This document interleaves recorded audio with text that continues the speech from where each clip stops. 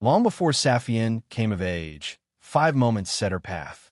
Learn them in the order they happened, but don't weigh order for importance. Each mattered then. All will matter later. First, Saphienne at 10.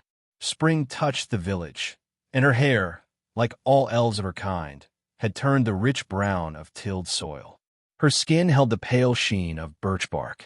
She was small, not yet gangly, already awkward. Her eyes were spring's pale green and, unlike her hair, changed only with her mood. Today they were the shadowed green of evening. She sat on a fallen log beside a glade where girlish boys and boyish girls chased one another through light and leaf. Their laughter made the air look brighter. It didn't reach her. Saphienne was quiet, soft-spoken, easy to overlook. The adults called her sweet. The children called her boring. Invitations came late or not at all. When included, she was an afterthought. Never loved, never hated, never envied. She tried to read. She always had a book, often borrowed from shelves she wasn't meant to touch, with a librarian who never quite noticed her hand. But this book dragged, and loneliness pressed harder than curiosity. Saphienne. Her name lit her face. The book slid from her lap as she turned. Calantha came bounding through the grass, 2 years younger, a head shorter, and loud in all the places Saphienne was quiet. Her hair shone summer blonde even in winter, and her ears were shorter than most, reasons the other children left her out. She didn't care. She preferred Saphienne, the one friend who answered every question. Saphienne, guess what I have? Calantha hid a hand behind her back, sidestepping around the log and nearly tripping. Saphienne wrinkled her nose, smiling. Another toad. It was a frog. Frogs have smooth, wet skin, remember? It was wet, because you dropped it in the pond first, Saphienne said, rescuing her book as Calantha plopped beside her. I want to see it swim. It had rough skin and short back legs. Toad, not frog. Calantha frowned, thinking hard. Do you think there are half frogs? Maybe, Saphienne admitted. I don't know if they can have babies together. How do they even do it? They don't look like they can kiss. There's more than kissing, Saphienne said, unsure of the details.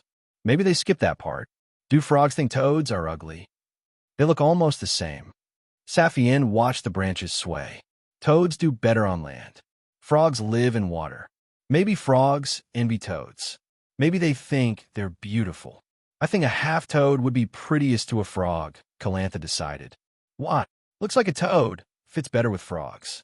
Saphienne laughed. I don't think they spend much time together. They should. They're the same. Saphienne, let that pass. So what do you have if it isn't a toad? Calantha brightened. Close your eyes. Hands out. The last time. It's not a toad. Poisonous, then. We didn't get sick. Why brown eyes? Please. Saphienne set the book down, closed her eyes, and cupped her hands. Something light and soft, threaded with wood, settled into her palms. You can look. A drawstring pouch, fine cloth armored in neat layers of sewn bark chips. It clinked. Inside lay a single copper coin. Do you like it? Saphienne turned the coin toward the light. A crude human face, a clumsy tree on the back. Did you make this? Yes. Calantha beamed. Mother's teaching me to stitch. I meant a coin. Oh, Mother gave me that. If I have a purse, I should have something to put in it. Humans use these for trade, don't they? I think so. So why do you need a purse? And why the bark? It's not for me, Calantha said, grinning. It's for you. For me. So you have somewhere to keep your coins when we travel. Saphienne's smile rose slow and helpless. We're going to travel? Of course. We'll see everything you've read about. Calantha spun with her arms out. When we're grown, we'll cross the mountains, the sea. We'll be adventurers. You'll write it all down. She hopped onto the log, wobbled, steadied. That's why it's protected. No thief can cut it open. I'm 10, Saphienne said. I won't be grown for 90 years. 92 for you.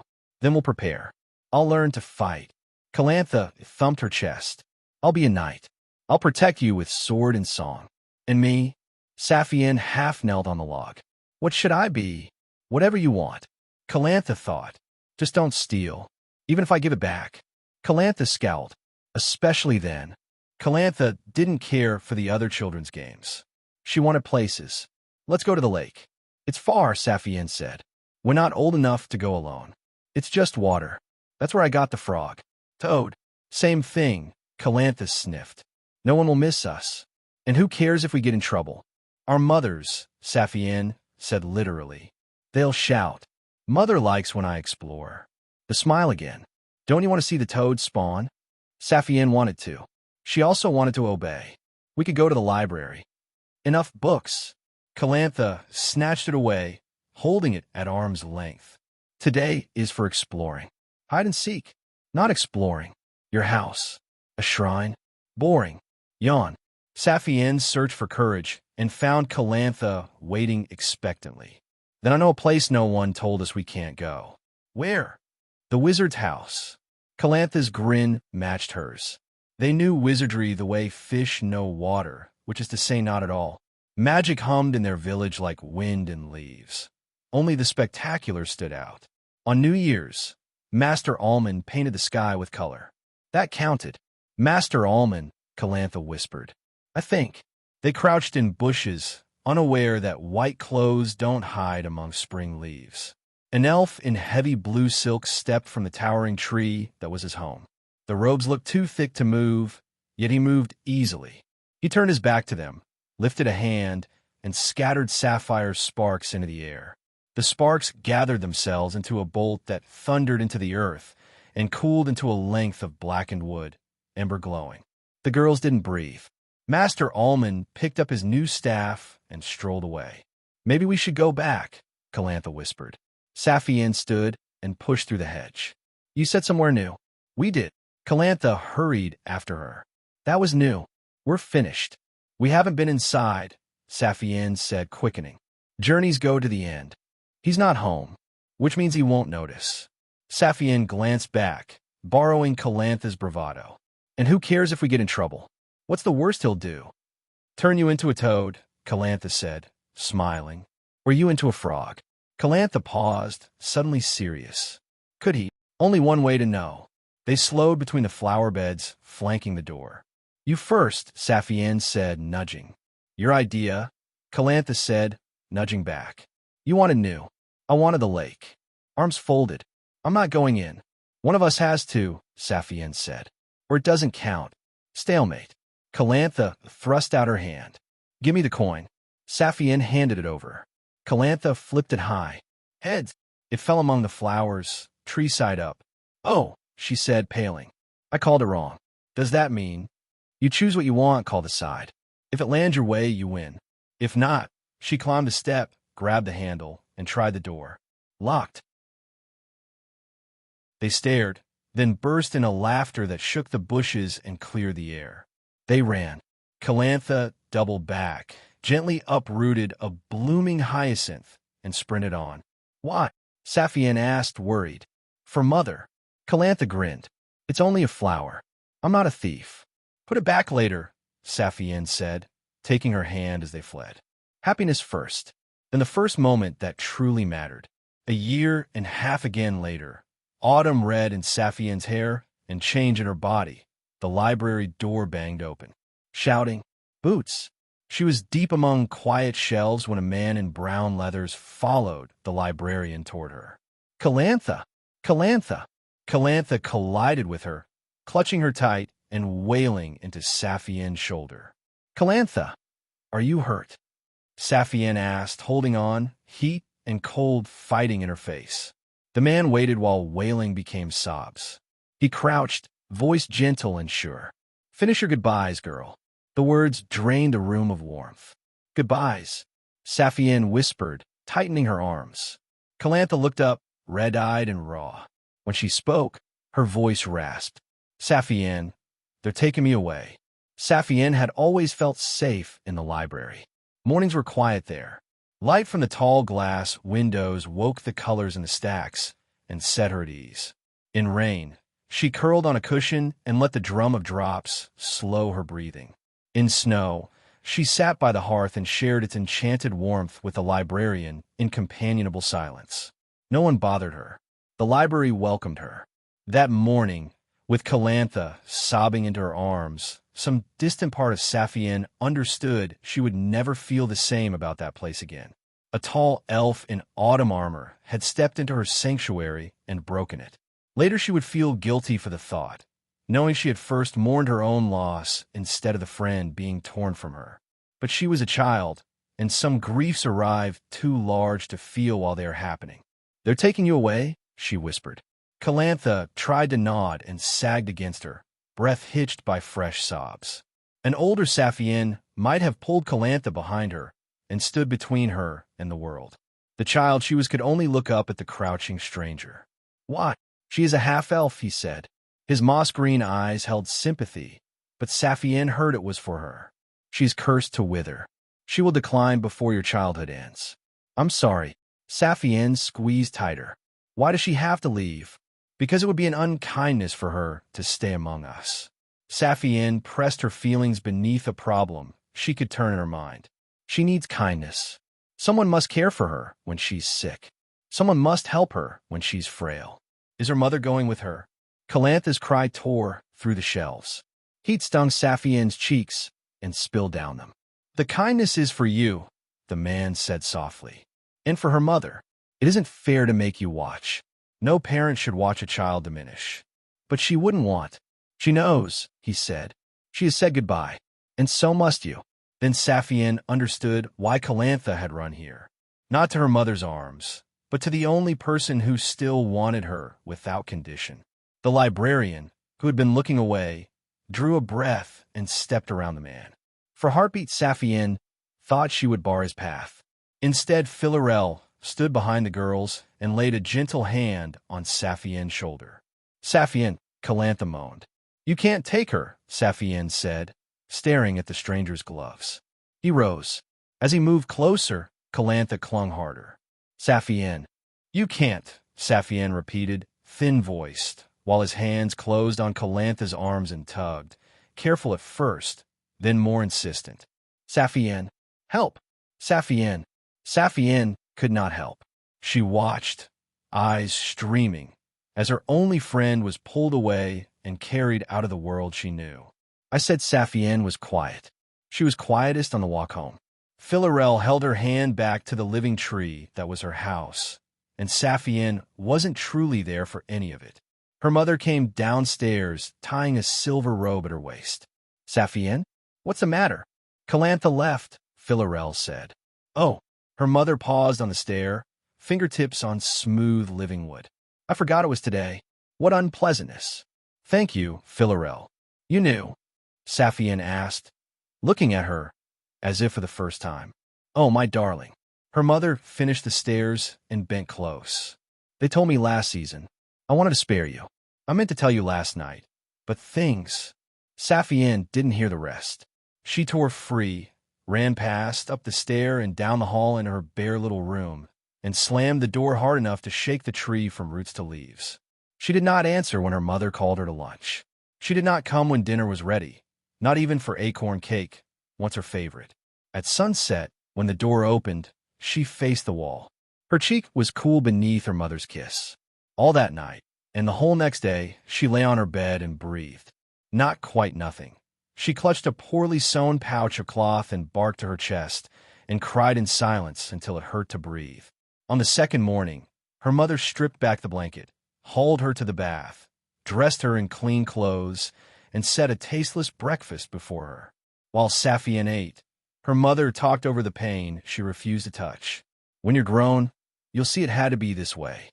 If she'd stayed, you'd have resented her, then felt guilty for resenting her, and then she'd have died, and you would carry that weight forever. She'd have drained the joy from everything. What's the point of a joyless life? You'll understand when you're older." When the plate was empty, her mother pushed her out the door. "Go play. If you won't talk to me, talk to your friends." Saphienne returned to the edge of the clearing and watched the other children play. Their laughter seemed louder than ever. The longer she watched, the darker the green of her eyes became, until almost no color remained. "Saphienne." She spun on the log so fast she scraped her ankle. It wasn't Calantha. Philarel stood there. "I'm sorry to startle you. Will you come with me?" Saphienne rubbed her ankle, stood, and followed. This time, they didn't hold hands. Philarel didn't offer. At the library door, Saphienne stopped. Her feet would not move. Even her breath stalled. Philarel saw. She closed the door and leaned back against it, facing Saphienne with sea-green eyes. Saphienne drew a thin breath and turned to go. "It doesn't get easier," Philarel said quietly. Saphienne paused. "Doesn't it?" Something inside her shifted, waking to anger. "Won't I get used to it? Won't I feel better? Won't there be joy?" Philarel breathed in, slow and deliberate. It steadied Saphienne too. Her shoulders. "Don't apologize. You did nothing wrong," Philarel said, tired and kind. "She did nothing wrong either. She didn't deserve this." "You let them take her," Saphienne said. "Yes," Philarel answered, voice turning firm.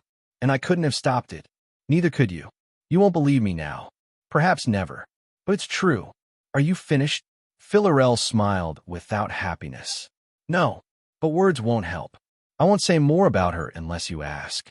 She took a breath. "You're nearly 12, aren't you?" "Not until spring." "Close enough." She opened the door again.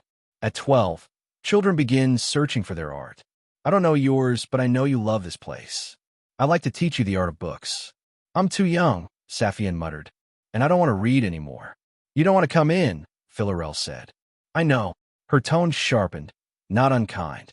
"Are you going to let them take this place from you too?" Saphienne's fists clenched. "There are unhappy memories here," Philarel said. "There are happy ones as well. You'll remember both. Whether you make new ones that are happy or unhappy is yours to choose. It would be a shame to stop reading. I know two people who loved hearing you read aloud, and one of them is still here." She stepped inside. "The door is open." Saphienne watched her go. She stood a long time. Then she folded it on herself and hugged her arms. Going in felt like a betrayal. But she had nowhere else to be. She wasn't sure she wanted to go on at all, though she didn't yet know the shape of that thought. "Calantha," she whispered, "what would you do?" Her fingers closed on the pouch in her pocket. She drew it out, blinked through blur, fumbled the copper coin free, and balanced it the way Calantha had shown her. "Heads," she said. The coin turned in the air, edge over edge, catching the light. Hey everyone, I sincerely appreciate your support. If you enjoy my audiobooks, I would be truly grateful if you could subscribe to the channel. And if you'd like to support even further, you're welcome to become a Patreon member, where you can access audiobooks of novels as long as they are freely available on the internet. Your kindness and support mean so much. Thank you.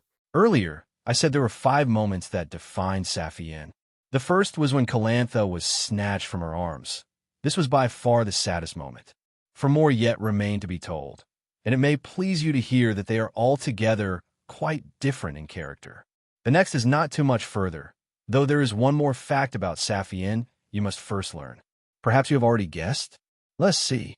Studying under Philarel would prove interesting for Saphienne, but on the first day, when she picked up the coin and squinted at its face and composed herself for her return to the library, it was not excitement that carried her across the threshold.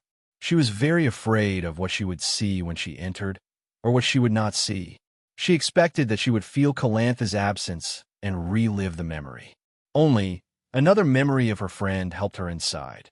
Saphienne was very surprised, then, to see that the shelves of the library had been entirely rearranged since she had last visited.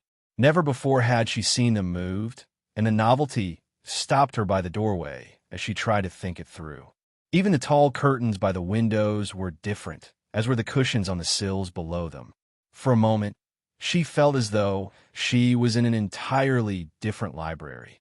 Philarel, she realized, must have spent the past 2 days reorganizing the collection, perhaps so that Saphienne would feel more comfortable.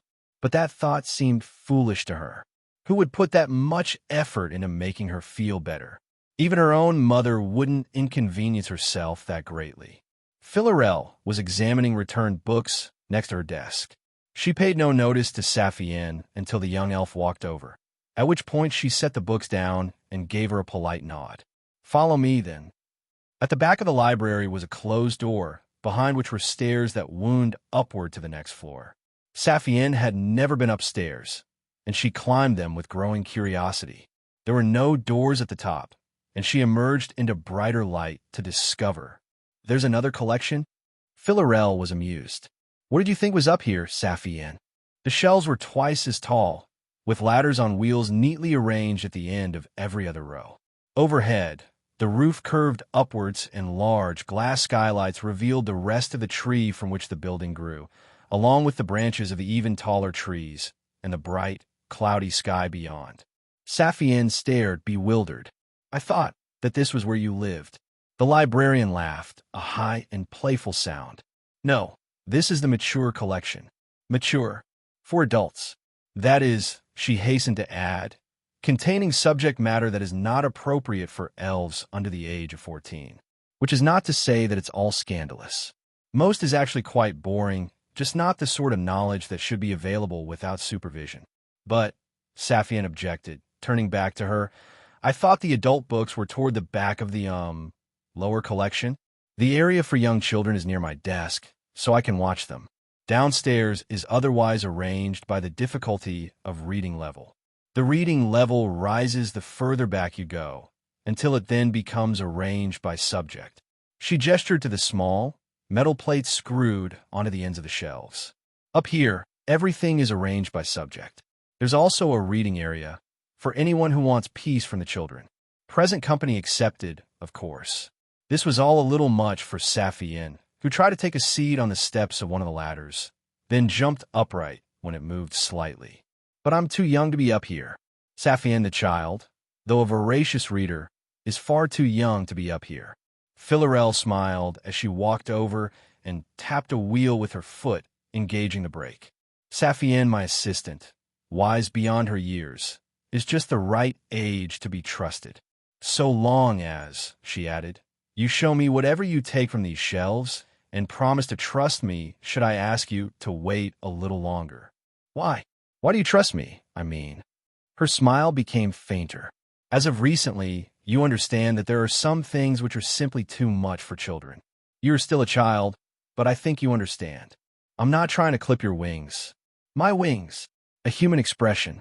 They clip the flight feathers from the wings of birds to stop them flying far from a nest, to keep them imprisoned. She coughed. As I was saying, I'm not trying to hold you back. If I say something is too much, I'm trying to spare you until you're ready. And I know you're ready for more than downstairs. How can you be so sure?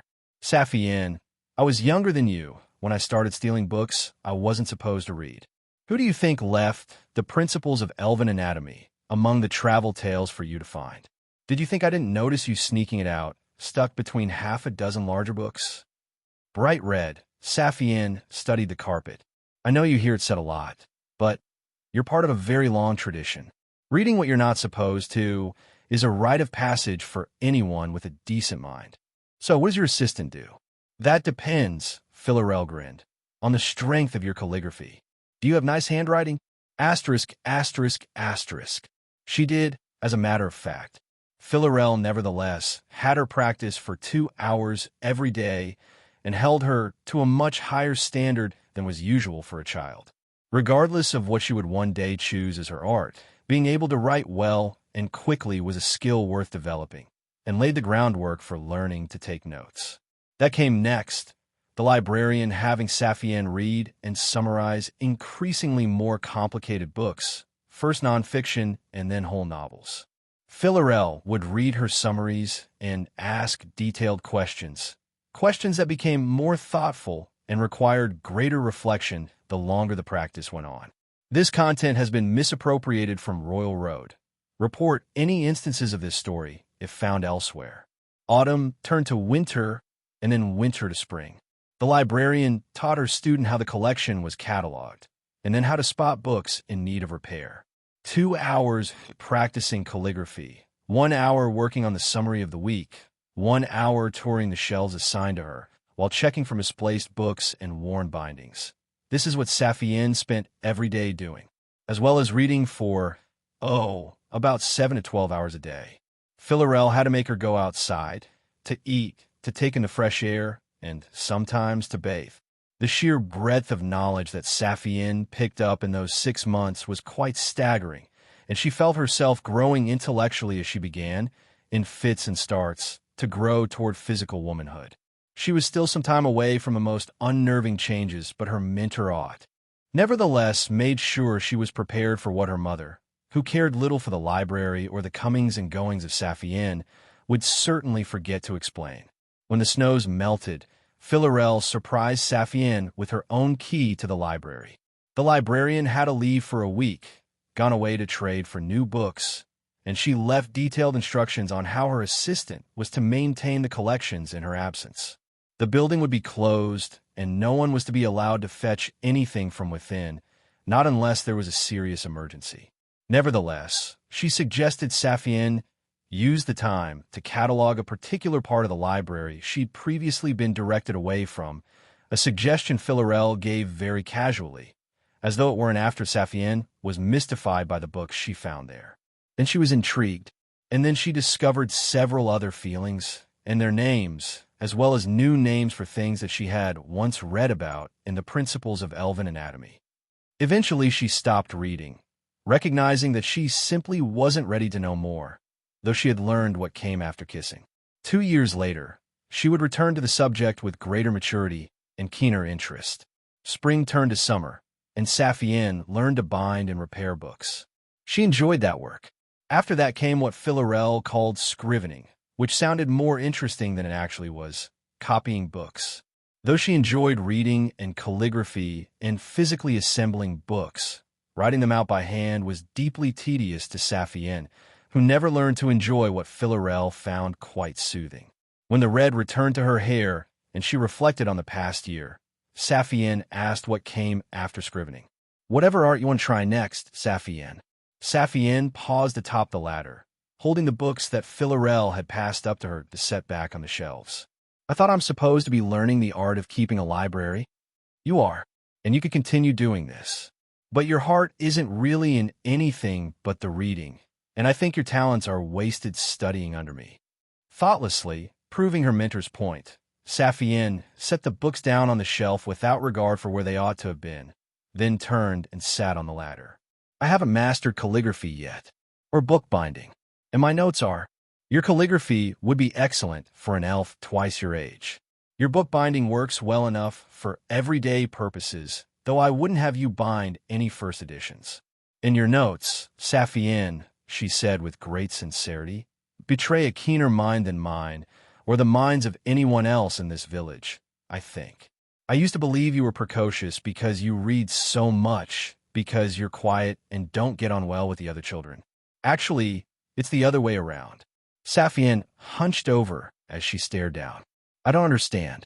You don't get on well with the other children because you're thoughtful and pay attention, and you find it difficult to go along with things without first understanding them fully. You're precocious because you're much more intelligent than your peers, Saphienne, and that sets you apart, which has made you awkward in turn. You haven't had the chance to properly socialize with other children who experience the world in the same way as you do. I don't think I'm very intelligent." Philarelle sighed through her smile. "Saphienne, if I throw this book at you, and it travels halfway, then travels half of the remaining distance, and another half of that half again, won't there always be another half remaining?" The librarian waved the book threateningly, then folded her arms. "How will the book ever hit you? You would never throw a book." "No, I'd never let anyone else throw books. I may throw them as I please, since I'm the one who repairs them. Will you answer my riddle?" "I've read about it," Saphienne nodded. "It's an old paradox. Did you read an answer?" "No." "Good. Give me an answer." Daunted, but trapped up the ladder, Saphienne closed her eyes and tried to think it through. 5 minutes passed. Philarelle was waiting. When she began to speak, her eyes were still closed, and she was surprised by the confidence she heard in her own voice. "We know from observation that the book will always land. This means that the paradox is not really a paradox, but suggests a deeper explanation we don't yet know. I can think of a few possibilities. Perhaps there is a basic unit of length that is so small it cannot be halved, and when the division reaches it, the book reaches the end.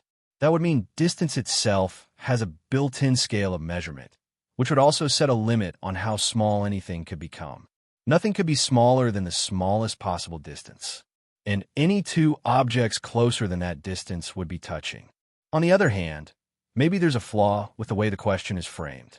Perhaps when we talk about halves, we're using imprecise language. The words make sense to us because the way we organize them follows all the rules of language. But the rules of language aren't the same as the rules of how the world physically exists. Maybe there's no such thing as a half in nature. It's just an idea we use to help us understand the world around us. One that's useful for dividing cakes, but useless when figuring out how objects move through the air. If that were the reason, then many other things we could say with words would also make no real sense. And I can think of some. I remember reading "this statement is false" and thinking it seemed simple on the surface, but it seemed like nonsense the more I thought about it. Otherwise, perhaps halves are real, and perhaps there is no minimum measurement of distance. This would mean some other rule explains what happens when endless halves are stacked against each other, reaching toward a point. This would need richer language to explain, as well as more precise language, not because the existing language is wrong, but because it doesn't contain enough ideas and a clear enough structure to properly express what's happening. Even the word endless seems vague, like it's not specific enough. I need to read more to, "Why are you looking at me like that?" Philarel was staring at Saphienne with awe, which looked to the young elf like amazement, uncertainty, and fear all warring together. The librarian shook her head. "Saphienne, in only a few minutes you've worked out the existence of 3 entirely different disciplines, covering the philosophy of nature, the philosophy of language, and the philosophy of magic. You're not yet 13. I couldn't do that. Nobody else in the village could do that." Saphienne thought about the smartest person she had heard about. Not even Master Ullman. Ullman might be a wizard, Saphienne, and very well studied, but I know for a fact he couldn't do that. As you'll find out, I think, when you go to study under him. Saphienne blinked. "You think I should be a wizard?" "Child, whether or not magic is your art, whatever you choose, whatever you do, it will look like magic to everyone else." Reaching up, she offered her hand to help the young elf down. "But he won't take you until you're 14. You have a little under a year and a half to wait. What do you want to try next?" Saphienne took her mentor's hand and stood, and as she did, she saw across the top of the stacks of the library. All of a sudden, the library seemed much smaller, the space beyond so much larger, and all the things she had read about clamored in her head, jostling for position as she surveyed them one by one. As she descended, she chose. With all the options Saphienne had before her, even Philarel thought it strange when the young elf chose tailoring as her next art. The girl had an extremely keen mind, and while there was a certain creativity involved in designing clothes, the work was far from intellectually demanding.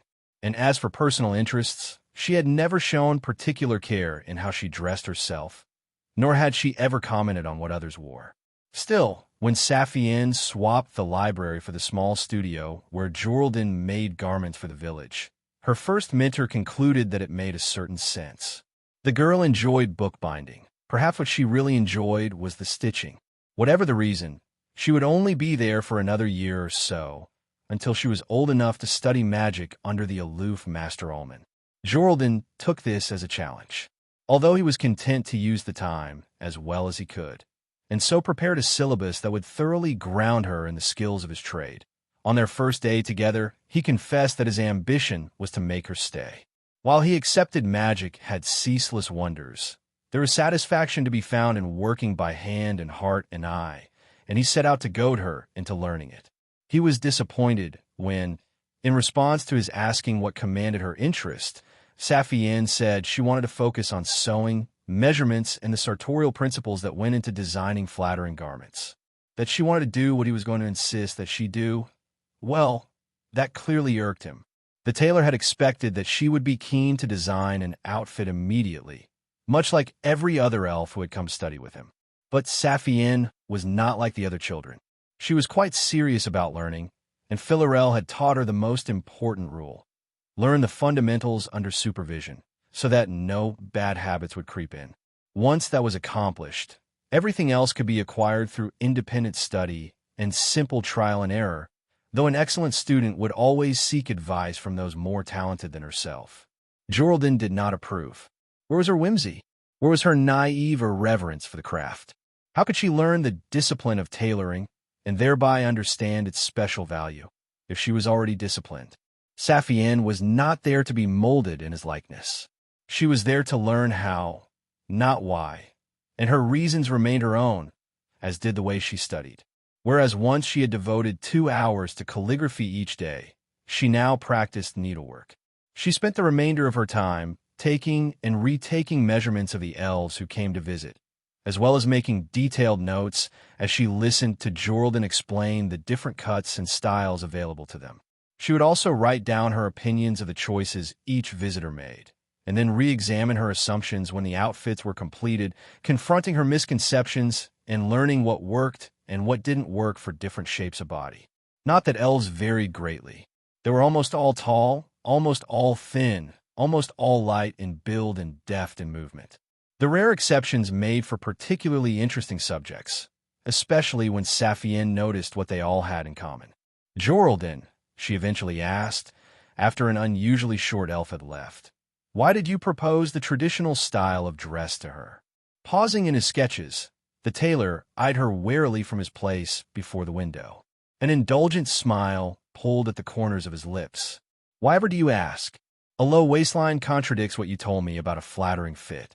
She has shorter legs than most, which means a low waistline is emphasizing a feature she lacks, rather than flattering the figure she has. Saphienne flicked back through her journal, looking over her observations. Wouldn't it have been better to raise the waistline, contrast her skirt against her skin tone, then complement her complexion with the color of her blouse? Perhaps place the emphasis on her neckline or her bosom. Setting his paper down on the cushioned windowsill, Jordan's smile became superior as he crossed his legs. All of that is true, and well observed. She does have quite magnificent cleavage. But my oh-so-studious understudy, for all that you're correct, you've arrived at the wrong answer. Stop teasing me. Why am I wrong? Because, he said with an affected yawn as he stretched his sleek arms overhead, she would never in 1,000 years have agreed to anything other than a traditional cut. Nor would any one of the elves who are short or broad or who are cursed to carry a little too much weight, whether in places they like or places they don't. Even though it looks bad on her, even so, they are all self-conscious about their differences. Dropping his hands into his lap, he leant back against the pane, his silhouette appearing meditative. Conformity is the most powerful social force. Fashion exists because of it. There are rare people like yourself who are absolutely indifferent to the need to conform. But the rest desire to belong, and the greater that desire, the less they are willing to stray beyond the borders of acceptable conduct or dress. But there's no rule that says she has to dress traditionally. Still, she lives by it. And isn't that quite something? You could say it's a kind of magic, but it's not a spell you'll read in any book. Used to his antagonism, Saphienne mulled the thought over.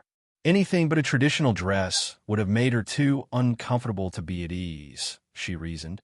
And anyone who isn't at ease stands out, and anyone who stands out must either be looked up to or looked down upon. And to be looked down upon requires we either give up our dignity or be slowly pushed out from the fold. Jordan stared. Precisely. He seemed at a loss for words, and then annoyed by her, which he tried to cover for by standing and reasserting his authority. Well, since you're full of sharp insights, perhaps it's time I taught you how to use a pair of fabric shears. Asterisk, asterisk, asterisk. Saphienne stayed with Jordan for only 4 months, during which time she mastered, to his begrudged acknowledgement, the fundamentals required for tailoring. He made a point of telling her that she would make an adequate tailor, if she ever felt so inclined, but that she would never be a truly great tailor. He was upset when she simply agreed. Still, she learned quite a lot from her time with him, especially about how she was received by others. Saphienne started to consider what her style of dress said about her interests, what story about herself she was telling with how she clothed herself. She was still in the awkward transition between childhood and young adulthood, gangly and perpetually swaying around herself, so she decided to portray herself as more oblivious than she was. She continued to dress as a child would dress, but added a satchel stuffed with books and writing implements. And when out and about she walked with purpose, absorbed in thought. When forced to speak, she would bring the conversation around to whichever topic she was exploring, pretending that she was wholly preoccupied by the search for her chosen art. Are Nigerian Iraotalin body yes. In short, she made clear to the village that she didn't fit in, but that all was well, as she was working hard on finding her place in life. And that earned her a great reprieve from the judgment of others, especially her mother. As for her further studies, next she pursued the art of jewelry, learning how to shape raw gems and crude metal into minor wonders. Elitha was reluctant to take her on at first, being a deeply private person who spoke little and kept her opinions to herself. Rather than press her, Saphienne asked for permission to watch her work, then kept her mouth shut and listened as Elitha sung to the treasures of the earth. After the first few, mystifying days, the jeweler made the unusual choice to make a simple silver band, and then another, approaching each with different techniques so that Saphienne would see and learn. From there, she worked increasingly complex pieces, subtly highlighting to her young observer the ways in which the fundamentals could be reinterpreted and repurposed. The narrative has been taken without permission. Report any sightings. After a month, Elitha broke her silence and asked Saphienne what she had learned. She had only a few misconceptions that needed correcting, and the taciturn elf made Saphienne learn by doing, only speaking whenever she made a mistake. The two found awkward common ground in their shared art, and the remaining 3 months blurred together in endless days and nights of murmured words, sung to the delicate beat of bellows and precise hammering. When Saphienne announced that she had learned enough, Elitha nodded. "You'll be a jeweler one day," was all she said. Later, long after departing, Saphienne realized that she knew almost nothing about her third tutor. Not so her fourth tutor. Ninlian was extremely talkative, never silent, and Saphienne came to understand that the shoemaker only wanted an audience for her endless chattering. Learning from her was much harder than any of her predecessors, both because of her meandering speech and because, infuriatingly, she gave little thought to how she would teach. By the second day, Saphienne gave up trying to write everything down, and by the second week, she nearly quit her studies, unable to so much as ask a question. The workshop was crowded out by whatever caught Ninlian's attention. Nearing despair, she asked Philarel for advice, who laughed for a solid minute at her predicament and then gave her a commiserating hug. "She's just starved for attention," the librarian said, "and she won't stop talking unless you talk over her. So when you see her tomorrow, force yourself to talk and keep talking and compliment her on her knowledge and skill with whatever particular thing you want to learn, and tell her how interesting you find her when she talks about it, and ask her to share. Then, brace yourself." Alas, that approach worked too well. To her credit, though, Ninlian gave Saphienne the most thorough introduction to the high art of shoemaking imaginable. Their time together lasted only 3 months, but felt like it had been a year, and Saphienne knew everything there was to know about Ninlian by the end of it. Sculpture was to be her final subject before she petitioned Master Allman, and when she asked around the village for whom might teach her, the looks of surprise and then realization were all alike. Why? Now her studies made perfect sense. The bookish elf simply had to understand things before she could do them, and so of course she would spend a year studying clothes, jewelry, and footwear before she tried her hand at statuary. When word got back to her mother, even she was delighted, proposing that she one day sit as a subject for Saphienne to study in stone. At last, everyone had made sense of the odd young girl, except for Philarel, who knew better than to assume. Regardless of Saphienne's reasons, no one in the village had practiced sculpture to the extent that they could teach her, and so word was sent out to the other settlements, inviting anyone with the talent to come and visit. Within 2 weeks, a suitably qualified artist arrived, smiling lightly as they knocked on the door to her family home. In this way, Saphienne met her penultimate tutor and, after a short conversation, to be recounted another time, she was accepted as Galeatha's student. They agreed she would study until the following spring. Asterisk, asterisk, asterisk. In the deepest winter, when her hair was stark white and the chisel had become icy in her hand, Saphienne put down her tools and emerged from the tent pavilion that comprised her shared workspace. Galiath remained behind, singing another piece in a rough shape, though not without wishing her a good night. The sun had set an hour before. Her arms and shoulders ached, and used to the physicality of working with stone, and all that was on her mind was a hot meal, a hotter bath, and a good book. Saphienne. She still hated when people called her by name, but she smiled when she saw Philarel coming across the snow toward her. Yet her smile thinned with worry when she saw the librarian was flushed. Is something wrong? Philarel was slightly out of breath, which meant she had ran the entire length of the village to deliver her news. Master Almond is recruiting students. Saphienne blinked twice. He said he wouldn't take me until I was 14. I wasn't expecting him to accept anyone until spring. Her soft panting steamed in the air, and she waved Saphienne back to where she had ran from. You need to go to his home, now. I spoke to him about you last year. He'll remember the good word. Momentarily conflicted, the student of sculpture glanced back at the pavilion, her mind on her unfinished work. Saphienne, if you don't go now, it will be 6 years before you get another chance to learn from him. It's your choice, so think carefully. But Saphienne had already set off across the village, walking at a brisk pace. She didn't dare run. If she was late, so be it, for it was very important that she not rush. The young elf knew she had to arrive composed and in full command of her faculties. Asterisk, asterisk, asterisk. Master Almond's home still lay just outside the village, the tall, tower-like tree, just as she remembered. The front door stood ajar, spilling inviting light on a bare ground, all the snow within 30 feet of the residence having melted away, the flower beds bare in winter. Saphienne paused before the threshold, composed herself, shook traces of snow from her thick shoes, and then knocked, stepping quickly inside. What is it? I'm busy. The small parlor beyond had only one chair, high-backed and cushioned, with no other furniture on which one might sit, only bookcases that overflowed to cover the floor with growing piles of literature. Because of this, the 3 young elves who had arrived before her were forced to stand, one having stepped forward from the others to make her case to the seated wizard, whose immediate irritation with Saphienne was palpable. Please excuse my late arrival, Master Almond, Saphienne said. I'm here to present myself for consideration. Consideration? Round-faced, and with an unusually plump physique, Almond was far less impressive up close than he had seemed from a distance. He was reclined in the chair, practically horizontal as he spoke. Surely you don't mean for becoming my apprentice? The way he laughed made Saphienne tense inside, but she kept herself outwardly calm and forced a friendly smile. Philarel said she had spoken to you about me.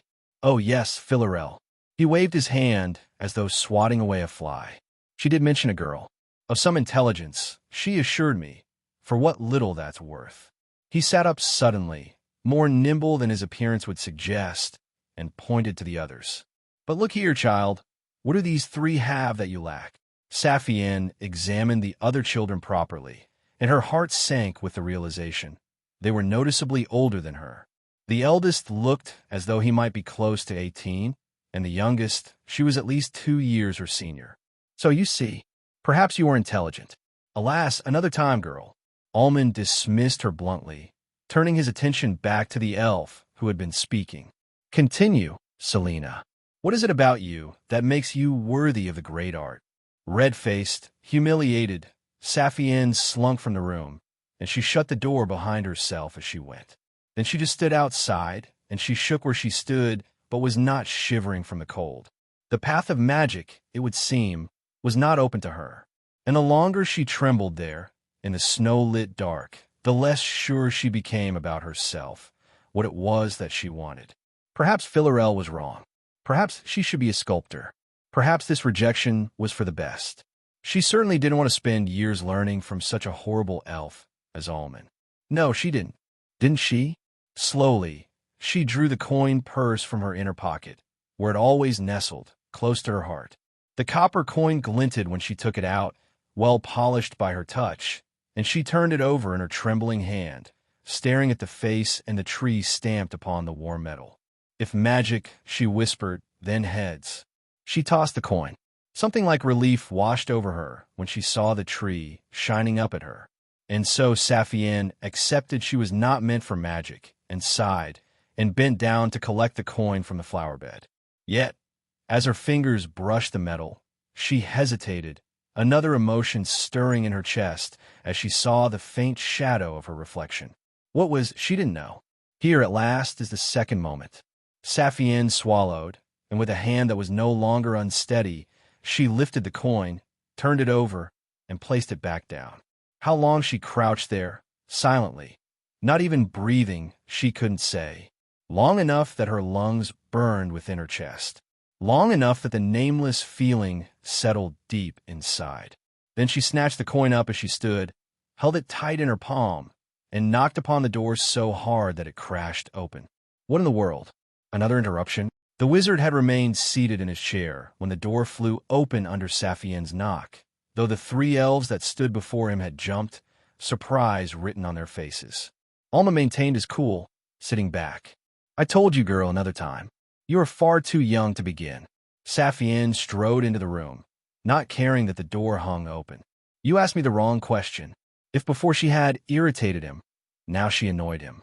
Yet the wizard would not cede his dignity by admitting anger to a child. Which question was that, girl? You asked what these three have that I lack. She swept her hand across the three would-be students, all older than her, all incredulous as they watched her antics. You should have asked, what do you have that these three lack? The younger of the two boys murmured audacity. The others laughed quietly.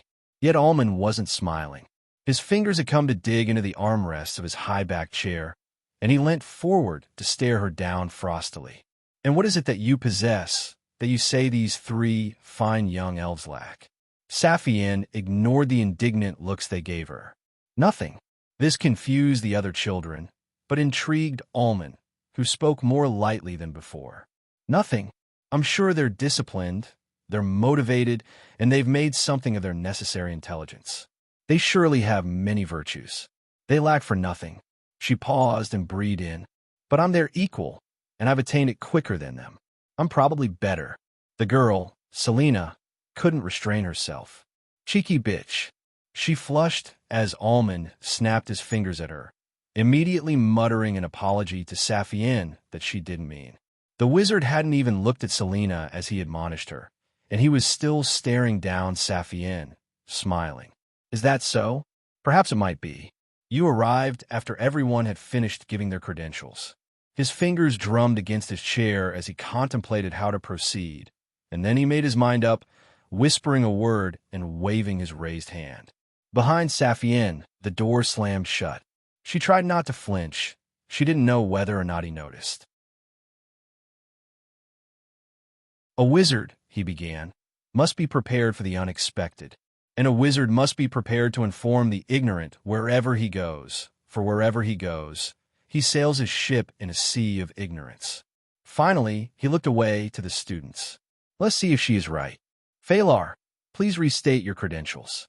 The youth he addressed was the one who had first spoke, and as Saphienne studied his appearance, she was surprised to realize he wore his white hair short, which was very unconventional among elves. He responded confidently, and with a slightly strange accent, reminding her a little of the way Philarel sometimes sounded late at night. Certainly, Master Almond, I have spent the past 4 years preparing for the great art by studying languages, that I might fluidly pronounce the invocations you may teach me, and better memorize whatever text you deem it appropriate I read from. I speak 4 languages and write in 5, which are Elfish, Dwarfish, the elder tongue of dragons, the tongue of the sylvan creatures, and the common trade language of humans. He bowed his head. I cannot speak the dragon tongue, for one of a teacher who is conversant. I understand you are. Most wizards are, Almond answered, but he had already turned to the girl. And you, Selena? Only 3 years of study, she began, but I've spent them grounding myself in the philosophy of nature and the beginnings of the philosophy of magic. I'm capable with numbers, Master Almond, and have a very strong grasp of ciphers and geometry. While I haven't yet studied any sigils, I'm confident I will take to them quickly. Almond was nodding as she finished speaking, which only leaves us with Iola's. What about yours, boy? Iola's was the eldest, yet he seemed self-conscious compared to the others, and squared his shoulders as he spoke. 5 years with Master Falwyn, studying calligraphy. Selena was smirking, thinking little of his efforts. Catching this, Iolaus forced himself to say more. Calligraphy has taught me a steady hand and a keen eye, diligent patience, as well as how to not let myself be bored when working. I'm told that wizardry takes many hours of numbing, repetitive work, along with unfaltering focus. After 5 years, I know I have it in me to accomplish both. The wizard hummed thoughtfully. Well said. Calligraphy itself is also vitally important to magical study, as you may well go on to learn. Then he shifted, and the fleeting warmth in his tone dropped away as he faced Saphienne. And you, girl? What are your credentials? Used to confrontation from her time with Joraldin, she forced herself to project confidence she found difficult to feel. 1 year learning the maintenance of books with Philarel. 4 months studying tailoring with Joraldin. Another 4 months studying jewelry with Elitha. Selena and Phalar had begun to quietly laugh, but she pretended not to hear. 3 months with Ninlian learning shoemaking. Then a little under 3 months studying sculpture with Galiath, until today. Phalar was grinning broadly by the time she was done. Quite the dilettante, aren't you? I learned what I needed to. She glared at him. Did you? That caught him off guard, and he opened his mouth to reply, but thought better of it as Almond coughed. Your lack of devotion to a single subject of study, the wizard said, does not inspire confidence in your ability to see the work through. In comparison, I wasn't studying to become a librarian or a tailor or a jeweler or a shoemaker or a sculptor. I didn't grow bored of them. I was very deliberate. And none of this matters because the point stands, I can do as well or better than at least one of these 3. Selena almost sneered. Really? Which one of us can you best? Almond raised an eyebrow, then nodded, and he folded his hands together as he waited for Saphienne to meet the challenge. Who, thoughtfully, looked her competition over. She simply lacked the study of languages to contest Phalar. While she might rival Selena in knowledge of her chosen subjects, the older girl would have more practice in performing calculations, which would doubtlessly be their battleground, which left only the eldest of the trio. Iolaus, she asked him, did you start studying calligraphy when you were 12? Yes. If Philarel was right, when Saphienne was 12, her calligraphy had been excellent for an elf of 24, though she was sure she had improved since then. Assuming he was similarly talented, his ability would be excellent for someone of 17, and possibly excellent for an elf of 34. She couldn't be sure she could best him. Support the creativity of authors by visiting Royal Road for this novel and more. But the coin she held in her palm wouldn't let her back down. I'm a better calligrapher than you. He stood a little straighter. No, you're not. Then I'll prove it. Asterisk, asterisk, asterisk. Almond stayed in his chair, directed Phalar to find a writing board behind a pile of books near the window, and gave Selena the task of retrieving his writing set from up the stairs that wound up against the far wall. The girl seemed delighted at being trusted with entrance into his sanctum, a little too obviously, and so wilted when he sternly told her to touch nothing else and to be quick. While they fetched the necessary components, the wizard decreed the terms of the forthcoming duel. I will provide each of you with passages to transcribe, and you will reproduce them in fine style. To Saphienne's surprise, Iolaus shook his head. No, Master Almond, that wouldn't be fair. No, why ever not? If it's to be a fair comparison, we should work with the same words. Anything else would make the judging subjective. Almond narrowed his eyes. Yet, I will be judging. What's to say I won't just favor you over the girl? Or perhaps her, over you. Iolaus held firm. Our skills will speak for themselves, if it's a like-for-like comparison. You're the judge of who would make the best student, but this is between me and her. Almond laughed, and he glanced up at the back of his chair, speaking as though addressing someone standing over his shoulder. Ah, the boy has pride. What do you think? Does he have the right of it? He paused, then nodded as he looked back. Very well, Iolaus. I will choose a passage, you will transcribe it, and then she will try to improve upon your work. Slightly unnerved by the way he had spoken to empty space, Saphienne pushed down her rising anxiety and inclined her head. That sounds fair to me. Not really, Iolaus answered her. It would be kinder on you to do it the other way around. She has accepted. The wizard overruled him. Now, show her why she was wrong. Selina had descended with the writing kit, and Phalar held out the board. Dropping to the floor, Iolaus sat cross-legged, accepting the board to lay it across his lap, then took the kit and set it down beside himself with obvious reverence, opening the lacquered box and examining the pens and nubs and bottles of ink. He chose a very fine point, elected to write in a deep blue, then ran his finger across the rolled-up sheafs of paper, nodding as he selected one to lay out. Then, seeing he was prepared, Almond whispered again, and his ritual gestures were slightly slower than before. Selina recoiled as a slim book slid from the shelf near her, and Phalar gasped aloud as it hung on the air and slowly floated over to where Iolaus was waiting, opening as it glided toward him, coming to rest on the floor with a certain page exposed. The wizard was pleased by their reactions. This poem, when I heard the learned magician, quite beautiful. He sat forward. Make it more so. Swallowing, Iolaus lifted the book, read the words, closed his eyes. Then he lay it back down and lifted his pen. Selina and Phalar stepped closer to watch. Saphienne scowled. It's rude to watch over someone's shoulder while they work. I don't mind, Iolaus answered absently, his eyes now on the page as he wrote. Almond chuckled. Uncomfortable with performing before others, girl? What did you say your name was? Her scowl stayed in place as she faced the wizard. I didn't say. You never asked. And I think you remember that you never asked. Either you didn't care to know, or you already know my name. Whichever it is. I'm as comfortable with performing as you are with rudeness. Quite the mouth on you. He was unfazed. You've certainly learned a lot from Philarel, haven't you? Still, point taken. Give him space, children. They shuffled back, but both looked at each other, and then at Saphienne, as though they were sharing a joke at her expense. A quarter of an hour passed in uneasy silence, Saphienne's anxiety growing, her grip on the coin in her hand tightening.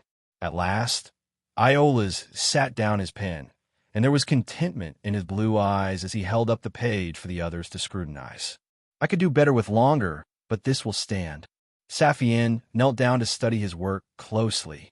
Behind her, she heard Phalar giggle, but her eyes stayed on the page, taking in every grand majuscule, how each stroke ascended and descended above and below the writing line, the elegant flourishes that comprised each serif.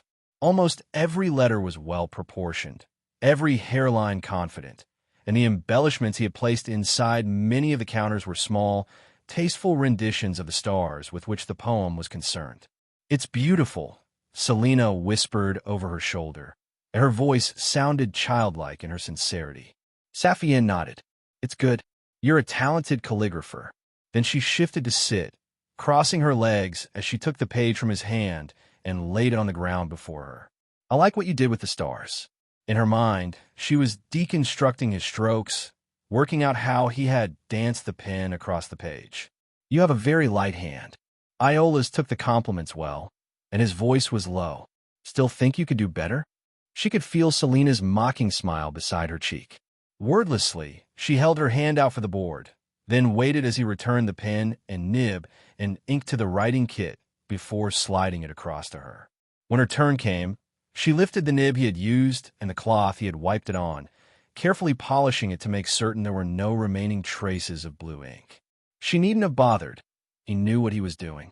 Then she lifted the same pen and similar paper, though in selecting the ink, she held several bottles up to the light, finally settling on one that ran red when she swirled its contents around. Readying her materials, she returned her eyes to the page. Keep the time for me. Out of the corner of her eye, she saw Iolaus nod. Saphienne slipped the coin into her other palm and set to work. The room around her faded away as bloody ink curled across the page. There was still time left when she set the pen down, and she didn't hold the page up, simply sat back as Selina and Phalar leapt to her sides and bent to read. Both of them started laughing quite loudly, and Selina crossed her arms as she straightened up and addressed Almond. She's just copied him. Phalar looked equally unimpressed as he stood. It's the same. All she's done is change the stars. But Iolaus knelt down before her and reached out to the page, gently turning it around so he could read. His expression froze as he saw what was written there, and then his lips parted, his mouth slowly falling open. Sliding to the floor, he sat heavily, his demeanor compelling silence from the two still standing. Eventually, he found his words. "Those stars, are they one stroke?" Saphienne nodded. "I wanted to capture their halo, like they have on a misty night, and they become sharper at the end of the poem." He finally met her gaze. "That's beautiful." Phalar moved behind Iola's, looked down at her art. "Still, she's just reproduced your work with a slight change. You did most of it." "No," Iola said sadly. "No, she's much better than me." He lifted his own work and laid it out beside what Saphienne had done. "Look again. Well, like I said, she's copied you." Now Iola's was smiling at Saphienne, as though sharing a wry joke with her. "She hasn't just copied," he admitted. "She's reproduced my hand. Perfectly. Even the mistakes. Apart from the stars, which she did better than I could." Stunned silence filled the parlor. He rubbed behind his long ear. "How old are you?" "I'll be 14 in the spring." "Who taught you calligraphy?" "I learned the basics the same as everyone else," she said. "Then Philarel taught me how to practice. The rest I learned from scrivening, from copying." "So you're self-taught." He laughed as he spoke. Astonishing. Before she could argue, Iola's leapt to his feet and stretched, all the tension flowing out of him. "If magic doesn't work out for you," he declared, "Master Falwyn will want to teach you. But I think you'll do just fine with Master Ullman." He bowed to the wizard. "I concede. She's the better student. I'll go." Yet, as he turned away, Ullman spoke up. "No." Indignant, Saphienne slid the board from her lap and climbed to her feet. "He admits I'm better at calligraphy," Ullman announced. Yet, he also admitted this. "I'm the judge of who would make the best student." Smoothly, the wizard stood. "All you've done is earn yourself a place in the running, young Saphienne." He grinned as he acknowledged her by name. "For what little that's worth."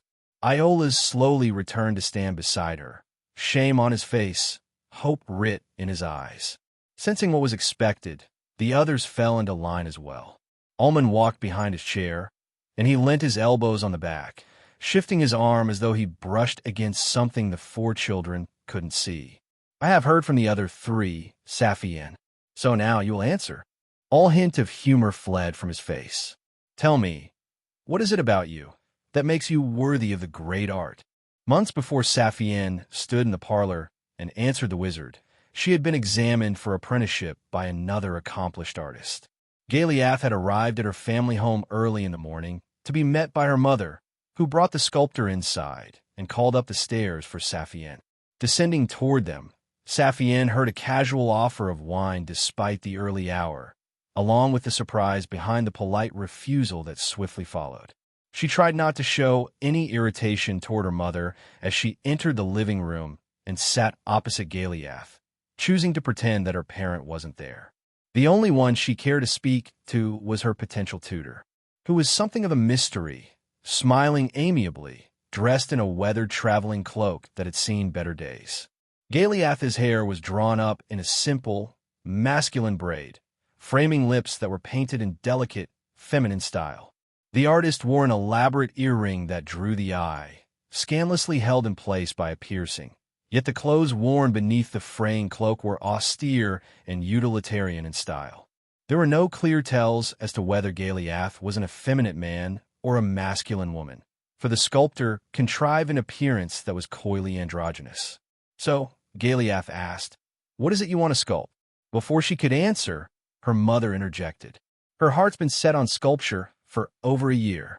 She's very passionate." Galiath didn't so much as glance away, only kept smiling, waiting for Saphienne to speak for herself. The question gave her pause. "Why want to sculpt?" "Not what?" The sculptor nodded. "I don't know." Accepting this, Galiath stood to leave. Her mother choked, turning red. "I won't know until I see the wood or the stone." That changed things. The artist slowly sat back down.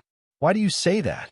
"I've made books, clothes, jewelry, and shoes. What can be accomplished depends on what you start with." She offered a small shrug. "Attempting to force raw materials to be what they aren't, that doesn't make for good work, and I imagine it's the same for sculpture." "More so," I'd say, "Why do you want to sculpt?" "I'm meant to be studying magic next year. I want. I want to understand myself better before I do." That pleasant smile deepened, amusement showing. "I hear you're 13. Yes. Waiting a few years will teach you plenty about yourself." "Not in the ways that matter," she replied. "There are people much older than me who don't know the things I want to know. They know more about themselves, but they don't understand themselves. Art is important for understanding. Indeed, to understand art is to understand oneself. To understand art is to make art." "Do you know the quote?" She nodded. "Are you well read, then?" "I'm told so." "Very well, in fact." This satisfied Galiath. "What is it you want to sculpt, Saphienne?" She studied her new tutor's expression quite carefully. Then she slowly smiled. "What do you suggest I start with?" Asterisk, asterisk, asterisk. "What is it about you that makes you worthy of the great art?" In the parlor, Almond posed the question with all the formality and drama the wizard could muster, his tone severe, yet pointedly emotionless. Saphienne reflected back on her experiences with Philarel, Galiath, and the rest of the elves who had tutored her in their arts. Each had done so for their own reasons, each maintaining a different style of student-teacher relationship as they educated her in the fundamentals of their discipline. Ninlian had wanted company, Elitha to share her work, Galiath to help Saphienne discover herself, Jordan to prove his own worth by challenging her, and Philarel, well, Philarel had just been kind. Ainwes. Although Almond seemed a little like Jordan in the way he antagonized her, Saphienne knew that the wizard must have another reason for taking students, which didn't matter because his behavior made her certain that he didn't like her, and that meant she had to do more than win his approval. She had to make him take her on against his better judgment. That would be difficult given his pride. Almond, she realized, didn't want her to prove herself. He wanted to fight her off, which meant she had to fight back. "That," she said, "is a nonsense question." "Nonsense." He kept up his impassive facade, but anger glinted in his eyes. "You think the question of worthiness is nonsense?" "I think no art is a great art. Magic is worthless." She heard a gasp from the other children standing beside her, but plunged on. "Worthless, because all art is worthless. Art has no inherent value at all. The worthiness of art derives entirely from the artist and their audience." Stooping down, she lifted the page of calligraphy with which she had secured her right to be judged. "Show me the inherent value in this. Show me where it is worth anything, but for what it provokes when it is written or read." Taking in both hands, she tore the page in two and could feel the other calligrapher, Iola's, wince as she did. "Grind it into dust and show me a single shred of value, a single speck of worth." She let the pieces fall from her hands. "So, don't ask why I'm worthy of magic. You can ask why I'm a worthwhile person. But then, isn't that the point? You're deciding what I'm worth, whether I'm deserving of your time, your effort. It's not about magic at all. Magic is only as meaningful as the wizard who works it. I know my own worth, and so I know what magic's worth to me. What's it worth to you, Master Almond?" Then, to emphasize her defiance, she folded her arms. The moment stretched as they all stared at her. Slamming the back of the chair with his hands, Almond stood taller. "Annoyingly well put," he conceded. "Arrogantly, insolently, but brilliantly well put. It makes me no more inclined to teach you, girl, but I can't deny. You have the sense of self required to work magic." Lifting his arm, he gestured as though inviting the empty air to take him by the hand, and then his arm shifted downward, as it would have done had something alighted upon the back of his wrist. "Come." He turned and stalked toward the door, which opened ahead of him to reveal the snowy night beyond. "All of you come. Follow me." Asterisk, asterisk, asterisk. The four young elves walked together some distance behind Almond, the eldest hanging back a few paces further as he mulled over his defeat. It was clear from the way he carried himself that Iola's didn't believe he should be there, and yet he still wanted to be, so he held himself apart and kept quiet. Phalar, meanwhile, could hardly contain his whispered questions. "Where do you think we're going? And why is he holding his wrist up like that?" Stolen from its original source, this story is not meant to be on Amazon. Report any sightings. Selena seemed unsure, but answered anyway. He might have a familiar, a magical creature, to help with his spells? It could be invisible to us, but he was speaking to someone earlier, and it may be roosting on his arm now. As for where we're going, I don't know. Saphienne spoke up. There's a glade a little further on. I think we're going there. That made Phalar smile. I remember it. We used to play in it when we were little. But why is he taking us there? He must need the space, Saphienne guessed. Selena nodded. Saphienne is right. He must have a magical trial planned. The younger girl looked at the elder, recognizing that she was now being taken seriously by her. Saphienne thought about being prickly, responding with sarcasm, but the night was cold and dark, and the suggestion of further trials made her nervous. Instead, she returned her acknowledgement. You know more about magic than we do. What sort of trial? I don't know. The moonlight through the trees slid across Selena's face, and her anxiousness was momentarily clear. I know a few things about wizards and sorcerers, but nothing about actual magic. Weren't you studying the philosophy of magic?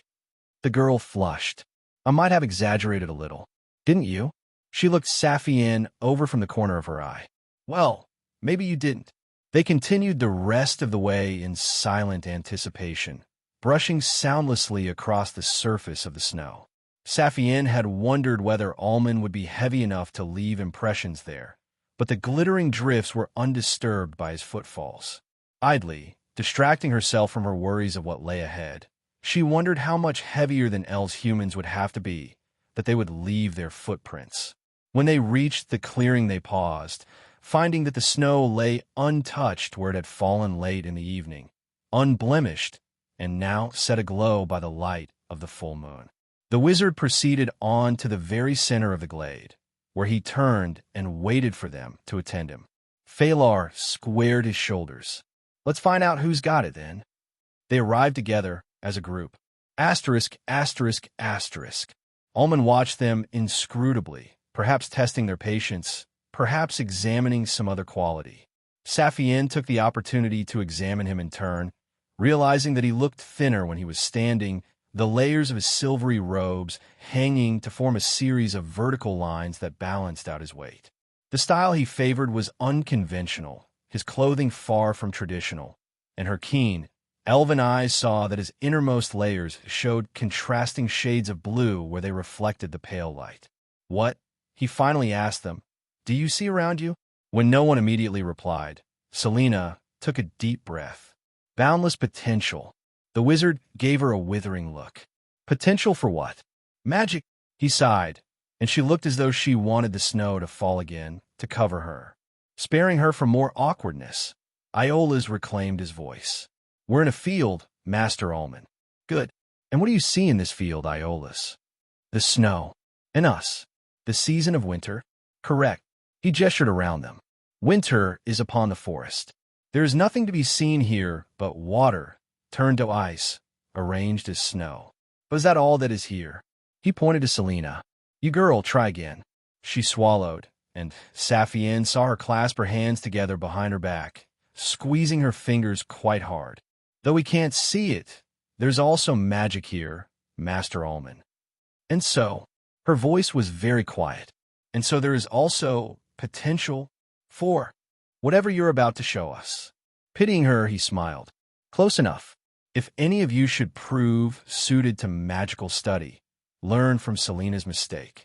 You must first begin with what is in front of you, before you consider what might yet be. Saphienne. He fixed his gaze on her as he spoke her name. Why is this so? She hesitated. Minimum effort. Interesting. Continue. If magic involves change, then knowing what is being changed saves time and effort. Working with the world, rather than against it, makes for easier art. Almond glanced at whatever specter hung over his wrist, and he smiled unguardedly as he did so. You would think so, wouldn't you? And you would be correct. But you would also be quite wrong. Is this a riddle? Magic is indeed a riddle. Phalar, what is the definition of magic? Anticipating being called upon, the youth was ready. I think magic is defined as that which accomplishes the extraordinary through extraordinary means, Master Almond. Say it another way. The request caught him by surprise, and he reflexively ran a hand through his short locks as he stuttered. Well, I think the gist of it is magic does things that are extraordinary. Selena spoke up, more confident beside his fumbling. Magic breaks the laws of natural philosophy, and it does so using principles that lie beyond the scope of natural philosophy. Magic cannot be measured and isn't subject to logic. By definition, it is extraordinary, supernatural, beyond and above the world we know. The wizard nodded. Someone else, give me an example. Saphienne wouldn't be outshone. The law of cause and effect. Magic can make things happen that shouldn't happen, cause things to appear from nothing and disappear into nothingness. And yet, Ullman tested her. Even though you know this, you find it puzzling that magic can be contradictory? If I wasn't puzzled, Saphienne answered, then I wouldn't need to be taught. Ullman laughed. You tire of my theatrics. Only your needling. I presume the theatrics serve a purpose. He bared his teeth as he smiled, his expression both angry and pleased. Indeed they do, and Iola's will tell us what that purpose is. The calligrapher had been frowning throughout. You're testing us. The theatrics are part of the test. My guess is the realization dawned across his face as he spoke. You're keeping us off balance. The better to read us. One of the reasons, yes. You all might have been told what to say. Saphienne might have been forewarned about wizards by Philarel and have come with her answers prepared. She shook her head. Philarel would never do that. Wouldn't she? His smile took on a superior edge that told Saphienne he knew her mentor better than she did, or that at least he thought he did. Apparently not. Your clever answers are obnoxiously unrehearsed. What are the other reasons? There is only one other reason, he answered, and stepped back from them all. The simplest of reasons, and by far the most profound. Exasperated, Saphienne shook her head. And that is? He grinned at them all. I like it. It feels right to be theatrical. What is the point of being so quotidian, so everyday and ordinary, when I can do this? And the wizard gestured delicately with his fingers and spoke a single word, though the word was not in a language any of them knew, and his fingers moved in ways that their eyes were too slow to follow. Yet they saw the sapphire sparkles that glittered before his fingertips, and Saphienne's eyes widened as the glimmering lights expanded. Watch them become a field of stars that spread out across the snow, stars that warmed and thrilled her where they ran by and through her to blanket the clearing. Then those stars exploded, blinding her. Someone whispered a profanity. Saphienne opened her eyes to find she was standing in a summery field, overgrown in every direction with impossible, riotous colors. Flowers had sprung up around her ankles in every imaginable hue, were springing up still as she watched. The moon remained overhead, but new stars shone all around them in the air, lighting the greenery revealed by the still melting, sizzling snow. This is amazing, Selena was saying, turning around and around, joy beaming from her eyes as she quite forgot herself. Phalar was grinning nervously. Beautiful work, Master Ullman. Iola's had knelt down and was running his fingers through the stems, leaning close to inhale from a bloom. Saphienne crouched also, feeling the coolness of the still-growing plants, watching them twine through her fingers as they struggled toward the sky. Ullman watched them all with a smug expression, making no effort to hide his sense of accomplishment. Magic, he told them, is the great art because it most perfectly expresses what is within us. The awe you feel now never wholly goes away, not even for the greatest wizards. What can possibly compare to power such as this? Who among you doesn't remember every single time they witnessed magic, great or small? He pointed to Selena. What did you witness that you remember most clearly? Watching an abacus keep its own count. She was grinning. I was only little, but I knew it shouldn't move like that. I stared for so long. And you? He indicated Phalar. What do you remember most?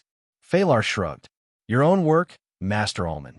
You conjured colored stars to celebrate the new year. I've never forgotten them. And you, Iolaus? My father was hurt. He looked up, and a memory both pained and enlivened him. There was an accident, and he was bleeding badly. I remember he was very pale. Then a golden light washed over him, and he was healthy and hale. I remember how he laughed, as he picked me up. The work of a priest, Ullman murmured. Yet, magic all the same. You are not religious. No more or less than most. I don't have the faith for that kind of magic. I kept wondering, if the gods cared, why would they have let him be hurt? To prove they could fix him? Seemed wrong. Well reasoned. At last, as though an afterthought, Ullman turned to Saphienne. What about you, girl? Which act of magic do you recall most clearly? Saphienne remembered, and the memory froze her in place. Though no one else saw, as she dwelled on that memory, the green in her eyes became far, far darker than the glade before them. On the day of Saphienne's 12th birthday, she had risen with the dawn, bathing herself while her mother still slept. As the first light of day shone through the windows of her family home, she brushed out and tied back her then brown hair, put on freshly cleaned clothes, and made herself a simple breakfast of whole-grain breads and mulberries. She thought about eating the strawberries that belonged to her mother, but they were not in abundance so early in the year, and so left them in the pantry, only to come back a moment later and take just one, which she ate with relish. It was her birthday, after all. Before she went out, she climbed the stairs and checked on her mother, finding she was awake and sat up in bed. Saphienne backed away, hoping to slip out unnoticed. Saphienne. Halfway down the hall, she rolled her eyes and turned back around. I'm going out to the library. I won't be back for dinner. Then she hastened to the stairs, not wanting to spend any more time with her mother than she had to. Wait, Saphienne. She heard her mother standing up, the bells and other shiny baubles that hung from the frame of her bed jingling. It's your birthday. This made Saphienne pause halfway down the stairs, surprised that her mother had remembered. She hesitated. I'll still be 12 tomorrow, but I have a gift for you. No child can resist the allure of their own curiosity, knowing that she was going to be disappointed, but needing to experience it all the same. The young elf retraced her steps and entered her mother's room, finding that she had slipped into one of her silken robes and was curled on the bottom of her grand bed, and had smoothed out the covers and pillows for once. Her mother was smiling, looking both mischievous and pleased with herself, which set Saphienne on edge. What did you get me?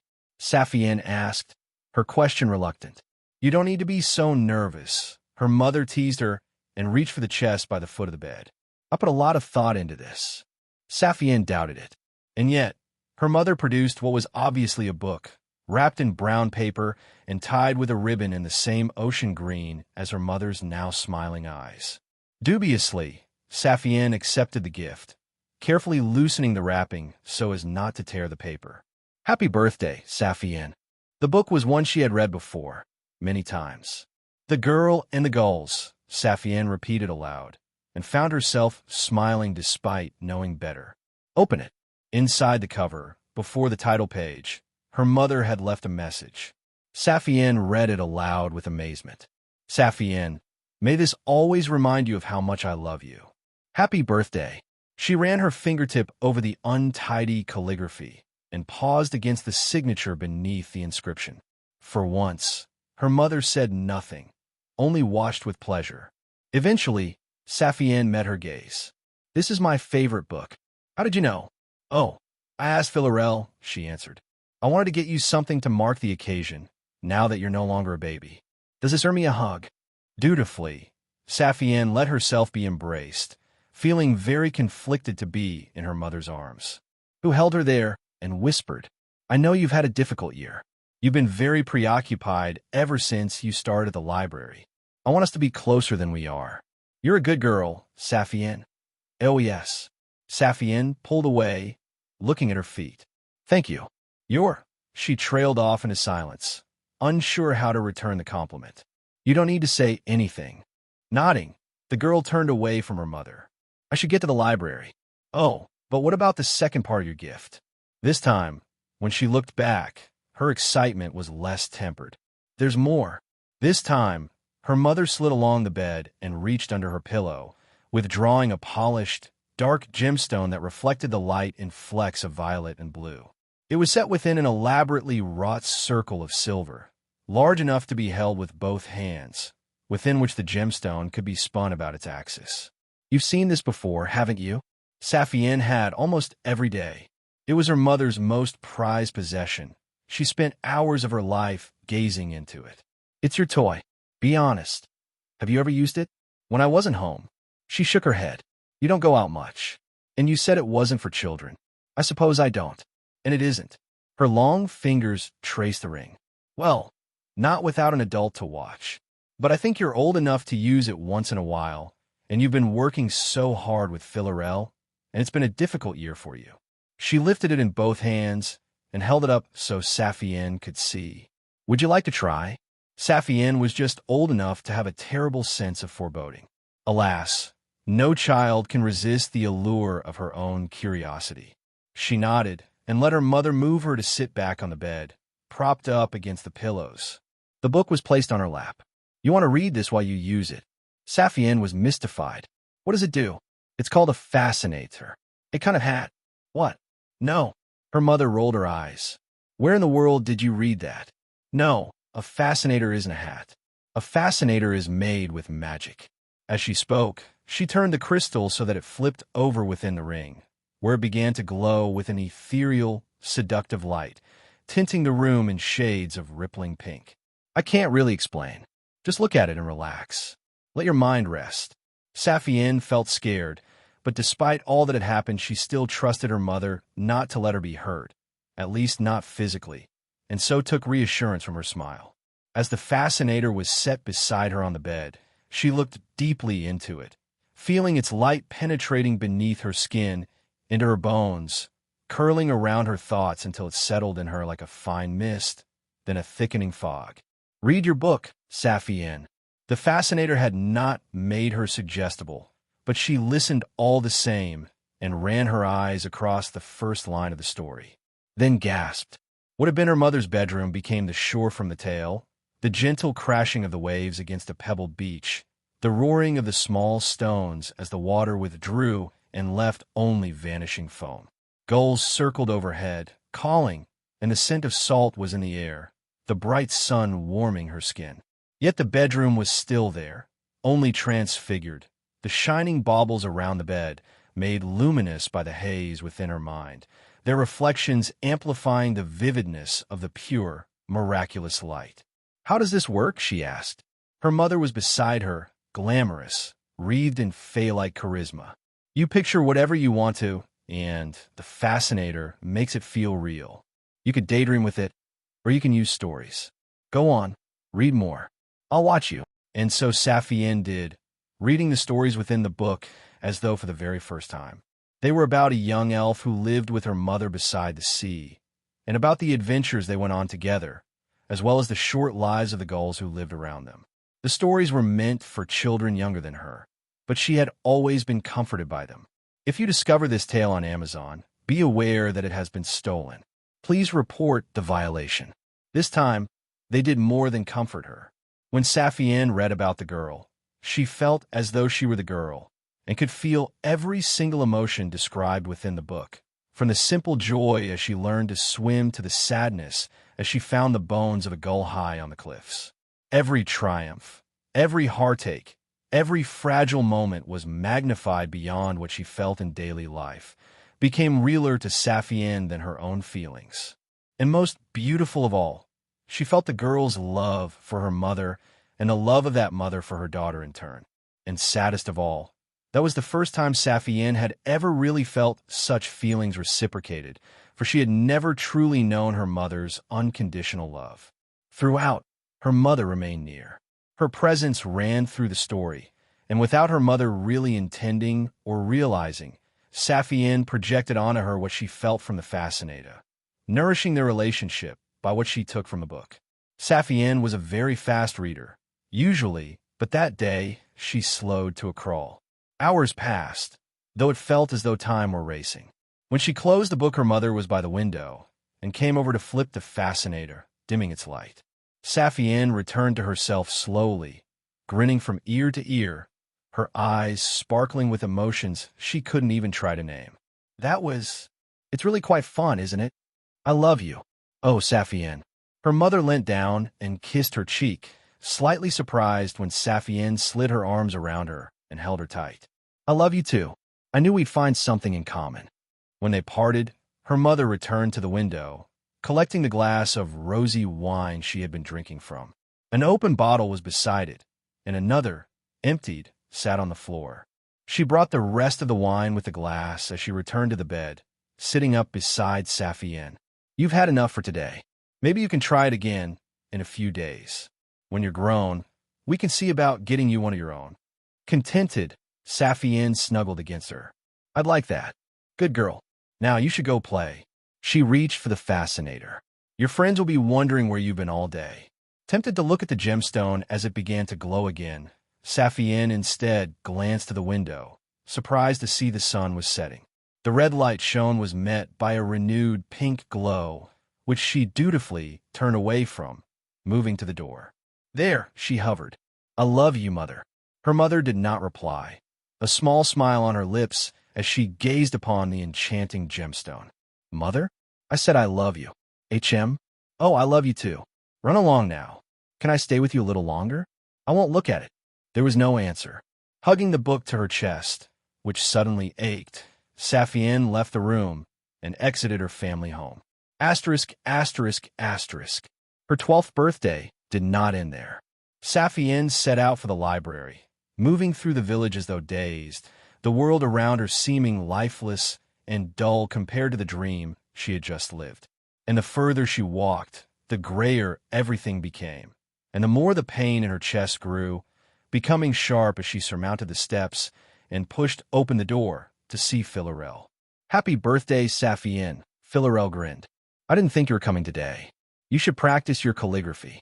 Yes, Saphienne answered, walking past Philarel's desk and toward the windowsill where she usually wrote. Have you had a good birthday? Yes. As usual, Philarel had laid out what she needed to practice. Unexpectedly, the calligraphy set that Saphienne normally used had been replaced with a fine, white oak box, laid open to reveal a greater array of pens and nibs and inks than she usually had access to. Saphienne could only stare. Philarel was by her side. A gift for you. You've worked so diligently. I thought you should have a set of your own, so you can... Saphienne was shaking, tears silently spilling down her cheeks. Saphienne. Philarel turned her, held her, felt the resistance in her to being held. Saphienne, what's the matter? Did something happen? No, she meant it, yet as soon as she said it, she knew she was lying. Do you need to sit down? Or do you want to go home? Home. Saphienne looked up sharply, and then, overwhelmed by her own question, she broke down into sobs, her tears spilling onto Philarel, who lifted her to sit on her lap by the window, cradling her there and waving off latecomers to the library. The books would wait. Asterisk, asterisk, asterisk. Saphienne never told Philarel the whole of it. She couldn't have explained it, even if she had wanted to. Many years would pass before she knew enough of herself to realize what it was that had happened, why the fascinator brought only misery.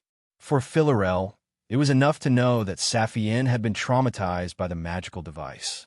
It was one of the only times Saphienne ever saw her truly angry, and part of her was afraid that the librarian might hurt her mother. She begged her not to, and Philarel said that she wouldn't, nor would she say anything. Your mother was irresponsible. Philarel hesitated. Your mother is irresponsible, Saphienne. She doesn't love me. Philarel squeezed her hand so tightly it slightly hurt, and Saphienne was glad for the touch. Your mother loves you as best she can. She clearly just doesn't know how to love someone, what love actually means. Inwardly, Saphienne felt a pang of grief and swallowed fresh tears as she thought about Calantha, how she had been surrendered by her own mother. Then she felt guilt, for her own mother was not so bad in comparison. But would she have been, had Saphienne been a half-elf? Philarel stroked her hair. You shouldn't go home, back to that house tonight. Can I stay with you? In your home. There. The librarian looked uneasy. We'll stay together. Here, in the library. I'll fetch you a cake. We're not supposed to eat in here. Saphienne saw the rules for once. The casual contempt for the rules with which she spoke made the girl gasp, and then laugh nervously. What does that mean? To sod something? It's well. Philarel's cheeks had turned red. It's a human expression, one you shouldn't use. And I shouldn't explain to you until you're older. Is it related to grass? Right now, I really wish it was. But no, and don't ask. I promise you. I'll explain it when you're old enough to learn. Is it a human profanity? If I say yes, will that encourage you to use it? Saphienne thought it over. I won't use it. Not until I understand it. Her mentor tilted her head, lips twisting. That I do believe. So yes, and thank you for your promise. You're a good girl. Now Saphienne, don't cry. Come here. All is well. All will be well. Asterisk, asterisk, asterisk. What felt like a lifetime later, when Saphienne crouched in a magical glade conjured by the wizard Almond. Those were the memories behind her eyes when she was asked what magic she most vividly remembered. The day with the Fascinator was, of course, not the only act of magic Saphienne had witnessed. Not all of her exposure to magic had been so meaningful, so beautifully horrendous. In the aftermath, Philarel had done much to ensure Saphienne would have a balanced view of things, especially when the librarian began to suspect that she had the disposition and necessary intelligence for wizardry. But that was what Saphienne knew magic to be then. She wasn't afraid of it, but nor was she overawed by its wonders. And she knew better than to share such a delicate and personal memory. Not to people she hardly knew. Certainly not to Almond. I remember when I watched Elithis sing to metal for the first time, she said instead. The way it flowed under her touch, how it answered her voice. She shaped it into jewelry so skillfully, and she made it look so simple, which was beautiful. Selena raised her eyebrows. Craft magic? That barely counts as magic. Almond interjected. Yet it is magic, and magic used well. That almost all elves can employ it, without understanding the great art, does not lessen what it fundamentally is, and whatever awe it provokes should be acknowledged as fair. Saphienne hadn't expected that from the wizard. She supposed that some things were sacred to him, worthy of respect, even if he showed little respect for her. She kept her eyes on the vibrant flowers that his magic had grown. I learned the songs, but I've not used them much. I found them difficult. Continuing in the spirit of fairness, Almond added, I will admit that I have no talent for them either. Though they are magical, they are as different from wizardry as the invocations of the faithful. Iola stood up. So they're not transferable skills? Not to my understanding. The wizard gestured around them, to the faintly blue, glowing stars that hung above the conjured blossoms. Wonders such as these require an entirely different grasp on reality. A thought had been lurking in Saphienne's head.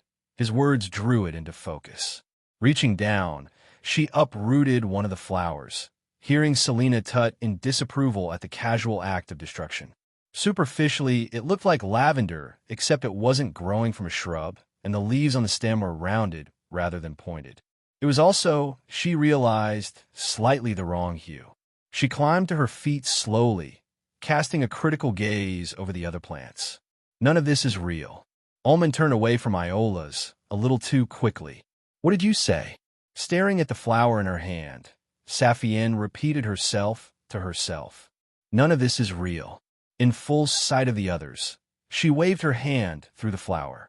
With a flicker of blue light, the grand illusion wavered, became transparent, and then collapsed entirely, leaving the elves stood once more upon a field of snow. There was no reaction from the other elves when the illusory glade of flowers and floating stars dissolved away. Not immediately, their silence made starker by the wintry clearing to which they had returned. Almond found his voice first. Must you dispute everything, child? The wizard was livid. His face had flushed dark red, and he threw up his suspended arm in irritation, casting whatever invisible thing had perched on his wrist into the night. He strode across to Saphienne with growing wrath. Could you not concede me this pageantry? Would it have been so trying for you to hold back, content in the knowledge that you had seen through the spell? He stopped before her, kicking at the snow. Or did it not occur to you that I had planned the reveal? Why did you have to ruin things, Saphienne? Phalar was still looking around himself in shock. It was a dream? A hallucination? You imbecile, Almond snapped over his shoulder. Looking at each other, Selena and Iola's backed away. Everyone knew it was a dangerous thing to anger a wizard, let alone to interfere with his magic. Yet, for reasons she couldn't explain, Saphienne was unafraid. "You're angry at me, not him. I know that." His voice had risen to a roar. "Don't you dare further condescend to me, you wretched child. Not one more remark. I won't have it." Realizing that she had provoked him too far, she kept silent, though she didn't look away from him as he glowered and seethed. Almond sensed she wasn't intimidated, and his fiery anger slowly subsided, becoming instead the embers of dull rage. Without turning, he addressed the other children. "Iolas, Selina, go back to your homes. Phalar, visit me on the morrow." Selina turned pale. "I fail." Then Almond pivoted to her, and whatever was in his eyes made the girl start in fright. She recovered herself well enough to bow, and then she all but ran away, followed after by Iola's, whose eyes briefly met Saphienne's, with clear concern for her well-being. Phalar pressed his luck. "Thank you, Master Almond. I'll see you tomorrow." Then he too departed. Alone now, Saphienne and the wizard faced each other. His voice was low. "How did you see through the spell?" She folded her hands together. "You got the flowers wrong. They smelled right, they felt right, and they looked convincing. But lavender has different leaves and grows from a shrub, not as a single flower." His brow was furrowed. "That was all." Saphienne shook her head. "I also recognize the color. The blue. Like the blue you're wearing." The wizard took a deep, steadying breath. "You know the colors of magic?" "No," she shrugged lightly. "I've seen it fascinated before. Knowing what it does, recognizing blue among its colors, seeing the flowers. I didn't know, but I felt something was wrong. Then you mentioned reality, and it all clicked into place." Almond walked away from her, his breath visible in the cold air. His hand went to the bridge of his nose, and then he flinched with his whole body, glaring up at his shoulder and muttering something in a language she didn't speak.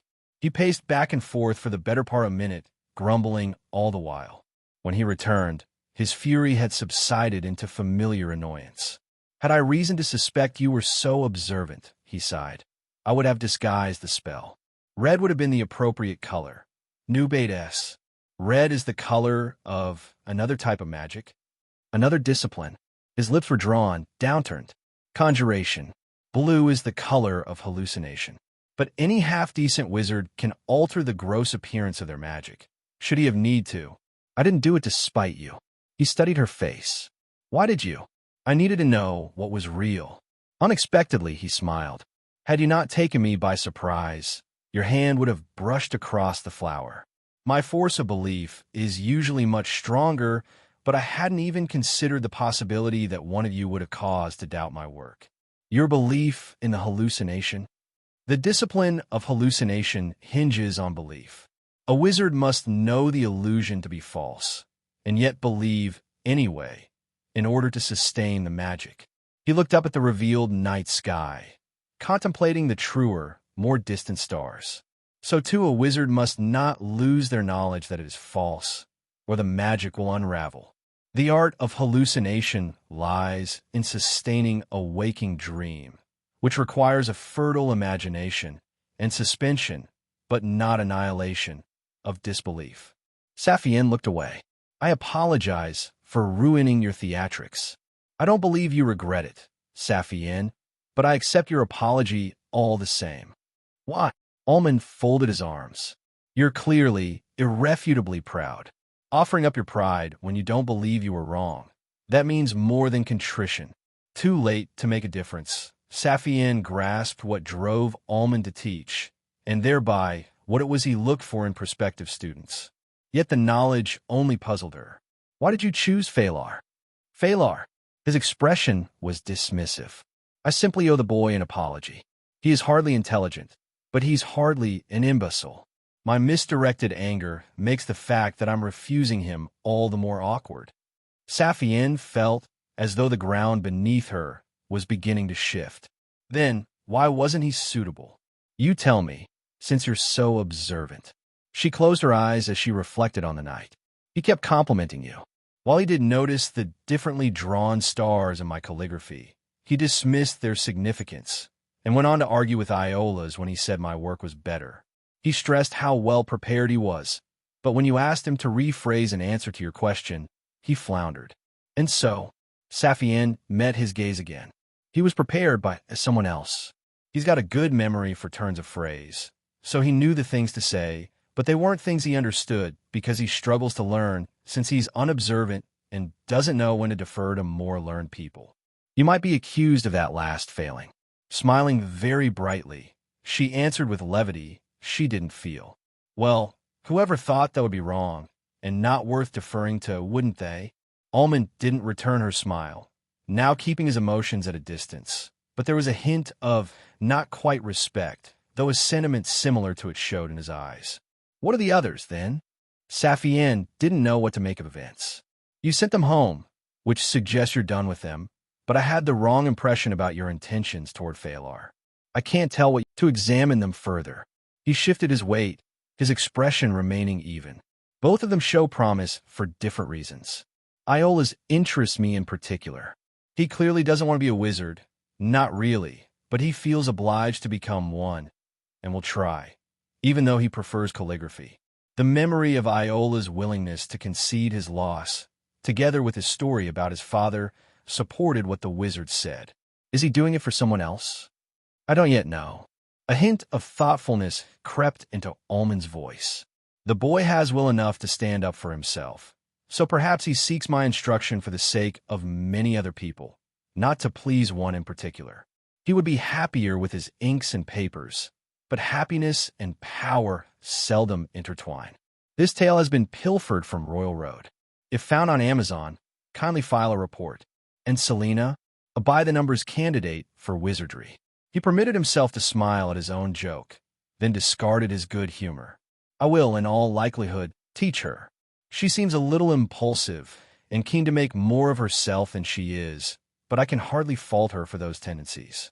She might well learn more impressive behaviors from them. Leaving only me.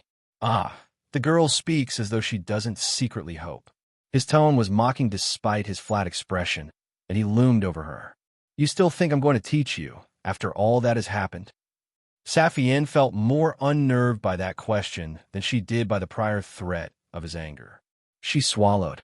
Haven't you been teaching me just now? Or am I just throwing salt on the wound? You haven't made your mind up. She felt the coin, still in her hand throughout all that had happened. But you don't want to, and you haven't wanted to since before we met. Correct. His voice became colder than the field. I dislike you, girl. At first I was being entirely unfair in my dislike, but now I can say for certain you have all the worst qualities that I despise in grown elves. I don't believe you will grow out of them.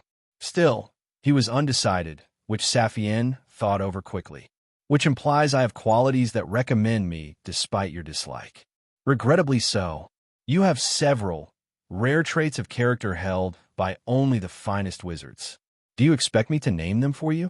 Do you hope for compliments? I will not. But you'll enumerate my failings as it pleases you, Saphienne retorted. Well, now I won't. At least not tonight. He stepped away, turning his back to her as he gazed up at the stars again. Perhaps not ever, if we have no further reason to associate. But I must make up my mind, which means I must ask you what I will ask the other two. I will give you this courtesy. Consider your answer very carefully, for I will base my decision entirely on what you tell me. I would like to ask a question first. He turned back toward her, a little further than should have been necessary to see over his shoulder. Ask it. I may answer. You speak as though you might teach all three of us. She took a deep breath. How many students do you teach at once? No more than 5 in any group, though I teach several groups throughout the year, differing by age and degree of practice. He watched as the realization lit her face. You thought you were all competing for limited places? But you were the one who made it a competition, Saphienne, when you wouldn't accept my refusal. Saphienne blinked. But you let us compete. As it happens, it made for a very good way to learn more about you all. Ordinarily, I wouldn't have set you in competition with each other, but you did that yourself, and why disabuse you of your error? Whether or not I will instruct you all in the great art.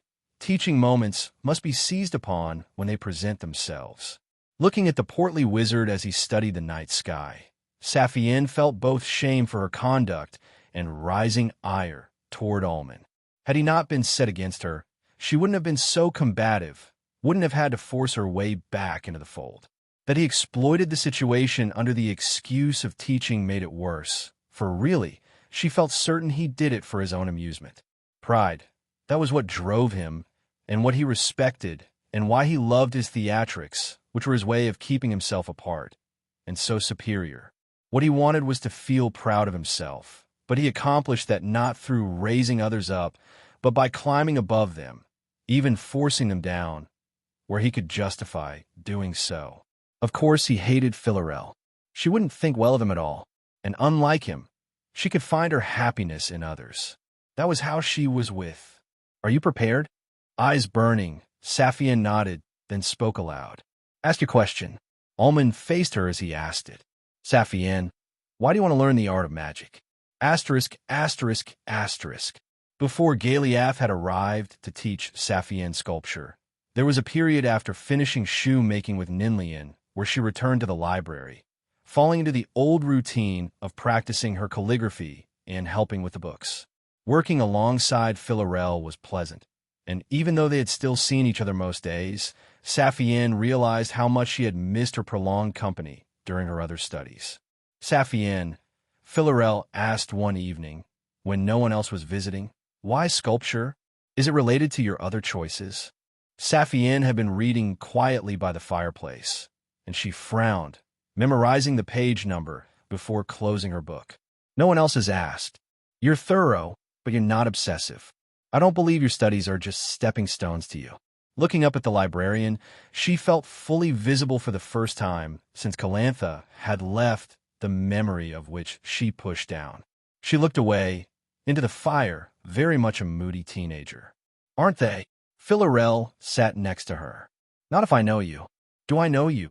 She closed her eyes, focusing on her breathing. Better than the rest. I'm sorry. With a shake of her head, she met her gaze. You're going to think I'm pretentious. If it's important to you, it's not pretentious. Saphienne considered this. All right, then. I'm preoccupied by questions of form. What makes an elf an elf? How do you look at someone and decide whether they're an elf? That explains the sculpture. I don't follow how it relates to the rest. But that's the point, Saphienne insisted, leaning forward. What distinguishes the form of a thing from how it appears? How someone dresses, the things they wear, aren't they just as much a part of how we perceive them? Doesn't that change their appearance? And doesn't that change their form? Well, some philosophers would say someone's true form is what is fixed within them. Elves are born elves, and thereby remain elves. Yet, elves change. She gestured to her own hair. Brown, blonde, red, white. Elves differ across the seasons, and that change is part of us. Our form changes, in fixed ways. Hair changes with the season, but it's predictable. Our ears stay the same throughout. If I were to have an accident and lose my ears, would I be less of an elf? Philarel flinched, and her ears twitched, as though Saphienne had struck them. Her lips moved, but no words followed. Then she swallowed, shaking her head. That's a hard question. Usually, if you asked anyone that, they'd tell you no. That's a lie, though, isn't it? The librarian breathed out slowly. Ears are important to us. Losing them would be tragic. It would, I suppose, honestly, it would diminish you. That's how we'd see it. Like you had lost an important part of being an elf. Not that anyone would tell you so. Saphienne was slightly surprised that she admitted it. Then you must accept that what makes someone an elf is not fixed. If it can be diminished, can it also be added to? Does how it's presented change what it is? Where's the line drawn? Now Philarel was watching Saphienne intently, and her eyes held a glimmer of memory. Whatever she remembered, she did not say, but there was sadness in the way she inclined her head. I don't have a good answer, but I would be careful who else you put these questions to. Most around here won't like to think about them. I know, Saphienne replied, returning to her book. I wouldn't bother asking anyone else, especially since you're all wrong. Wrong how? I'd still be just as much of an elf if I lost my ears. She spoke with absolute conviction that made her seem younger and yet also older than she was. It's not ears that make elves what they are. It's not any individual thing, or all the many things together. Philarel furrowed her brow. Then what does? I don't know. Not yet. But I'll find out. Asterisk, asterisk, asterisk. Almond's question was simple, spoken quietly, but Saphienne could swear she heard it echoing from the trees around the clearing. She took her time composing her answer. I told you before, Saphienne said, that I broke your hallucination because I needed to know what was real. You never pressed me on why that was so important. I think you know why it is, and I think you detest many things you read in me that you also detest in yourself, though you would never admit that. Nor do I want you to. The wizard didn't interrupt, but she felt his attention sharpen. What makes something real? She spoke as though sincerely asking him, even giving him chance to reply, an opportunity he didn't take. She went on. The world is governed by the laws of nature, but Selena was right when she said that magic lies beyond and above all the laws of nature. Does that make magic more real than those laws? Is magic the absolute truth, the ruling against which there's no further petition? I've been thinking about these things, about what's real and what's not, about what makes things true or false. I know someone who uses a fascinator every day. It makes her happy to spend her life hallucinating, and she spends so much of her time that way. Is that more real to her than the rest of her life? Did the wizard or sorcerer or whoever it was who made the fascinator, did they make her world for her? Even in this world, Saphienne went on, in this real world, how much of it can we know for certain? What if all of life is a hallucination? And who are we, if there's the chance that might be true? What makes us who we are? We say we're elves, but what does that even mean when a wizard can change their form through magic? I have so many questions, and I know that studying magic would just provoke more. But I can't let these things go. Her jaw tightened. I won't. How can I accept the world, accept what's true or false, what's right or wrong, when I don't even understand what the world is? When it seems like no one does. She sighed, feeling tired. If you refuse me, I'll find another way. You'll make it much harder. And I won't pretend I like you, either, even if you do teach me. In spite of her tiredness, she held herself tall. But I will learn until you can't teach me anymore. And you'll know that I learned because of you, that I learned from you, or that you proved me unworthy of the great art, which perhaps I am. Maybe magic is the only thing that's real, and the only thing that has any real worth. One way or another, I need to know. She lapsed into silence. Almond gave no indication as to whether he was swayed, only asking, Are you done? Saphienne nodded. You do like to hear yourself talk. He shook his head, started out toward the tree line behind her, but paused as he drew alongside. Visit me again when you've turned 14. Saphienne stood still as she watched him go. Then, suddenly able to move again, she called after him. Does that mean I'm your apprentice? Ask Philarelle what's next. He didn't bother looking back. She'll know what to do with you. And give her my regards when you see her. And as he passed out of sight, only Saphienne was left in the glade, there to contemplate the stars overhead that, so the poem had said, needed no further explanation. On the night of her first confrontation with the wizard Almond, Saphienne was physically tired, having spent the day working with stone. And yet, as she walked back through the outskirts of the village, she felt wide awake, her thoughts thrumming in her mind like a stringed instrument that had been plucked for the first time. All the snowy world around her was hushed in anticipation, ready for her music, as though she were the conductor of a symphony, that the slightest wave of her hands might cause explosions of sound. Had she been successful? Was she to be Almond's apprentice? She couldn't be sure, but the fact he had instructed her to return to him on her 14th birthday suggested she hadn't failed outright. Whether or not there were to be further examinations, he hadn't refused her entirely, and that was cause enough to feel victorious, especially given how fraught their first meeting had been. So she flicked her fingers as she went looking for Philarelle, feeling the notes between them that no one else could hear. As she neared the library and saw that the lamp by the door had not yet been dimmed, she smiled, dancing up the steps to suddenly teeter at the top, caught by her fatigue. Saphienne paused to compose herself, and as she did, the river of worry that she had skipped along rose up in a flood. What if she had failed? What if the wizard had told her to seek out Philarelle so that the librarian would be forced to deliver the blow? What if he had seen through Saphienne's answer to his final question? If, so many questions swirled around her as she steadied herself. The only way to answer them was to ask Philarel, who was leaning against her desk as Saphienne entered, having heard her approach. "Well," she asked, hugging herself to quiet her anticipation. Saphienne took a deep breath. "I don't know. He didn't give me a direct answer." "What did he say?" "He told me to give you his regards, and that you would know what to do with me." The librarian threw up her hands. "That's not even an answer." "I told you so." Saphienne sagged and closed the door with a yawn. Sizing her up, Philarel lowered her hands and shook her head. "I'll stoke the fire. Come and sit and tell me everything. What did you think of Almond?" As she followed her mentor and sat by the fireplace, Saphienne shook her head. "We don't like each other. I think he's very rude, conceited, and cruel." "He's certainly full of himself," Philarel agreed as she lifted the poker, using it to stab at the charred logs. "I've never known him to be rude, nor cruel, though I can imagine him cruel, more from intuition than experience." "He's very different from you. Is that why he dislikes you?" This surprised the librarian, who then half smiled as she reflected on their past encounters. "Of course he does, doesn't he? I hadn't quite noticed. I suppose it makes sense now that I think about it. How could you not know? I presumed he was just preoccupied. It's never a simple thing to know for sure what someone thinks or how they feel."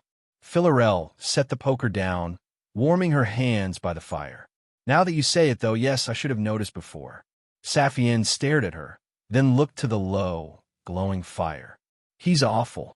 "Almond," Philarel sighed, "has a tremendous ego. Tremendously fragile, it would seem, because I can only think of one way I might have caused him offense. And if I'm right," she said, shaking her head, "then he's incredibly petty." "What did you do?" Philarel laughed, once quietly. "Talked with him. When we first met, I was trying to be friendly. I was trying to make a good impression. So I talked to him," she sighed again, "at length and with enthusiasm about a topic we had in common." "Which was?" "Magic, Saphienne.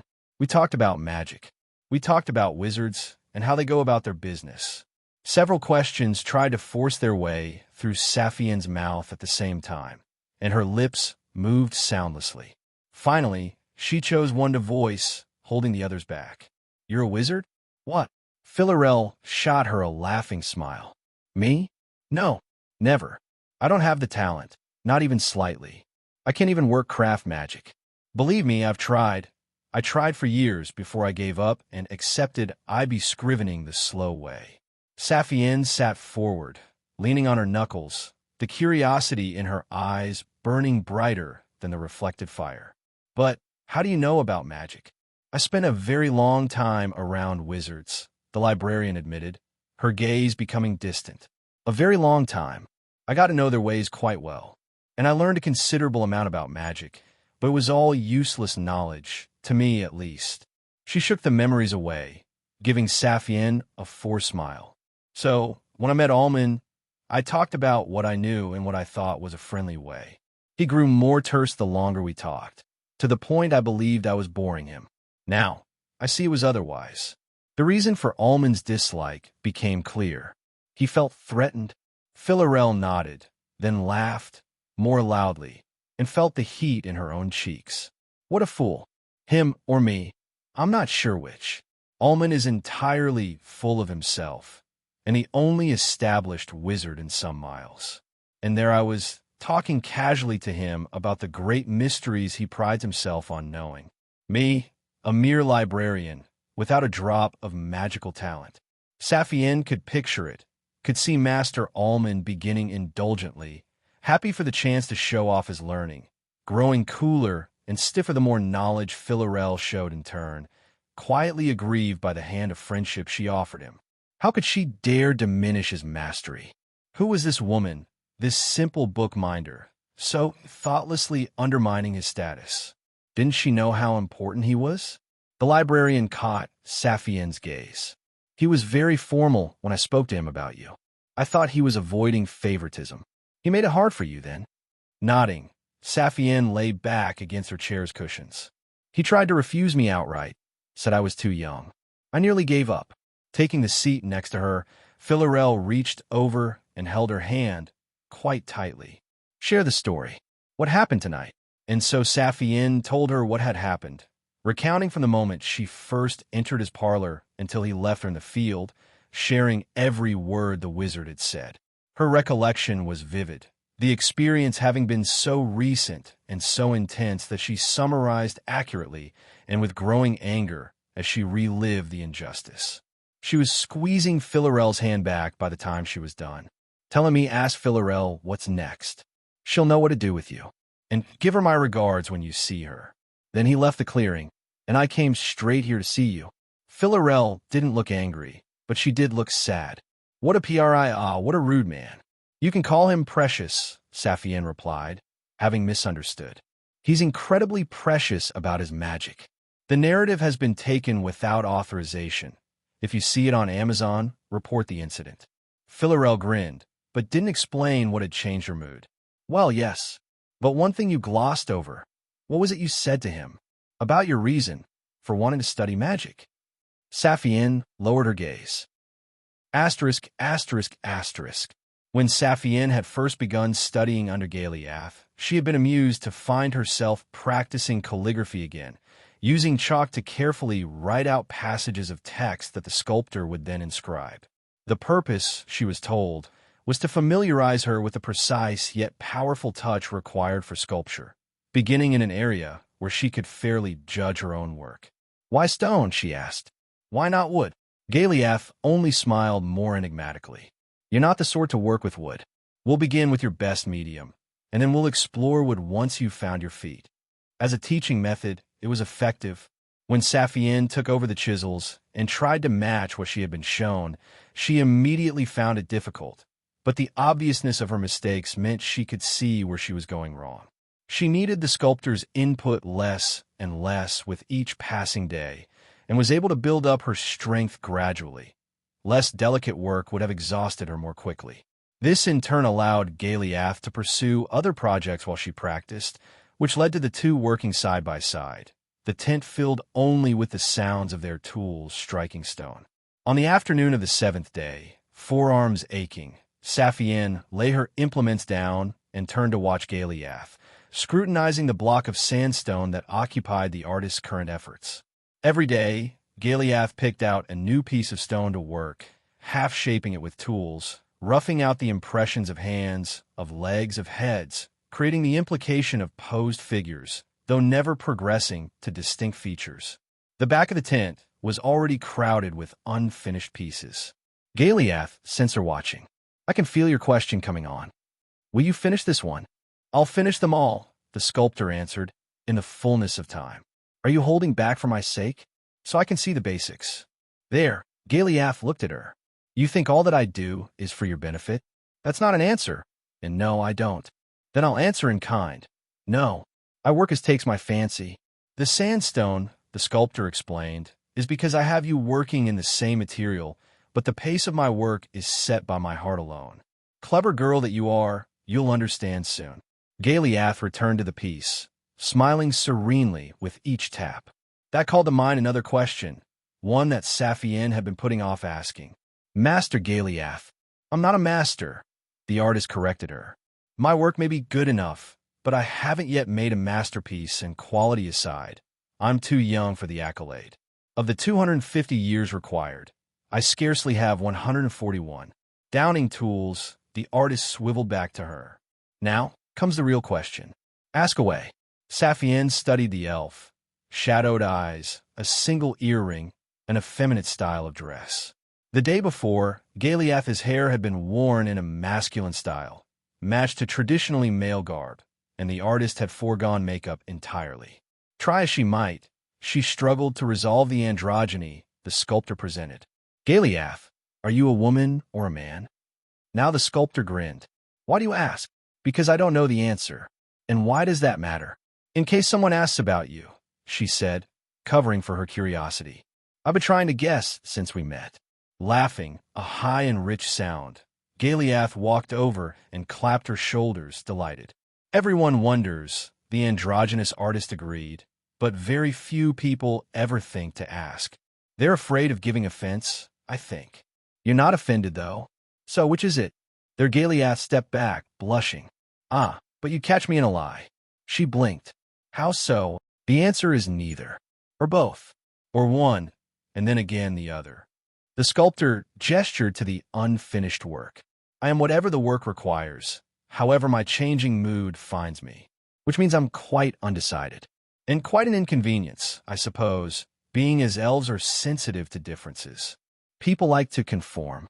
He, she, whichever they were that day, Galiath lit up. So people do, Saphienne, elf especially. Our limitless lives require we learn our lines, and then perform our role, in keeping with the drama. Finding herself playing along, Saphienne grinned. But you're more of an improviser? By necessity, I haven't yet found my cue. They gestured to their appearance. Accepting for now that I can't play my part, I do what I can to let people see whatever it is they wish to.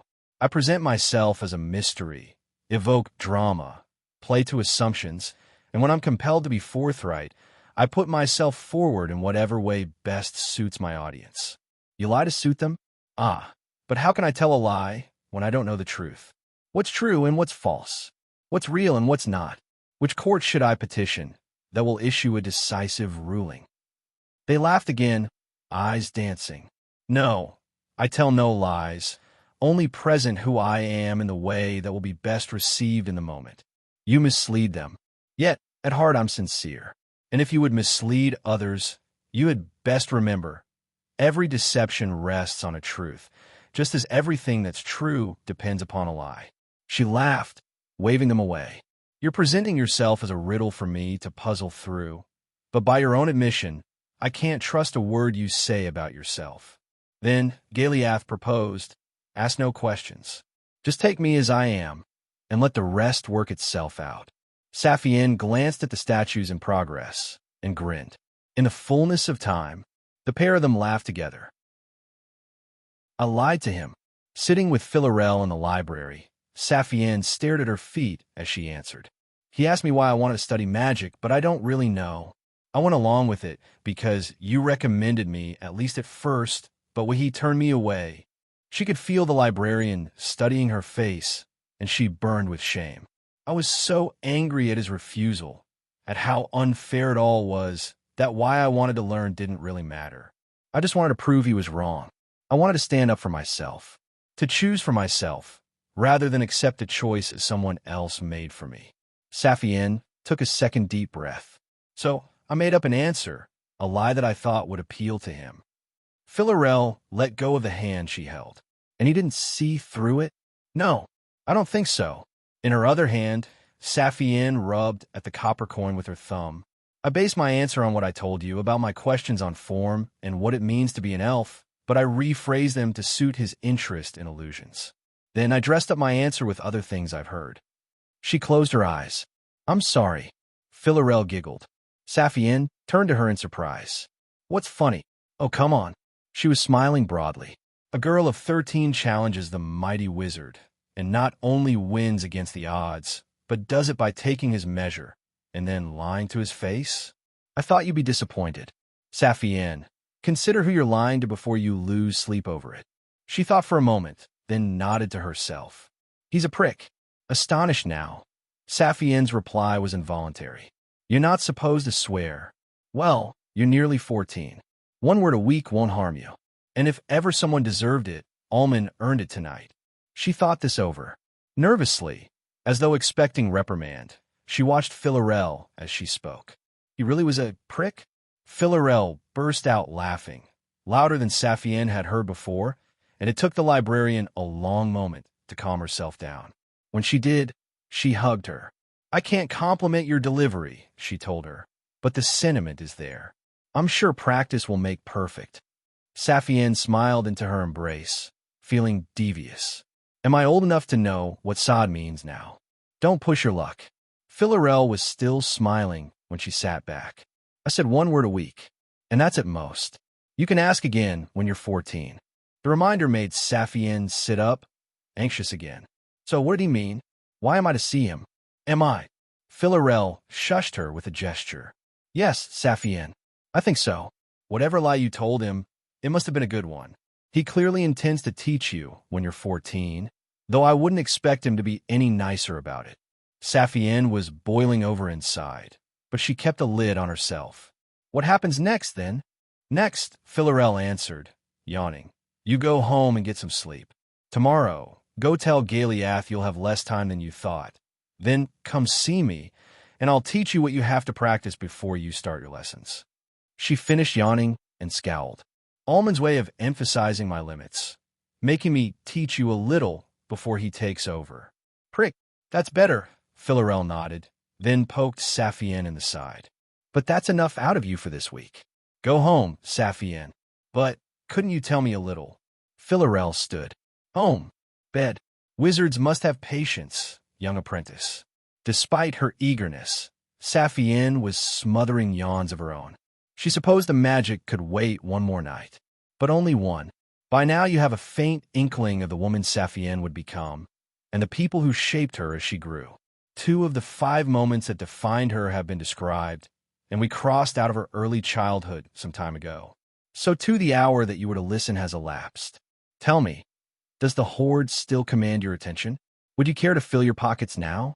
Or would you prefer to linger until I finish describing her emergence, and what transpired to set her village aflame? Ah, but I get ahead of myself, though not too much further ahead. Shall I continue? Very well. The morning after Saphienne won her apprenticeship, she was sluggish and cold, having slept very poorly in her excitement. Nevertheless, she moved with growing momentum, eating and bathing and dressing all warmly, her eyes unfocused, yet her mind keenly fixed on the day before her. There was much she had to do, and she was eager for her first taste of what she had argued so hard to receive. That Philarel would be the one to begin her instruction made it all the sweeter. But before she would call upon Philarel for her new lessons, she owed an explanation to her present tutor, Galiath. The androgynous artist had expected to teach her until springtime, and she felt guilty for having inadvertently misled them. Saphienne's only regret in the cold, morning light was that she wouldn't have more time to study the art of sculpture, and that she would thereby be disappointing someone who had done nothing but help her learn. In this spirit of sad resolve, Saphienne arrived at the tent pavilion where the two had formerly worked together, the quiet within making her believe that Galiath was absent. Yet as she lifted the flap, she saw the sculptors sat cross-legged before the plinth around which they usually worked, the space upon it empty. Yesterday's piece having been removed, likely placed with the dozens of others that now littered the snow behind the tent. Good morning, Saphienne. They were facing away from her, contemplating the air above the plinth. Good morning, Galiath. She lingered by the entrance, finding her courage. You're early today, the sculptor commented. Might I suppose, together with your hesitation to resume your study, that your visit with Master Almond last night was eventful? Saphienne blinked. You knew I went to him. Philarel forewarned me after your exit. Rising nimbly, they turned to face her, still smiling their eternal, easy smile. And I see now from the look of mournful excitement in your eyes that you were successful and will soon be commencing the study of magic. I'm sorry, Saphienne answered, giving the sculptor a small bow. I really didn't mean to waste your time. I thought that I had. In what way? They spoke over her, puzzled. Have you wasted my time? I thought I had until spring. We've had less than 3 months. Not a single day of which has been wasted, Galiath countered, gesturing to the several pieces of inscribed and partly sculpted stone scattered around Saphienne's half of the tent. You've learned quite quickly, and for all you need more heft in those arms, you're well on your way to being capable in the fashioning of likenesses. Perhaps, but I won't be able to continue. Won't you? Their smile dipped slightly, but didn't dim, as though they were anticipating an answer that pleased them. I meant to start preparations with Philarel today, and then study under Almond for my next birthday, which gives us a little over 3 months more, and perhaps some time after. Saphienne frowned. But I'll be busy, likely not busier than I was, when I learned, which leaves plenty of time to work on your other art. Now, Saphienne stepped fully into the tent, the flap falling closed behind her, quite forgetting to shake the snow off her shoes as she moved toward Galiath. You're a wizard? Or have you studied wizardry? Grinning widely, the sculptor backed away from Saphienne and then hopped up to sit on their plinth. I studied wizardry. I have a talent and learned to cast spells of the 1st degree. Then, Saphienne asked, her voice full of wonder, why aren't you? Why aren't I chanting away, secluded in my sanctum, accompanied by my familiar in my pursuit of the great art? She nodded. I stopped. Galiath shrugged. I couldn't choose a discipline.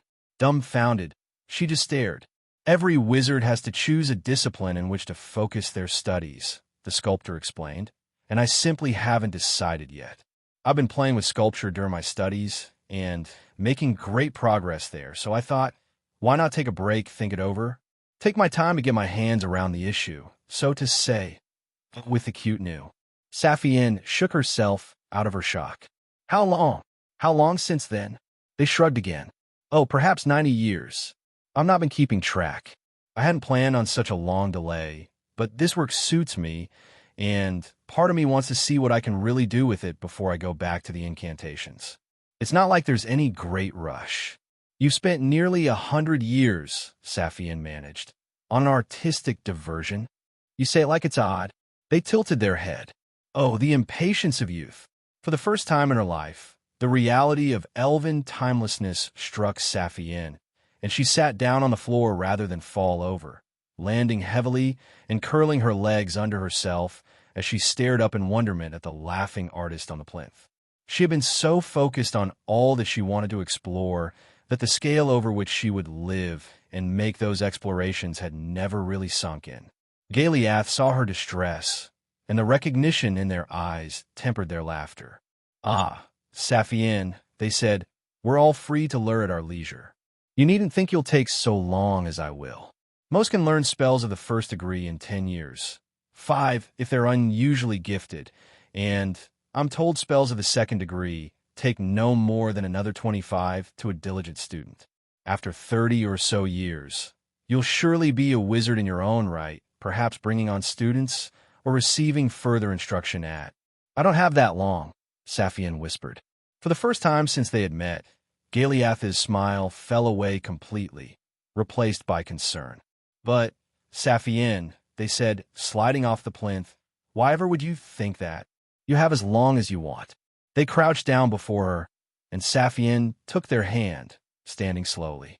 She didn't know why the prospect upset her so much, why it felt like she had such little time, but the thought of 30 years learning magic filled her with unspeakable dread. And yet, Galiath was telling the truth. She did have forever. The author's narrative has been misappropriated. Report any instances of this story on Amazon. Anyway, Galiath was saying, your preparations won't take up most of your day, and even after you're deep in study, you can't spend every waking hour on the same thing. We'll talk more once you've found where you stand.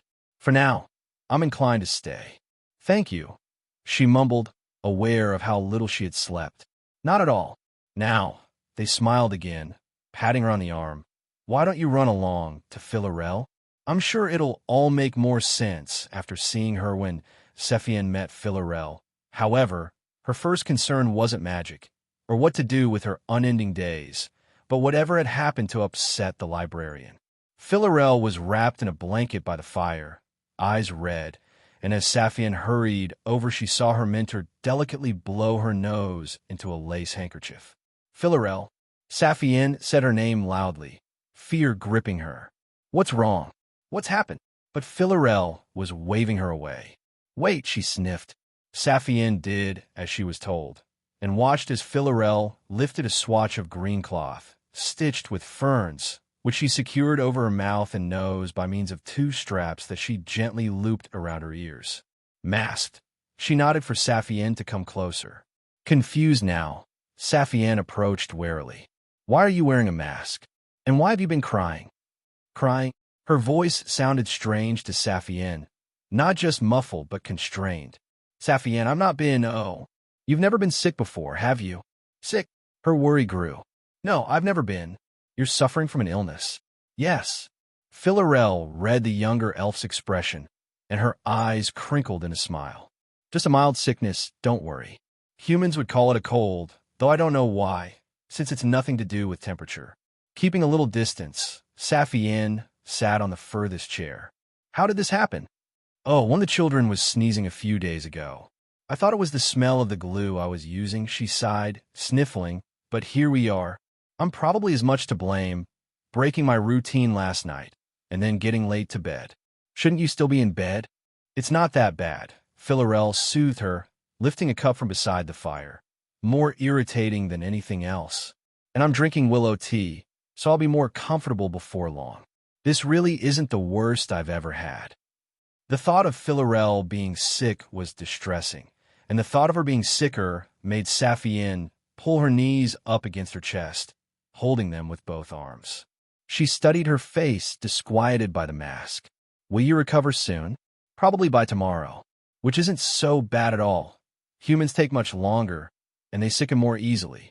Saphienne breathed deeply, somewhat reassured. And the mask. So I don't pass it to you, Philarel explained. Or anyone else.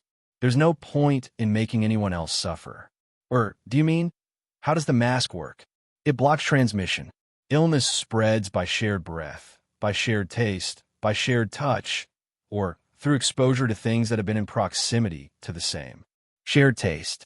Philarel went still for a moment, and Saphienne could see a blush creep up to her ears. An expression. It means the exchange of bodily fluids, which can be as simple as sweat or through kissing. I know you read some of those books I told you to organize that time I was away, so you can fill in the rest.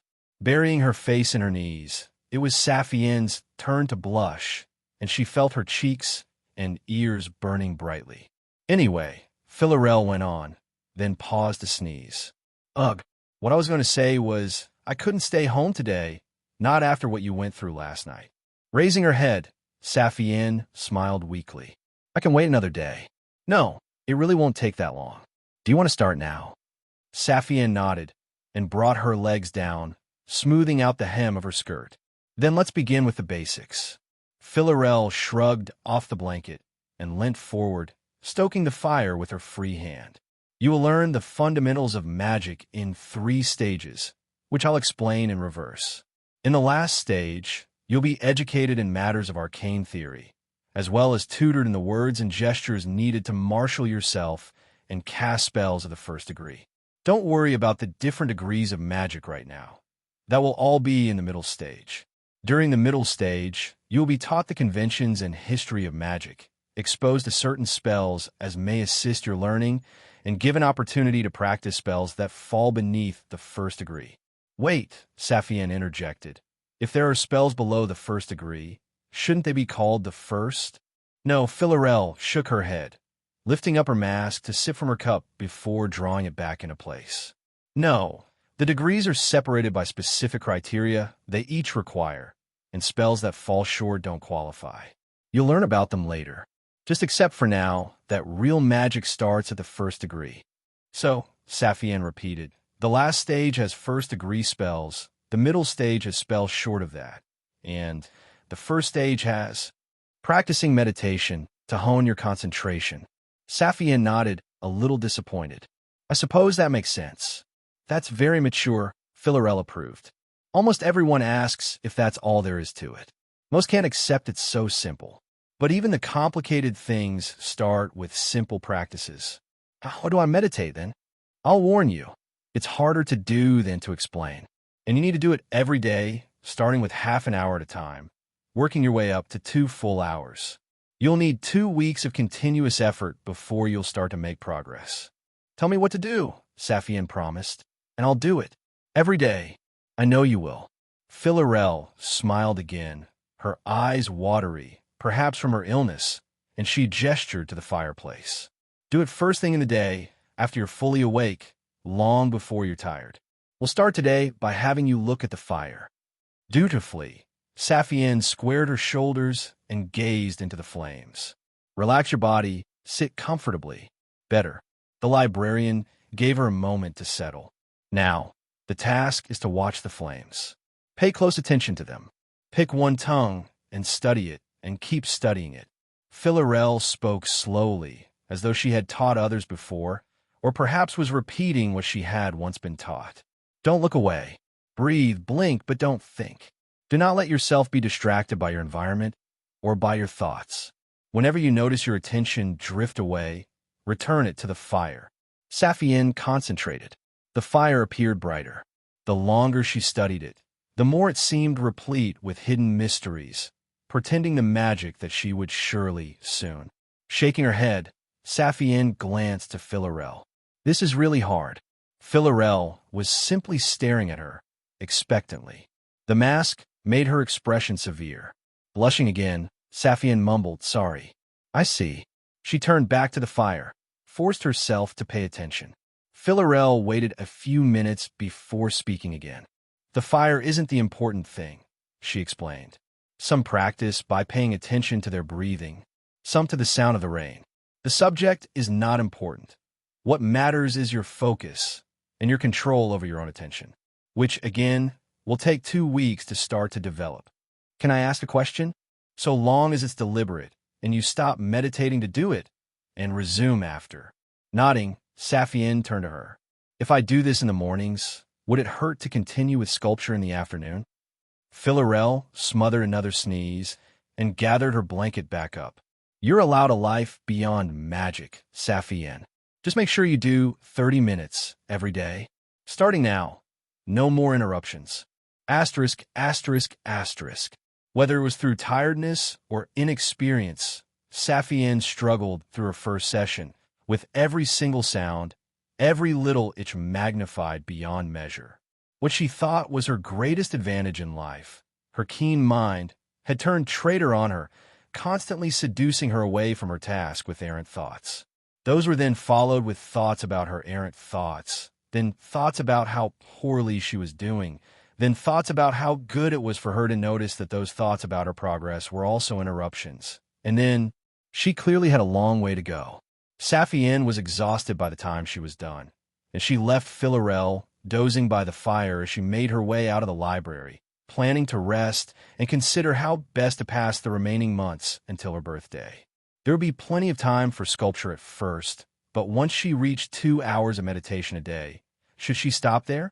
Would she find it advantageous to try for 4? Assuming, of course, that she could. Mulling it over, she strolled along the path to her family home, pausing when she saw a horse tethered outside, where the animal stamped at the snow, breath steaming on the air. A blanket had been placed across the horse's back, keeping him or her warm despite the icy wind. Someone was visiting, but no one ever visited. Could it be her father? Her eyes darkened. Surely not. Anyone but him.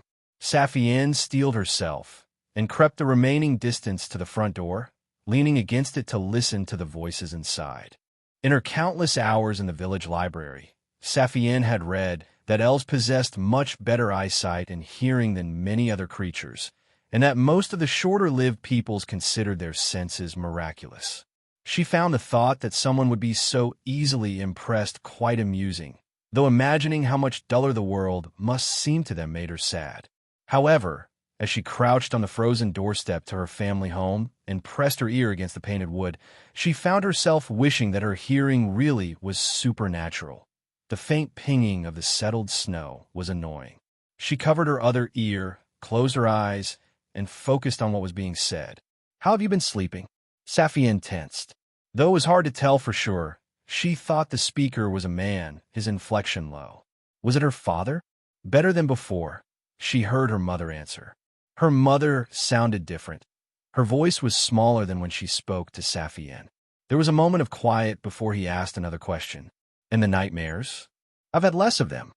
She could hear her mother shifting by the creak of her chair, and Saphienne realized the pair were seated at the kitchen table. "They're much better." "How frequently?" "Only 2 this week." Saphienne blinked. Her mother had nightmares? About what? Yet this was no surprise to the questioner. Any change in their contents? "No," her mother answered, then hesitated. "Well, sometimes Saphienne is in them, but they're mostly the same. I always end up lost." "Is her presence good or bad?" "Bad," her mother sighed. "No different from anyone else." Was it the cold that made Saphienne shiver on the doorstep? The cold was all she could feel in the moment. "And outside of your nightmares," the man went on, "how has she been?" "She's doing well." Her tone brightened. "We don't talk much now, but she's keeping herself busy. I rarely see her at home." "I like that." The cold, and then her anger. Yet the man was only curious. "Why?" I like that she has friends. I like that she's fitting in. I should want that, shouldn't I? And then she felt only her anger. Her mother didn't care to know her. Not at all. Could it be, the man challenged her, that you don't want her around the house? Her mother said nothing. Casually, as though changing the subject, the man went on. I'm told you're still drinking a lot of wine. Less than before. Her mother was defensive. And not around Saphienne. Well, not often. But it helps me sleep if I drink a glass at night. Only a glass? Once more, her mother was silent. There was gentleness in his voice when he next spoke. Less is better. Keep trying for less. Have you been using your fascinator? Every day. The new exercises are helping. And recreationally? How often? Her mother sighed. Every day.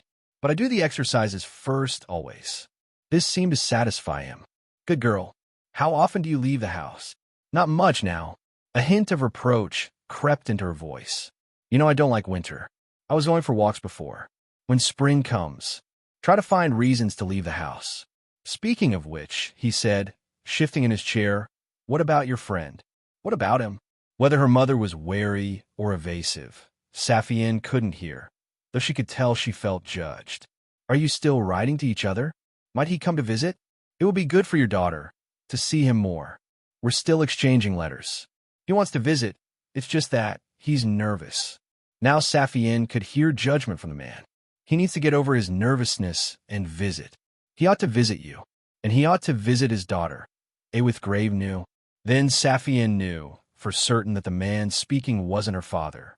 The way he spoke hadn't resembled her father, but the way her mother was speaking didn't resemble her either, and it wasn't as though there was much talking when her father visited.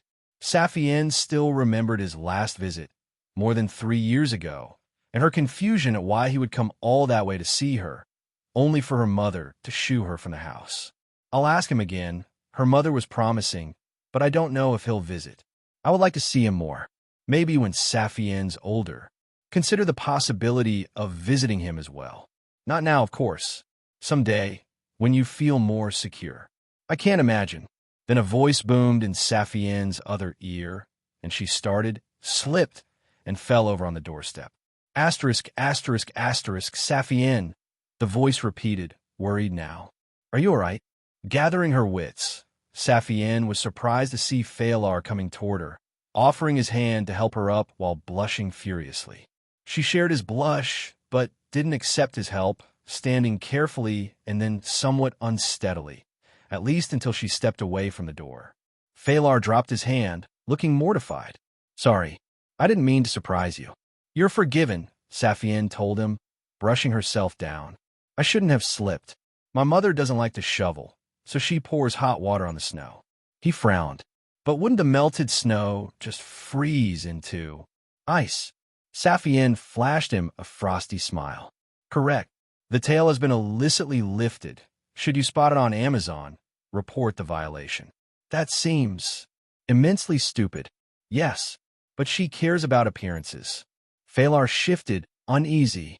I was going to say counterproductive. Saphienne shrugged and folded her arms. The whole thing is pointless, anyway. Snow isn't exactly an impediment to travel and only gets on your shoes if you're in a hurry. I've never understood why it's so important to keep doorsteps clear. To appear welcoming, he said, and then smiled. I guess you're not very familiar with that. Glaring at him, Saphienne realized he was trying to make a joke. I suppose not, she conceded with a sigh. Though, that still doesn't explain why my mother bothers. Nobody calls on us, or not very often. Could that be why she doesn't shovel? I doubt it. Saphienne glanced at the ice, hip throbbing. And even if you're right, it only makes it more likely that anyone who does visit won't come again. He nodded, having nothing else to say. Anyway, Saphienne looked up at him. Why are you visiting her? Your mother. Phalar was amused. I wasn't coming to visit her. Then why are you here? Do you have a message from Almond?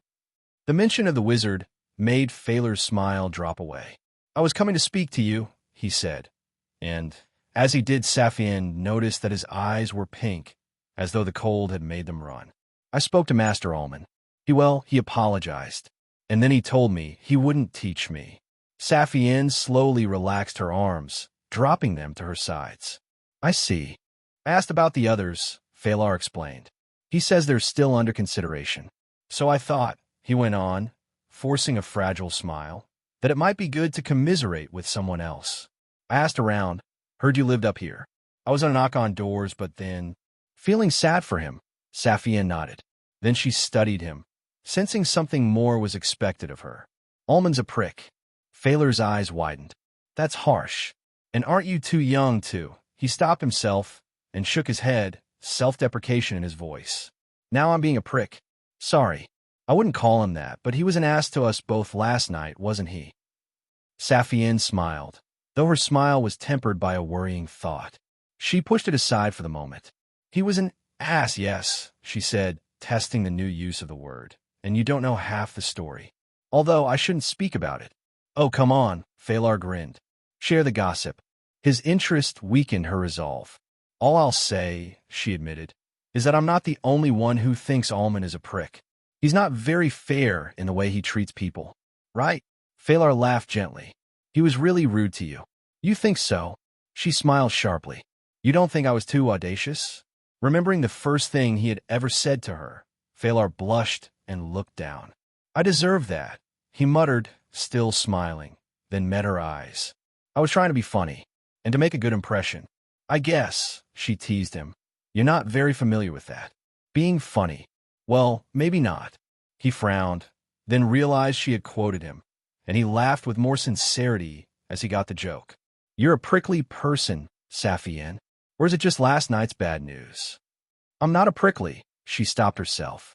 I may be a little prickly, but you're not a prick. He grinned. Depending on who you ask, she conceded. I'm not really used to chatting. The older child nodded. You always kept to yourself. I remember you, sitting and reading all the time. He saw her uncertain expression and smiled. You don't remember me, I know. We never had occasion to talk. You were what, 2 or 3 years younger than me?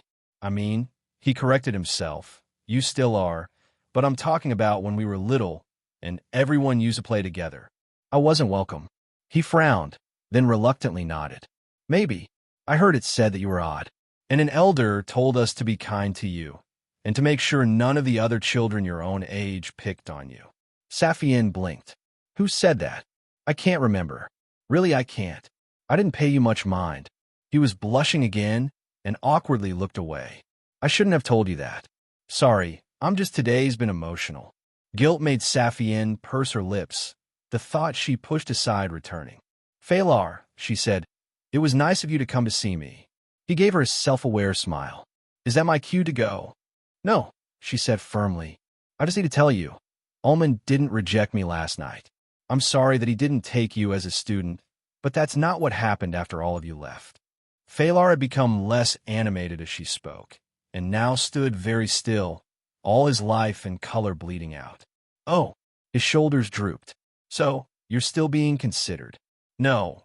Wanting to fidget in her awkwardness, she clasped her hands behind herself. I'm not still being considered. I'm preparing study with him when I turn 14.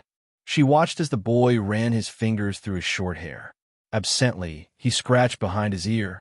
Well, he finally said. Well, fuck. He turned away, pacing a little, kicking at the snow, aimless. Then he stopped and just stared into the woodland, the clouds of his breath coming slower as he stared. Saphienne didn't know what to say, so said nothing. He told me, Phalar recalled as he faced her, that I wasn't suited to studying magic, that I wasn't stupid, wasn't an imbecile, he grinned, bitterly, but that I didn't have the qualities I'd need to be a wizard. And he pressed me for who'd prepared me, as though getting advice from my aunt was a crime. Your aunt is a wizard? Yes, he said, and a pretty good one. Better than Almond, even, but the rules don't allow her to teach family members. Almond is the teacher for our village, so I had to try with him. And now, he went on, smiling sadly, even if I move somewhere else, they'll write back to him and ask for his opinion, which will make it harder to gain an apprenticeship. I'll probably have to wait a very long time for another chance, maybe 50 years, which isn't all that long, I know. He sighed, but it feels like it is. 50 years is a long time, Saphienne said quietly. Unless he reconsiders, Phalar added, but he won't, will he? She shook her head.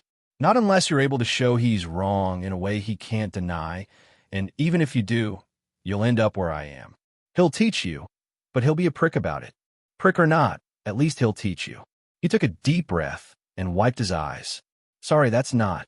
I don't mean to be. He stopped fumbling his words, forced a much weaker smile, and gave her a bow. My thanks for your time. I'll see you later. He walked away. Saphienne watched. Then, before he left the shade of her family home, she darted after him, reaching for his shoulder.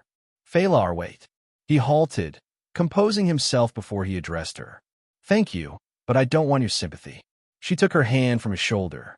Fine, but you can't give up. You can't let yourself be dismissed like that. Wrestling with his emotions, he settled on resentment. Yes, I can. I have to. That's life. I can't force him to teach me, not like you. We can't all be as talented as you.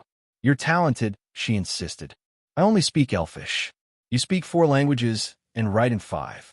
You have talents that I don't. Not the ones that'll make me a wizard. So learn them. She clenched her fists. If I can learn languages, you can learn what you need to. No, I can't. Angry, he tried to leave, and Saphienne grabbed his wrist. This is why Almond turned you away. Phalar looked back at her. His voice was subdued. What? Last night, she told him, you didn't pay close attention to the calligraphy, and when Iola's pointed out what you'd missed, when he told you my work was better, you argued with him. Are you a better calligrapher than Iola's? He shook his head. Then why didn't you listen to him? And why aren't you listening to me, when I was accepted instead of you? She tightened her grip, tugged on his arm. You're not stupider than Iola's and Selena, and your studies were good enough, so what? He pulled his arm from her grasp. You're telling me that what I studied wasn't what decided things, so why study more? You're saying it's something about me that wasn't good enough about who I am. He spoke on the verge of tears. But I am who I am, and you are who you are. No, we're not. Saphienne stepped up to him. We can change. I might be intelligent, but intelligence doesn't mean much if you don't learn how to use it.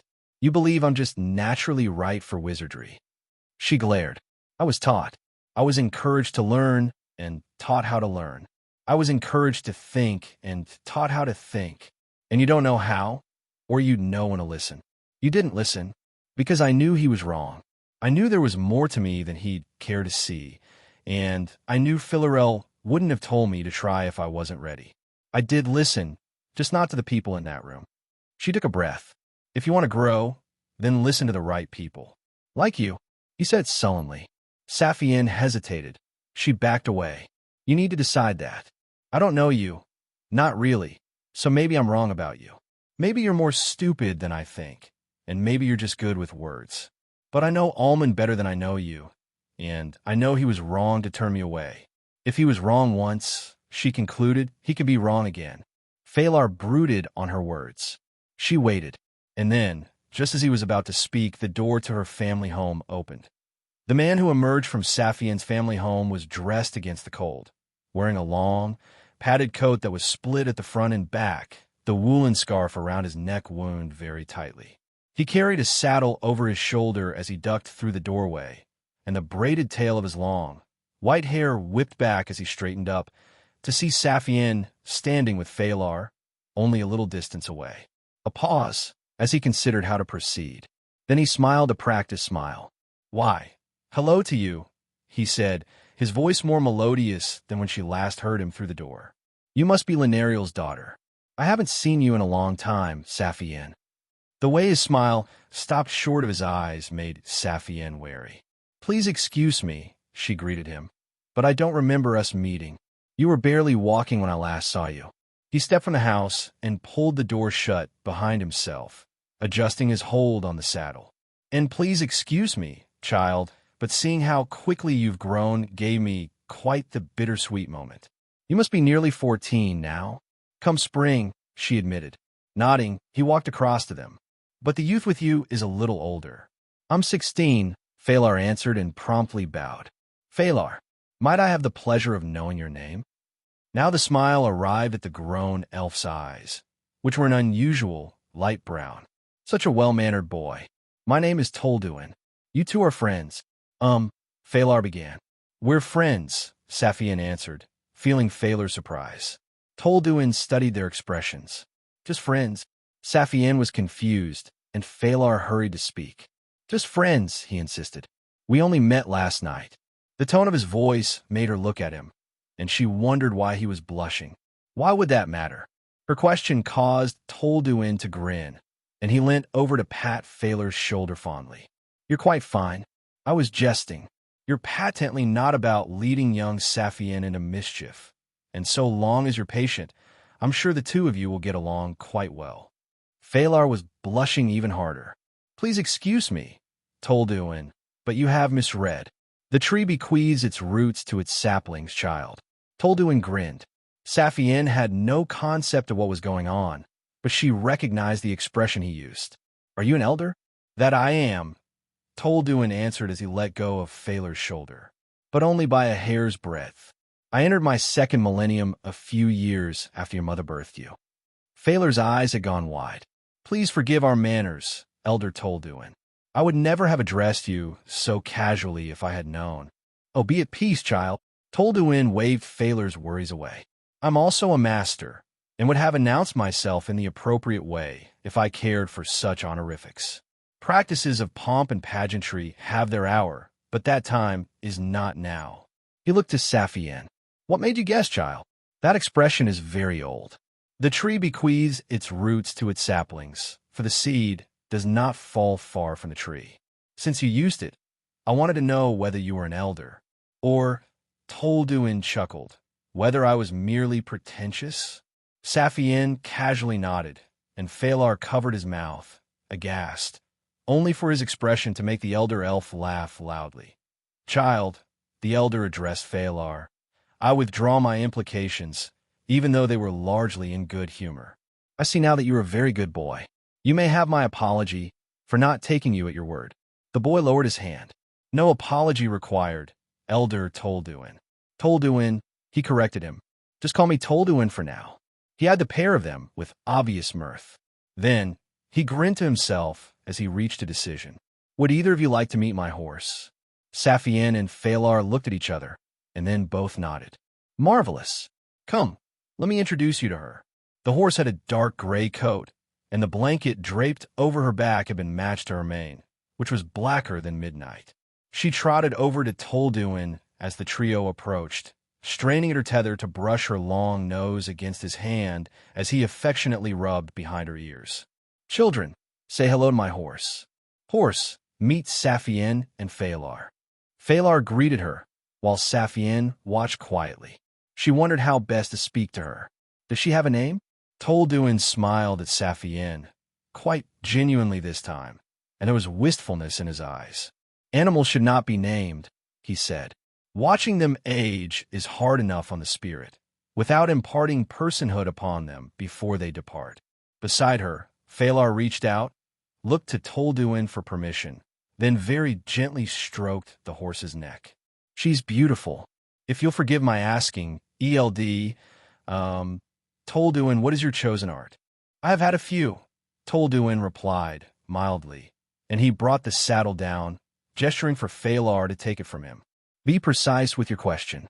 Phalar struggled under the weight of the saddle. A mint. Which art are you currently practicing? Tolduin untied the blanket and lifted it away, fluidly shaking it out and folding it as he answered. In the present moment, I am practicing the art of attending to horses. But I think what you mean to ask about, young Phalar, are the arts which I use to serve the woodlands. Yes, in matters temporal, I am called upon to advise the towns and villages on appropriate stewardship. But rarely are my words required. Most days, he clarified, handing the blanket to Saphienne and once again hefting the saddle, I render aid to whoever requires it, in my capacity as servant to Our Lady of the Basking Serpent. He braced the saddle against himself, reaching into one of the bags that hung from it, and drew out another, smaller, gray blanket. Do either of you know of her? Saphienne nodded. She's a goddess, isn't she? That she is. As the horse stood patiently, he unfurled the smaller blanket across the midsection of her back, smoothing it with one hand before raising the saddle and settling it atop the blanket. Doubtless, you have learned from your mother? From the library, Saphienne corrected him. My mother's not very religious. Phalar nudged her with his elbow, then spoke up. I've heard of Our Lady. Have I heard right, that she is a goddess of healing? Tolduin knelt to buckle the saddle into place. You have. That is not all which Our Lady concerns herself with, he explained, but I am not here to proselytize on behalf of her faith, only to act in accordance with her doctrine. The author's narrative has been misappropriated. Report any instances of this story on Amazon. Phalar bit his lip. Proselytize? Saphienne nudged him back. To proselytize is to convert someone to religious belief, she clarified, and studied Tolduin. Though, that word is usually used disapprovingly. Wouldn't it have been better to say it another way? Tolduin paused to look over his shoulder, his amusement evident. Perhaps, unless I was making a jest of my proclivity for preaching inappropriately, much to the chagrin of the young, who usually greatly prefer to meet my horse. Rubbing his side where Saphienne had nudged him, Phalar frowned. I consider myself quite well-spoken, Tolduin, but some of your words are archaic, Saphienne agreed. Then, lowering her voice to pretend she was whispering, she added, That means old, Phalar. Tolduin chuckled again, and set about slowly and gently tightening the straps. Would you credit the notion that I'm trying to be more easily understood? The rhythms and patterns of speech twine like brambles through the ages, and we who are elders must make haste to weed the garden of our diction, lest we become ensnared within a rusted aegis wrought from our nostalgia, and hence our meaning be obscured by the suffocation of overgrown foliage. Saphienne snorted. Now you're doing it intentionally. So I am. How far could you follow? She thought for a moment. With each passing year, the way people speak grows like thorny weeds, and elders have to hurry to weed out the old phrases from the way they talk, to avoid being trapped within and whatever an aegis is, but it must be metal and heavy, made from their fondness for how they spoke when they were young, and so become incomprehensible to new generations. Near enough. Very good.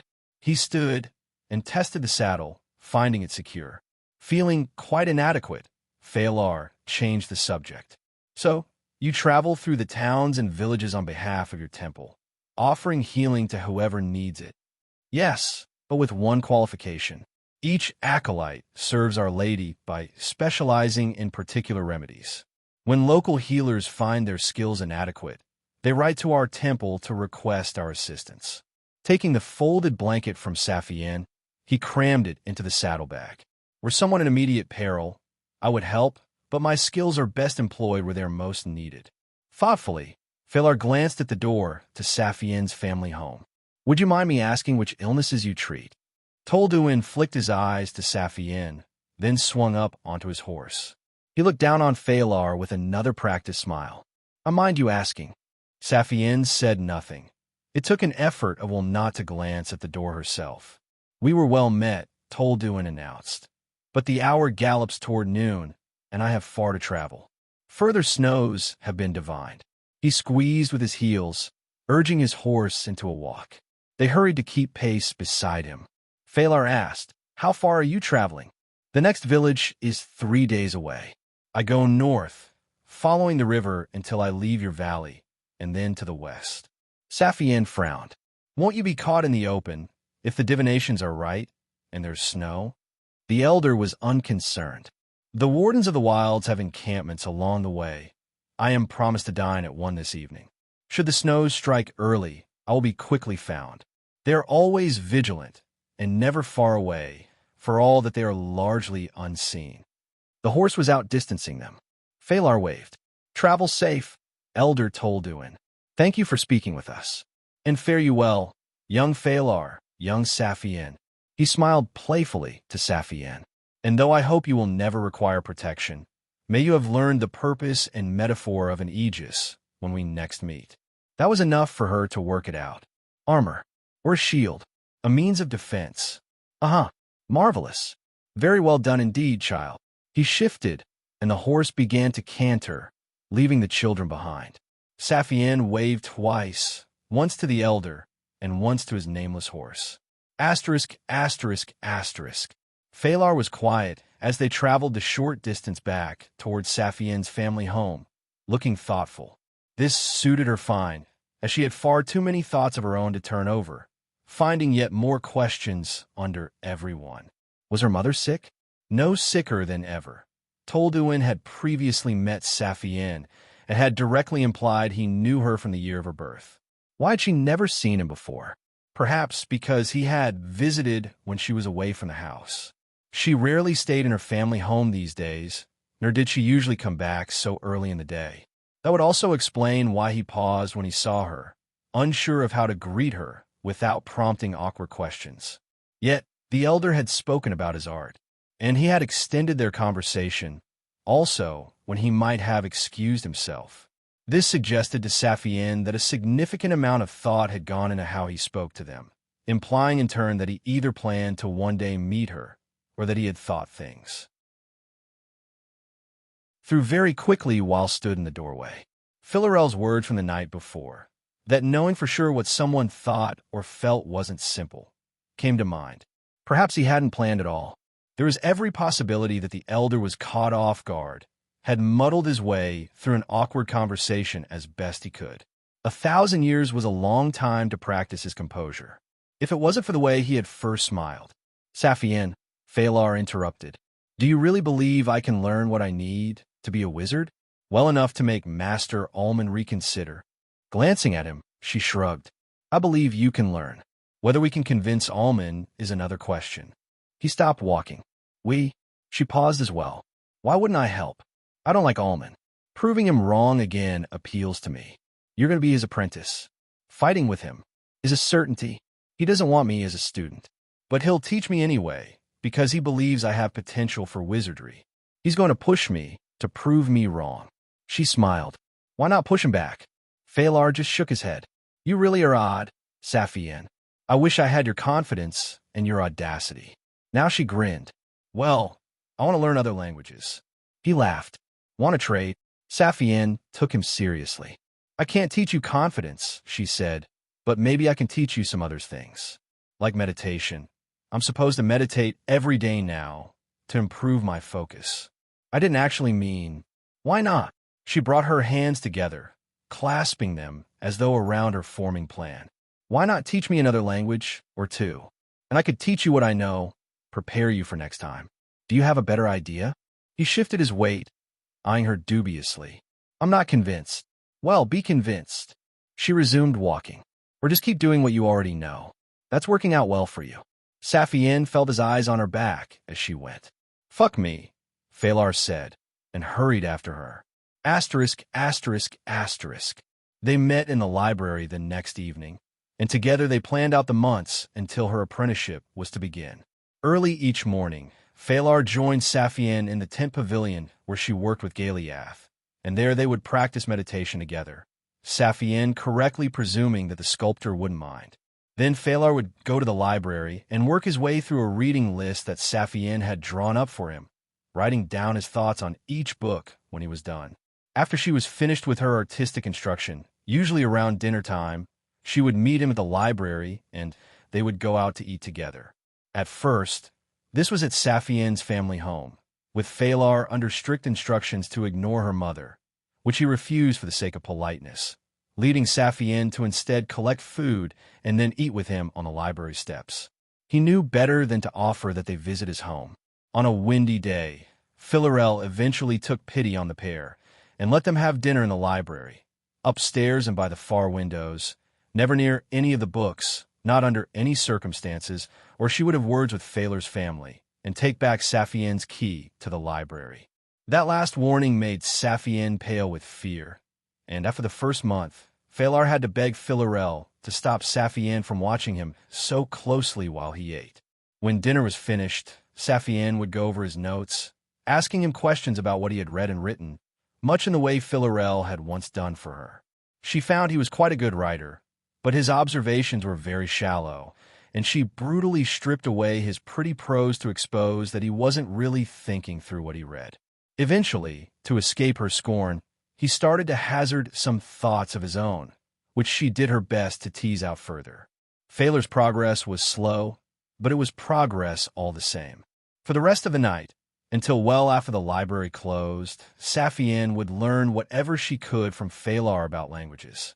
Oddly, Philarel always stayed until they were done, and Saphienne noticed she was making up reasons to excuse her presence. Eventually, Saphienne gave up wondering about it. Perhaps the librarian just liked hearing her talking with another friend. She had once admitted as much a long time ago. Winter melted away, one day at a time. Spring turned Saphienne's hair brown, and her 14th birthday approached. Then, on the day before, Phalar was waiting outside when she left her family home. Upon noticing Phalar waiting in the grove, Saphienne shut the door to her family home slowly, curious about why he was just standing there. He had obviously seen her come outside from where he was waiting, but he had said nothing, pretending instead that he was preoccupied by the morning clouds drifting overhead. A gust of wind ruffled his short hair, the breeze sending ripples along his thigh-length coat. He was dressed differently than usual, less casually, and his hair looked freshly cut. "Phalar!" She called out to him and walked closer. Then he had no choice but to turn and wave, his other hand tucked into a broad pocket. Yet he still didn't say anything, nor did he approach. Saphienne sighed and went toward him. "Did you cut your hair? Why are you wearing your winter coat?" She lowered her voice as she came within easy speaking distance. "And those shoes? Are you going for a long walk?" "Good morning, Saphienne," he said, shaking his head. He had a small smile on his lips, which usually meant she had said or done something that he found odd. "Happy birthday." His birthday wishes made her smile back with knowing glee, in the childish way she did whenever he missed something she had pointed out to him. "My birthday's not until tomorrow, Phalar." "Well," he said, shifting nervously, "I know that. But tomorrow, you'll be going to see Master Almond right away, won't you?" She stopped before him, placing her hands on her hips. "What does that matter?" "I was thinking," he explained, "that we should celebrate your birthday today, since you'll be too busy." Saphienne blinked. "But isn't my birthday today? What does that matter?" He grinned. Saphienne hadn't celebrated a birthday since the day she turned 12. Phalar couldn't have known that, and she wasn't inclined to tell him or explain why. Only Philarel knew what had happened and had understood, without further explanation, why Saphienne treated her 13th birthday just like any other day. Saphienne had been equally thankful that her mother, predictably, had forgotten until weeks later, and had felt too ashamed to do anything more than belatedly leave an acorn cake inside Saphienne's bedroom. The cake had remained on her windowsill, untouched, until it grew stale. "I don't know," Saphienne hoped he would take the hint. Phalar was undeterred. "Well, I got you a present." She tried not to show how deeply her heart sank when he drew a small book from his pocket and made herself take it from him quickly, maintaining eye contact. "Thank you. Aren't you going to see what it is?" Steeling herself, she looked down. The book was newly bound, with no markings on the green leather of the cover. "Go on, read it." Her hands were cold as stone, felt heavier than gold, but at least they remained steady as she turned to the first page. Asterisk, asterisk, asterisk. "I suppose it's my turn. Which language do you most want to speak?" After they had first agreed to learn from each other, Saphienne and Phalar had gone to the library every evening to study. In the beginning, Phalar was unsure he would be able to teach her, and he hadn't prepared any lesson plan for the first session, which would have frustrated Saphienne. But he'd done as she'd told him without question or complaint, spending most of the day burrowing into her recommended books. Saphienne shifted back in her chair, looking up at the frozen skylight windows. Her fingers drummed absently on the table as she considered the question. "My choices are dwarfish, the language of dragons, the language of woodland spirits, and the human language. Those are the languages I know, though I can't speak the dragon tongue." But, he corrected her, humans actually speak several different languages spread across different parts of the world. The common trade language is what they use to talk to us, and dwarves, and I suppose anyone else they want to buy and sell from. "Buy and sell." Phalar shrugged. "I won't pretend I understand them well enough to explain it, but humans don't trade in the way we trade. They're similar to dwarves, using physical markers to represent their trading relationships, and they place a lot of value in rare metals. They use coins." She reached into her pocket and drew out her coin purse, and soon set the copper disc on the table. "I have one." That made Phalar lean across, and he almost picked it up before he saw Saphienne's expression. I'm sorry. Do you mind if I look? As long as you give it back. Beneath the table, she clenched her hands. He lifted the coin, turning it over. I've not seen one like this before. Not surprising. Every different human tribe makes their own, with different markings. I think the tree means it comes from somewhere near the woodlands. Very gently, he set the coin back down. But I'm really guessing. The way he returned the coin, where she'd placed it, made Saphienne relax, and she slipped it back into her pouch with a faint smile. So, how do the coins relate to their trading relationships? Phalar looked uncertain. Well, the way my aunt described it, they don't build relationships for trade. Or, they do, but the relationships depend upon exchanging coins, and not having coins means they won't trade. Not even among themselves. Your aunt, the wizard? She's met humans. She's traded with them often. When I told her I was learning the common trade tongue, she took an interest and she showed me her coins. There weren't any made from copper. Yours is copper, right? Well, he went on, hers were all made from silver and gold. She tried to explain their worth in the appropriate language, but I wasn't a very proficient speaker, and she ended up teaching me proper pronunciation instead. Saphienne had wondered about his accent. Is that why your voice sounds strange? He glanced at her, offended, and then he realized she was just being descriptive, and he laughed to himself. Yes, that's why I speak like this. I spent half a year with her, and all we talked in was the common trade tongue, for hours every day. Even when she was, when she was trying to prepare me for wizardry. Does she want you to follow in her footsteps? Obviously. Of course, she wants me to be a wizard. Why else would she teach? Phalar caught up with her thinking, and his eyes widened. You know, I never put it together, but you're right. She was always repeating what an advantage her trading was, and how eager humans are for trade with skilled wizards. I just thought she was boasting. And the odd way you wear your hair, that too. Reflexively, he ran his fingers through his locks. I saw some paintings of how humans cut their hair, and I thought it looked good. Different, you know? Saphienne nodded. I think I like it. You definitely stand out. Almost everyone here looks and dresses alike. Her eyes dropped to the table, and her voice became quiet. I like differences. Everyone speaks the same, too. Well, mostly. My aunt says it's a good thing to stand out a little, as long as it doesn't go too far. He was watching her, recalling things previously shared. You know, the other day, when I said an elder told us to make sure none of the other children picked on you. I didn't mention, but it's because you weren't fitting in. Knowing that there were adults, even elders, who secretly intervened on her behalf, made Saphienne uncomfortable. She changed the subject. Why don't we start with the common trade tongue? Bad choice, Phalar insisted. It's one of the hardest. Humans cobbled it together from all their own languages, along with dwarfish, elfish, and who knows what else. The grammar is a mess. The nouns and pronouns pointlessly gendered, and the spelling is, he rolled his eyes and shook his head. There's absolutely no relation between how words are written and how they're said. For the first month, my aunt was constantly correcting me. Saphienne could feel his exasperation. Too messy, patched together, but beautiful in its variety. Reading on this site, this novel is published elsewhere.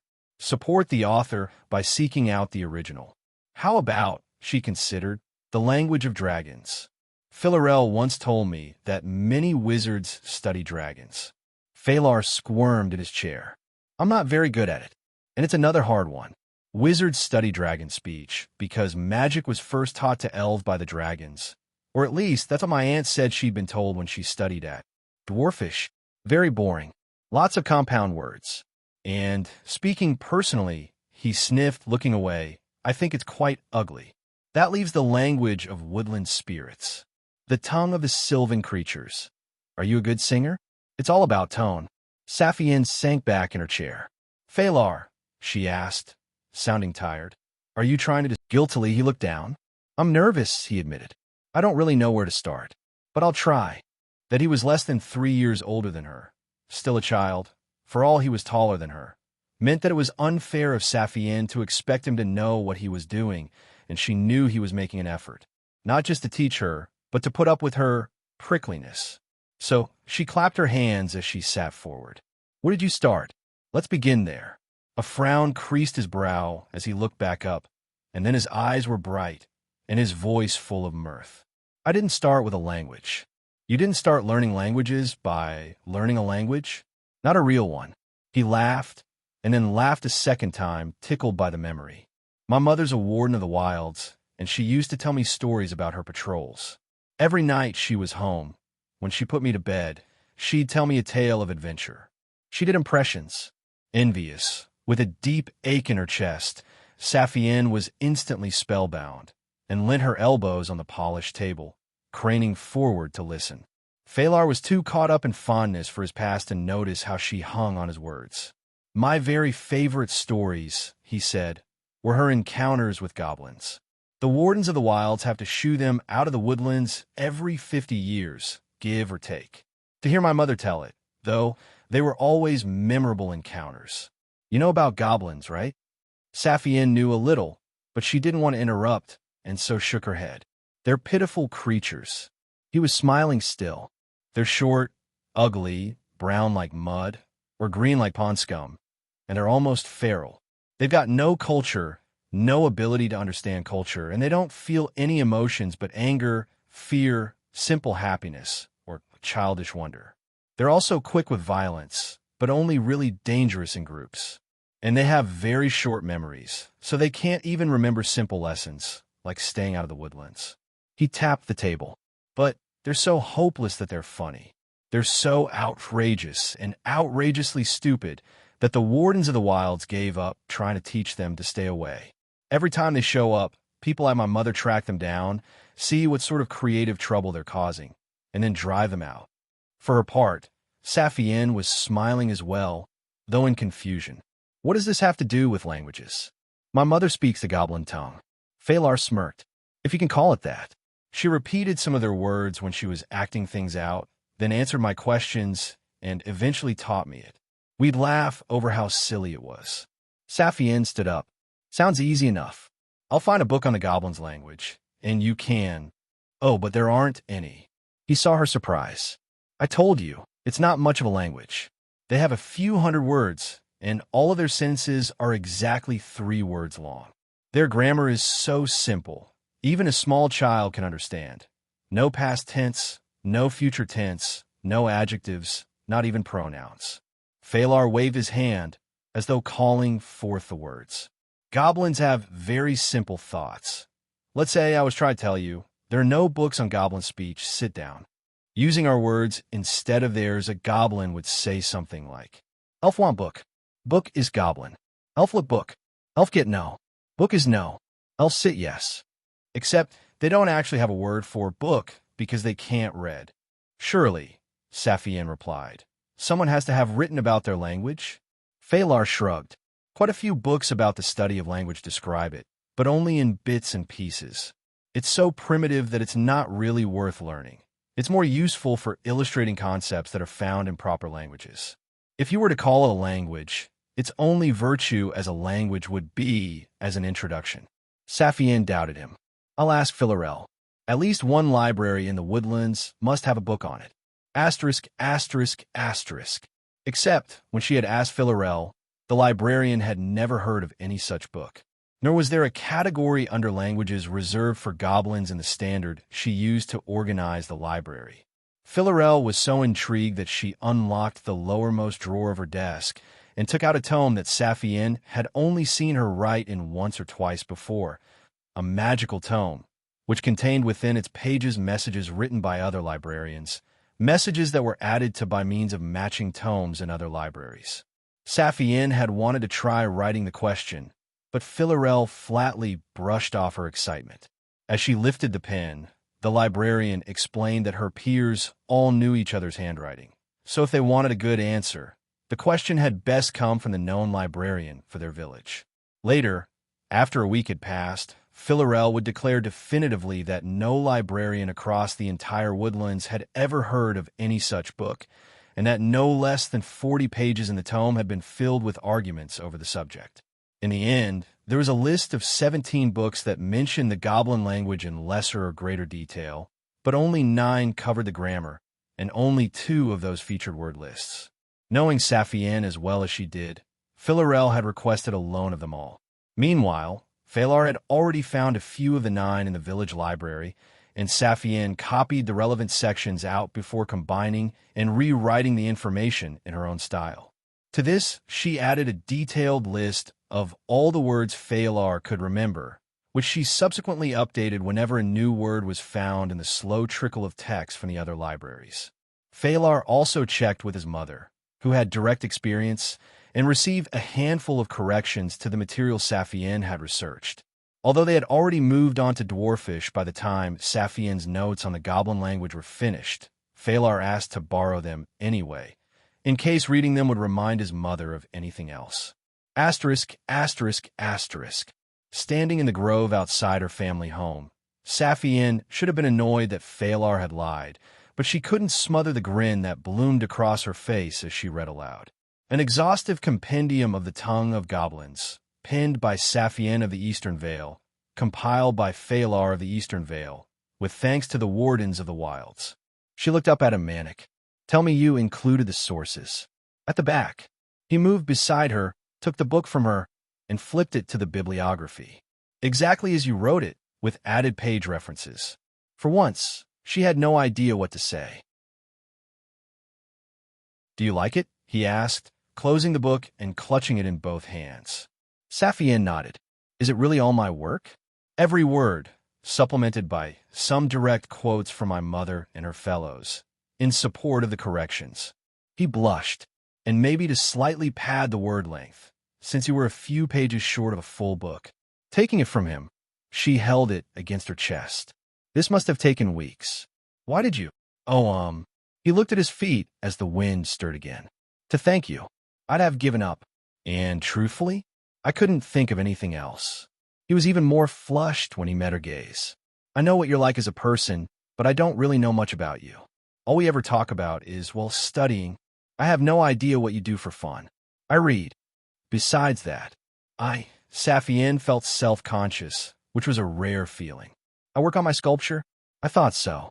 He crossed his arms. You don't know how to have fun. Well, you don't know half of. Prickly. Saphienne stopped herself, taking a deep breath. Phalar waited. You're right. She slowly breathed out as she accepted it. I like reading, I like sculpture, but I don't do them because they're fun. I don't do anything because it's fun, and never just because it's fun.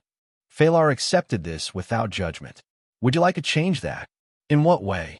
Starting today, one day a week, we figure out what you find fun. The thought made her anxious. I have to meditate every day, and tomorrow I'm going to Almond too. You can meditate, and we'll fit it around your studies. He sounded confident. I really ought to prepare today. It's my last chance to. Maybe you're overprepared? Saphienne snorted. No such thing.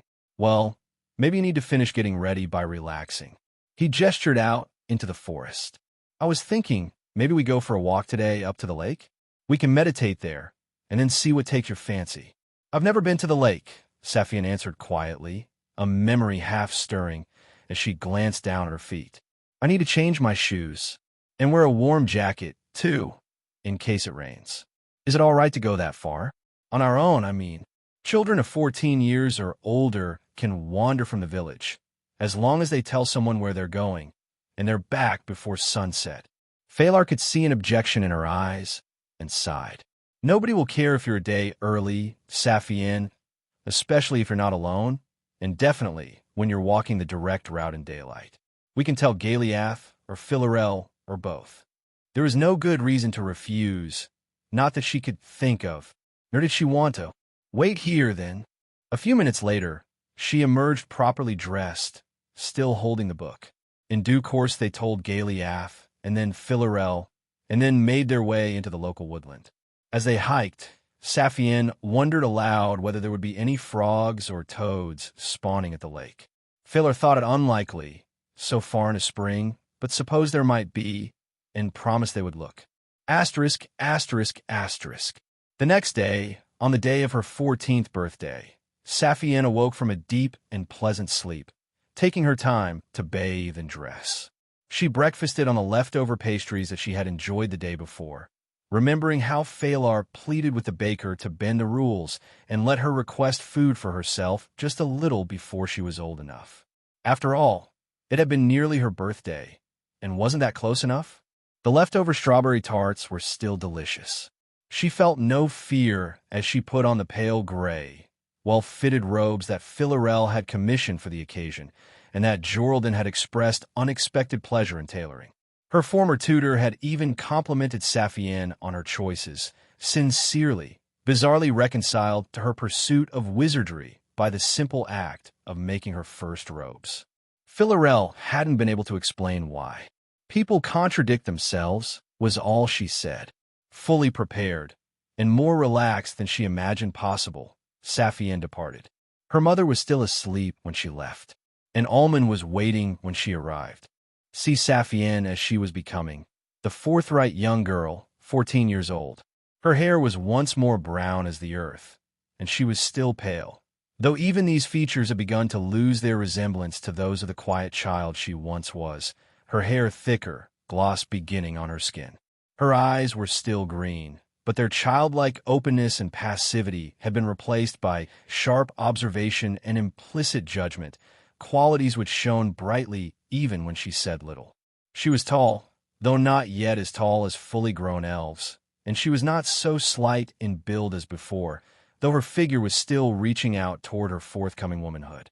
Yet the most striking change was in her face, which no longer had the proportions of child.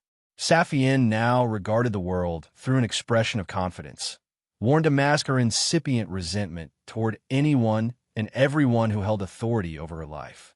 She was not in rebellion, not then, but even the way she wore her light gray, apprentice's robes evidenced her irreverence where others would bow down. She carried the satchel slung against her hip like it was a sheath for a weapon, one hand upon the shoulder strap, and the sharp pins readied within kept a keen edge. This was how she appeared when she approached the home of the wizard Almond for the second time, no longer a supplicant, now set to be his apprentice. He had fought to refuse her, and she had won her admission. Yet she knew he would never accept her. He had requested she visit him when she turned 14, and Saphienne understood that her failure to arrive on the morning of her 14th birthday would give him pretext to withdraw his teaching. He would demand more from her than the other students, with less support, and she would either thrive in his shade or wither into dust. That was to be their relationship. All this she knew. Saphienne also knew the door to his tower-like home would be open, and as she stepped through and closed it, she clutched her treasured coin in her hand tightly, steeling herself as she looked over the small parlor beyond. Almond was not present. The high-backed chair in which he had lounged was still placed beside the fire, but it no longer faced the room, and the piles of books that crowded the floor by the shelves showed signs of being recently organized. So the girl arrives. Almond smoothly descended the curving stairs at the far side of the room, dressed in vibrant, blue robes, ostentatiously formal. He paused with his hand on the banister, surveying her as he drew his outermost layer across his chest. I had expected you would be here with the dawn. That would have been discourteous, Master Almond, she answered, and she gave him a small bow. Nothing in her demeanor disguised how she felt toward him, and yet her false respect was enough to make him smile. So we are to care about courtesy now? Very well. We shall pretend, for the sake of the other students, who are not yet such ready combatants as you and I. The wizard alighted on the wooden floorboards, forgoing his chair as he walked to the middle of the room. Let's see what Philarel has made of you. Come sit. Saphienne crossed to where he waited, and then lowered herself nimbly, sitting cross-legged, her robes fanned out around her. Almond walked to the mantelpiece and collected an hourglass, and, as he did, he spoke without his usual drama. This is a simple test, he told her, and one that all apprentices must complete to formally receive the title. Failing it would ordinarily entail another attempt in a later year, but not so for you. He crouched down, his plump arm extending from his sleeve as he held the hourglass horizontal before her, shaking it back and forth so that the sand stirred in the upper bulb. You must succeed. He didn't need to further explain his threat. And to succeed, you must sit in meditation for 1 hour, ignoring all distractions until the sand has finished pouring. Should your attention wander, should you lose focus for even an instant, I will know. Inwardly, Saphienne smiled. Philarel had made her sit for 2. The wizard's gaze was severe. If you require preparation, say so now. She shook her head. Are you ready? There was no need for words. She closed her eyes. 1 hour hence, he warned her, and not a moment before. Saphienne heard the soft trickle of sand as he placed the hourglass down, and she focused on that sound to the exclusion of all others, deepening her breathing as she stilled her mind and emptied herself of any thought. She was aware of all that was happening, but her awareness was controlled. The world around her faded. Time fell, one grain at a time. Almond moved to the nearest shelf. He quietly lifted a book, thumbing through its pages, then placed it back. Another was soon reviewed. Then another, accompanied by a restrained cough. There was a loud thump as he dropped the book on the floor. Saphienne was undisturbed. A minute later, the wizard retrieved the volume and walked past Saphienne, the hem of his robe brushing her elbow. An obnoxious grinding filled the air as the wizard slowly pulled his chair around, dragging it forward inch by inch until it was before where she sat. He threw himself into the cushions heavily and sighed as he settled down to read, his robes rustling and shoes clicking as he stretched out his legs. A with ring above an ES. Distantly, birdsong whistled through the open window. You seem to have set somewhere in the woodland children were at play, screaming and laughing. Almond continued to flick through his book for a while, drumming his fingers on his armrest in a faltering tempo. Eventually, he slammed shut the book. Time's up. Still the sand was hissing. Still, Saphienne listened. Standing again, the wizard muttered an insult as he stared down at her. He returned the book to its shelf, strode to the parlor's entrance, collected a thick cloak, threw it over his shoulders, then yanked open the door, slamming it angrily. There were no further attempts to interrupt her meditation. Not until he slipped the cloak back off his shoulders and re-hung it beside the door, having waited just inside for several minutes, watching her the whole time. He loomed behind her, glowering down. If you insist on making this difficult. Whispering incantations, the wizard invoked a spell right above her head, magic lighting up the room. Then warmth joined the light, and Almond reached down to drop the bright heat on her shoulder, where it took hold, hissing and crackling as it blossomed into tongues of flame. This story is posted elsewhere by the author. Help them out by reading the authentic version. Saphienne faltered, her thoughts returned. Almond had lit her on fire, and her robe was burning, growing hotter as the fire spread, and singed her hair. Pain bit into her neck as the scent of scorching skin filled the parlor. No, either he had set her on fire, or it was an illusion. Would he risk his home? Would he physically harm her? None of that mattered. Whether the fire was real or not, she would endure. The flames spread across her body as she returned her attention to the hourglass, enveloping her in intensifying agony, which all at once vanished. The hallucination departing, sweet relief rushing in to fill the sudden absence. Ignoring the cessation of pain was harder than ignoring the pain itself. Almond moved back to his chair. He sat and did nothing more to disturb her as the sand in the upper bulb dwindled. Finally, as the hissing grew fainter, he breathed deeply. Very well. You've proven yourself. Saphienne waited for the sand to settle. I said, you've succeeded. A few motes drifted down from the pinch in the glass. Almond sighed and lifted the hourglass, and only then did Saphienne return to herself, looking up at him calmly. Seated, he was studying her expression thoughtfully. Answer me honestly, he instructed. Did your attention wander? Her reply was quiet. I thought you could tell. The wizard couldn't help but smile. Very good. He suppressed the feeling quickly and stood. Philorel may have no magical competence, but I will confess, she prepared you more thoroughly than I expected. Convey to her my satisfaction with your readiness. I shall. He gestured to her. Arise, apprentice. Saphienne stretched, and then gracefully climbed to her feet with all the dignity she could summon. Almond laid his hands upon her shoulders and bent forward to look deeply into her eyes. There will be no truce between us, he cautioned her. I will teach you, but the only respect and acknowledgement you will receive from me will be for the sake of the great art. The only fairness I promise you is this.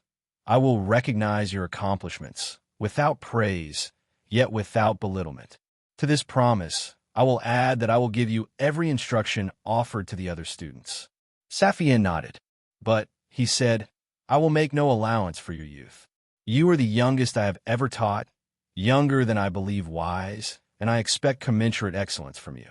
Should you ever fall behind the others, should you ever be less than an average student, your apprenticeship will end. You demand I outperform the others? At least one of them. He let go of her, folding his arms. I care not who is slowest to learn, so long as it is not you. Saphienne mirrored him, crossing her arms in turn. That won't be a problem, Master Ullman. See that it isn't, he nodded. And from now on, until you fail out of apprenticeship, you will address me as your master. You will not use my name unless compelled to by circumstance. That irked her. She clenched her teeth.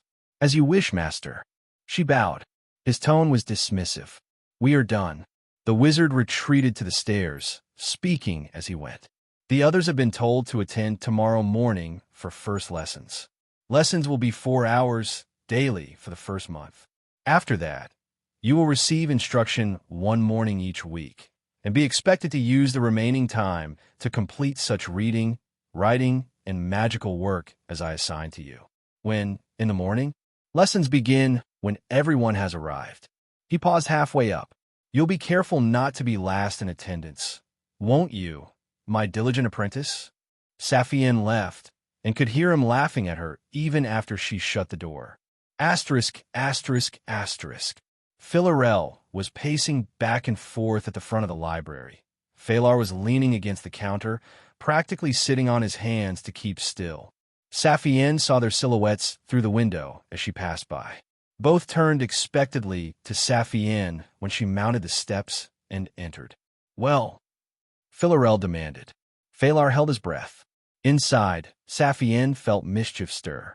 She kept her face very still, looked down, shook her head. Phalar groaned and slumped back against the counter. The librarian frowned, not so quickly taken in, though not disbelieving. Toying with them any further would be cruel. I'm stuck with him, Saphienne admitted. Phalar's head whipped toward her, shock on his face. Wait, do you mean? But Philarel gave a happy yell and threw her arms around Saphienne, and lifted her and spun her around as she hugged her warmly, laughing as she set her down and beamed with happiness. Catching up to them, Phalar laughed as well, clapping Saphienne's shoulder while calling her an ass. We start tomorrow. Saphienne felt her eyes watering, perhaps from exiting the cold. And my master told me to convey his satisfaction with my readiness to you, Philarel. Prick, Philarel laughed. How difficult did he make your test? Given pause by the memory, and to prevent them spilling, Saphienne closed her eyes. Does using his magic to fake setting me on fire count as difficult? Philarel drew in a sharp breath. That fucking ass. She let go of Saphienne and composed herself, flushed with hot contempt. Phalar ignored her, his attention on the new apprentice. You sat through that? Barely. And I wouldn't have managed it. She reopened her eyes to give him a thankful smile. If I hadn't put up with your interruptions every morning. He blushed and shook his head. I'm sure Galeath's chiseling helped too. Philarel was less quick to move on. That shouldn't be allowed, she sniffed. Using magic to distract is part of the test, even making you feel endangered, but to have you believe you were on fire. You could have warned me, Saphienne said. If I'd know about the test, I'd have expected something like that from him. The librarian pursed her lips, conflicted. I couldn't, and anticipating the interruptions would have made it harder. Or at least, that's what I found. Phalar glanced at Philarel. You underwent the same? I did. She shrugged. Twice, actually. I failed the first time. Water was conjured over my head, and Saphienne. Don't laugh. I was worried about my books. But Saphienne guffawed loudly, all the tension and worry evaporating from her chest as she pictured her mentor, drenched, scrambling to save her books from damage, likely swearing at whoever had dared imperil them. Circumstances be damned. Phalar laughed as well. With a put-upon sigh, Philarel rolled her eyes and hugged Saphienne a second time, smothering her laughter against her shoulder. The librarian's words were quiet in her ear. Well done. Asterisk, asterisk, asterisk. Later, as they sat on the sunny grass outside the library, Saphienne shared everything that had happened, including the high standard to which her master would hold her. Phalar complained that it was unfair to expect her to never arrive last, not even once, especially since no such rule was being applied to the other students. Philarel was more practical about it. Befriend the others, she advised, and ask them not to enter until you've already gone inside. The thought of depending on their sympathy made Saphienne uneasy. Phalar nudged her. Prickly.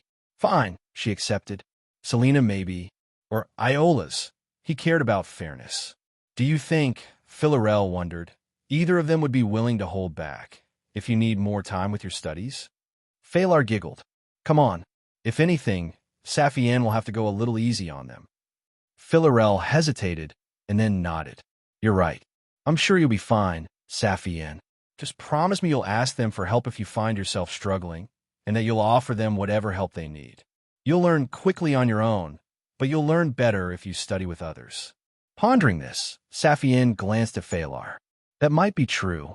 I will. He gave her a smile of encouragement.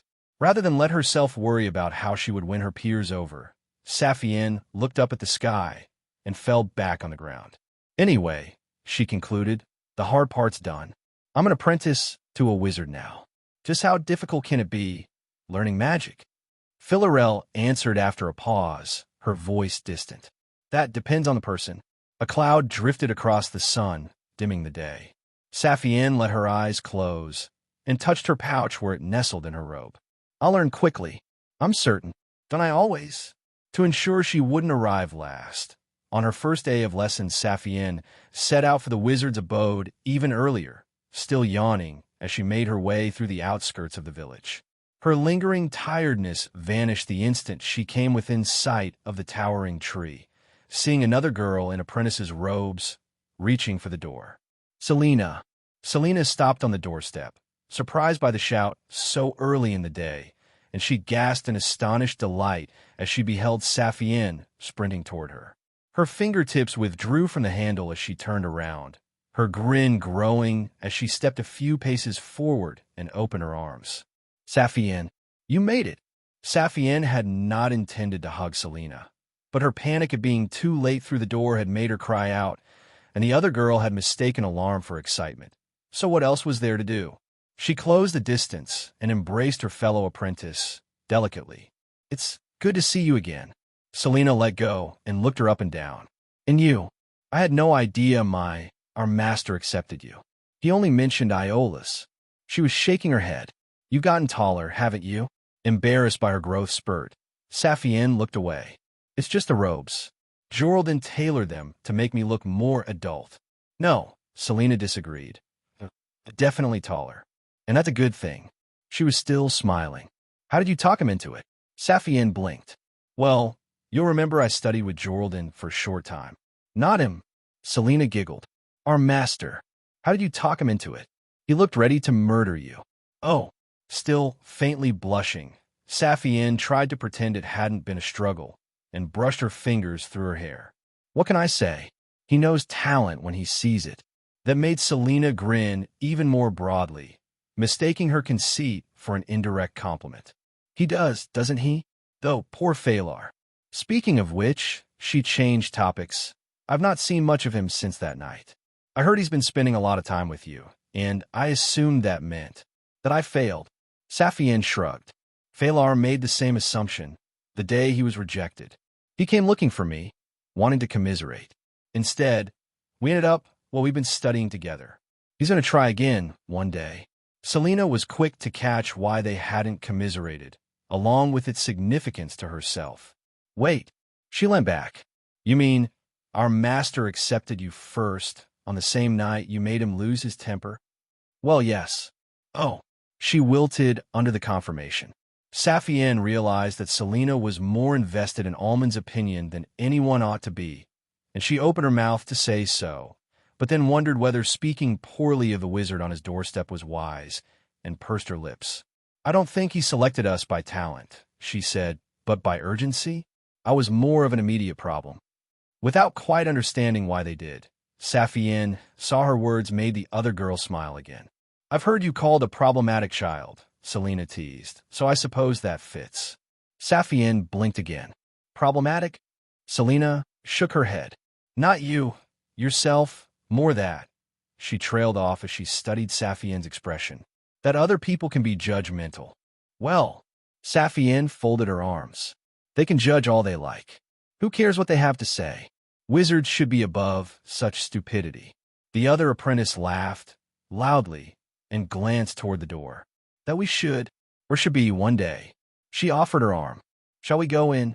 Not quite sure what the older girl expected. Saphienne held her own arm out in the same way. Let's. Selena smiled and slipped her arm around Saphienne's, and the pair walked together into the foyer, into their classroom. Asterisk, asterisk, asterisk. Saphienne needn't have worried. Iola's hadn't arrived. Ullman was waiting for them, however, and they found him in the process of laying out a third writing board in a semicircle around his high-backed chair. About as early as I expected, he noted as they separated and bowed to him. In future, you may wait a further hour before attending. Our new Omicron-S. Saphienne was not impressed, and answered him with anger that she sweetened with polite irony. We only wish to be diligent and punctual students, master. Ullman's lips twitched. As you say, he gestured to the places next to the writing boards. Since you're both here before Iola's, he continued, you may sit and meditate while we await him. Selena sat directly opposite his chair, smoothing out her robes as she lowered herself down. Wouldn't it be simpler to set a time, master? Taking the space to her left, furthest from where the wizard stood, Saphienne answered for Ullman. Where would be the fun in that? Surprising her, the wizard nodded. Saphienne is flippant, but she is not wrong, though, nor is she wholly correct. He drew himself up to his full height, and his voice took on performative depth. A wizard must not be buffeted about by the demands of the world. Magic must be respected, and so a wizard must command respect. Where it is not forthcoming, it must be insisted upon. No one but another practitioner of the great art may require the attendance of a wizard before he chooses. Encouraged by Saphienne, Selena spoke up as well. But master, you are such a practitioner. Shouldn't you demand the attention of your apprentices? Ullman gave her a disappointed look. Saphienne, explain it to her. Saphienne didn't like being made to talk down to Selena, and she forced an apologetic smile. He's teaching us to be wizards, so he's treating us in the way we should expect to be treated as wizards. Hidden beneath her sleeve, her fingers clenched. Mostly, correct, their master smiled, throwing a little warmth upon Selena. Child, though you are but an apprentice, there is every possibility that you will one day stand where I stand. How are you to hold yourself with confidence if you are made to dance to the beat of my drum with no consideration given to your business? Your time is your own, and your respect is your own to give. My magic, and what I will teach you, should be sufficient motivation to receive your respect and your prompt attendance. Selena shifted uneasily. What the time wasted waiting? Ullman's expression became severe, and he walked to stand right before them both as he spoke. No time, he said, heavily, as though laying down the law, can ever be wasted without your consent. Are you bored? Then that is your doing. You have learned the essentials of focus meditation, and time spent honing your concentration is never wasted, will never be wasted, not even 1,000 years from now. But more than this, he went on, a wizard should be prepared for whatever might await him. Do you anticipate that you might be kept waiting? Then come forearmed with a book, or a subject on which you would write, or any other fruitful purpose that may benefit from incremental progress. Even time spent on frivolous amusements is not wasted time, if it nourishes your capacity to withstand later challenges. If you stumble upon this narrative on Amazon, it's taken without the author's consent. Report it. He surveyed them both. You are children. More than 80 years await before you will claim a place as an adult elf in good standing. Most your age are free to dally and play, to feel boredom, to waste their time. But if you would be a wizard, you must take ownership of yourself and act deliberately. None of this was what Saphienne had expected. she found herself grinning. You will teach us, but we are responsible for learning. Correct. He crouched down, level with Selena, and I will say this, Selena, there's no shame in not knowing, only in not thinking. But, he added, his voice softer, if you still do not know after thinking, ask. I'm also teaching you how you might present yourself as a wizard and how to thrive under stress. If you're quick to feel embarrassment, if you let yourself be cowed by my sharp words, how will you fare against magic? There was a pause as she studied his gaze. Nervously, with the hint of a smile on her lips, she nodded. In turn, he faintly inclined his head and sprang back up. For now, meditation. You must practice daily, until foregoing the act feels unseemly, unclean, and disquieting. Nothing further was said. Both girls did as instructed, sitting in peace. Asterisk, asterisk, asterisk. Saphienne meditated for an hour, then waited quietly, listening to Almond. The wizard had gone upstairs at first, later descending back into the parlor with a cup of tea, which he sipped for while incessantly pacing back and forth along the shelves around his books. From time to time, she heard him faintly speaking to himself, and now that she was intentionally observing him, she noticed his dark blue robes swishing to and fro in time with his muttering. Careful not to be seen, she cracked open her eyes. Almond was gesturing, rehearsing whatever speeches were forthcoming. This struck her as strange, at odds with the image he projected. Why was he so casual about his rehearsal when standing before his audience? His earlier explanations held the key. Almond knew that they might be watching, and wanted them to see his preparations, that his apprentices might learn to prepare. Was his antagonism toward her real, or another illusion? Saphienne, occupy yourself otherwise. He had noticed her watching him. She shut her eyes. No, he didn't like her. Not everything he did was for show. Iola's knocked on the parlor door an hour and 30 minutes after his fellow apprentices had arrived, and Selena and Saphienne both looked toward the sound, then expectantly at their master, who quietly moved behind his chair and held his hands above its back. Almond did not answer. Iola's knocked again more firmly. Selena would have called to him, but Almond silenced her, his finger before his lips, a conspiratorial gleam in his eyes. At last, Iola's opened the door and peered in hesitantly. Hello. Good. Almond slammed his hands against the chair for emphasis. The boy finally works up the courage to enter. Do you need further invitation? Iola's, or are you ready to take your place? Iola's flushed, but he said nothing, only shut the door. He paused briefly when he saw Saphienne, and he gave her a small bow before he took his place on the other side of Selena.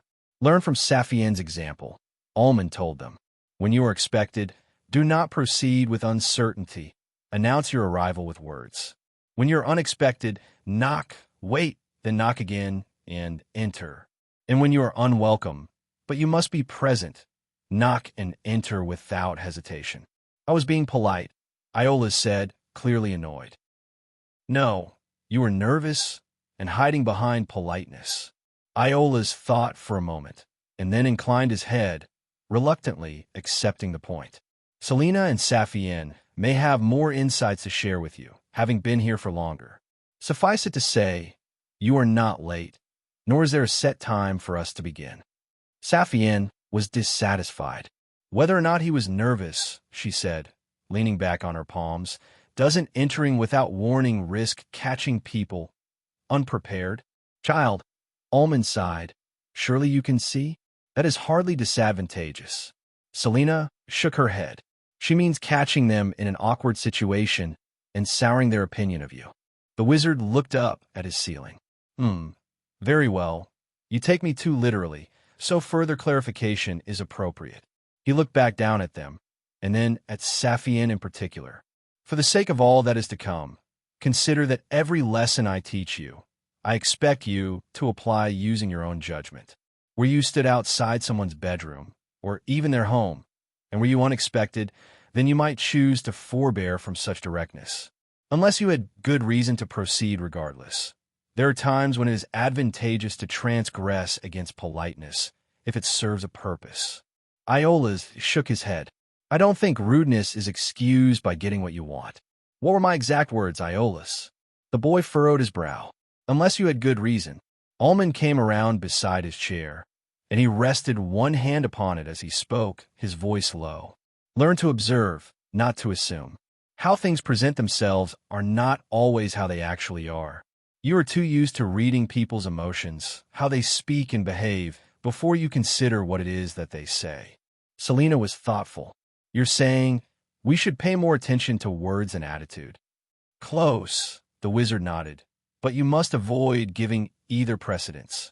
Both what is said and how it is said must be taken into consideration, and carefully, in context with all that surrounds a speech, to understand what is before you. You would seek to pierce the greatest mysteries in the world, and so you must never content yourself with the superficial or with unconsidered assumptions. You Iolas, he smiled, folding his arms, think I am rude, and that my rudeness is why I recommend and justify rudeness to you. Yet, have I told you to behave rudely? Did I fault you for being polite? Iolas shook his head. You faulted me for my nervousness and for my excuse. Breathing in sharply, Selena understood. You're forcing us out of familiar lands to try to stop us relying on unconsidered habits. The wizard spread his hands. Well done. To be initiated into magic is, among other things, to pay close attention to your surroundings, to others, and to yourself, and to strive to see all things clearly. Iolas is correct to think I have been rude, but am I rude to everyone, or am I only rude to you? And to what end? Sitting in his chair, he lay his hands on his lap, palms facing upward. Why? Is the central question with which you must concern yourselves. But before you arrive at why, you must consider who, what, where, and how. To understand why something is, that requires thought, and thought requires sharp observation. Not all of the things you need observe to answer your questions will be available to you, either, which requires that you also infer what you cannot directly observe. Saphienne remained reclining, propped up on her hands. You're speaking as though everything about your behavior is for the sake of our education. He raised his eyebrows at her. The unspoken challenge drew Saphienne forward, and she closed her eyes to think it through. I withdraw that. That was an assumption. What would the correct statement have been, child? She thought hard. That you're speaking as though everything about your behavior might be educational. And what is the difference, Saphienne? She looked up at him. Our education is what you're trying to teach us directly, whereas what is educational is what we might learn from watching you and applying your lessons to reach our own answers. Correct. He folded his hands together. I don't pretend that all I do has a carefully thought-out reason. Some of what I do is quite deliberate, however. As we begin, you must first trust that I have reason for the lessons I teach you, and the way I behave, and the attitudes I encourage. Later, when you grow into your studies, you will doubtless begin to discern what had a point, and what was mere foible. Saphienne was reminded of her early lessons with Philarel. Like reading a story, Iolas turned to her. How so? But Selena was the one who answered, speaking to herself. You don't know what matters and what doesn't when you first hear a story. Sometimes the storyteller misdirects you, and sometimes a story starts very differently from how it ends.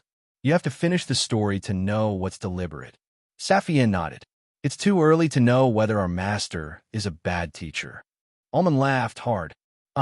Saphienne could have phrased it the other way, and much can be deduced from why she emphasized the negative. But context leads me to intuit that you didn't deliberately wish to slight me, girl, and now the growing redness in your cheeks confirms it. Point made. Saphienne glowered. Yes. Almond smiled. And, having introduced you to a broader perspective, I must instruct you all, put your critical faculties aside. For now, take my words at face value, and assume that where I do not elaborate further, or where I refuse to answer your questions, elaboration and answers will eventually follow. Some things will remain unknown to you until the proper time. Like or dislike me, as you each wish, but recognize. I am your master in magic. You are my apprentices, and your education in the great art, and in wizardry moreover, is what matters most of all. He surveyed the three solemnly. Now, he stood. Let me show you the essence of magic, as you have never glimpsed it before. Saphienne, Selena, and Iola's were all very excited for their first practical lesson in magic. And when their master stood to begin, the three apprentices straightened up where they sat cross-legged on the floor before him. Yet all of them were teenagers, and all felt it very important not to show too much enthusiasm before Almond, lest they appear childish. Each attempted to hide their interest in different ways. Iola's took off his satchel and unpacked his writing kit. Selena rolled her shoulders back and sat attentively, hands clasped. And Saphienne canted her head to the side and eyed the wizard with feigned suspicion, as though she were skeptical about what was to come. Almond was not fooled. Or, he said, his tone playful, since you appear disinterested, perhaps you would prefer that we talk about. Saphienne jerked forward. Stop teasing us. Iola's glanced at Saphienne, looked back up at Almond. Please. Selena said nothing, only pleaded with her eyes. Very well. Enjoying their full attention, he took his time rolling up the long sleeves of his robes. I'm going to cast a spell on you. The most important spell of all, one learned by every competent wizard. This spell comes in many forms and is known by many different names, but all accomplish the same goal, and all rely upon the eldest discipline of magic, the discipline of divination. Enthralled, they watched as he walked to one of the bookshelves and retrieved a slim book, which he opened and began to read from.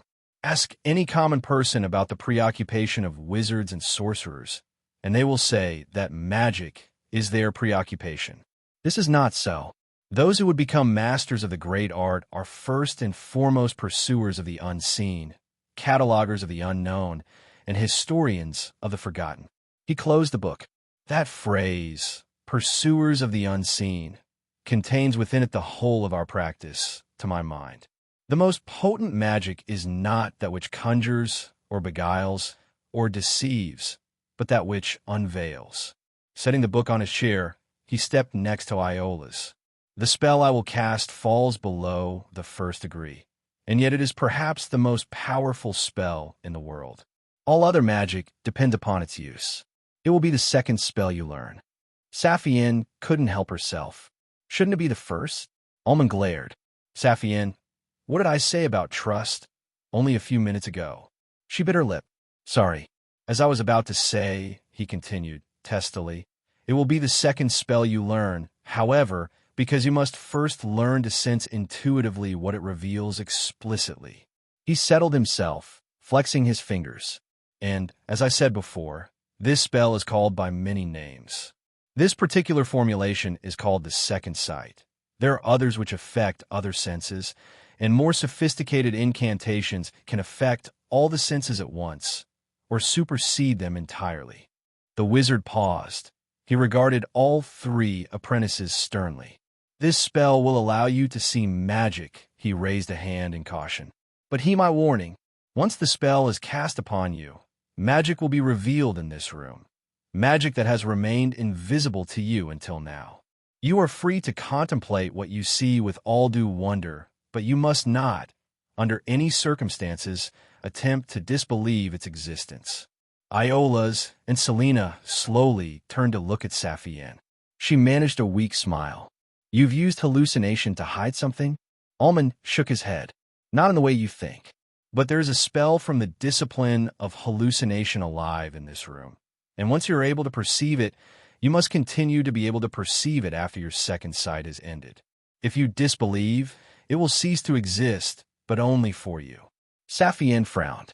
But the other spell failed for everyone when Selena turned to her, hands raised together. Saphienne, let him teach us. Whatever she needed to understand, Saphienne decided she could wait. All right. Their master was smiling. For what little it's worth, he said as his hands began to weave through the air. That is an astute observation. Let us see how many more you will have. Focusing on the spell, his concentration caused a pale, white light to appear between his palms, and then the light grew brighter as the wizard whispered a few syllables that echoed weirdly around the room. For all that the spell was meant to be simple, Almond was totally absorbed in bringing it into being, and he repeated the same motions and breathed the same word 2 more times, perspiration on his skin by the time he was done. The eerie light of the divination spell settled over and obscured his left hand. The spell's glow was even and steady, but half glimpsed. Geometric shapes flickered within its depths. Solemnly, Ullman reached out and touched Iola's on his brow, causing the light to diminish by a third, and white motes to momentarily appear in the boy's eyes. The apprentice sat there, stunned, as Ullman moved on to Selena, who gasped when the magic settled into her, looking around the room in growing astonishment. Then it was Saphienne's turn, and she closed her eyes. She heard Ullman chuckle, and then flinched in surprise as the wizard flippantly tapped her forehead. Asterisk, asterisk, asterisk. What was it she saw as the second sight took hold? At first, Saphienne saw nothing at all, only the impressions of shapes throughout the room, fading now that her eyes had closed. Bright light briefly flashed across her vision when the wizard touched her head, as though someone had waved a lit candle in her face. The flash left a colored streak behind, like a sunspot. Then, as she watched, the streak bled across her vision until it covered her entire field of view, becoming luminous and colorful, white and blue and violet hues swaying and shimmering before her eyes. More vibrant than any rainbow, they moved as though she were watching them reflected in the surface of a pond, distorted by ripples. Yet the more the ripples spread and collided across the surface, the less the reflection was warped by any single one, until at last the warring waves found their harmony and the full, colored reflection slid into focus. Saphienne inhaled sharply. Seen through her closed eyes, fading white sparkles outlined the wizard as he returned to his chair, his silhouette glimmering faintly against an overwhelming background of sapphire, which emanated from near the window and carried upon it purple specks like snowflakes on a steady breeze. And the source of that blue? Saphienne turned, and her mouth opened, along with her eyes. Roosting on the windowsill was the strangest bird she had ever seen. Perhaps a foot in length from its taloned feet to its crested brow, the bird had the beak and intelligent eyes of a parrot, the wings of a falcon, and long-tailed plumage that curled beneath the windowsill like a male peacock's. The bird's largest feathers were bright, literally glaring yellow and green, though its breast and neck were iridescent blue. So too its eyes glowed blue, but dimly, like they were. The author's narrative has been misappropriated. Report any instances of this story on Amazon. And although the animal was striking, far more striking still was the star of blue and violet that the second sight showed shining within its heart. That spectacle alone dispersed any doubts Saphienne might have had. The bird was no bird at all, but a spell. A spell which sounded cheerful. Hello.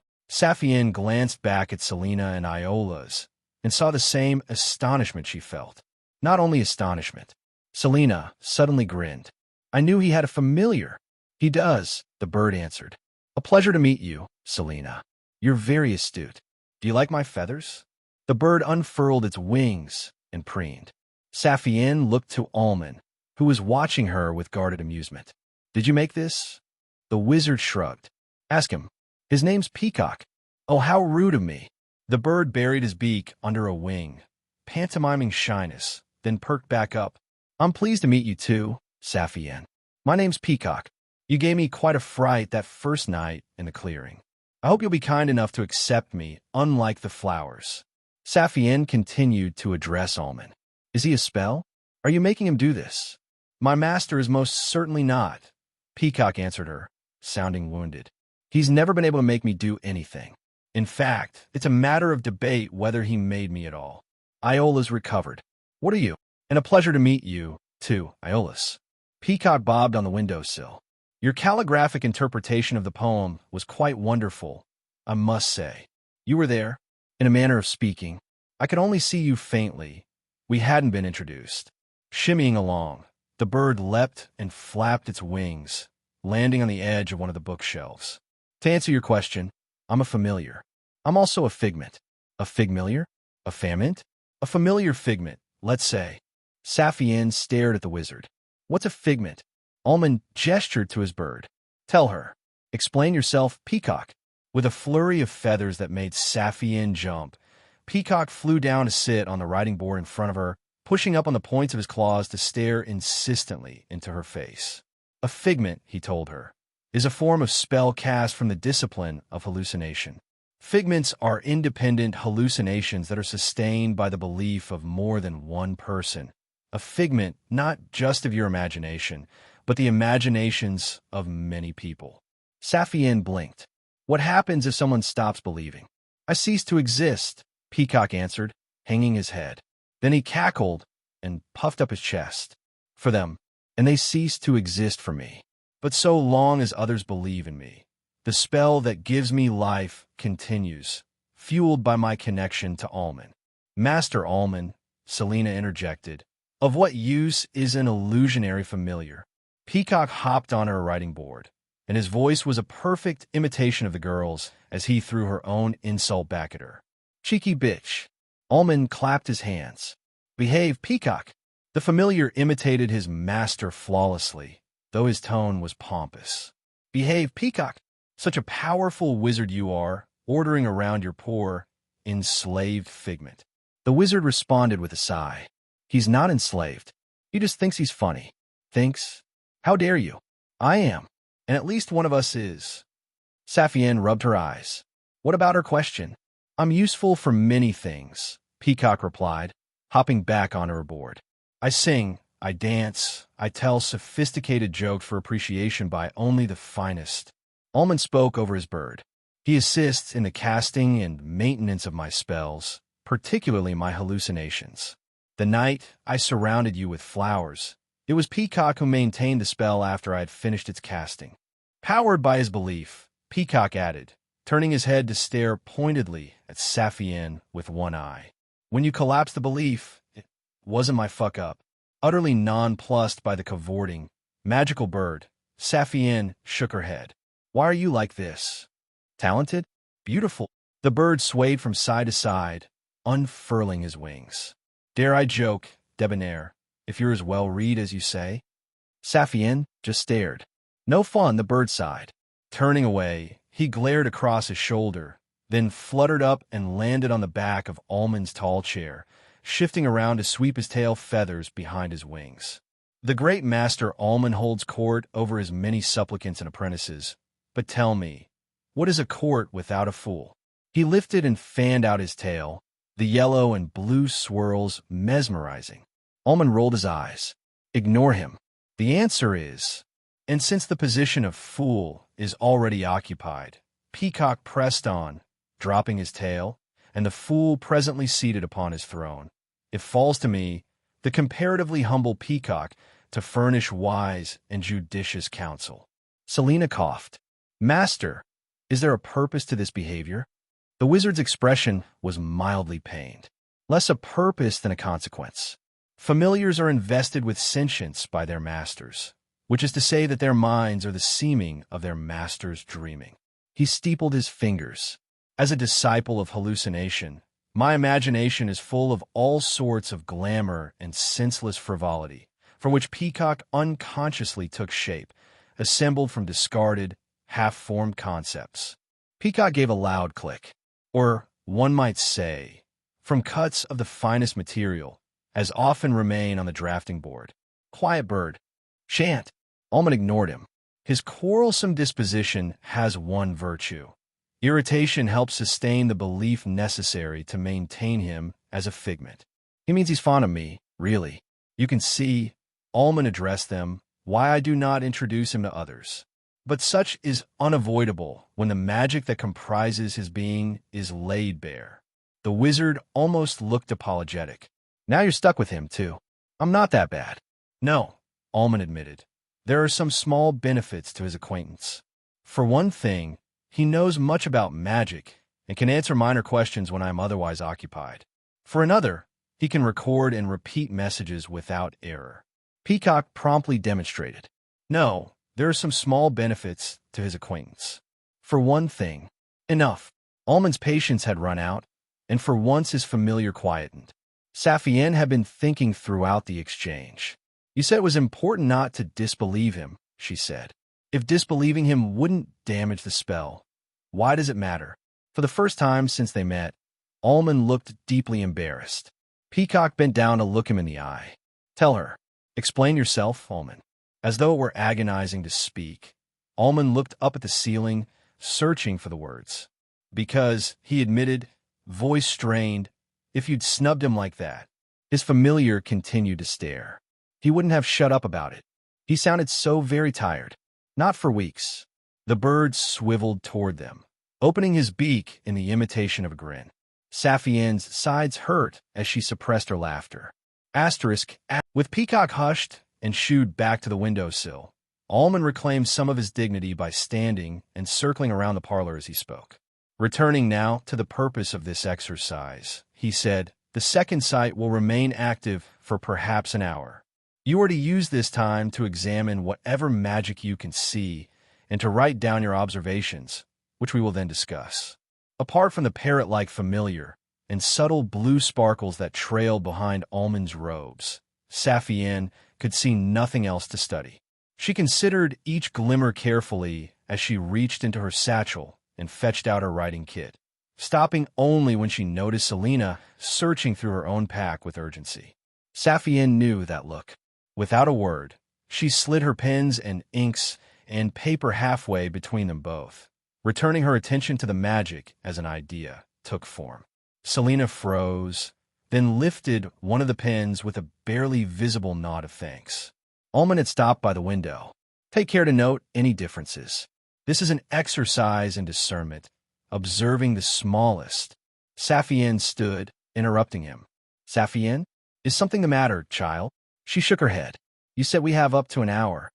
Moving slowly, studying her surroundings, Saphienne walked over to the parlor's entrance. Almond raised his eyebrows, but said nothing. Iola's watched her open the door and called after her. Where are you going? Staring out into the woodland, Saphienne answered across her shoulder. To look for more magic. One of you two should stay here. She didn't wait to hear his reply. She had less than an hour, and so much to see. Walking through the village while under a magic spell was quite unlike anything Saphienne had experienced before. She had never tried wine. Despite the many bottles her mother kept under the stairs, she had never once been interested, and didn't really know how it felt to be drunk. But the accounts of drunkenness she had read came back to her as she made her way toward the library. Writers described wine as being relaxing in small glasses, freeing in large ones, revealing when drank by the bottle, and thereafter diluting and destroying in greater quantities. Saphienne didn't feel relaxed, nor was she freed, yet she did feel the world around her was revealed more clearly than she had ever seen it before. Was this a form of drunkenness? Almost certainly not, and yet she wasn't entirely herself as she stood in the middle of a winding grove and stared up at the early morning sunlight shining down through the boughs. Sunlight was magical. She hadn't noticed at first, the signs far less substantial than the bright colors she had seen in the wizard's parlor. But the further she traveled, the more she became aware of glimmers that dusted the ground wherever the sun shone. The trees, too, were magical, or at least the larger trees that had been grown into houses, all of which had green threads of magic barely visible beneath the surface of their bark. Saphienne paused for a time, mentally charting the lines in one such home. Can I help you? A bejeweled woman had opened an upstairs window, perplexed by Saphienne. Just admiring your house, Saphienne called up. I'm learning to be a wizard, right? The elf was unconvinced. Would you kindly learn somewhere else? Saphienne waved and walked on. Some dozen steps further down the grove she paused, glancing back to where the woman was leaning out the window to watch. The rings on her fingers shone in the bright daylight. Oblivious to how she appeared to the woman, Saphienne changed direction and hurried away. There was someone else she should stop in on before the library. Asterisk, asterisk, asterisk. Although it was early in the day, there was a very good chance that the woman Saphienne was calling on would still be awake from the night before, and so she knocked on the door to her workshop firmly. Less than a minute later, the door opened a crack. Saphienne. Saphienne grinned. Hello, Elitha. Are you working right now? The jeweler let the door open slightly wider, revealing her dark, coarse apron, thick gloves, heavy shoes, and the elaborate braid that swept her hair up above her pointed ears. Though Saphienne couldn't see, she knew the woman was otherwise only dressed in her drab underwear. "I am. May I watch you work for a few minutes? I'm examining different types of magic." Elitha deliberated for a moment, then moved away. "I'll dress." Saphienne walked to the back of the workshop as Elitha went upstairs, not even slightly surprised by her former tutor. Anything other than her jewelry was an afterthought to the elf, a distraction from pursuing her craft. There had been days when Saphienne had been forced to request they stop to eat and drink, and nights when Elitha would have thoughtlessly kept working through until the next evening. Fortunately, her single-mindedness meant that Elitha soon returned, decently attired, to settle back in a place beside the small wood fire over which she worked. "Choker," she explained to Saphienne, lifting a hoop of golden metal with her tongs, showing her progress as she selected a pair of long needles and lightly held them between the fingers of her other hand. The detail was exquisite. The surface of the choker looked like woven fabric. Yet there was no magic to be seen, not at first, and Saphienne only nodded. Elitha set her feet on the bellows beneath the fire and began to rock them in rhythm, stoking the flames higher. Into them she thrust the jewelry, holding it so that the yellow tongues could taste and warm the gold. Saphienne waited, watching the jeweler find a rhythm. When Elitha began to sing, there was no change at first.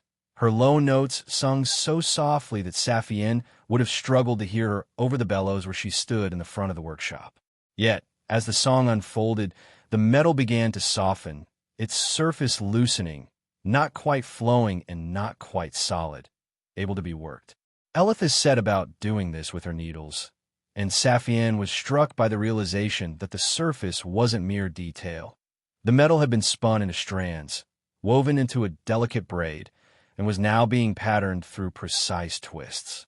Another time, Saphienne would have been absorbed by the craftsmanship. Green glimmers appeared along the metal, revealed by the spell that her master had cast before she left his parlor. Their specific hue was very similar to the living thread she had observed in the trees, a bright emerald, though the second sight showed the magic in the choker as less fixed in place, able to shift and sway. Prolonged study gave Saphienne the impression that the glimmers were like light reflecting off the crests of waves, and when Elitha sang different notes, the imagined sea mirrored her tone, growing more or less animate in response to the song. Perhaps 10 minutes passed. Saphienne, contemplating, "I think I've learned enough," she whispered, not wishing to interrupt Elitha. The jeweler nodded, waiting for a lull in the song to speak. "See yourself out." But as Saphienne walked away, she heard the bellows stop. Saphienne, reluctantly, she came back to where Elitha was studying the choker, conscious of her remaining time until the second sight expired. "You were good. I should have told you." Saphienne smiled. "You did. You told me I'd be a jeweler." Elitha turned, surprise in the dark seas of her eyes. Then she nodded. "Remember the songs. Return to them. Everything else will change, but the songs remain the same." She lapsed into silence. R.S. For once, Saphienne was glad Elitha was a woman of few words, for neither of them knew what else to say. Asterisk, asterisk, asterisk. Philarel was upstairs in the library when Saphienne found her and dropped down from the top of a ladder with ease. "Aren't you a little early?" she asked, clicking off the brakes and rolling the ladder to the end of the aisle. "I need a favor." Saphienne squinted at Philarel as she spoke. "I need to study the tome in your desk." "Oh." Philarel smiled broadly. "You're under the magician's sight, aren't you?" Ullman called it the second sight. He said there are many spells. The librarian nodded as they walked toward the stairs. Humans call it the magician's sight, except, well, in their own words. "I suppose you'll want me to write a message or two while you watch." Saphienne murmured in agreement. She was distracted, having noticed a steady orange glow under the top of Philarel's blouse, centered on the dip between her cleavage. Her mentor was wearing something magical. In due course, Philarel brought out the tome, unbinding it and turning to the most recent page. "Please pay no attention to what's written here," she said, hand hovering over the page of neat script. Much of the discussion is frivolous and not intended for the eyes of children. That only made it more appealing.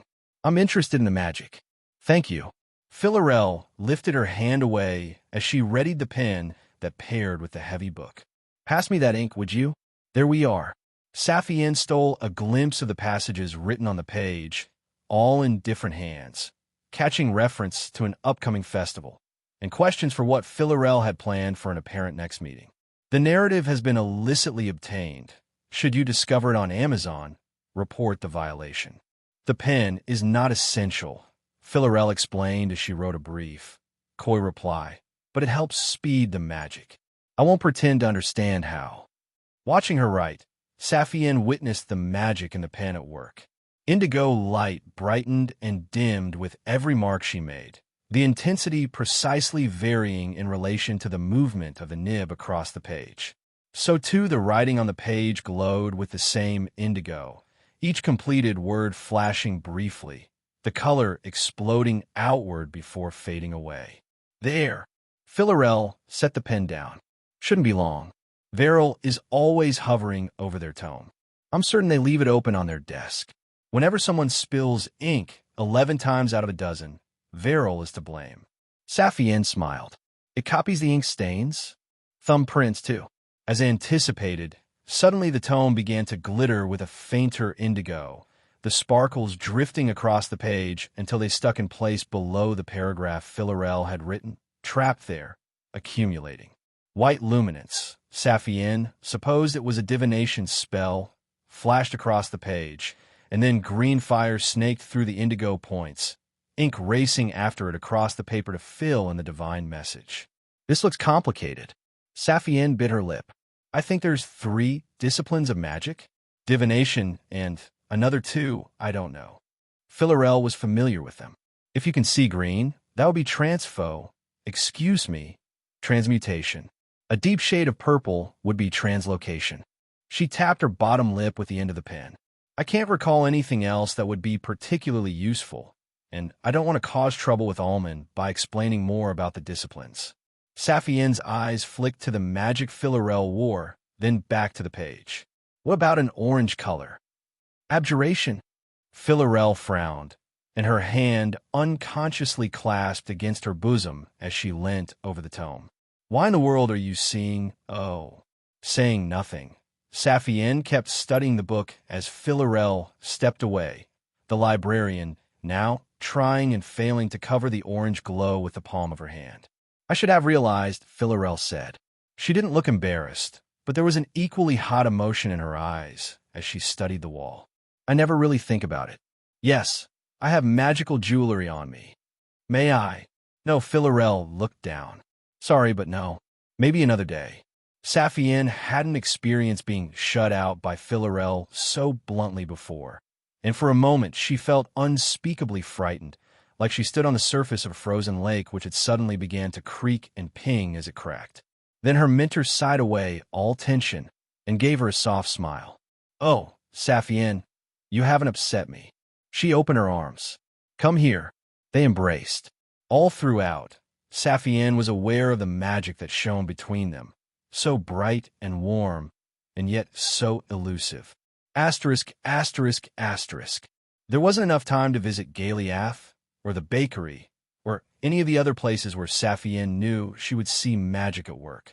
Rather than study the sunlight and the ground and the grass and the trees for a second time, she hurried back toward the parlor where Almond was waiting, thinking over what she had witnessed, considering what it might all mean.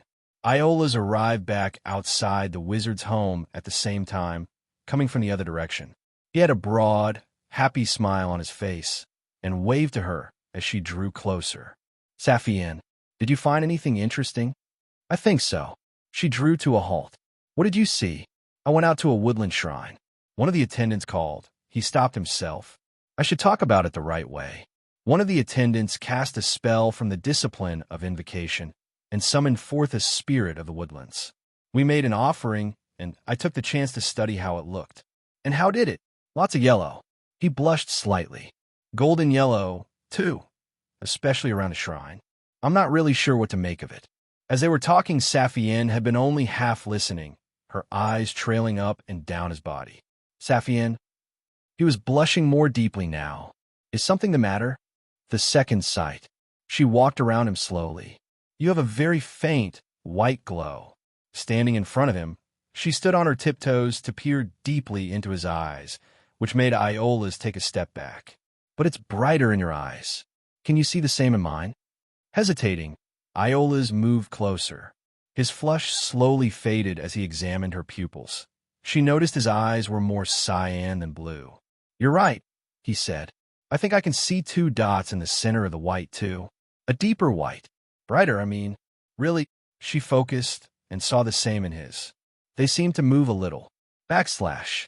The pair stood gazing into each other's eyes, both now oblivious to appearances.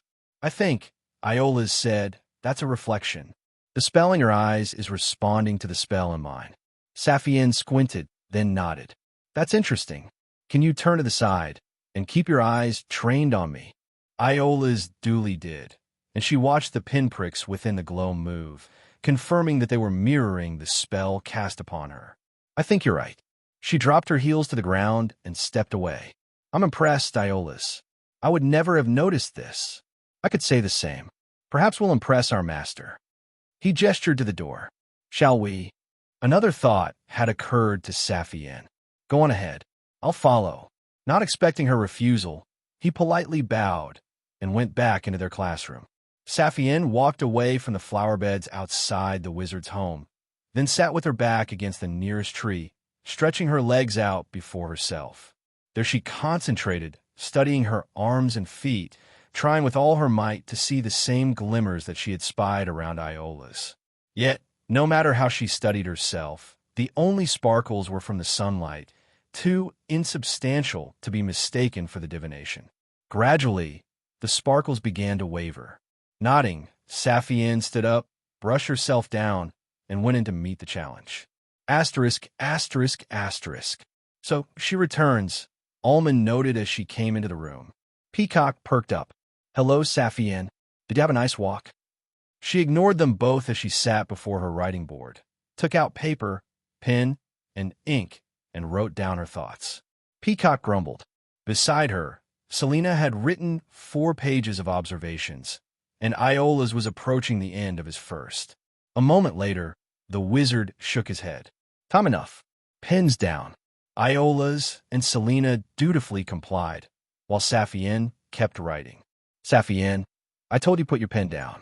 That you didn't take the time to record your observations doesn't mean. She didn't look up. These are my observations. I can write those down later. Intrigued, Almond stood up to hover over her, reading what she was writing. And what are these, then? My contemplations on the significance of what I saw. I'll share my observations when you ask. Peacock laughed, a rapid and wooden imitation of his master's laughter. She's got you there, master.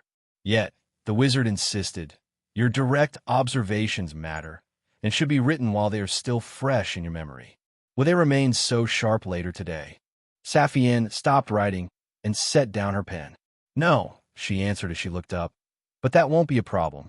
Peacock is going to remember what I say, word for word, and I'll check what I transcribe against his record. Almond and Peacock looked at each other. The bird held his beak open again, grinning at his master, who accepted her plan with a shrug. Very well, Saphienne. Let us put your methodology to the test. He wheeled around and addressed Selena. Apprentice, you have been sitting here the longest, and I see you have plenty written. Summarize your findings for your peers. Nervously, the elf lifted her first page. About the colors of magic. Asterisk, asterisk, asterisk. Much of what Selena summarized had been clear to Saphienne after the first few minutes spent under the second sight, but there were some details that were interesting. The colors emanating from Peacock remained steady throughout, neither brightening nor dimming. Though Selena had noticed that the flecks of violet diminished in number after Saphienne and Iola's left the room. She had also noticed that the magic was more clearly visible the closer Almond was to Peacock, though the difference in visibility was so very small as to be easily overlooked. She offered no proposal on what any of it meant. Iola's summary was shorter and focused on the differences in the shades of yellow that he had seen at the woodland shrine. Curiously, he had observed that the summoned spirit was not itself comprised of magic in the way Peacock was, but that magic had surrounded it, a fiery nimbus in brilliant yellow that lingered after the spirit departed. As an aside, he wondered if this explained certain stylized depictions of various servants of the gods, many of whom were commonly painted with halos. Perhaps. Ullman brushed the matter off. Is that all? He glanced at Saphienne. For today, Master, yes. That was more than sufficient. Iolas have no fear. He stretched and shifted around to Saphienne. And what about you? Saphienne threaded her fingers together and stared up at the ceiling. Let's see. Recounting everything in as much detail as she could manage, Saphienne told them about her journey from the parlor to the grove, to the workshop, to the library, and then back to meet with Iolas. She held back her analysis of what it might all imply. But even so, she could tell Selena and Iolas were both fascinated and intimidated by what she had noticed in their short time apart, which was fruitless. I couldn't see my own second sight using that same second sight. She looked back to the others. That's all. Peacock laughed. Would you listen to her? That's all. You could learn something about understatement from this one, Master. Ullman ignored the jibe. A full account. Sharply observed. He stood and paced toward one of the shelves, checking the spines as he searched for a book. And what, he addressed his apprentices, his back toward them, might we suppose from these combined studies? Although she had intended to let the others speak first, Saphienne was surprised to see they were both mouthing encouragement to her, asking her to speak up. Well, one of you has her thought. At last, he found the book he wanted and came back to his chair. She lifted her notes. Nervousness made her clear her throat. Taking into account everything I described, Saphienne took a deep breath. I think what we saw today wasn't magic. Ullman held her gaze. He slowly sat. She swallowed. Go on, Saphienne. Explain the basis for that conjecture. Ullman leant forward. Justify yourself to us. Peacock chirped. This ought to be good. Spare a thought for Selena and Iolas as they sat with Saphienne in the parlor of their master. Although both were older than her, Selena turned 16, Iolas still 17, and had prepared for longer to secure their start as Ullman's apprentices. Even from that very first day of lessons, they knew Saphienne was ahead of them. No matter that they were both highly intelligent and thoughtful elves, no matter that the wizard regarded them with greater warmth than he did Saphienne, no matter that she was barely older than 14, and that they had more experience in many aspects of life. Listening to her recount what she had seen with the second sight, Selena and Iolas knew without a doubt that she outshone them in apprenticeship, and also that she had no idea how inadequate she made them feel. You might expect they would be jealous. No, they were not jealous, nor were they angry. The glances they exchanged as Saphienne talked began as a shared acknowledgement that she was capable, soon growing into mutual disbelief, before finally becoming silent requests for reassurance, that they were both out of their depth. This was why, when their master asked the trio to offer their thoughts on what they had described, Selena and Iolas urged Saphienne to speak up. Better that she go first, and they could ride along after her. Better that than have her trample over them when her turn came. Taking into account everything I described, Saphienne took a deep breath. I think what we saw today wasn't magic. She didn't notice Iolas catch Selena's eye, just as she didn't notice them both studying Ullman intently for his reaction. Saphienne was totally absorbed in her ongoing contest with the wizard, and she wouldn't understand anything about how she affected them until much later, until after she had learned the social awareness that came so readily to others. Ullman studied Saphienne as he sat, leaning forward. Go on, Saphienne. Explain the basis for that conjecture. Justify yourself to us. Entertained, the illusory familiar chirped beside the window. This ought to be good. No more commentary. Peacock. The wizard didn't take his eyes from his apprentice. Do her the courtesy of allowing her reasoning to stand, or fold, on merit. Saphienne wondered whether that meant she was on to something, or whether he was letting her make a fool of herself. She hoped it was the former. There are a few things we saw that suggest we weren't seeing everything, she began, and you made a point of telling us that we would have to learn to infer what we couldn't directly observe. Then, earlier, you said the second sight wouldn't be the first spell we would learn, despite being fundamental to learning all other magic, because we would have to learn to sense what it revealed. Alma nodded. And yet, you say the spell didn't reveal magic?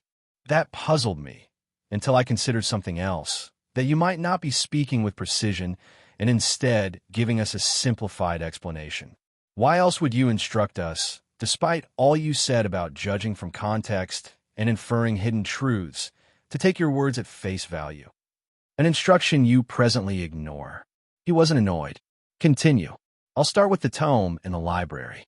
She thought back to what she had observed, recalling how 3 different magical disciplines combined to read what was written in the tome, transmit it elsewhere, and reproduce it on an identical page.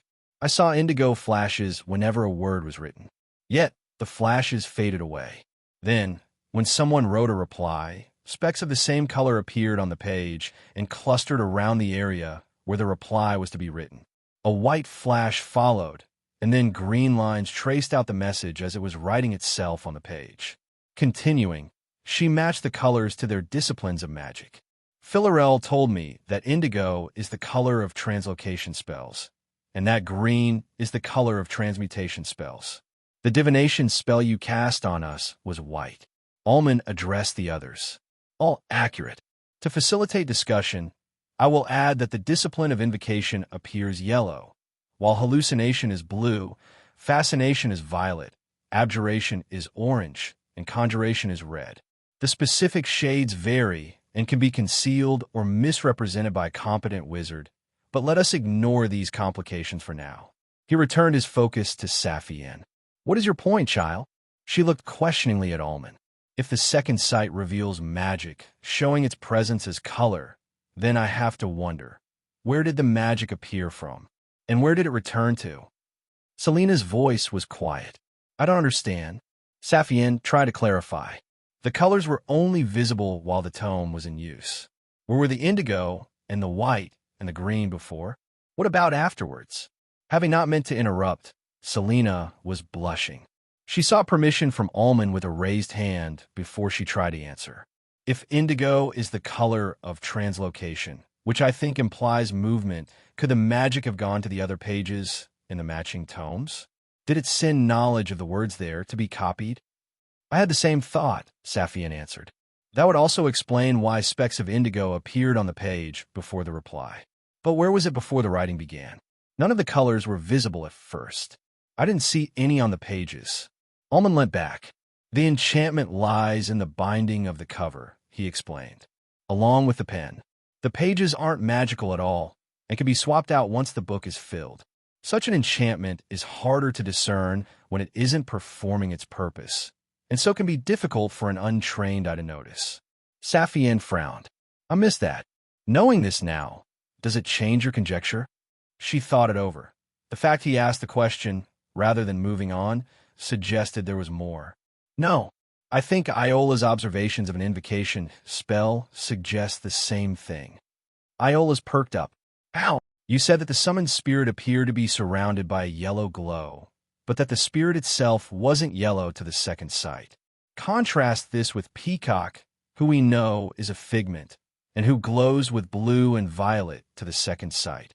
The bird chirped, happy to be mentioned. Saphienne nodded to Iola's. You said the spirit departed when the spell ended. What about before it arrived? Was the yellow that surrounded it already present? Was there an enchantment, like the book cover, or some other place in which the yellow was waiting? Unsure, Iola's considered what he had seen. We were at a shrine, and the shrine was enchanted with magic. You said that the shrine appeared different, a more golden hue. It was. He pursed his lips. I didn't see the magic within the shrine interact with the summoning spell, either, but that doesn't mean it didn't happen. Alman inclined his head. Good. I will interject again and tell you that the so-called consecration on the shrine will have made the summoning spell more likely to succeed, but that the enchantment itself was indeed separate. You have both correctly guessed that different spells of the same discipline can have different shades of the discipline's color, such as the yellow of butter or the yellow of gold. Then, Saphienne went on, if not within the shrine, where was the yellow of the summoning before the invocation spell was cast? Selena was nodding her head, following now, but she spoke up for the sake of the argument. Could the magic have arrived with the spirit? Iola's, Saphienne turned to him. Did you see the yellow appear at the same time as the spirit arrived, or before? Before, he answered. I'm certain. And it lingered after.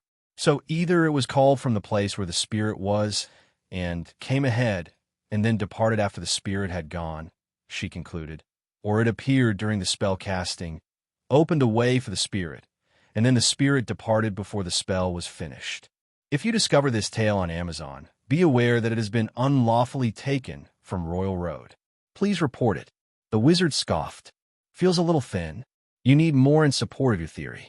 I have more, Saphienne shot back, invested now. I had my eyes closed when you cast the second sight on me. I saw the spell taking shape before it showed me whatever it actually showed. I'll return to that. She addressed the others. Did it look the same to you?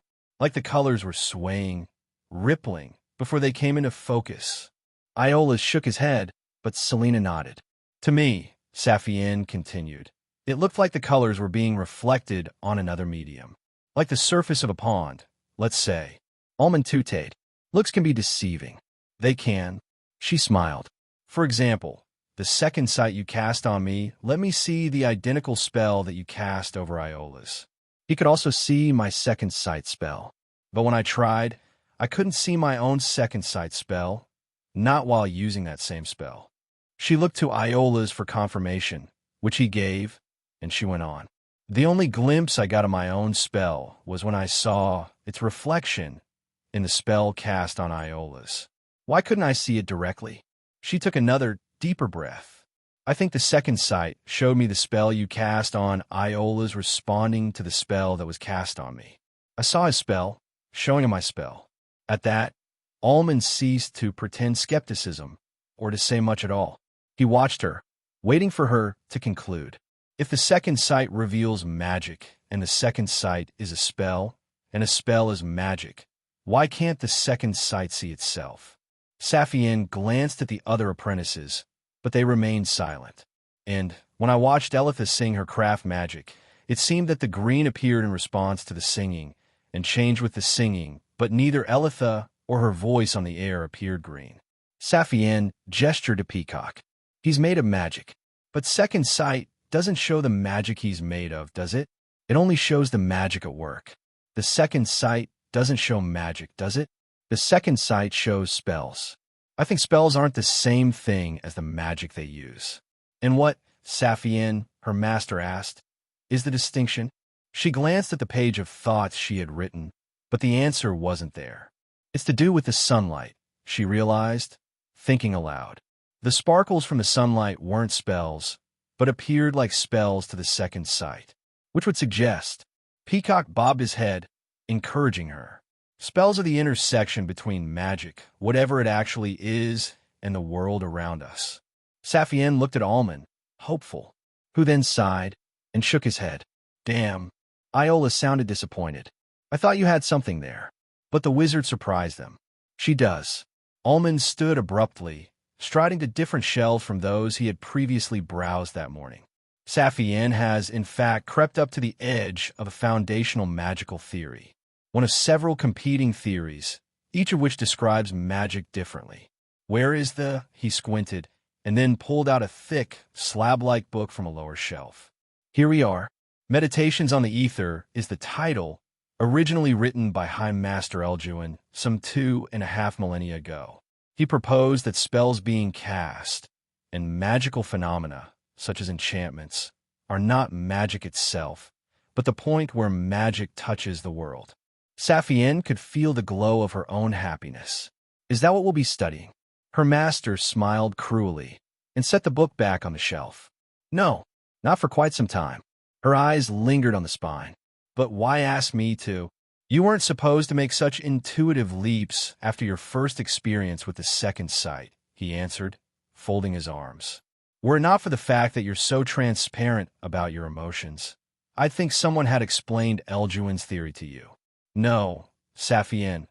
While your conjecture is sound, magical theory comes after you have successfully cast your first spell.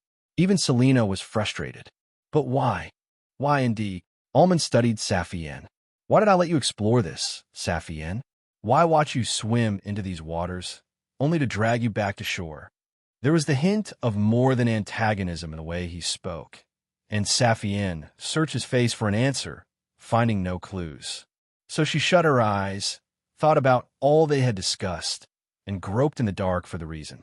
I'll tell you why, Almond said. It's because thinking about magic isn't the same as doing it. Saphienne opened her eyes. Whether or not magic and spells are the same thing, seeing magic isn't the same as doing magic. So the second sight doesn't help to cast spells, only to examine spells that are being cast, which magical theories then try to explain. Neither can help us before we've learned how to wield magic for ourselves. Almond stared. Iola's and Selena held their breath.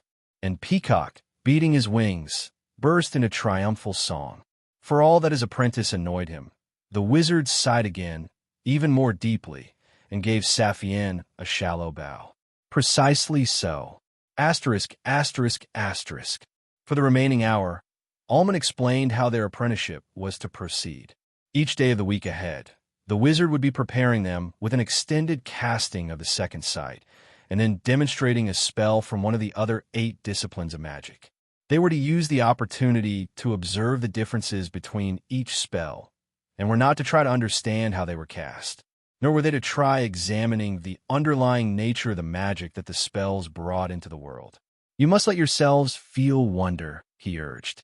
Familiarize yourself with the colors of magic and how they feel to you. Such will be very important for all that will follow. During this time, he would also be explaining the differences between the disciplines, as well as the limitations that applied to each. All of this was secondary knowledge to the actual casting of magic, but knowledge a wizard should nevertheless possess.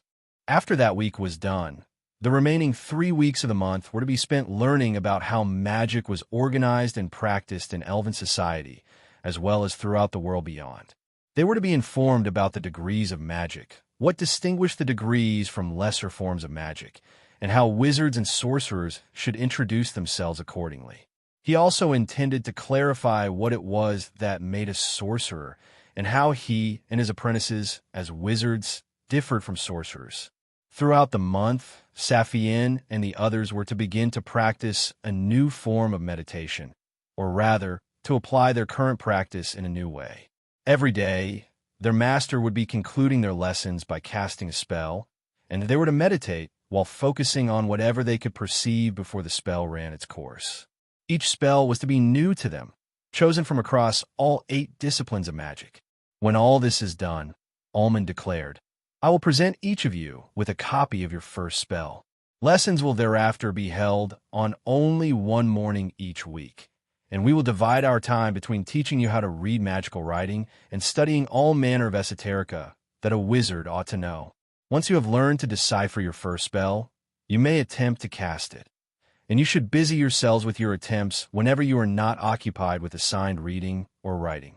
Selena raised her hand yet again, but asked her question at the same time. Is casting our first spell to be a puzzle? Their master grinned, gleeful. It is to be a test. Most elves who have the talent of magic can cast a simple spell within 6 months. If you cannot do so after 1 year, the likelihood is that you lack the ability. He looked pointedly at Saphienne. I understand there are ample opportunities to care for books, should such prove to be the case. She bit her tongue. She wouldn't cede her dignity by showing anger to the wizard. Success would be revenge enough. Asterisk, asterisk, asterisk. Peacock bid the new apprentices farewell as they left together, and the trio walked in silence toward the village. Saphienne's thoughts were on the long road ahead, as well as what she would have to do in order to keep her place in Almond's classroom. She had done well, but if all the wizard had said proved true, her keen ability to think things through wouldn't be enough to master spellcasting. If she could master it, no, and she would. Selena broke the silence. Thank you for letting me use your pens. I can't believe I forgot mine. Saphienne nodded, still lost in her thoughts. It's to be expected. Then, inwardly, she felt as though Phalar were nudging her in the ribs, and turned to Selena with a panicked flush. What I mean is, we all forget things. Helping each other is the expected thing to do. Iola's laughed gently at her awkwardness. Selena only smiled, shaking her head. Saphienne, she said, mirth in her voice. You really are quite an odd bird. Know more about birds. She sighed. Peacock was too much. Iola's laughed again, harder than before. Selena is just poking fun. You're not very good with people, are you? Phalar thinks I just need practice. She gave them both an uncomfortable smile. I haven't had many friends. Not that I'm sad about it. No, Selena said. No, you don't seem like you would be. Philarel's advice to befriend them came to mind, and Saphienne stopped walking. Actually, she replied, feeling unsure of herself. Maybe I should work more on that, given that we're all apprentices together. She pointed deeper into the village, toward the public buildings that lay at its heart. Would you like to have tea with me? I have a favor I need from you both. Iola's was curious and nodded. Selena giggled and casually took Saphienne's arm. Sure, why not? And that's quite funny, Saphienne, because there's a favor I want to ask of you. Although Saphienne knew the layout of the village well, she had seldom spent time in public spaces other than the library. Her mother disliked going out unless she had to, and children under the age of 14 were not able to request provisions, not without a responsible adult to deliver the request on their behalf. Library books were different, owing to the fact that they were borrowed and returned, and Philarel was especially welcoming to young elves who wanted to read, which had meant Saphienne was forever spending time there, once she was old enough to come and go from her family home. Phalar had encouraged her to explore what the village had to offer during their visit to the bakery, and had demonstrated the proper way to make requests. He had also mentioned that sharing tea with others was a good excuse for conversation, which is why Saphienne later suggested it to her fellow apprentices after their first lesson concluded. Nevertheless, she was somewhat nervous as the trio made their way through the groves and toward one of the small clearings in the middle of the village. Selena and Iola's were both older than her, and their guardians likely spent more time with them around the village. She had only just turned 14. They would be more at ease with taking tea than her, and she didn't want to come across any more oddly than she already had. Iola's grinned. Want to stop by the bakery? Saphienne opened her mouth to answer, then shut it when she realized he was talking to Selena, who was hurriedly looking away from the bakery's window, and who suddenly felt tense beside Saphienne as they walked arm in arm. No, thank you. Selena was blushing as she answered, and glared at him. Perhaps she liked pastries? We could stop by if you want, Saphienne said. I went there with Phalar a couple of days ago. Iola's was laughing now, and Selena was blushing even more brightly. She's not sweet on the baked goods, Iola's joked. She likes one of the bakers. Selena squeezed Saphienne's arm as she spoke over him. We're just friends. Really? She doesn't look at you like you're just her friend. Shut up, Iola's. Saphienne doesn't need to hear about this. Saphienne found his smile infectious, understanding now, remembering what she had read in the restricted section of the library. I don't mind. You're allowed a love life. Selena let go of Saphienne's arm and sprang away, bright red and speechless, while Iola's nearly folded in half with laughter. The older girl clutched her hands to her chest, scandalized. Iola's patted Selena on the shoulder as he found his breath. She's not, huh? She's not wrong. She shrugged him off. We're not even with each other. Selena's voice was full of reproach to them both, but her defensiveness made it hollow. We're certainly not. We haven't done that. Saphienne blinked.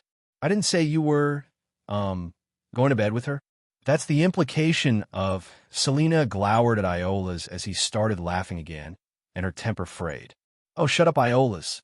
At least I'm talking to someone. No one so much as given you the hour of the day. He was wiping his eye. No, I'm not with anyone, he agreed. I don't have a love life, but I wouldn't be so sensitive about it if I did.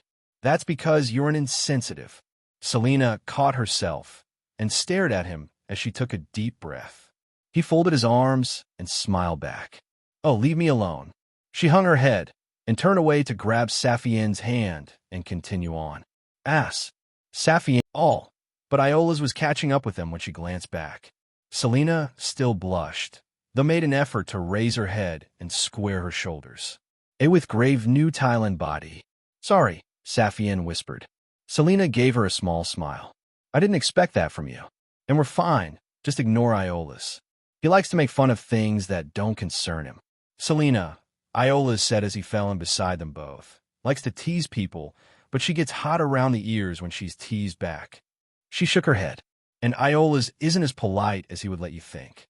An elf of good manners would know. Matters of the heart are not. Iola's laughed. See? She admits it. I hate you.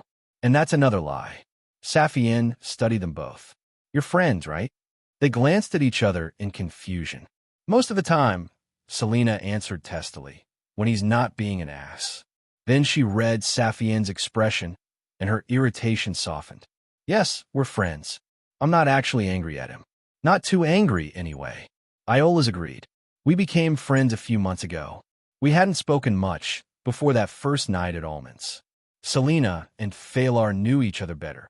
Don't you and Phalar make fun of each other? Selena tilted her head towards Saphienne, curious. He's even more of a jester than Iola's. He jokes. Saphienne shrugged. I joke back, but not as we don't go so far.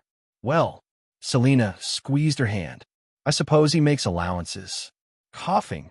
Iola's gave Selena a meaningful glance. Sounds like he has tact, knowing what you should say and how far you can take things. Well, you need to know your audience for that. I only tease Selena because she teases me, and because she's unusually uptight about her friend. You want to talk? He's incredibly proper about things, Saphienne. Being proper and being uptight aren't the same thing. Selena rolled her eyes. Whatever. Saphienne couldn't help but giggle. I didn't imagine you like this. The other girl smirked. Really? How did you imagine us? I thought you'd be more serious. More like the adults. She forced herself to open up a little more. You're both so much older than me. You're a little intimidating. Selena and Iola's looked at each other, and this time they both burst into laughter, and Selena released Saphienne's hand and pulled her into a sideways hug, shaking her head as she spoke. Trees keep you, Saphienne. You really are an odd bird. Saphienne blushed, knowing she was being laughed at, not quite sure why, and not minding their laughter, since it came with their acceptance. Still, her prickliness stirred as they walked on, and she couldn't help but mutter under her breath. I'm not that odd. Asterisk, asterisk, asterisk. The clearing they were walking toward was not entirely without trees, having two that had been grown together and then built around to form an airy tea house. Saphienne had never gone in before, but she had wandered the wild garden that grew throughout the clearing, and she often saw elves sipping tea amid the tall grass and rose bushes. Inside or outside? Iola's asked as they reached the clearing. Selena examined the sky. I don't see rain clouds. Not too windy either. Saphienne could spy two other elves through the open door of the tea house, adults, sitting on one of the couches. I prefer outside. Iola's nodded. Outside, then. Shall I make the request? The story has been stolen. If detected on Amazon, report the violation. She was about to insist she could ask for herself when Selena accepted. Just plain green tea for me, the elder girl said, and turned to Saphienne. What do you want? What was available? Saphienne didn't know. I'll just have the same. Iola's sensed her hesitation. How about you find us a good spot to sit, Selena, and we'll fetch the tea? That suited Selena, and she gave them both a small wave as she strolled off into the depths of the garden. Saphienne followed after Iola's into the tea house, where the scent of roasted nuts and burning wood was carried on warm, steamy air. You've never been in here before, have you? Iola's asked her. Saphienne glanced up at him. Am I so obvious? Not really. He stopped before a board on which the teas and soups of the week had been listed in bright paint. I just had a feeling. See anything you like? The tea house offered far more options than she expected. I usually just drink black tea, she said, with oat water. I don't see it on here. That's because Alinar always has it available. Iola's pointed. See there? He lists the green teas with flowers, but doesn't list plain green tea. All the common drinks are usually offered, along with lentil soup. She studied the more elaborate options. How do you know what's always available? You can ask him. Iola's had a small smile. That's what I did. Would you like to make the request? Saphienne glanced over at the counter. A man was stood behind it, drying cups, chatting idly to a younger elf, perhaps the same age as Iola's, who was sat on the end of the countertop, sketching against her knee. Iola's encouraged her. He doesn't bite. Don't treat me like I'm little, Saphienne shot back, irked. Her prickliness made Iola's lips twist in a wry smile. For a moment, he looked like he was going to argue, but then he lightly laughed at himself. Saphienne, I'm not trying to talk down to you. I apologize. Meeting his eyes, she gave him a calmer nod. Thank you. But, he continued, I'd appreciate it if you'd meet me halfway. You're younger than me and Selena, and you yourself said you need practice with people. From my side, you're better at calligraphy than me. And, well, today was something else again. I don't want to compete with you. Not anymore. He offered her his hand. Accept that you're not the only one finding this awkward. I'm trying to figure you out. Saphienne studied his face, recognizing kindness and nervousness, then looked to his hand. And used to the act, she held her own out and copied Iola's when he reached forward and clasped her wrist and shook. He smiled warmly as he let go. I'll make the request, if you like. Saphienne shook her head. I can do it, and I should do it. She once again felt like Phalar was nudging her. But if you want to tell me things I might not know, I'd appreciate your help. She sighed. I was going to say, candor, but yes. Iola's nodded, taking her seriously. You're quite candid when you talk. Would you prefer I be, too? You mean I'm blunt? His question made Saphienne hesitate. Yes, when explaining things. I know there's another layer to the way people, well, get along with each other, which I'm not experienced with. But I should be, and I won't learn if everyone keeps treating me. Comprehension suddenly appeared in Iola's eyes. I get it. I get you. At least, I think I understand you. What do you mean? She doubted him. Tell me.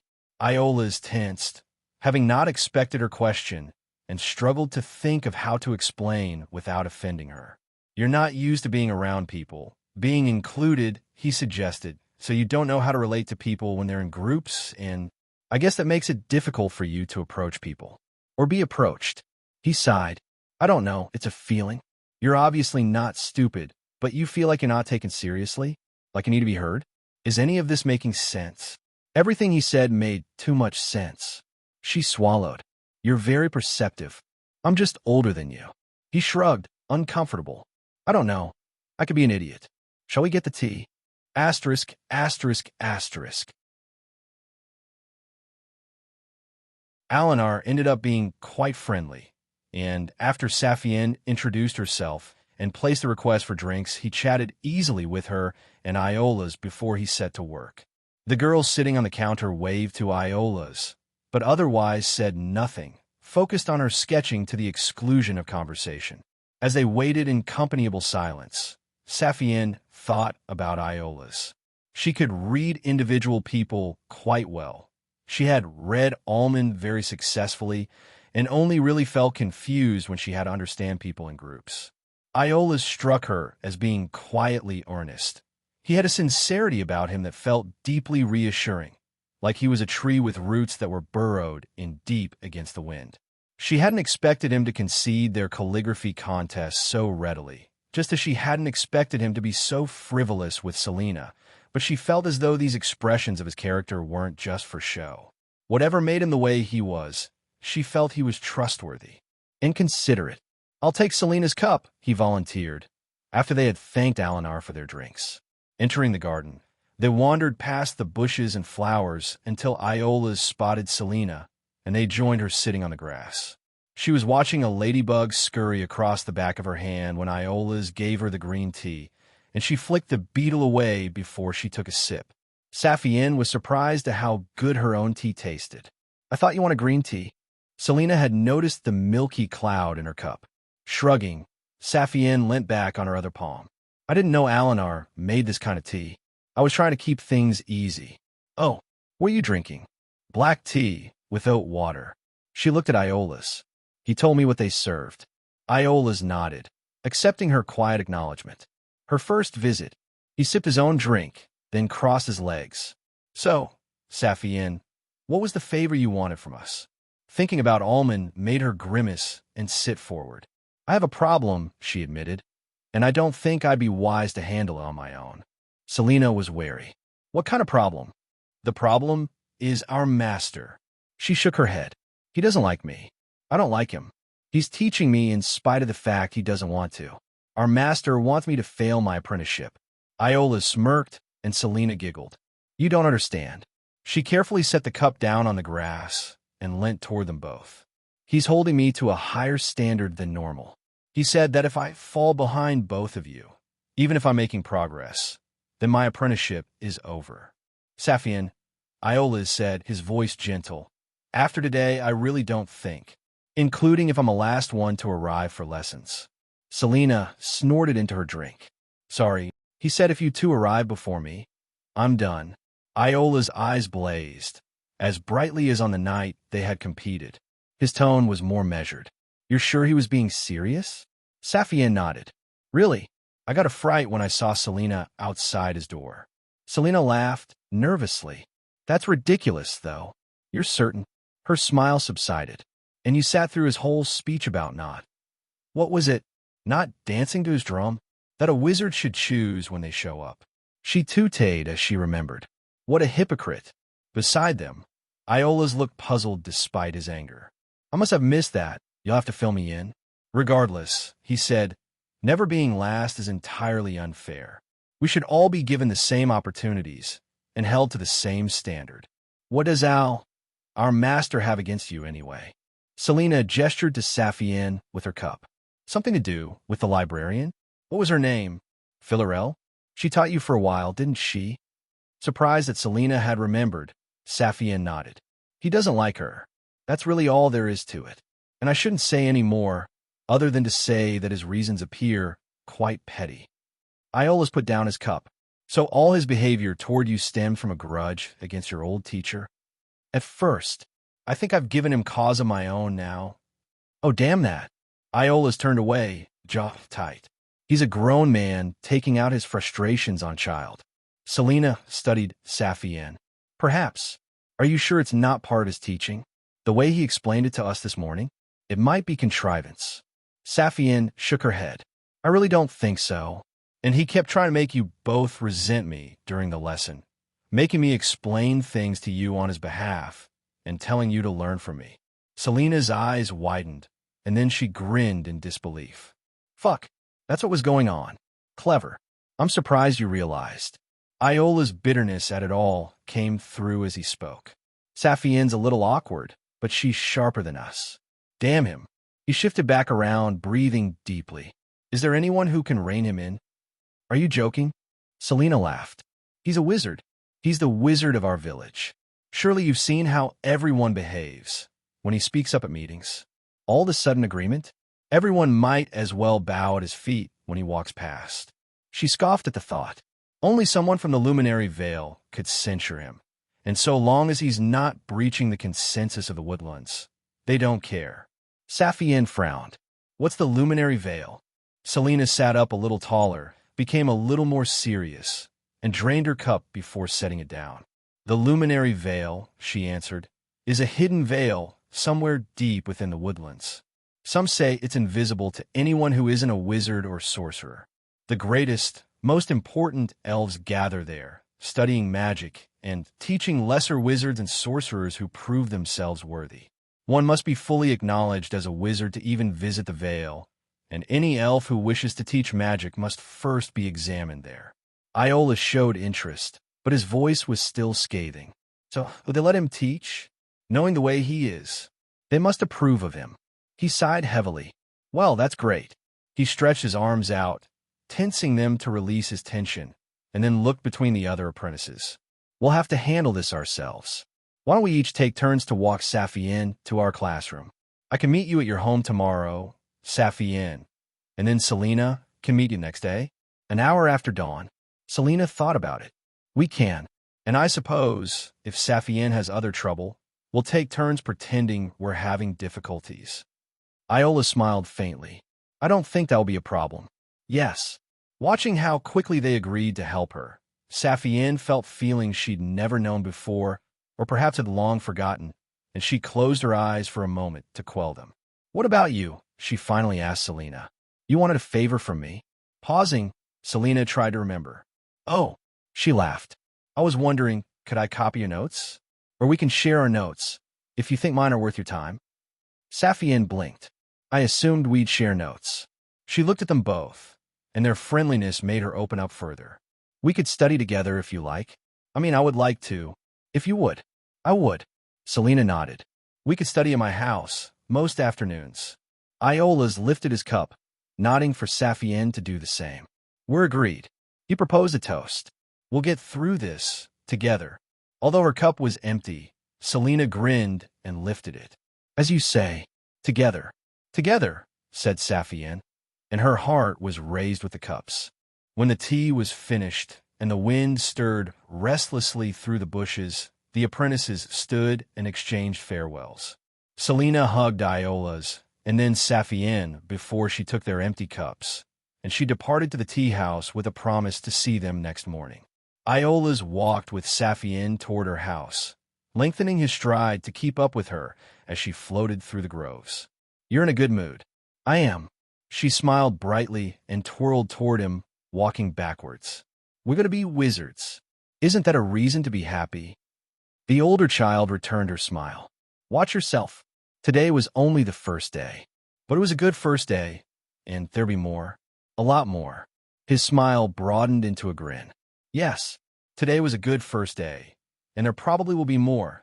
No, you're right. There will be more for sure. Saphienne gave him a bow as she faced forward again, repressing the urge to skip ahead through the trees. Her thoughts raced along without her. A few moments later, she fell back in step with him. Iola's, she said. Can I ask you a question? Just ask. Why do you want to be a wizard? He examined her with friendly suspicion. Why do you want to know? He asked me. Our master. He said he'd make his decision based on my answer. I was wondering what you and Selena told him. Iola's chuckled. I could tell you what I told him, or I could tell you the real reason. Saphienne stopped walking. You lied to him? I didn't lie. I just said it in a way he could read into so he could think whatever he wanted to think about me. He shrugged. Knowing your audience, right? And if you don't know your audience, sometimes you need to keep your doors open for them. What did you tell him? A half-truth. He gestured for her to catch up. You remember I said my father was hurt? I told her master that the day I saw the priest heal my father, I realized I needed to know magic if I wanted to matter. That I knew I could spend all my years enjoying myself, writing beautiful things, but none of it would really make a difference in the end. So, never mind what I prefer to do with my time. I have to think about the future. Saphienne nodded. What's the full truth? It's not about me matching. It's about matching to other people. How do you mean? Iola stopped walking then and stared up at the branches. We might live forever. You know that, right? Actually, forever. Not all elves will. And it's tragic to think about it, to know that someone could have lived forevermore had they not gotten sick or been hurt and had it all cut short. Felled senselessly. Saphienne waited beside him. I just really started to think about this when my father was injured. I'm not ashamed to admit how scared I was. I was afraid to lose him. He had a strange smile on his face, as though he were both disturbed by the memory, but also relieved. Then just like that, my father was made whole. He was well again. Everything was suddenly going to be fine. He looked down at her. I can't really describe what that meant to me. To go from an ordinary day, to panic, to the horror of it all, and then for someone to whisper a prayer, wave their hands, and make everything better. He shook his head. If it wasn't for that priest. You don't believe, though. No. How can I? Why would the gods promise us immortality with one hand, only to threaten to take it away with the other? Either they're cruel, or they're not all-powerful, and either way, mindless worship really would be a lie. He shook his head. But the magic is real, and you don't need to believe to use it if you become a wizard. So you can matter to people. I want to make the same sort of difference to someone else. He blushed, but his flush was very slight. I want what I do to matter as much as what that priest did. I want to help people like just that, or in a similar way. And I want to help as many people as I can. Alfie, yes. He meant every word. Saphienne felt quite small next to him, and not just because the boy was taller. What about you? Iola's gave her a smile. Want to learn the secrets of the world? She shook her head. I want to understand what makes us who we are. Makes anyone anything. I haven't really figured it all out. He raised his eyebrows. You don't need magic to understand people. You don't need magic to matter to people. She shrugged. It just seems the most promising way, doesn't it? Iola's conceded the point, and they resumed walking together. Asterisk, asterisk, asterisk. As they arrived at the grove, where Saphienne's family home was found, Iola's gave her a bright smile. I've been here before. We don't live that far apart. The village is only a few miles across, she answered. None of us live far apart. Compared to Selena, he gestured back the way they had walked. She lives on the western side, among the old growth. Not far from our master, actually, though within the village. You been to her house? He shook his head. She just mentioned it in passing. She was surprised I lived out here. Does Phalar live in the same part of the village as she does? Saphienne didn't know. I've never been to his home. She made a comparison in passing. He went quiet as they walked up the slight incline toward the ridge where Saphienne's family home was rooted. Though, well, can I ask a personal question? Personal? Ask what you want. I'll think about answering. Iola slowed his pace. Are any of your family wizards? Or sorcerers? She hesitated. I don't know. I'm not close to my father's family, and I don't know about anyone from my mother's side. He paused and mulled over what to say next. If I share a thought with you, he asked, will you keep it between us? Can you keep it to yourself? Saphienne squinted at him. If you like. Selena's father is a wizard. He looked around, made sure no one else was walking among the trees. And she said Phalar has a relative who's a wizard too. His aunt, she confirmed. That's not a secret. She's supposedly a better wizard than our master, but wizards aren't allowed to teach family members. I had wondered whether I was the only one who didn't have family who was already... Why would it matter? Saphienne asked. Either you have the talent, or you don't. They stopped talking. He shifted uneasily. They haven't talked since Phalar was rejected from apprenticeship. She started spending time with me instead. And the way they were to us on the first night. Conflicted. He shook his head. I'm probably reading into things. I told you I can be stupid. Ensure your favorite authors get the support they deserve. Read this novel on Royal Road. Saphienne didn't quite understand his concern, but she did think about Phalar. It's probably not what you imagine. I can see why she'd want to get to know her fellow apprentice, and she didn't know about me until today. As for Phalar, he might be keeping his distance. He was friendly when he thought I'd been rejected, but when he realized he was the only one refused, he almost ran away from me. Iola's was visibly relieved to hear it. My thanks. Selena has a temper and can be petty when she's annoyed, so I didn't really think she was like that. Like what?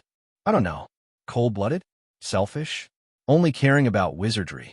He seemed morose. I feel like a bad friend now for wondering such things. Wondering what? She gave him a devious smile.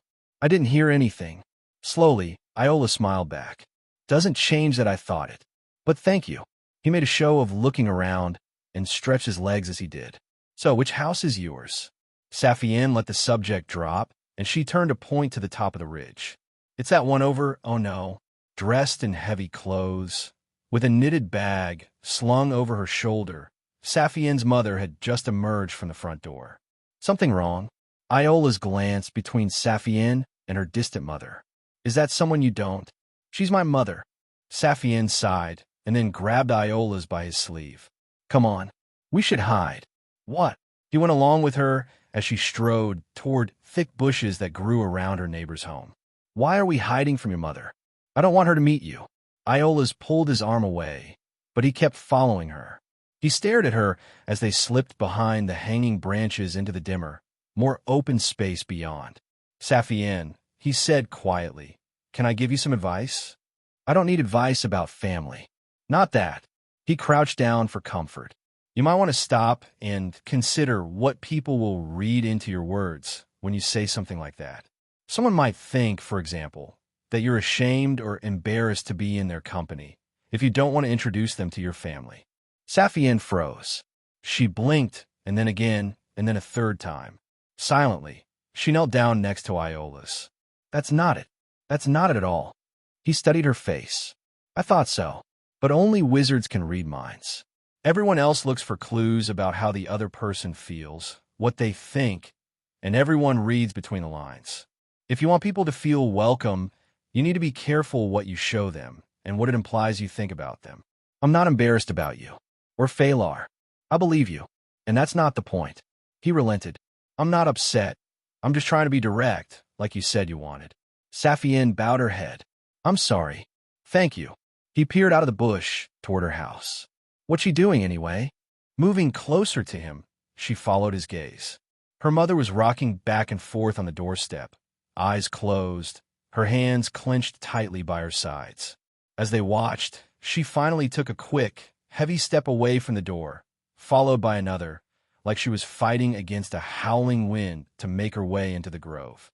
Saphienne's mother managed about 30 paces, then turned and ran back to the door, scrambling into the house as though fleeing from a thunderstorm. I don't know. Saphienne looked away from him. She doesn't go out much. Iola's inhaled deeply. I see. That must be hard for you. Not really. She just sits around all day. I meant how she makes you feel. Embarrassed. Saphienne turned toward him so sharply that she nearly wrenched her neck. Embarrassed? By her? I'm not embarrassed by my mother. Taken aback, he said nothing as she jumped up and pushed her way through the foliage, and he went after her with his mouth downturned. I'm not embarrassed by her. Saphienne's voice was no louder than before, but it darkened as she glared up at her family home. Saphienne, you want to know how I feel? She spun around, venom in her eyes. I can't stand her. She's the second worst person in the village. Third worst when my father's visiting. Nobody else knows her like I do. Nobody else should have to know her. It's a good thing that she doesn't go out much. He held up his hands. Sorry. Please calm down. She looked away, and her hand went inside her robe to firmly clasp the pouch in her inner pocket. Saphienne shut her eyes. Her breaths felt tight in her chest. Iola's kept quiet, unsure what to say. I'm sorry. She willed herself to mean it. I should have said, I don't want you to meet her. But that could be read the same way, couldn't it? She returned to his uncertain gaze, and her eyes were cold emeralds. And I know I'm acting like a child. I don't mean to behave like this. She just brings out the worst in me, which makes me ashamed. And a little frightening, he managed a weak smile. Sorry, Saphienne. I didn't mean to prick your skin. You did nothing wrong. She shook her head. My mother's just bad for people. I nearly shouted at Phalar when she met him, and now I've shouted at you. Iola's looked over her shoulder to the family home that very clearly wasn't her home, not in any meaningful sense. He weighed up what to say. He seemed uncomfortable, but then resigned himself to whatever he thought about with a short sigh. How about you meet me down here tomorrow, so I don't risk running into your mother? You don't have to. Say yes. Just say yes. Yes. Thank you. Recovering his poise, he inclined his head. Right then. And don't worry. You're not alone in selective deafness. I'll forget everything you said. You can remember, she managed, slouching as the anger drained away. Just please don't hold it against me. I wouldn't. You must have your reasons. He held up his hand, which I don't want to know. Knowing you don't get along with your mother is enough, and explains a lot when I think about it. Saphienne wondered what he meant, but then, and there was neither the time nor the place to ask. Instead, she gave him a formal bow. Thank you, Iola's. Don't worry about it. He bowed in return. And let's not allow this to make things awkward. I'll be here tomorrow, and we'll carry on like before. That suit you? Yes, I like that. Good. He took a deep breath, then blew it out slowly, and managed a firmer smile by the time he was done. You don't measure out your life by halves, do you, Saphienne? The expression made her think. I don't know that one. It's an idiom? I've never read it before. It means you throw yourself into things wholeheartedly. Oh, she blushed as she thought about it. I suppose so, for better or worse. Iola's grinned. It gets easier. Trust me on that. She glanced up at him, puzzled, but he was already moving away. Good day, Saphienne. We had an interesting time. Good day, Iola's. She watched him retreat toward the rest of the village, lonelier than before, but not so lonely as she had once been. Asterisk, asterisk, asterisk, her mother was in the kitchen, opening a bottle of wine. Saphienne watched as she poured herself a large glass, and saw the shaking in her hands. Saphienne, her mother finally noticed her. I didn't hear you come home. Aren't you meant to be having lessons with Galiath? I'm going to see him once I change. I had my first lessons in wizardry today. She glowered. Not that you'd remember. I thought that was another day. Always another day. She walked away and started up the stairs. Saphienne. Her mother called after her, worried. Saphienne, my darling. I'm sorry, I just need you to... But Saphienne had already shut the door to her bedroom, and she covered her long ears with her robes as she stripped them off, taking her time so she wouldn't have to listen. Asterisk, asterisk, asterisk. By the time Saphienne emerged from her bedroom, her mother had climbed the stairs and gone in her own, and the eerie glow of the fascinator shone around the edge of her shut door. That suited Saphienne just fine, and she left without saying anything, making excellent time as she went through the forest to Galiath's tent pavilion. While Galiath was there, they weren't hard at work when she arrived. Much to her surprise, the sculptor was pacing around 3 blocks of sandstone that they had brought in from outside, half-formed works that had been surrendered to the elements when they moved on to other projects. Saphienne. They were pleased to see her. Good timing. Your opinion, please. Galiath had never asked her opinion of their work before. Closing the tent flap, Saphienne walked up beside them, looking over the unfinished pieces. What about? Which should I complete? She glanced between the 3. They were all large, broader, and taller than an adult elf, and Galiath had roughly shaped them with song before cutting away the excess using hammer and chisel. None of the would-be statues were particularly easy to interpret. They look alike to me. Oh, come now. The artist waved at her. Don't pretend ignorance. What does your heart say about them? Saphienne studied them again. The one closest to her seemed like it might be the beginnings of a tree, and the next suggested a sitting figure. The last was perhaps 2 figures, arms entwined, caught in motion. Why are you suddenly finishing one? For the solstice festival. Galiath sounded tense. I really should have something ready by the time everyone visits. Showing my work was one of the reasons I decided to come here. Solstice festival? She frowned, the phrase stirring a memory. Galiath grinned. Being held by the village. Perhaps you don't remember? As celebrated in the eastern woodlands, the festival rotates through 5 villages, of which your fine village is the easternmost. You would have been. What age are you now? 14? So you would have been 9, last time it was held here. Saphienne stared at the inscrutable shapes, and the shadow of the past swept over the glittering sandstone. There had been a puppet show for the children. Saphienne would remember that, nearly 5 years later. She had been 9 years old, golden-haired now summer had arrived, wearing her usual sundress, while all the other children wore clothes reserved for special occasions. In her unfolding memory, she was sat at the back of the audience in the tented pavilion, beside Calantha, who was always golden-haired, nestled up against her as they laughed and gasped at the shadows cast by the puppets against the screen. Saphienne had arrived late, which was also the reason she was underdressed.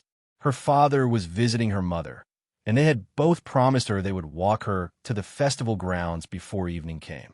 She had waited on them all through the afternoon, waited while they played adult games with each other in her mother's locked bedroom, looking up hopefully whenever one or the other would pass her room to fetch more wine from under the stairs.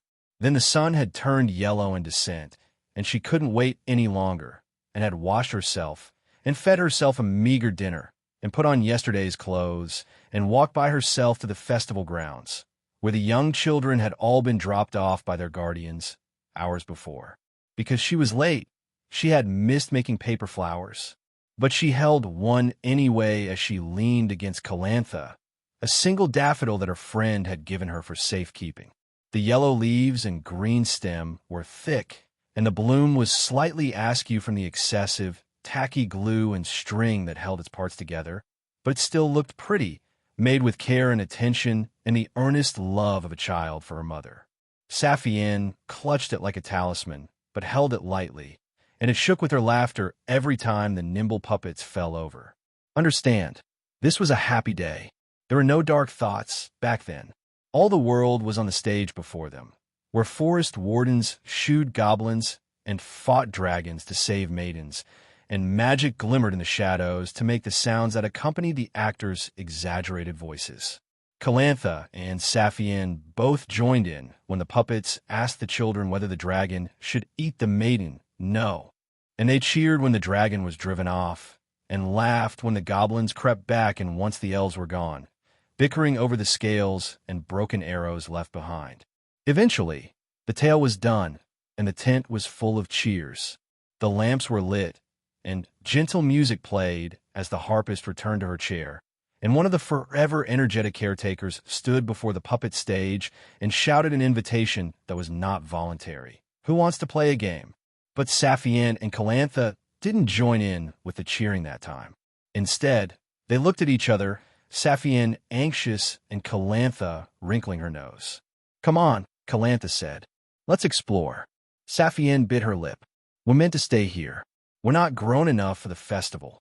Nothing else Saphienne could have said would have made Calantha spring to her feet more quickly, and the half-elf planted her hands on her hips. "Says who? And we won't do anything wrong. We'll just—" Her brown eyes focused on the paper flower. "We'll take my flower to Mother. Then we'll come back." Saphienne knew Calantha had no intention of doing just anything, but the younger girl's boldness always brought out her own, and so Saphienne smiled in the slightly adoring way that young children do when they're in awe of children who surely know better. She climbed to her feet and took Calantha's hand, and the pair turned around toward the doorway, where another caretaker was minding the exit. "She won't let us leave," Saphienne whispered. Calantha let go of her hand. "Go drink some juice. Then tell her you can't find me. Tell her you've looked everywhere.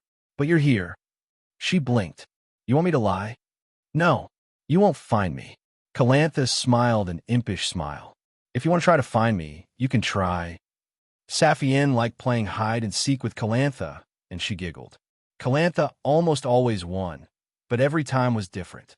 Nodding, she left her best and only friend and went over to the low table at the far side of the room, where wooden cups filled with blackcurrant juice had been laid out for the children. She sipped one, then screwed shut her eyes, unsure if she liked the tart and faintly bitter flavor until she drank a second, third, and then fourth time. That had to have been long enough. She set down the half-full cup and looked around the room, to where the other children were dividing themselves into teams.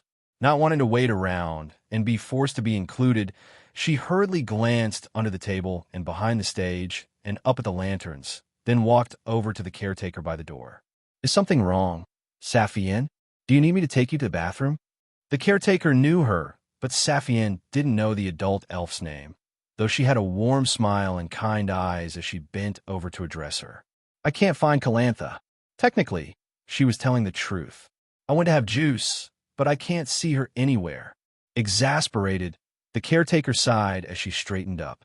"Oh, wherever has that child gone off to now? Let's see." Saphienne followed her gaze as she glanced throughout the tent, then watched as her expression shifted from frayed indulgence to growing concern and then irritation. "Not again. Can't take your eyes off her for 5 minutes." She made herself smile as she looked down at Saphienne. "If you wait here, I'll go look for her. Please." She felt a little guilty, wasting the woman's time. The elf patted her affectionately on the head, then strode through the tent toward the other caretakers. In an instant, Calantha appeared beside her. "Let's go." Saphienne jumped, but her hand had been taken and they were walking through the flap, and then they were running behind the pavilion while Calantha giggled with glee, and the golden day made the younger girl's braided hair gleam like a crown of triumph. "Where were you?" Saphienne asked once they left the clearing. "I looked for you, but I didn't see you anywhere." "In the crowd." Calantha spoke matter-of-factly.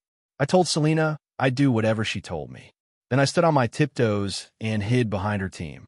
I had my back to the door, and Calantha stuck her tongue out at him, and the adults around them all laughed, and one of them, a woman in a translucent dress that floated on the air, noticed Saphienne staring at the apple-sheed one, and grinned as she handed it to her. Saphienne didn't know what to say, and gave her a bow, like she'd seen others do, and the woman surprised her by bowing back while smiling all the more sweetly. Meanwhile, the player missed his target again. "This is harder than it looks." Calantha was unimpressed. "It doesn't look that hard." More laughter greeted her words, and the kind woman, standing next to the man, nudged him. Save your last stone for her. She can get her own. Afraid she'll humble you? As if. He threw, and this time his aim was true, and a small cheer went up. Calantha unfolded her arms and nodded. About time. Good throw. Unauthorized duplication. This narrative has been taken without consent. Reports sightings. Taking his apple, he gestured for her to step up. Well, don't keep us in suspense, master thrower. He waved to the game's referee. Can the girl play? On your say-so, the other elf called back, busy resetting the statues and collecting the tossed stones. Make sure she doesn't hurt herself. Laughing, the woman nudged her friend a second time. Or someone else. Calantha took her opportunity to come closer to the table, and she dragged Saphienne along with her. Saphienne licked her apple and watched as Calantha stretched up and reached for the small pile of stones, not quite touching them. Harder than it looks, isn't it? The man chuckled. Oh, the woman next to him sighed. Don't be petty. Lift her up. Offended, Calantha turned to argue, then shrieked with surprise when he hoisted her by her waist and set her on the table, there to wobble for a moment as she found her balance. A small circle was forming to watch, intrigued. Now you're tall enough. He stepped back.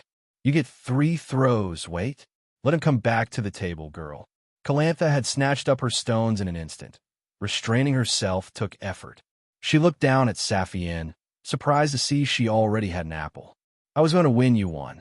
Saphienne waved the apple by the stick poked into its core. Can you win me another? They're good. Desire flashed in Calantha's eyes as she stared at the apple. She grinned. We'll share. Don't take a bite. Not until I've won. Happy with this, Saphienne returned to licking off the treacle and watched as Calantha readied her first throw, which flew like an arrow loose from a bow and struck the middlemost statue squarely in the center, making it wobble. Applause broke out, and the man standing next to her blushed. Well, sure, the man caught himself. Excuse me, master thrower, please, teach me your ways. I didn't knock it down. Calantha was pouting. Try again, the woman said, and throw harder. Saphienne stopped chewing the thick sugar. You can do it. Encouraged, Calantha took aim again, and struck in an instant, in the same place harder than before, but still not hard enough to knock the statue down. You've got good aim, the referee admitted, but you're just not strong enough. Sorry, girl. I'll give you an apple anyway, if you make your last throw. Calantha stared at the stone in her hand. Fine. Wait. Surprising everyone, she tossed the stone back on the pile and jumped off the table, and she reached out and snatched away Saphienne's apple, leaning up to kiss her cheek before the older girl could complain. Then she scrambled back onto the table, pulling out the stick with her teeth as she straightened up. Wait, you're supposed to... But the referee's injunction mattered nothing to the short half-elf, who wiped the apple on her bare arm, took hold, and heaved it with all her might. Everyone watched, spellbound, as it soared more slowly through the air, arcing down toward the distant table with growing momentum, and then thudded into one of the statues, nearly missing it, glancing off its left side and causing it to spin around, and to tip, and a clatter into the middle statue, which fell over in turn and shouldered the next, for fell in quick succession, leaving 3 on the far edges swaying, but holding their places. As the crowd applauded, Calantha sucked the sugar from her wrist and smirked at the referee. 4 apples. Saphienne glowered, as menacingly as she could. She earned them. Asterisk, asterisk, asterisk. After a long argument between the crowd and the referee, a compromise was reached, and 2 apples were given to the girls. Saphienne held them as the referee made Calantha help him pick up the statues, and a younger girl came back with a half-smashed apple she had thrown, biting into it with relish. Then someone in the crowd asked them why they weren't with the other young children, and Saphienne waved the flower and explained, mouth full, that they were looking for Calantha's mother and going right back, they promised. Oh, as long as it's something that important, carry on, which they did. And Calantha said something Saphienne didn't quite hear about direction and valor as they scampered off into the crowd. The apples lasted 5 minutes, and Saphienne ate the most of 2 of them, still feeling hungry as they wandered from the games to the areas set aside for food. Calantha noticed her lingering by a stall laden with fruit and she sidled up to it with exaggerated innocence, casually lifting a pear as though to study its finer properties. "You don't look 14. The elf in charge of the fruit loomed over them, her smile wicked. Saphienne glanced at Calantha in worry, but her friend was bowing. "I'm just short for my age. Saphienne is hungry." "Is that so?" The woman looked to Saphienne, who didn't dare nod. "I'd like to request these pears." "Calantha," the woman said, not looking away from Saphienne, "we all know who you are. You're not a day over 7. Calantha blushed, but she was grinning. "I'm twice the elf you think I am." "Oh ho!" The woman laughed, but her laugh held an edge. "Look at you being clever. I'd say you're half the elf you think you are, child." Calantha stopped grinning. Saphienne looked between them, then tried to ease the tension. "We're looking for her mother, and she's telling the truth. I'm hungry." Glancing to Saphienne, the woman softened a little. "I'm only teasing, girl," she told Calantha, and fetched a paper bag. "Here, take some pears. You two shouldn't go hungry, least of all on the solstice." Mollified by this, but still wary, Calantha took the bag silently and began stuffing it with pears. Still, the woman couldn't leave her alone. "You know, Calantha, you shouldn't steal." "I wasn't stealing." She spoke quickly, indignant. "I was waiting to see if you'd let me take the pear. And if I hadn't noticed you, then you would have put it back? Come now, child. Don't be a liar as well as a thief. Your human side is showing." Calantha dropped a pear as she balled her fist. "It's not stealing if I give it back. And you're being rude." Saphienne quickly hugged her from behind, her arms folding protectively around the younger girl. Back then, Saphienne didn't understand what she saw, but the woman behind the stall glanced between her and Calantha, and then again, and her face slowly darkened with a flush. Shame came over her, though whether it was for insulting Calantha or for embarrassing Saphienne's friend in front of her, Saphienne would never really know for sure. Whatever the reason, the spirit of that carefree summer day took hold of the elf. She took a slow breath. "Since you're looking for your mother," she said, and continued speaking as she ducked under the counter, "why don't you share these with her?" Saphienne and Calantha both smiled in surprise upon her return, and all indignities were forgotten as they took her peace offering, a small box of strawberries. Asterisk, asterisk, asterisk. As children often do, they thoughtlessly ate most of the strawberries as they went about their search. So long as they left one for Calantha's mother, they were sharing with her. Saphienne was sure about that, and anyway, they had plenty of pears. The competing music grew louder as they left the stalls and approached the center of the field, where several dance floors had been raised. Different musicians performed beside each, but all bands performed in the same key and in tempos that were complementary, for all that they differed in pace. The effect was mesmerizing to the two girls, who watched as a dozen paired elves swayed together in close embrace, their timing different from, but in sync with the next stage, where two lines danced together at quicker pace, who were slower in turn than the elegant whirling of the dancers on the stage beyond. Calantha looked around and led Saphienne over to a half-occupied bench. Jumping up onto it, once more catching her balance, she tapped the nearest elf on the shoulder. "Excuse me, could you watch our things?" Quite drunk, the man struggled to focus on her. "Things? Oh, some fruit? Why, yes, yes. And would you like some wine?" "No, thank you," Calantha said as she leapt down, and she took the paper flower from Saphienne's hand to thread through her own hair. "We're dancing." Saphienne froze in fear. "We're dancing? We're not dancing. I don't know how." But Calantha dragged her by her wrist between the stages, to the edge of the stage where the elves were spinning together, and she took her up the steps and counted the beat and waited for an opening as Saphienne protested. She smiled serenely all the while. As the dancers paused to reverse direction, she pulled Saphienne onto the wooden boards and spun her like she had earlier, and Saphienne responded with an instinctual pirouette, elven grace carrying her as Calantha clumsily copied what she saw the others doing.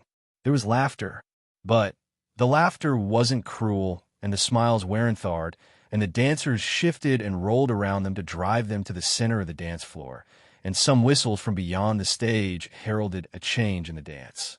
Saphienne was terrified, trying to keep up with Calantha, who was laughing madly and spinning her around and around over crossed wrists, the dancers around them copying their childish moves, struggling through their laughter, and yet carried by the song. The music swelled, and the tempo broke from its elegant lockstep with the other stages, and a little discord swept into the clearing. But no one much minded, not even Saphienne, who began to smile, and then to scream her giggles, exhilarated, eyes shining, and without a care in the world. Asterisk, asterisk, asterisk. The pairs were gone by the time they took a bow and were ushered off the stage, but the last strawberry wasn't, and they retrieved the box, guarding its precious treasure as they set out into the sea of benches and tables where the adults were at leisure. Calantha's mother had seen them on the dance floor, and Calantha gave a happy yell and ran to her, throwing her arms around her neck as the tall elf bent to sweep up her daughter, both laughing as she cradled her. "Mother, I saw you dancing." Her mother laughed, and she winked at Saphienne, her moonstone eyes teasing. Saphienne did well, showing you how. I was showing her. Calantha pouted as she was set down, and she took her mother's hand automatically as Saphienne fell in beside them. "But we did good, didn't we?" "You did." She leant down and kissed her forehead. "So graceful. And what's this you put in your hair?" Calantha remembered the paper flower, but the glue had stuck it in place, and Saphienne had to carefully unpick it from her braid to pull it free while her mother grinned and tooted. Still, Calantha's mother listened as her daughter excitedly told her what they had done, skipping over their escape from the pavilion, and she complimented the girls' daring as she learned all about their grand adventure. Saphienne watched her relish the remaining strawberry. At last they arrived at the table where Calantha's mother had been sitting, and the other elves seated there waved and raised their glasses. One spoke up, asking, "Is this your daughter, Falorna?" And her friend, Falorna, said, "Saphienne. She's Lenariel's." Her reply was met with tolerant nods and accommodating smiles. "Hello," Saphienne said, trying another bow. "What about the flower?" Falorna faced her daughter as she Saturday. "You were going to tell me about it." "Oh." Calantha took it from Saphienne and held it up. "I made it for you. We were bringing it to you before you were drunk." Laughs rolled around the table, but her mother only blushed slightly. "Wise of you," she answered, and accepted the paper flower, pretending to sniff it as she raised her reclaimed glass. "I'm pretty far gone already. Quest well accomplished, my brave little knight." Calantha beamed. "But," Falorna said, "you do need to go back with the other children. Can't we stay? We can be quiet. We'll sit together." "Saphienne can be quiet," Falorna answered, "but you're never so, which is fine and well when you're with children." Addressed, Saphienne spoke up. "Why can't we stay? As the sun sets, different parties begin," she answered. "Parties that are not for children to attend. When you're older, you'll see." Saphienne thought back to her mother and father and the privacy they needed for their games, and she nodded as though she understood. "But," Calantha complained, I need the bathroom first." "Well, on you go then."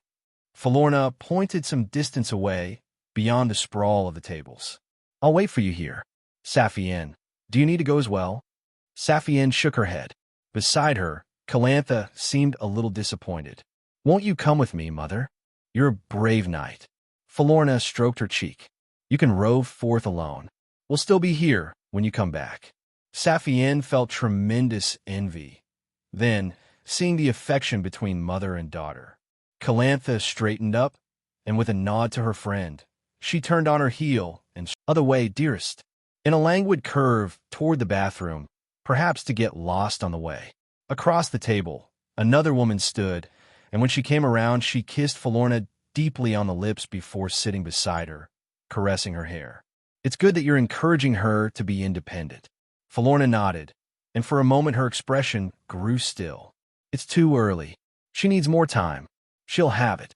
You both have a little more time." Saphienne looked between them. "Time for what?" At that, Falorna smiled a strange smile, a smile that Saphienne would not understand until well after she had reached adulthood of her own, a smile that told of happiness and fear and love and grief, and above all an awareness that the things her smile portended were not for Saphienne to know, or so Falorna hoped. She patted her lap, then held out her arms, inviting Saphienne to sit with her, which she duly did.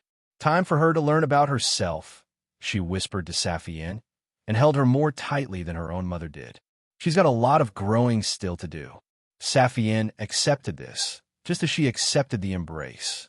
She closed her eyes, and just for a little while, she pretended that Philorna was her mother, and that she was as well-loved and wanted as Calantha. Just for a little while. And eventually, far later than she should have, Calantha returned, and the three walked hand in hand back toward the children's pavilion, meeting a frantic caretaker coming the other way. Philorna defended the girls from reprimand, and gave both Calantha and Saphienne hugs, waving to them as they parted. Over her shoulder, Saphienne watched Philorna turn away, and she admired how the woman strolled so gracefully into the gathering night, moving with all the ease of summertime. I suppose the solstice festival feels long ago to you, given your age. You don't remember then? Brought back to the present as Galiath spoke, Saphienne stepped forward, as though she were carefully examining the trio of unfinished sculptures, reaching out to touch the sandstone with one hand while she wiped her eyes with the other, keeping her back to the sculptor. She tilted her head, pretended she had been brushing a loose strand of hair back behind her ear. Saphienne needed a moment to steady her voice. "No, I don't," she lied. "I have a vague memory of a puppet show, but nothing significant." Galiath hadn't noticed her lie, and their voice remained light. "That would be right.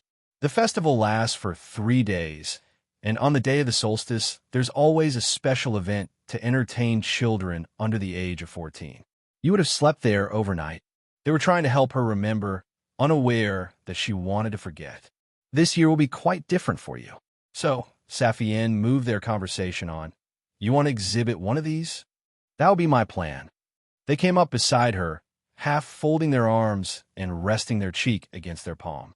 "But, well, I find choosing difficult, and I really ought to produce something worth showing to justify my presence here. All was fair while I was teaching you, but now that you're learning wizardry." Glad for the change of topic, she kept her expression neutral as she turned to them. "That's actually what I was coming to see you about. I'm going to be very busy for the next while." Galiath hadn't taken their eyes off the stone. "I remember how it goes. A week or so marveling at the disciplines, then 3 weeks where your education begins in earnest. The early curriculum is largely settled. You'll doubtlessly be busy in the afternoons after your morning lessons. We're going to study together, me and the other apprentices." "Lovely." They nodded, then glanced her way and flashed a smile. "I'm sure you'll get on better with them than I did with mine. Camaraderie is important for those who can manage it." Saphienne wasn't in a state to pry into their history. "After, I was thinking I could come here in the mornings. 2 days each week I'll be busy, but the rest, I'd still like to learn the art of sculpture. And I'll still be happy to teach you." They indicated Saphienne's half of the work area, where several engraved slabs were neatly stacked, and the rough head of an elf was slowly emerging from sandstone. "You've got a sharp eye and a deft hand for etching, and I expect that, when you make the transition to harder, darker materials, you'll be surprised by how good you are. If you were more confident with the songs, you'd be further along with your statue work. But oh, these things take time." "I'm grateful." She bowed. "Will you bring on another student?" Galiath grimaced. "Not if I can avoid it. I'm quite particular. I don't want to spend my time teaching a child who won't do something with the lessons." Despite how she felt, she managed a small smile. "Aren't the lessons wasted on me? I'll be a wizard, not a sculptor." "Hardly." They unfolded their arms, facing her. "It's the art, Saphienne. The art is what I'm teaching you. The sculptures, the medium, these are expressions of the art, not the art itself. When you're good, the work of art you make can convey an impression of the art, but they aren't the same thing." She studied their gaze. "I don't understand. Nor will you, not now." They shrugged. "Don't think I'm patronizing. I don't mean to condescend. I didn't understand for a very long time, and I still haven't quite come into my own. Art is what we do to ourself, within ourself, that we then try to explain to ourself and to others through making artistic works. Magic and sculpture, calligraphy and painting, song, they're all different mediums for expressing the same thing. Thinking back to their first meeting, she thought about what she had said to Galiath and how they had replied. When I told you I wanted to understand myself, and you said, yes, to understand art is to understand oneself. To understand art is to make art. People who aren't artists, they think that old quote refers to the production of the works of art. But it doesn't. Art is entirely within us. And they gestured to the half-formed stone. If we can make something that stirs the same in others, then the art spreads and can be shared, and the discussion unfolds and adds to the art. Yes. For the second time in a few short minutes, Saphienne felt she was standing on a precipice, had always been standing on a precipice, of which she had been blissfully unaware. Now she knew it was there, but couldn't see the bottom, and feeling it wait for her. She retreated. I'll think about it. Galiath glanced her up and down, and their expression softened. Don't rush into it. You'll make sense of it when it's time. Then they turned back to their works in progress. Unlike me, no one expects you to justify yourself through your art. Which leads me back to my question. Which should I finish, Saphienne? Looking back to the 3 pieces of faintly glittering stone, she tried to think it through. Do you have a particular audience? Good thought, but no, it's for general consumption. I already selected these because they will have broad appeal. They shifted and sighed. Being specific is necessary for great art, but being too specific runs the risk of people just not. Well, if they can't connect, they won't see the value. But if you've already thought it through, how am I meant to help? Galiath laughed. I asked you what your heart says about them. Which piece, crude though it may be, most resonates with some sentiment?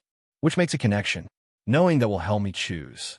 Accepting they wouldn't let her leave without an answer, Saphienne did her best to calm herself, and to let herself feel whatever they provoked. What she thought was a sitting figure stirred nothing in her. What appeared as a half-shaped tree inexplicably angered her. But the last piece, which looked to her like 2 figures. This one, she lay her hand against the stone. The dancers. Galiath raised their eyebrows. Dancers? Well, yes, I suppose. Saphienne backed away, fighting down the memories that lay behind the choice. People like dancing. It's a festival. It'll suit the mood. You're right, though perhaps in ways that, yes. Galiath flashed another, slightly forced smile. I'll finish it across the next few weeks, while you're away. Might I ask you not to call unannounced, while I'm working on it? The sculptor had never before asked that of her. You want it to be a surprise? Let's say yes. I have my reasons. My artistic whim, fickle as I am.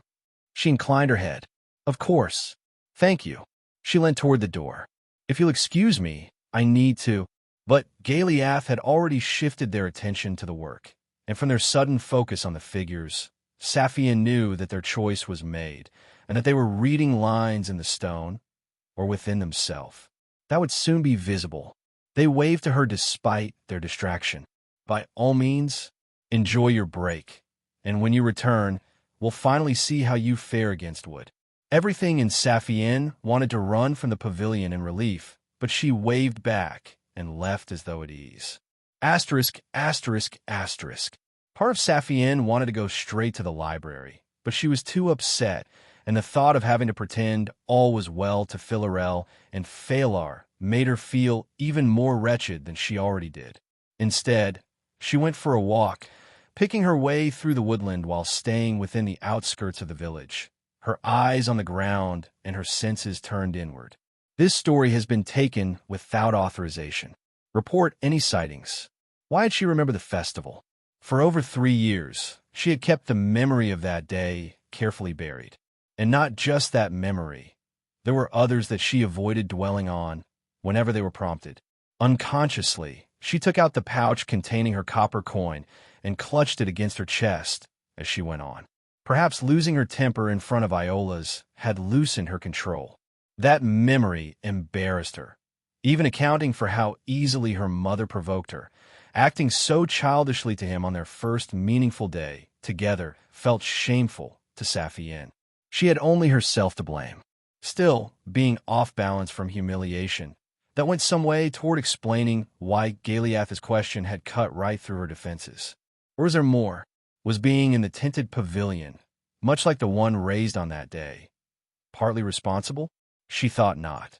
The village used many such structures for temporary accommodation, and she had been working there, beside Galiath, for months.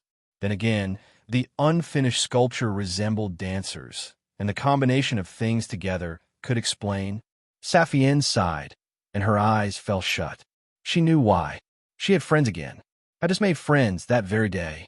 She felt welcomed, and perhaps even understood. She hadn't felt that with Phalar, not entirely, or was it that she hadn't let herself? Tears slowly ran down her cheeks as she admitted to herself how deeply and bitterly she missed Calantha. She wiped them away. She wiped the thought away. There was too much there, and too much else in the memories, things that she hadn't understood at the time, things that she now realized she had overlooked and now saw with new, terrible unease. Older now, Saphienne knew the concept of what had so preoccupied her parents and was aware of what they must have been doing together, were always doing together, when they forgot about her. So, too, she could dimly contemplate what might have featured in the evening's events that wasn't suitable for children. The books she had read in the library, that Philarel had carefully directed her toward without suggesting they were yet appropriate. From them, she intellectually grasped how parents made children. But, and this gnawed at her, she didn't actually understand anything. What she had read, she hadn't been prepared to think about. Yet now she felt like she must think about these things, that she must understand them, for the future was beckoning to her, and she wasn't prepared. How could she hope to meet the challenges ahead if she was unprepared? And what Galiath had said about art made it worse. That making art required she explore within herself, discover things about herself.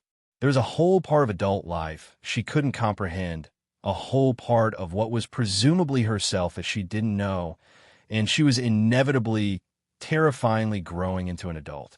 Elves said they reached adulthood upon attaining their first century. If this was how she felt at 14, how much worse would it be across the decades ahead? And everything, all of these thoughts and feelings whirling within her, were eclipsed by the realization she reached as she considered the way Calantha had been treated, by the caretaker, by the woman on the stall, and most of all by Philorna. How sweetly Calantha's mother had treated her, and how cruelly, how viciously, to let her daughter love her so, knowing that she was to be abandoned. How could she? Saphienne hadn't meant to speak aloud, and she looked around furtively. There was no one nearby, only the trees and wild spring flowers. How much better it would have been if Calantha had been raised by Saphienne's mother. To be rejected after being neglected was understandable. And if Saphienne had been raised by Philorna? No, never. If Saphienne had been raised by someone like Philorna, behaving similarly, and yet with the sincerity she clearly didn't possess, then Saphienne's entire life would have been different. She would have known how to be with people, how to let herself be close to people. She wouldn't have needed to rely on the patience of Phalar, or the amusement of Selena, or the understanding of Iolaus. She could have just belonged. She wouldn't have had need of those tolerant smiles, or for her life to be explained away with an introduction, that she was Lineariel's child. And worst of all was the dawning sense Saphienne had, a sense that something else lay behind those words, something that also lay behind the way Phalar and the others had been told by elders to watch over her, to make allowances for her. That there was something wrong with her, wrong from birth, that meant no one expected she would belong. That she could never belong and could never understand why. That she was less of an elf, somehow, and had to be handled appropriately. She slowed as a thought took shape and finally stood still. How much worse had it been for Calanth? Saphienne buried her face in her hand and wept.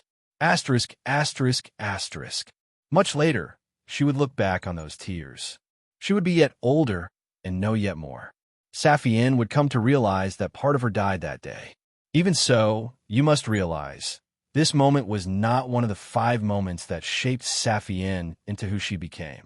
That she understood herself more clearly and had begun to see how she related to the elves around her was only a precondition for the remaining 3. Her trajectory was not changed by her weeping. The tears Saphienne shed were the consequence of what had already happened. So too, her growing rage, which would unfurl in time. Asterisk, asterisk, asterisk. When Saphienne made it to the library, she found Philarel at her desk, tightening the stitches of several children's books.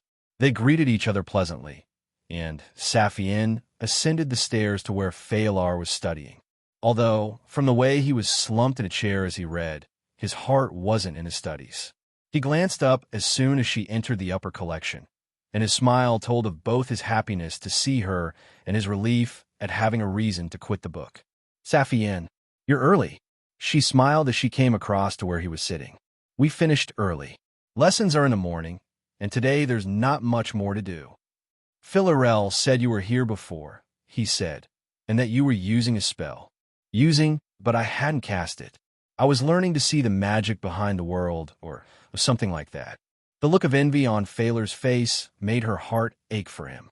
Phalar, she told him, please don't be sad. I know you'll be a wizard too. He sat up.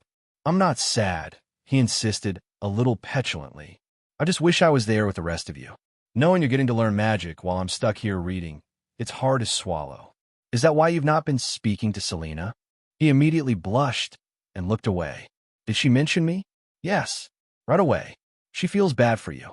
I think she doesn't know what to do. From the way Phalar shifted, it was clear he didn't either. Saphienne sat on the table in front of him, which surprised the boy, who had never seen her be so careless toward the library's furniture. When he looked up, she folded her arms and stared down the bridge of her nose. You're being stupid. He smiled sadly. I know. I just don't know how we'll be together. All we used to talk about was becoming wizards. Well, you're still going to be a wizard. It's just going to take you longer. He looked down. Maybe that wouldn't matter to you, but... Phalar. She kicked his knee, though not hard. You were there. You saw how I had to fight, not to be turned away. Of course it would matter to me.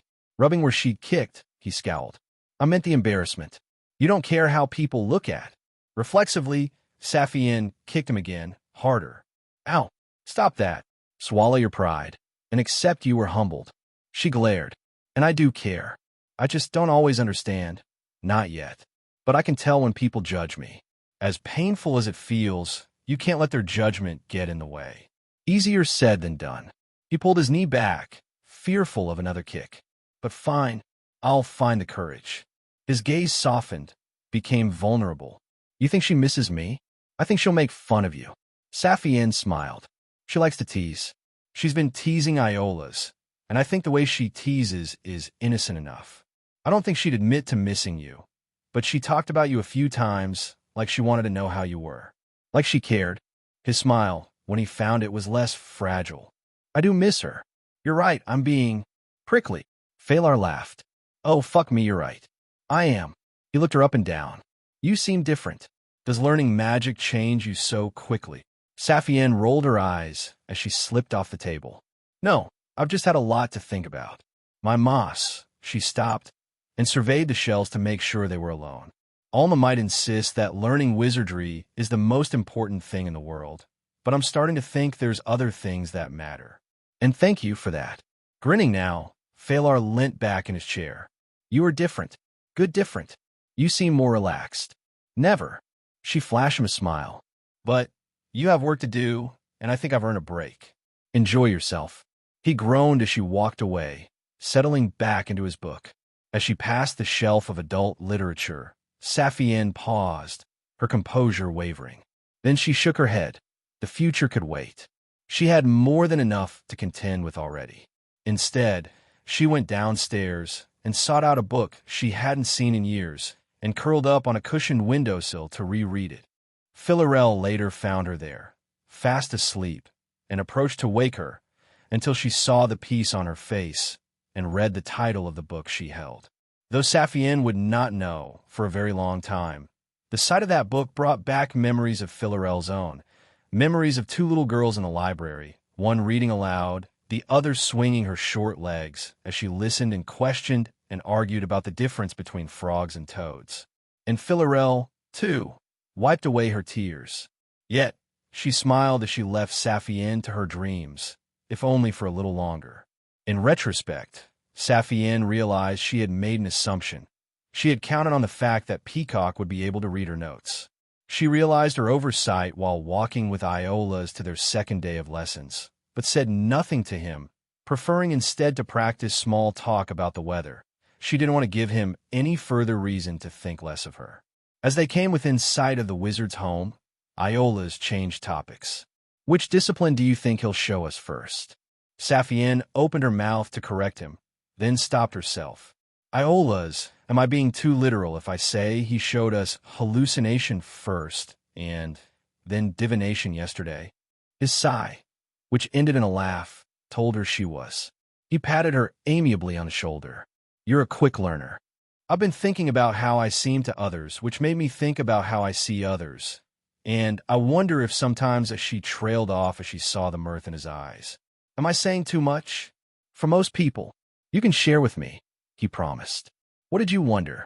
I wonder if I sometimes discount the possibility that people might be speaking figuratively because I don't pay enough attention to the person. That I'm the opposite of what our master said. That I pay too much attention to what is being said rather than how or by whom. Iola's mulled over the thought. I could see that. You're too busy, I don't know, too busy taking apart the words to notice the person who spoke them. Saphienne nodded. I can read people when I pay attention to them. Humming to himself, Iola stopped walking. I was thinking about what you said yesterday, how you struggle with groups, about how I can explain it to you. I think, the older boy looked up at the trees as Saphienne waited for him. I think the problem is that you need to be reading people as they speak and also reading everyone's reaction all at the same time. You don't look around the room much when you're talking to someone, I noticed. I mean, you don't look at the other people who were present. She squinted at him. That's true. And the other thing, he went on, is that you need to compare how someone's speaking to how they're being received, to what it was they said on the surface. That's how you understand the full message. You understand sarcasm, don't you? Of course. She felt slightly indignant. I'm not trying to offend you. And irony. Ironically, you're asking that offends me. But she smiled. Yes. And I know the difference between verbal irony, situational irony, dramatic irony, and the irony of feigned ignorance. Iola's was wide-eyed. Right. And I only know two of those. Which doesn't matter right now. He raised his hands to stop her explaining. The point is, sarcasm requires you to be able to read tone, and irony requires that you compare what's said to what you know. Both need you to understand that the other person can mean something different from what they literally say. And all the rest of talking in a group is doing that sort of thing. He waved his hands vaguely as he lowered them, but also comparing what's said to how people respond. Saphienne followed the logic. I think I could do all of that. Then you can read the room, he said, which means all that's left is, can you match your response to the response you read from the room? That made her blink. You mean, how would I feel? Disguise what I think. More like moderate it, to fit what people expect. He scratched his head. Obviously, if someone is saying something that you disagree with on principle, don't change who you are as a person for convenience. But if it's not a matter of principle, going along with the mood is what endears you to a group. Everyone's looking to everyone else to decide how they feel. Realization made Saphienne's jaw drop open. Wait, people decide how they feel about things by seeing how everyone else feels? Iola's looked both pleased with himself for figuring her out and surprised. You really don't do that, do you? No, she felt queasy. No, not at all. Which is why you're fine in individual talks like this. You're not expected to blend in. Not unless you're making an effort to ingratiate yourself to someone. He smiled and glanced at the wizard's home. Which you don't have much experience with, I think it's fair to say. But how? If you feel one thing, and everyone else feels another, think of it like the tea you ordered. You add a water on top, and it changes the flavor. You can still taste your tea underneath. The taste is just diluted by everyone else's oat water. He grinned sheepishly. Not a great metaphor. Sorry, I don't think I can do that. Can you read it and fake it? Saphienne considered this. She slowly nodded. With practice, I think so. Well, here comes a chance to practice.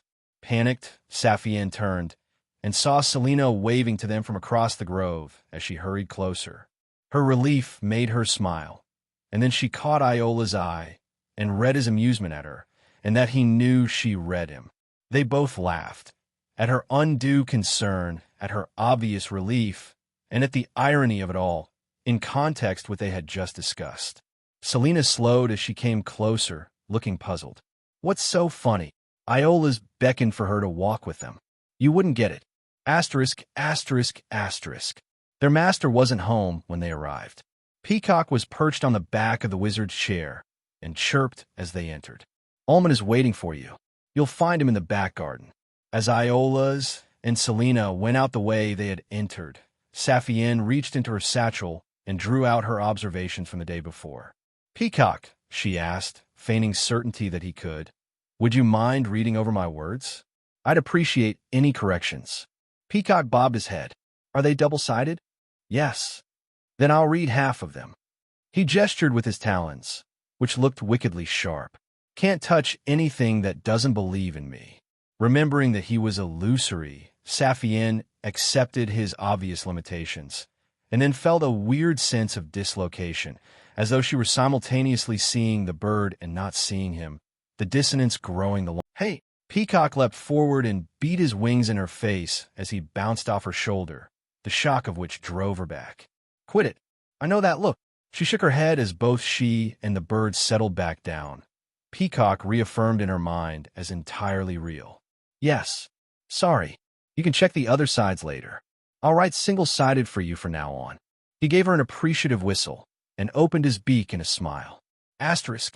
Conjuration, Almond said, having finished a lengthier casting of the second sight on each apprentice, is the most impressive discipline to the novice. Saphienne, using everyday language, defined for us what it means to conjure. Still adjusting to the glimmer of magic swimming before her eyes, Saphienne spoke without opening them. To conjure something is to cause it to suddenly appear, as though from nowhere, or to call an image to mind. And long ago, it used to mean to implore someone to do something. Stolen from its rightful author, this tale is not meant to be on Amazon. Report any sightings. Selena was surprised. I didn't know that last one. Adjusted to her magically enhanced vision, Saphienne glanced beside herself, to where Selena stood next to her, upon a gravel circle in the center of the garden. Some of the writing that's attributed to elders describes them as conjuring others. I had to ask Philarel what it meant. Having returned to the midpoint of the circle, Almond was stood behind a small lectern and lifted an empty glass from below. Saphienne is correct. In ages far past, conjuration and invocation were confused as the same discipline, and an ancient wizard or sorcerer would conjure a spirit. That is, implore the spirit to intervene. Selena, he gestured to her with the empty glass, in the same way as Saphienne did, defined for us what it means to invoke.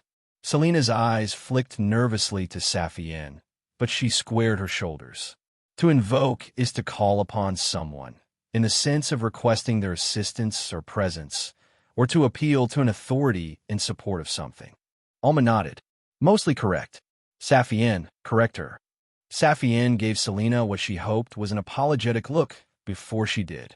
Everything Selena said is right, except it specifically means to call upon a higher power. That may be a spiritual power, or just an authority one serves. In normal language, invoking a spirit, like a god or goddess, might take the form of requesting they bear witness or provide inspiration or render aid. And invoking an authority is to act under that authority, with the support of that authority. You might invoke a god to witness an oath, or invoke a scholar to support an argument. Yes, Almond leant against the lectern. When the two disciplines were properly separated, names for the newly fashioned disciplines were drawn from the words used to describe the different types of spell. Invocation, to call upon a higher power. He set the glass on the lectern and stood tall. And as for conjuration, red light flashed as Almond whispered a syllable and cupped his hands together, and suddenly water poured from above his palms, filling the glass in an instant. Yet under the scrutiny of the second sight, Saphienne had watched an explosion of red appear in the same space, pulsing out before collapsing inward, turning into a torrent of sparks that tumbled down into the glass, sparks which quickly diminished until no magical color remained. The wizard gave him a moment to savor the experience. Iola's, he then said, Will you hazard a guess as to the definition of the discipline of conjuration? Shaking his head, Iolaus smiled from where he stood on the other side of Selena. To cause something to come into being by magical means? Be more precise. Iolaus thought carefully. A spell which causes something to come into being within the natural world, which otherwise would not exist. Excellent. Almond smiled broadly. A spell of the discipline of conjuration causes something to come into being within the natural world, which otherwise would not exist, whether permanently or for the spell's duration. Saphienne spoke up, the distinction being that invocation spells call forth things which already exist in the world. Well reasoned. His smile for her was thinner, but still sincere. The two disciplines were confused before this distinction was apparent. But make no mistake, what seems simple to us today once took the labor of great minds to uncover. He gestured the three of them forward. Come, examine the water. Duly they did. To all their senses, it appeared entirely mundane. Selena put her hand in the glass, which the other apprentices copied. Then, thoughtfully, Iolaus lifted the glass, sniffed, and took a sip. Selena winced. Couldn't you have done that before we stuck our hands in? Lips twisted in a smile, he swirled the water around his mouth to tease her, then swallowed. I trust my fellow apprentices to wash their hands. He set the half-full glass back down. Tastes bland. Alma nodded. Well noticed.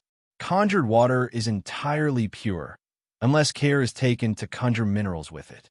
I did not. He grinned cruelly. Which, Iolaus, will cause you physical harm if you drink only this water and consume no minerals from other sources, such as everyday food and drink. Iolaus had turned pale and now blushed. I assumed you'd stop me from doing something dangerous. I will not.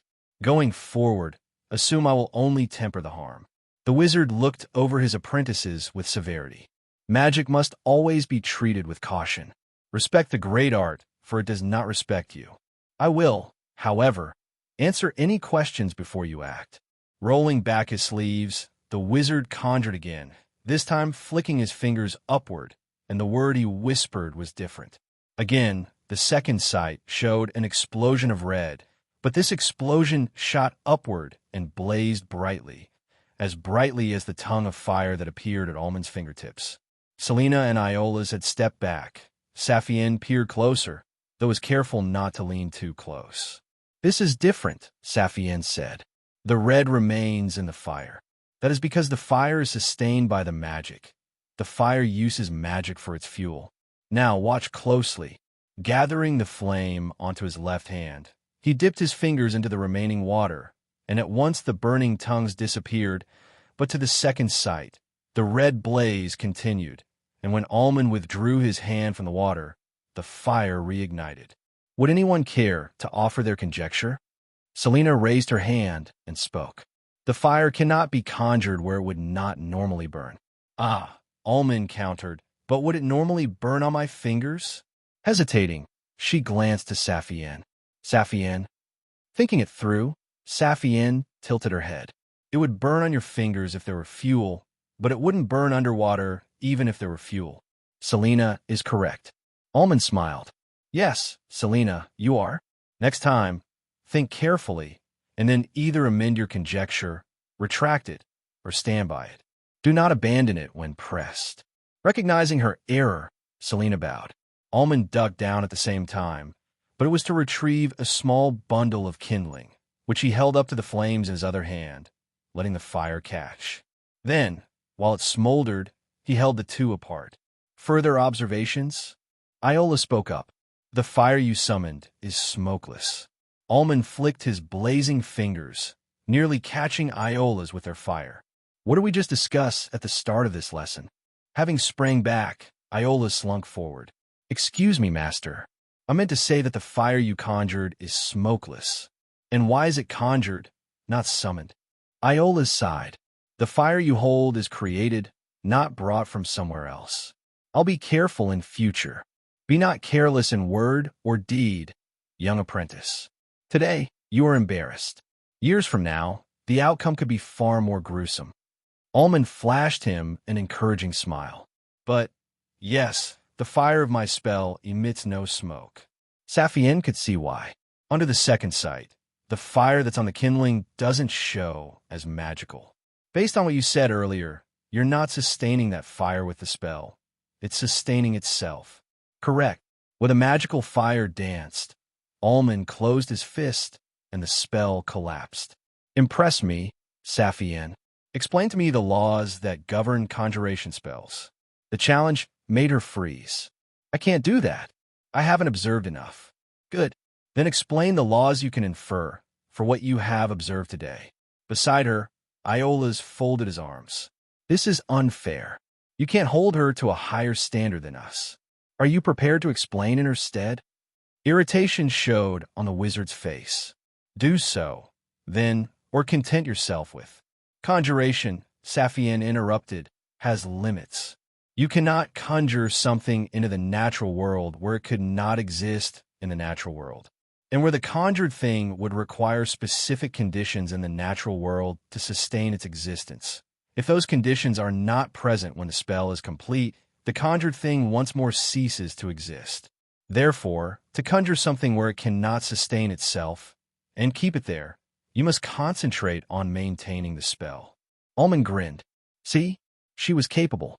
And that was, to your credit, entirely correct, Saphienne. Selena shook her head. Saphienne, how in the world did you do that? Smiling to herself, she turned to her friends. I remember the definition he gave us, and then compared it to what he'd shown us. And his left eye twitches when he's concentrating on spells. Iola's and Selena both stared at Almond, whose mouth hung open. He's not concentrating on a spell now, you won't see. Saphienne, the wizard sighed as her friends chuckled. That will more than suffice. Asterisk, asterisk, asterisk. After a dry and in-depth explanation of the development of conjuration spells as a discipline of magic, for which Almond had the apprentices sit on the nearby grass and take notes, they finished the day by meditating on the sight of another spell. A summoned spear of lightning, which danced where it stuck into the gravel, the stones into which it was plunged hissing and melting over time. Saphienne found her eyes ached after staring at it for too long, and so she closed them, focusing instead on the spell as seen through the second sight. A fountain of red lines poured out of the ground, and the shape they made twisted and danced, an abstract silhouette, suggestive of other things in the same way as she had once read pictures into the shape of clouds. She lost herself in pondering them, and in the memory of staring up at the sky with Calantha, and had to make an effort to clear her mind, all the while feeling that she had seen something similar before, that the impression of conjuration magic was familiar. When they were done, she returned to the parlor, surprised to see that Almond had flipped over her pages already, and that Peacock was done reading. All good, the bird chirped. What did you say to Almond? He was peevish, more than usual. From upstairs, Almond called down. I can hear you. Blasted bird. Saphienne tried not to grin and kept her voice low. I pointed out how he squints when he concentrates on spells. Peacock danced and flapped his wings silently, then twisted his head around to do a very good impression of Almond's twitching eye. Saphienne covered her mouth to smother her laughter as she retrieved her notes, and waved wordlessly to the bird as she went out to meet her friends. There we are, Selena smiled. So, shall we go to my house? Iola shrugged. As long as we won't be a bother to anyone. Will there be enough room to not get in anyone's way? Selena smiled strangely as she started walking. What an odd thing to worry about. Behind her, Saphienne looked questioningly at Iola's, who shrugged. But when Selena led them to her home, her friends understood her response. In fact, they quickly came to understand quite a lot. There are months when nothing makes sense and moments when everything at last comes together, when all the puzzling pieces that were scattered along the path suddenly click into place. Saphienne had one such moment when she arrived before Selena's house, gazing beyond a gate in a low wall that surrounded a hill which steeply climbed through terrace gardens overgrown with budding flowers up to a grand doorway in a house that was grown for more than. Iola spoke with awe. This is your home? Selena paused, her hand on the gate, and looked back at them. Yes. Saphienne blinked. How many trees? I've never counted.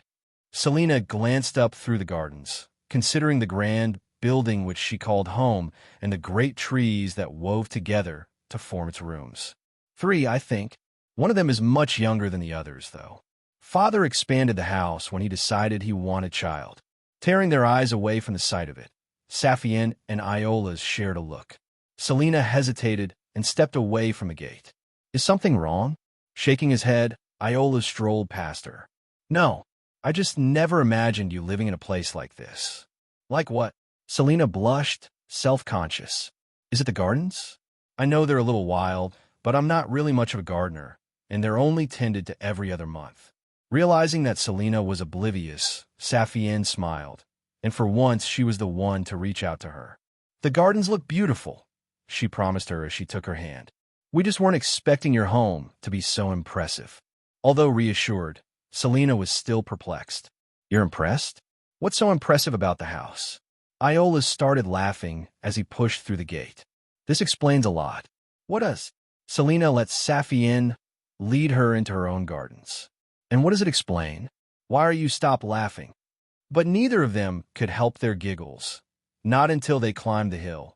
Not until Selina muttered under her breath and pulled free of Saphienne to sweep haughtily through the pair of doors that led into her reception hall. You're being very rude. She sniffed at them, though she was less offended than bemused. I suppose you had better come inside, which Saphienne and Iola's hesitated to do, both children feeling small as they took in the tiled floor, which was dark as the midnight sky, and the high, white, vaulted ceiling, which lay 3 stories overhead, and the grand staircase that swept from one toward the other, lightening as it ascended. Saphienne stepped in first, and her footsteps echoed off the polished wooden walls and bounced up to the landings of the upper floors. Iola's joined her. I've never seen a place like. The door shut itself behind them, and they both jumped. Selina was on the stairs, and she smirked. Sorry, the door's enchanted. It wouldn't have opened without me. You've never been to a wizard's home before, have you? Unable to help herself, Saphienne began to correct her. Our master, a real wizard. Selina gestured around the hall. Someone who really knows what they're doing. Clicking his way across the floor, Iola stared all around himself, including down at his feet, disconcerted by his audible footfalls. Your father. He's a more powerful wizard than our master? He must be. Casually sitting on the steps, she shrugged. I don't know which degree of spell casting he's obtained, but it's higher than whatever our master can do, I'm sure. That Selina didn't know the specifics intrigued Saphienne. You don't know? Why not? What little confidence Selina had found quickly faded away, and she was once more unsure of herself. We don't talk much about magic. I've seen him cast spells, and he was always very clear that I'd learn wizardry once I was old enough. But apart from telling me what to study, he was always careful not to break the rules. Looking to Saphienne, Iola's nodded. Wizards aren't allowed to teach family members, are they? No, Selina sighed. We can't discuss magic. Not until I'm a wizard in my own right. He was much more cautious about it then. She stopped herself, clearly reconsidering what she was about to say. Than others I've heard about. Ingob. Realization made Saphienne speak aloud. You mean Phalar's aunt. Her words caught Selina by surprise, and the wizard's daughter scowled at Saphienne. I didn't say any such thing, and Phalar would resent the implication. Reaching the staircase, Iola sat down on it as well, a few steps below Selina. I thought our master was the only wizard in our village. Turning her attention to him, she nodded. He is, well, the only wizard who is recognized by the luminary veil. There are others, and they're entitled to be called masters if they wish, and they have the right to assert their opinions if consensus is sought between practitioners of the great art. But they don't have the authority our master does, since they can't, she grinned at Saphienne, since they can't invoke the luminary veil. But what about your father? Iola's pressed her. He doesn't live here. Selina spoke matter-of-factly. He hasn't lived here for, I think, a few hundred years. Saphienne crossed the steps, but didn't sit. So, you live with your mother? Oh no. Realizing she had assumed, Saphienne faintly blushed. Sorry. With your guardian? What duo? Selina laughed. No, Saphienne. I meant that my mother doesn't live here, not that I don't have a relationship with her. She's a priest, cloistered, and lives far to the west. She visited me once. Iola stared up at her. Who do you live with then? Well, nobody. Selena shrugged. One of the neighbors is technically my guardian now, along with our master. Saphienne couldn't believe it.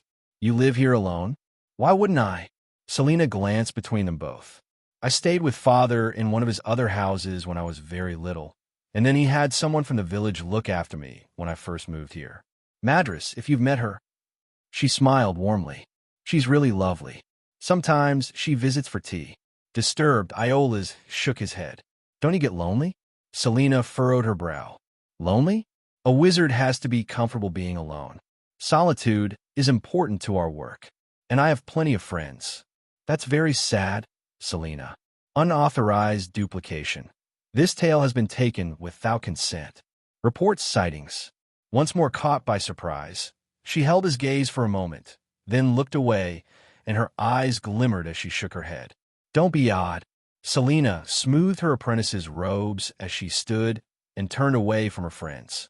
Anyway, we can talk properly in my study. Come on up. Saphienne lingered for a moment at the bottom of the stairs as the others climbed, casting her eyes across the tile floor. It looked cold. Asterisk, asterisk, asterisk. After their shock wore off, Saphienne and Iola's adjusted to Selena's lodgings quite quickly, and they were delighted to discover that her study, which was as big as the sitting room of Saphienne's family home, even had its own small library.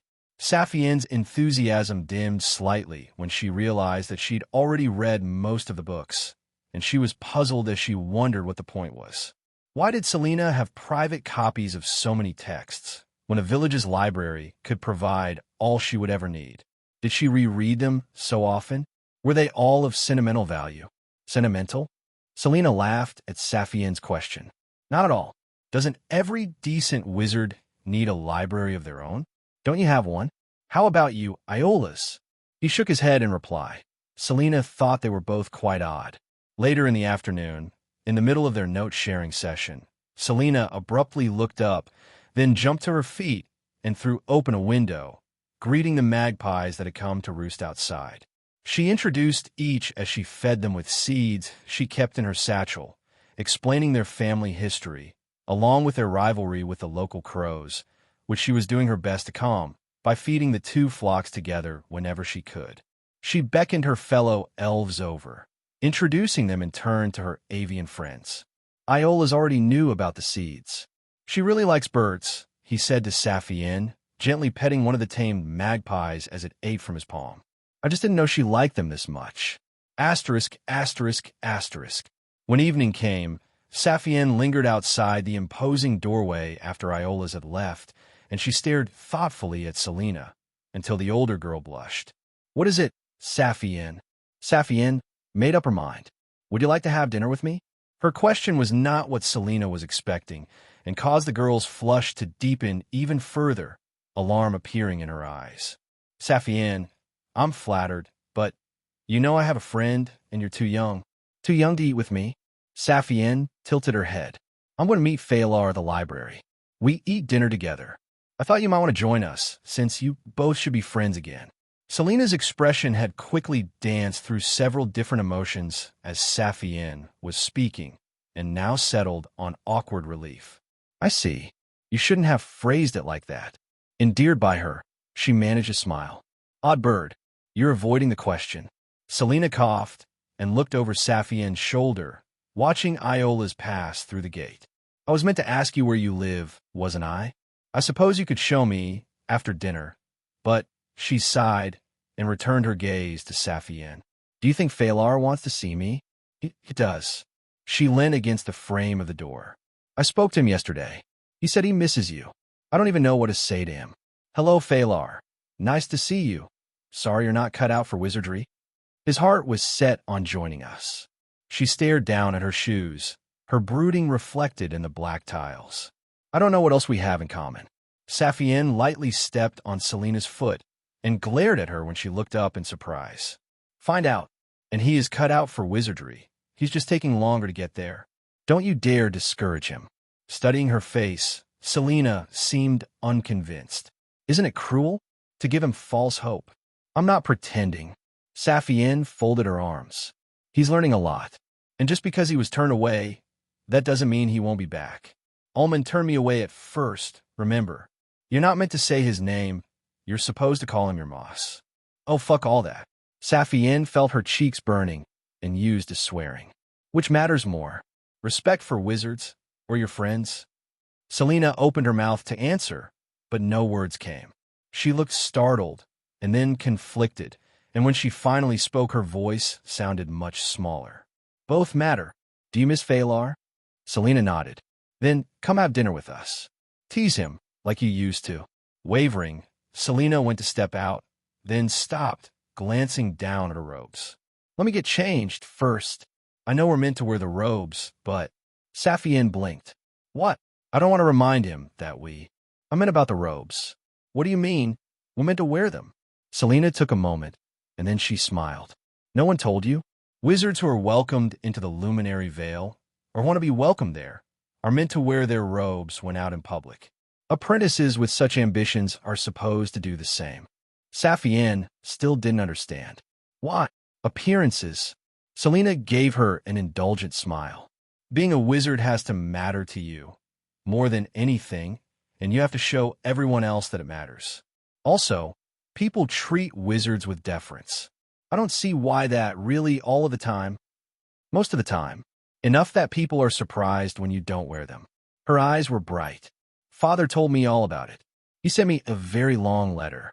But I don't think he'd disapprove if I dressed informally this time, since there's a good reason. Stepping forward, she hugged Saphienne. Wait here. I'll be back down. The door shut itself as she went back inside, leaving Saphienne to ponder her own robes. Yesterday, she had changed out of them without thinking. She hadn't meant to spare Phalar from heartache. The thought had never even crossed her mind. Asterisk, asterisk, asterisk. Since Selena had left Saphienne stood on her doorstep while she changed, Saphienne felt comfortable doing the same when they stopped by her house. Fortunately, her mother was entranced by the fascinator, lounging in her bedroom, and so didn't even notice when Saphienne came up the stairs, nor did she do anything other than laugh quietly to herself as Saphienne went back down them. Idly, as Saphienne collected food for herself and her friend from the pantry, she wondered what magical daydream could be so amusing to her mother. Phalar was sitting by the fire when the girls arrived at the library, reading over his written notes and making annotations in the margins. He didn't glance up when Saphienne appeared next to him. Just a moment. Hello, Phalar, Selena said. His pen scratched a long line across the page as he looked up, and he inhaled sharply, caught between happiness to see Selena and fear of being seen by her. She, too, stood awkwardly and clasped her hands together behind her back, squeezing her fingers to distract herself from her anxiety. Saphienne looked between them both. She didn't know what to say, but it was Selena who broke the silence, looking pointedly at the page he'd just scored. I see your calligraphy hasn't gotten any better. Phalar looked down and then mildly grinned at the paper, his grin remaining in place as he set it aside and made a show of brushing his hair behind his ear, sitting back. It's quite good, actually. While I'm not being interrupted. Don't you have spells you're meant to be learning? She laughed, like you'd know anything about that. Oh, his expression grew sad. I suppose not.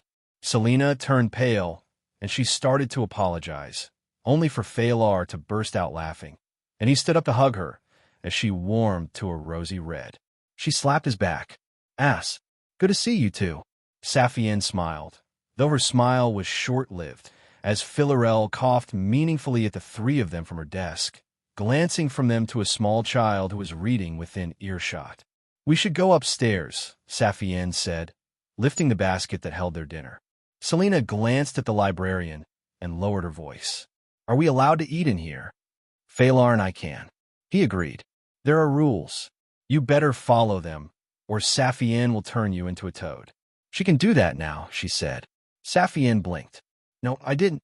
But both of them were loudly laughing at her, and she got the joke and laughed along, until Philarel loudly shushed them all, her face stern. Chasten now, Saphienne, Phalar, and Selena shuffled away, and they went up the stairs together. Phalar spoke again when they were halfway between the floors. "So, what have you been learning?" "About the disciplines of magic," Saphienne answered. "We've touched on a few. Nothing about casting spells, more the history of how the disciplines were discovered and the rules they follow." "We're not supposed to share specifics," Selena cautioned. "Our master's the only wizard in the village who can teach magic." Phalar sighed. "Well, fuck me for asking, I guess. Still, is it fun?" Both apprentices paused on the upper landing, looking to each other, neither quite sure how to answer the question. Then Selena grinned. "You know something, Phalar? As of today, I think it's going to be. We're going to have a lot of fun. Won't we, Saphienne?" Saphienne met her with a hopeful smile. "Let's find out." Saphienne could be forgiven for thinking that all her lessons in magic would take the form of gentle demonstration followed by intellectual discussion. After all, while he had emphasized the wonder and awe in spell casting, Ullman had stressed that magic was an exercise in careful thinking and observation. Nor was she alone in that expectation. Iola's and Selena both found their studies academically interesting, but expected that the excitement would soon subside as they became accustomed to wizardry. Their third day of lessons would prove them all very, very wrong. Abjuration, conjuration, divination, fascination, hallucination, invocation, translocation, and transmutation. Ullman paced the gravel circle in his garden as he spoke to his 3 newest apprentices. "These are the 8 disciplines of magic. You've learned a little about the laws that govern conjuration. Iola's, define conjuration and summarize these laws." Iola's didn't need to take out his notes. "A spell of the discipline of conjuration causes something to come into being within the natural world, which otherwise would not exist, whether permanently or for the spell's duration. As for the laws," he nodded to Saphienne and Selena as he summarized their pooled insights.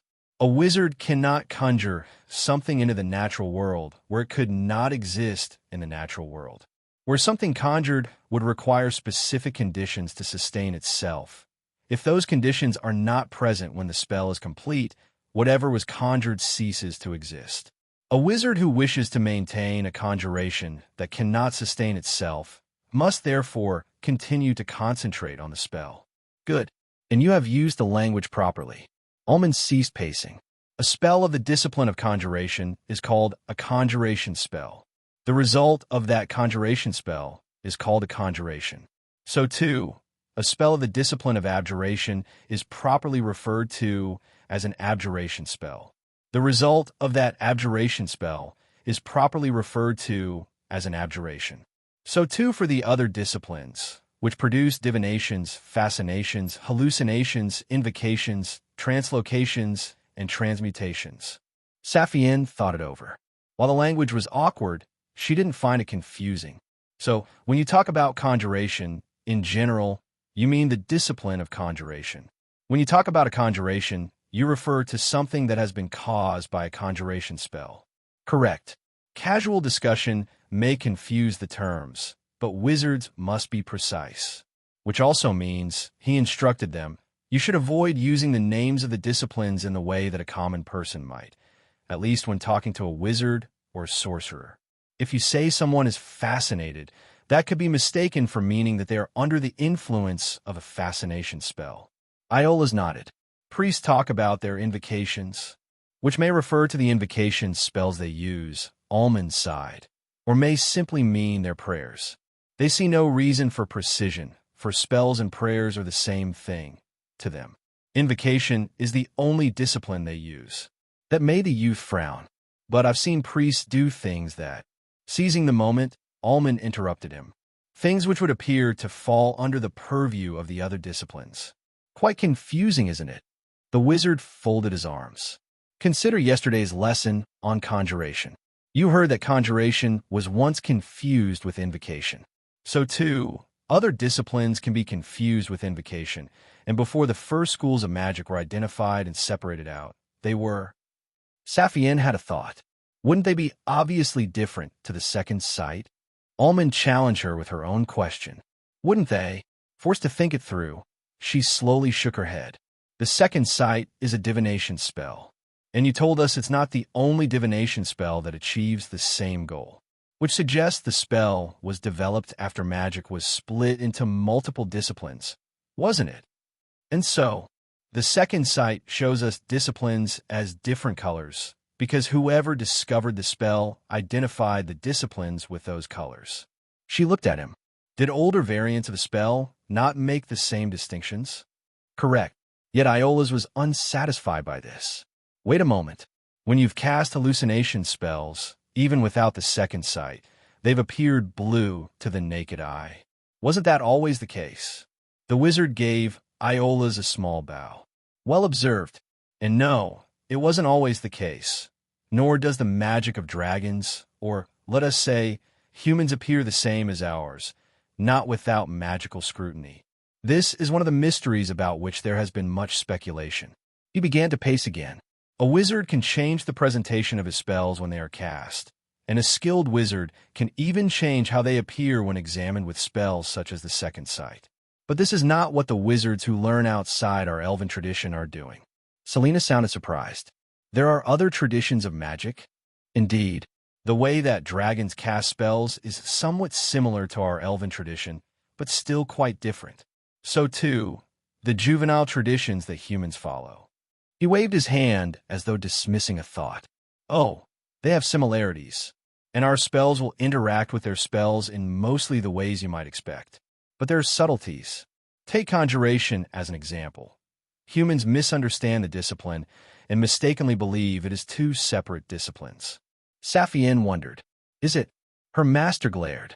No, the separation of the disciplines is not arbitrary.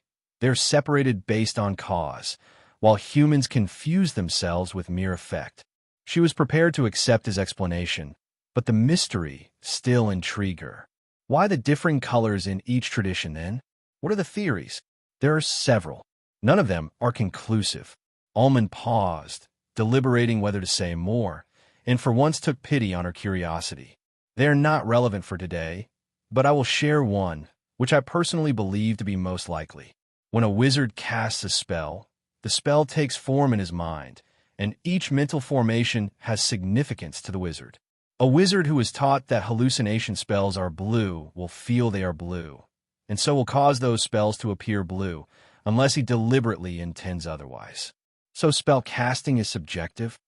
Almond sighed. My own fault for encouraging you. Yes, and also no, you are not yet capable of understanding. And, he added begrudgingly, you should also keep in mind, I could be wrong.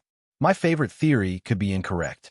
A good wizard must be prepared to accept they are in error, if that error stands between them and further accomplishment with the great art. In that case, Iola's asked, did all spells once share one color? He thought back to earlier lessons. Were they once all white, like divination? Perhaps. Almond shrugged. Truthfully, I don't know. Through a prism, white light will separate into all the colors of the rainbow. And yet, very curiously, the white light shed by divination spells does not separate when shown through such a glass.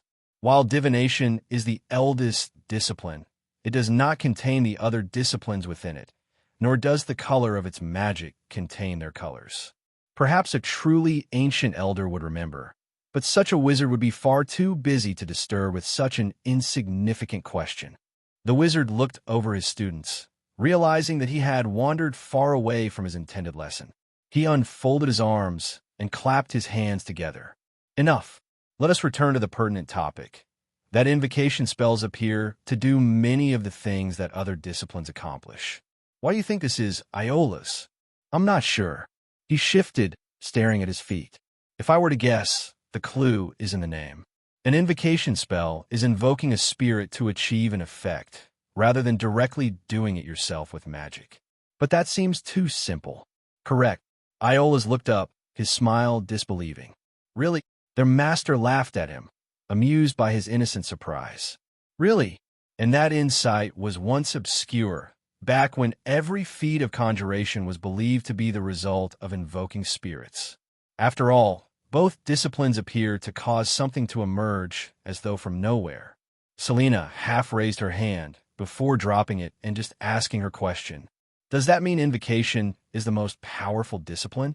I know you said divination was the eldest discipline, and that the second sight is maybe the most powerful spell, but if it can do almost anything, why learn anything else? Almond smiled, and his eyes gleamed with anticipation. What an interesting question. Shall we answer it? Unauthorized duplication.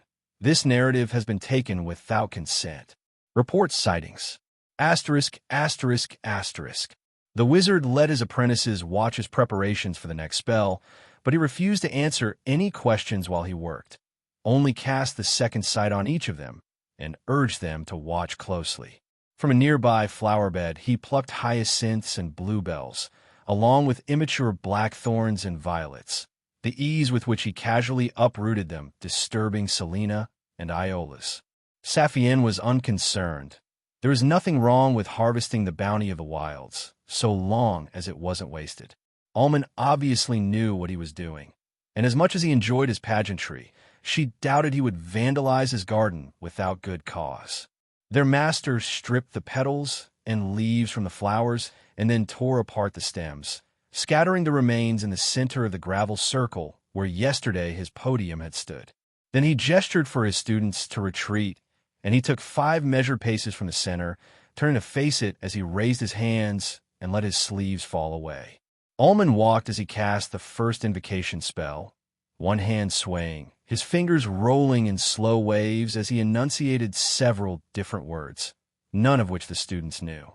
Golden light followed in his wake, but not from his hands. The spell took form around one of his feet, which he was dragging through the gravel as he wound sunwise around the broken flowers, inscribing a luminous circle upon the ground.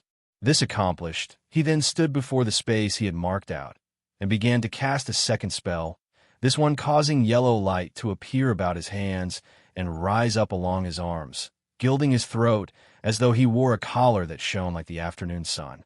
"We are ready," he said to them, and his voice held a mellow richness it had previously lacked, his words lingering in their ears after his lips had stopped moving. "Let us accomplish the invocation." Raising his hands one more time, the wizard called out, "Spirit of the woodlands, fair and sylvan, friend and judge, come you now unto this circle, wound in bond of peace, in accordance with the ancient ways. Spirit of the woodlands, heed my cry, heed our need. Come you now into this circle, wound that it might teach, in accordance with your ancient ways. Spirit of the woodlands, tread the trod, stride the way. Come you forth within this circle, wound that you might reach, in accordance with our ancient ways." Nothing happened. There was no further glimmer of magic, not beyond the gold of the summoning circle and the light that brightened his voice. Slowly, Almond lowered his hands. Iola's glanced at the others, nervous. His question to Almond was delicate. Did the spell fail to? We wait. Almond didn't face them. In this, a wizard's time is not his own. The wind stirred. Saphienne peered beyond the circle, to the trees, and deeper into the woodland, hoping to catch sight of the spirit's approach. No matter how carefully she looked as she slowly swept her gaze across all that lay before her, nothing magical caught her eye. The stirring breeze began to blow more intently, and the leaves of the trees whispered, first figuratively, and then with a literal sibilance that drifted on the moaning wind. So too the flowers in the garden danced back and forth, and with a start Saphienne realized the wind was blowing around the circle, winding in the same direction as Almond had inscribed it, an unseen presence spiraling toward the floral offering. All at once, the whispers ceased and the eerie wind died. Then the circle creaked like knotted wood, and the scattered parts of the flowers began to sprout and grow, becoming a mass of misshapen plant life that blended together the features of the hyacinths, bluebells, blackthorns, and violets. New stems and blooms budded off from the remains in ways that seemed contrary to nature, leaves blurring into petals as though the flowers had been melted down rather than torn apart.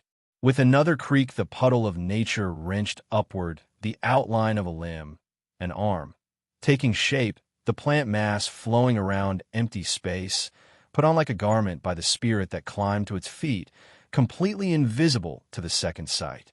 Yet the spirit was physically visible within the flowers, and had an androgynously feminine shape, the flowers that blanketed her suggesting long legs and thin arms, wide hips, and a bosom, her face pitiless behind a mask of twining green. Her mouth appeared as she spoke, and her voice was low and musical, replete with tones that rose and fell with each word, her language unknown to the apprentices. Almond bowed, and so did Iola's, imitated a moment later by Selena and Saphienne. "Thank you for attending," Almond said, mild and respectful. "Allow me to introduce my newest students in wizardry, Iola's, Selena, and Saphienne." Within the circle, the spirit wrenched her feet free from the gravel, where roots had grown in, and came closer, tilting her head so far that it disconcertingly lay against her shoulder, as though her neck were broken. She spoke and gestured to Iola's. Alma nodded. "Yes, most likely." Iola's, eyes wide with fear, bowed to the spirit. "Please excuse me, but I don't understand your words." The wizard turned his head. "The spirit recognizes you, and asked whether you used to leave daily offerings at the woodland shrines." Iola's calmed, but he couldn't hide his faint frown. Indicating Saphienne, the spirit asked another question. Almond listened intently, and thought before he answered. "Perhaps." He waved vaguely to Saphienne. The spirit asks, translating the meaning, the spirit asks if you have been crying in the woods. Saphienne tensed. With an effort of will, conscious of her friends watching, she nodded to the spirit.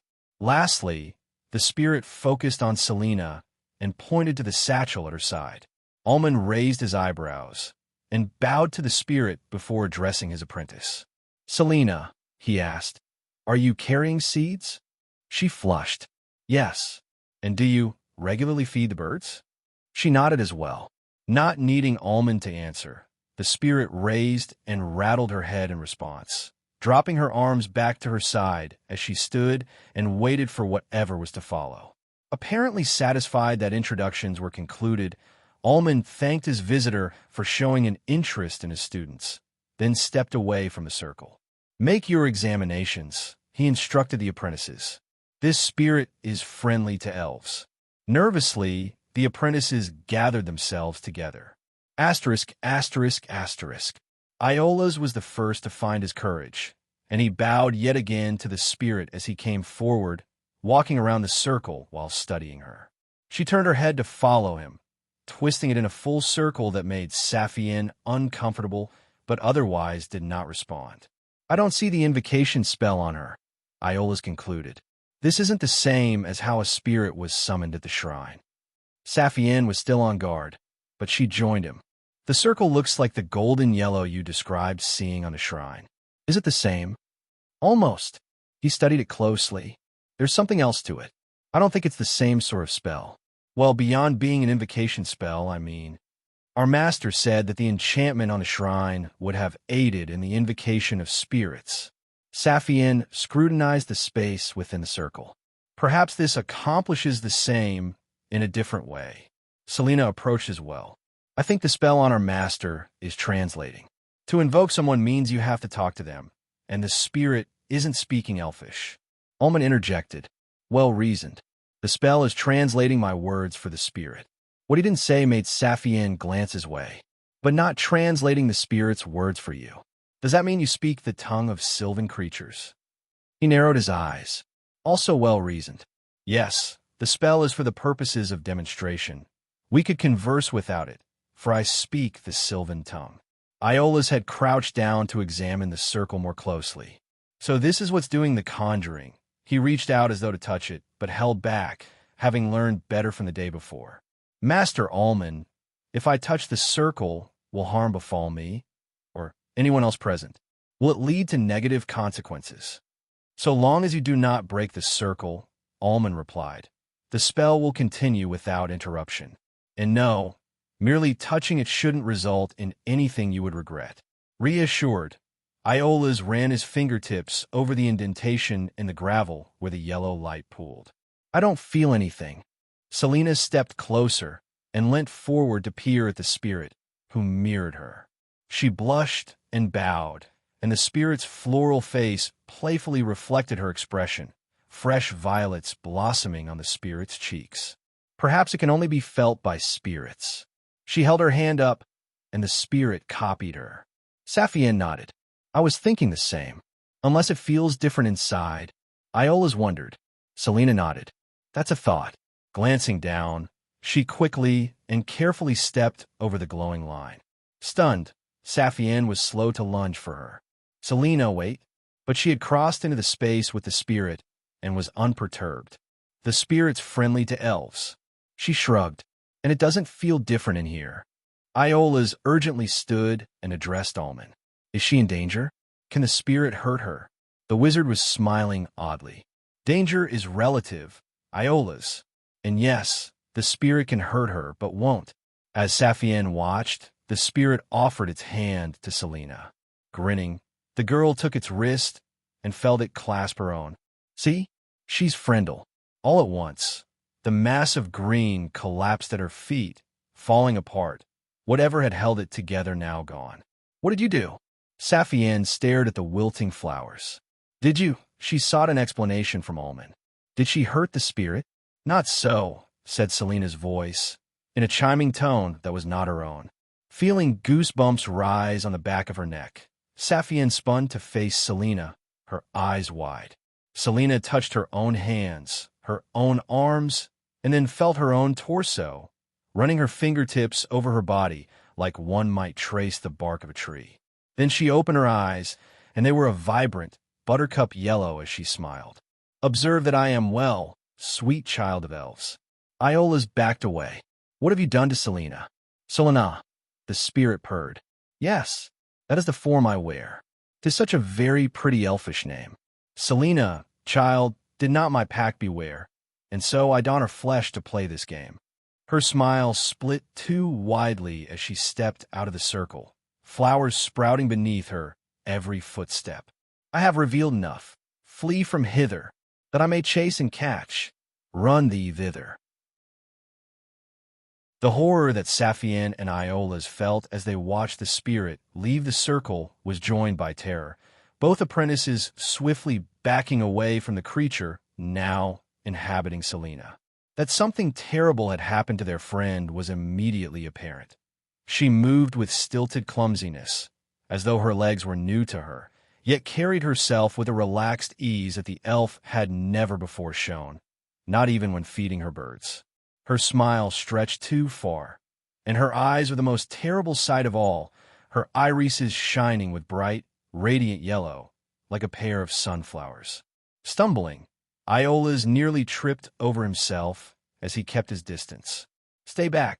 His plea gave the spirit pause, spring flowers clinging to her heels. Stay back, you cry, proposing another. She advanced on Iola's in time to the rhythm of her sing-song voice. What game should race these hearts together, child? A chase, or perhaps thou would find cover. A hunt, where we must search throughout the wild. Her laugh was mocking. Or should we wilt for thee, as thy lover? Paling, Iola's backed away at greater speed. The spirit took his actions as an answer. A chase decided thee. We swift shall seek, the spirit affirmed, and thou shalt flee. A race against thy shriek.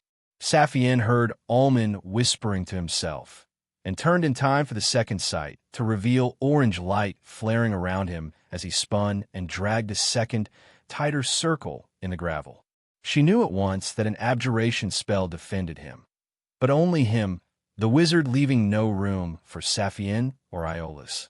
He saw her expression, and his forced smile was cold. You were all warned. I told you. I won't prevent you from doing anything dangerous, only temper the harm. She bared her teeth. You said the spirit was friendly to elves, and so the spirit is. He folded his arms. I assure you, with a spirit unfriendly, we wouldn't be having this conversation. What has she done to Selena? A good question. He peered over her head, to where Iola's was pursued by the spirit. Iola's, what has happened to Selena? Can you tell, boy? Distracted by his master, Iola's was nearly caught when the spirit suddenly lunged toward him. He jumped back, watching as the puppet body of Selena fell over onto the gravel, new flora immediately springing up everywhere she touched the ground. She's possessed. Possession? What a truly ugly word. The spirit was offended and paused to glower up at Iola's after struggling to her knees. "A walk invited, child, my price incurred." Selina didn't know what. "Show I erred, teach I fear. Now learn." The new blooms around the spirit rose with her as she lunged at Iola's again. But he had anticipated her, and the boy darted aside as she staggered through where he had stood and rounded on him. As Selina's face came back into view, both apprentices saw that the flowering verdure had become tendrils that laced all across her skin, longer stalks weaving together to flick and snap in the air about her forearms. Bolstered by the greenery and growing more familiar with the form she inhabited, the spirit stalked after the apprentice at a faster pace. Saphienne couldn't look away as she spoke to Almond. "So that's it? Selina makes a mistake, and we've to suffer the consequences?" She heard him sigh. "You must deal with the consequences. How you deal with them is your concern. And you're just going to watch? I will intervene to prevent lasting harm." His voice grew somber, which is to say, to prevent permanent physical harm. Anger made her look at him.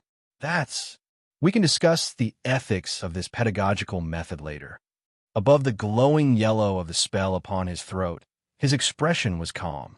"Right or wrong, this teaching method is not of my choosing, and your outrage cannot change the fact that I will not save you from your errors. All that matters now is that Selina has loosed a spirit." He stared at his apprentice. "What are you going to do about it, Saphienne?" Tylenbot. For the briefest moment, she caught a flicker, something there in his gaze. Saphienne. Iola's had retreated between the flower beds and was actively dodging the spirit, who reached for him with ever quicker grabs that lengthened into whipping vines with her rising laughter. Saphienne looked down and closed her eyes. "Saphienne, a little help?" Almond had intimated there was a way to deal with the spirit. He wouldn't have stressed that Saphienne had a choice, were none available to her. This meant that the answer to their predicament lay within reach, though not obviously, or he would have mocked her for not knowing what to do. The answer was therefore inferable from things that Almond knew she had observed, or perhaps could observe. Yesterday's lessons came to mind. If the disciplines of invocation and conjuration used to be confused, did that mean they followed the same rules? Opening her eyes, she studied the circle in the gravel where the spirit had been invoked, then called out to Iola's. "Iola's, break the circle. How will that help?" He threw himself under the coiling arms of the spirit and scrambled toward the circle. Desperately, she rushed her explanation. Something conjured where it can't exist needs a spell to support it. If the spirit can't. Got it. Iola's needed no further explanation, and raced for the loop their master had traced in the gravel, which glittered with golden light under the vision of the second sight. As the spirit shambled after him, he ceased his retreat and instead kicked at the gravel, breaking the circle, and caused the golden light to at once dim. The spell collapsed. A reasonable conjecture, Almond admitted, but his tone was wry. The spirit drew to a writhing halt before Iola's. Clever children, but that is not the way. No bond was forged. No spell lets me here stay. My passage made, from circle I could stray. She giggled as she watched his blood run cold, and pointed with spiked, blackthorn fingertips to the woodland. "Fly now, away thou, race that I may chase thy pretty face across the wooded vale. Thy elven grace permits relentless pace to flee this place. So run. Run thou and flail." What else could Iola's do? He ran, sprinting, and the path she indicated sent him across one of the flower beds that had been planted in the garden, where he immediately stumbled and tripped, falling heavily onto the blooms, which also rose up, covering him like a swelling river, threading his robes with white roots that twined and green stalks that curled, pulling him back down as he tried to stand. Iola's cried out in panic as the spirit rambled toward him, but the more he struggled, the more firmly he was held in place, utterly at the mercy of the laughing fiend that wore his friend like a gown. Saphienne began to panic too, more fearful for Iola's safety than she ever was for her own, and she wrung out her mind for anything else she could remember as she watched the monstrously overgrown flower bed surge and lift him toward the spirit. Yet Saphienne hadn't been taught anything about spirits, and Almond hadn't even explained the spells he had cast when he prepared to call forth the... Turning, she looked at the conjuration spell that encircled the wizard's throat, a spell that he hadn't needed, for he was able to speak the tongue of sylvan creatures. He had said the spell was for demonstration. But what was he demonstrating to them? Selena, Selena, please. Iola's voice was tight, his throat constricted. Sing me her name. Unfold like bloom from bud your cries, through lips of frightened flesh and blood. Saphienne stepped forward and threw up her hands.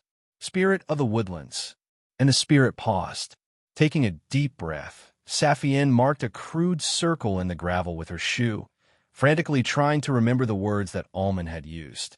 Fair and sylvan, friend and judge, come you now unto this circle, wound in bond of peace, in accordance with the ancient ways. Turning to watch her, the spirit only stared. Still she plunged on. Spirit of the woodlands, heed my cry, heed our need. Come you now into this circle, wound, that it might teach, in accordance with your ancient ways. Behind the spirit, Iola's gasped as the flower bed began to release him, and his breath broke the tension of the moment, the spirit starting toward the circle that Saphienne had prepared as the hungering thicket wilted and dropped away from Selena's skin. Unsure whether the spirit was toying with her, but committed no matter the outcome, Saphienne finished the rite. Spirit of the woodlands, tread the trod, stride the way. Come you forth within this circle, wound that you might reach, in accordance with our ancient ways. And the spirit stepped into the circle and sank down, squatting on her haunches. Well done, Almond murmured. The spirit grinned, once more looking like Selena, save for her yellow eyes. But what shall hold us here? What shalt thou do? What can thou give? Why a circle thou drew? Lowering her arms, Saphienne knelt down before the ragged circle. You want to play games? Then I'll play a game with you. What game? Through what rough play would thou break sweat? Her eyes flicked to where Iola's was picking himself up. There was no way to compete with the spirit physically, and any game of chance would be blind risk. The only hope she had was that the spirit was willing to talk. Saphienne forced a smile of her own. A game of words. And the spirit laughed sincerely for the first time, a joyful and dreadful sound. Riddles? Agreed. But I the terms shall set. Asterisk, asterisk, asterisk. Calming her racing heart, Saphienne beckoned Iola's to join her. We will abide by fair terms. But if you propose the terms, then we propose the wager. Intrigued, the spirit sat, crossing legs that did not belong to her. Proceed. For what do thou propose this game? Selena, you will relinquish her if we win. And more, what if you should then fail? My claim. Frightened, Iola stood some distance away, and when Saphienne met his eyes, she saw him waver. Then find his courage, his voice hoarse as he spoke up. What would you ask, spirit? Your service, Leal, for year and day I ask. Saphienne's breath caught. She slowly exhaled. What kind of service? What I will. Ye shall do. That be your task. Closing the distance, Iola's sat beside Saphienne. Is she referring to both of us? Saphienne nodded. She's speaking archaic Elfish. You means all of you, and your means belonging to all of you. She's saying if we lose, we both have to serve her whims for a year and a day. Leal means honest and loyal, so no trying to get out of it, either. The spirit inclined her head, smiling serenely. Their master spoke up. Though you may find it hard to believe, the spirit is making allowance for your unfamiliarity with old Elfish. A skeptical look from the pair made him smile. Truthfully, the ancient ways allow a spirit in elven form to speak any variant of Elfish. Contemporary Elfish is not obliged. Iola's studied the spirit's stolen face. I'm willing to wager myself on the condition that Selena goes free, even if we lose. He folded his arms. 2 for 1. Double or nothing for you. That's a fair wager, isn't it? The spirit looked expectantly at Saphienne, who reached into her robe and drew out the drawstring pouch that Calantha had made and took out the coin and clenched it in her hand until it hurt. If it's good enough for Iola's, then for Selena, I'll play. Propose your terms, spirit. Satisfied, the spirit nodded. A wager fair. I must and do agree. She clasped her hands upon her lap. So too, you will address my riddles 3. Saphienne glanced at Iola's. May we confer before answering? Confer if you should need. 'Tis fine by me. But Iola's was dissatisfied. 3 riddles, for only 2 of us? You mean to stack the game in your favor? Irritated by the accusation of impropriety, the spirit hissed. 5 answers, then. Say 2 in error? Fair. She narrowed her radiant eyes at Iola's. But should a third be spoken so, beware. 2 wrong guesses allowed, across 3 questions. Saphienne nodded. I think that's reasonable, so long as the riddles are as well. No cheat am I. My puzzles test ye true. Impatiently, her gaze bounced between them. What say ye, then? Shall I present a clue? Iola's held up his hand. Wait. He climbed to his feet and fetched the satchel that held his pens, ink, and paper, and he also retrieved one of the writing boards from the grass. Settling back into place, he readied himself to transcribe the spirit's words, and then nodded to her. Let's hear it. And so the spirit recited her first riddle, watching Iola's as he wrote, and Saphienne listened carefully. Asterisk, asterisk, asterisk. When the spirit was done, both apprentices reviewed Iola's record. His handwriting was neat, but had none of the flourish of his calligraphic work, written in haste. Upon my easy friend, I swift alight, to cover them as like the mountain snow. Alas, my joys can strangers seldom know, for strangers envy all who glow so bright. The children know me when they fly a kite, and wisest elders watched me slowly grow. Into the stranger's heart I cannot flow. My friends arouse not, but their bitter spite. Yet fast my friends forgive when so treated. Golden, they see the world through brightest eye. If thine, I flee from words truly heated, quitting thy friendships through thy lonely sigh. My nature often asked, rare completed. Hubris alone decides, from whence come I? A poem, Saphienne murmured. Iola's counted the syllables and underlined the stresses. A sonnet, he whispered back. I thought so. I believe she's been speaking in iambic pentameter all this time. They were overheard by the spirit. Alive with poetry, my tongue has stood since all the world was bathed in dragon flare. Its joys through elfish verse are understood, although its song remains without compare. Saphienne listened to the beats. 10 syllables ending in a rhyme, in 5 pairs of 2, soft, then stressed. That's the rhythm. Iola's was surprised by her. Yes, each pair is usually an iamb, which is a soft syllable and then a stressed syllable. There's other names for other pairings. The second pair, a line of 5, must be aniamb, with rare exceptions, and so long as each line is mostly made of iambs, it's iambic pentameter. Despite the circumstances, he smiled. Really? You're unfamiliar with poetry? She shook her head. I know a little. Not as much as you. Well, as interesting and beautiful as it is, we still need to solve this. Any ideas? They pondered the poem together. Upon my easy friend, I swift alight, to cover them as like the mountain snow. Alas, my joys can strangers seldom know, for strangers envy all who glow so bright. The children know me when they fly a kite, and wisest elders watched me slowly grow. Into the stranger's heart I cannot flow. My friends arouse naught but their bitter spite. Reading on Amazon or a pirate site. This novel is from Royal Road. Support the author by reading it there. Yet fast my friends forgive when so treated. Golden, they see the world through brightest eye. If thine, I flee from words truly heated, quitting thy friendships through thy lonely sigh. My nature often asked, rare completed. Hubris alone decides, from whence come I? Saphienne pointed to each of the 3 verses. Friends and strangers are emphasized throughout. A person, maybe. Iola's frowned. I don't think so. I think it's metaphorical. Not a person or occupation, but something that is friendly to some and a stranger to others.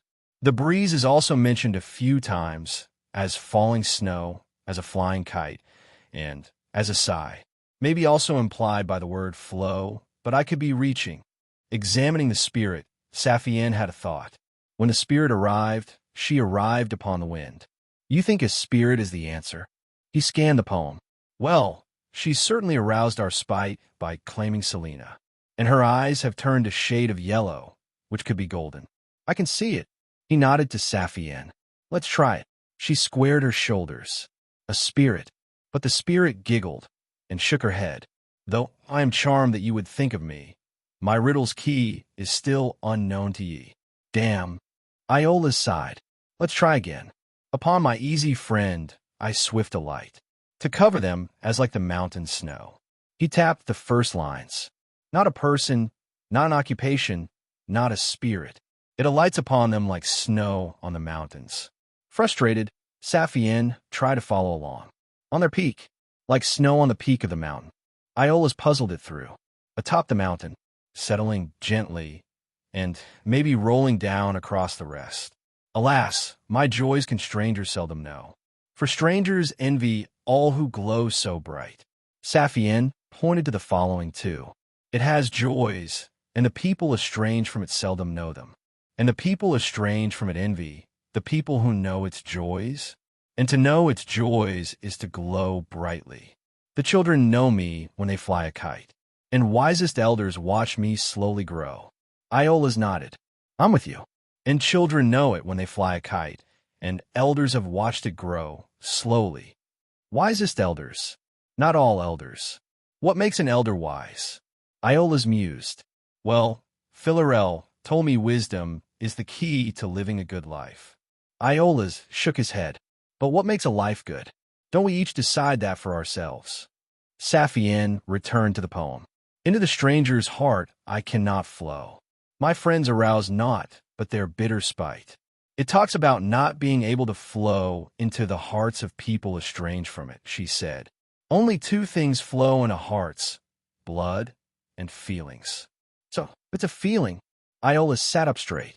A feeling which comes quickly to some and slowly to others. A feeling from which we can be estranged. A feeling that the wisest elders have cultivated and that children feel and play, he laughed. I think I know it. Saphienne, the answer is happiness, I think. She ran through the penultimate lines. Yet fast my friends forgive when so treated. Golden, they see the world through brightest eye. If thine, I flee from words truly heated, quitting thy friendships through thy lonely sigh. Happy people forgive when poorly treated, and they see the world through a bright eye. She felt confident he was right. Happiness flees from heated words and goes out of friendships when we're lonely. My nature often asked, rare completed. Hubris alone decides, from whence come I? Iola's quoted the last lines. My nature often asked, because everyone wants to be happy, rare completed, because nobody's completely happy, hubris alone decides, because telling someone else what makes them happy is arrogant, and from whence come I restates the key question of happiness. Taking a deep breath, Saphienne faced the spirit. Happiness. And the spirit applauded them. Clever be ye children. That is indeed correct. Both of them exhaled, and then smiled weakly at each other as they realized they were equally on edge. Saphienne gestured for Iola's to pass her the writing supplies. You're better at this. All right, you focus on the next poem. Iola's handed them over, and once Saphienne was ready, he nodded to the spirit. As she recounted the second riddle, the spirit looked down, studying the palms that she possessed as though the words were written on them. I think this is it, Saphienne concluded, marking the stresses before she passed the paper to Iola's. I hold thee dear when all alone, a friend. From nothing ever will I take my leave. I will be thine until the bitter end. Invite me close, for to thy side I cleave. I slowly enter late at night, a thief. Yet all remains untouched by light of day. No silver, gold, or jewels bring relief. The die is cast, and all is lost to gray. A fiend, I tarnish all that thee embrace, to save thy heart from any greater pain. For only thee can death my touch erase. Though ye hold fast, who could defy my reign? Quiet am I, but angry too, no doubt. Speak not my name, but scream my silent shout. Still a sonnet. Iola's moved his lips as he read through it. Yes, this looks right to me. And the rhyming scheme is different from the first one, a more recent style. Does that mean something? Maybe. Maybe not. She might just be showing off. The spirit rolled her eyes. Glaring at her, Saphienne tore her gaze away and focused on the riddle. I hold thee dear when all alone, a friend. From nothing ever will I take my leave. I will be thine until the bitter end. Invite me close, for to thy side I cleave. Something that holds us dear when we're alone.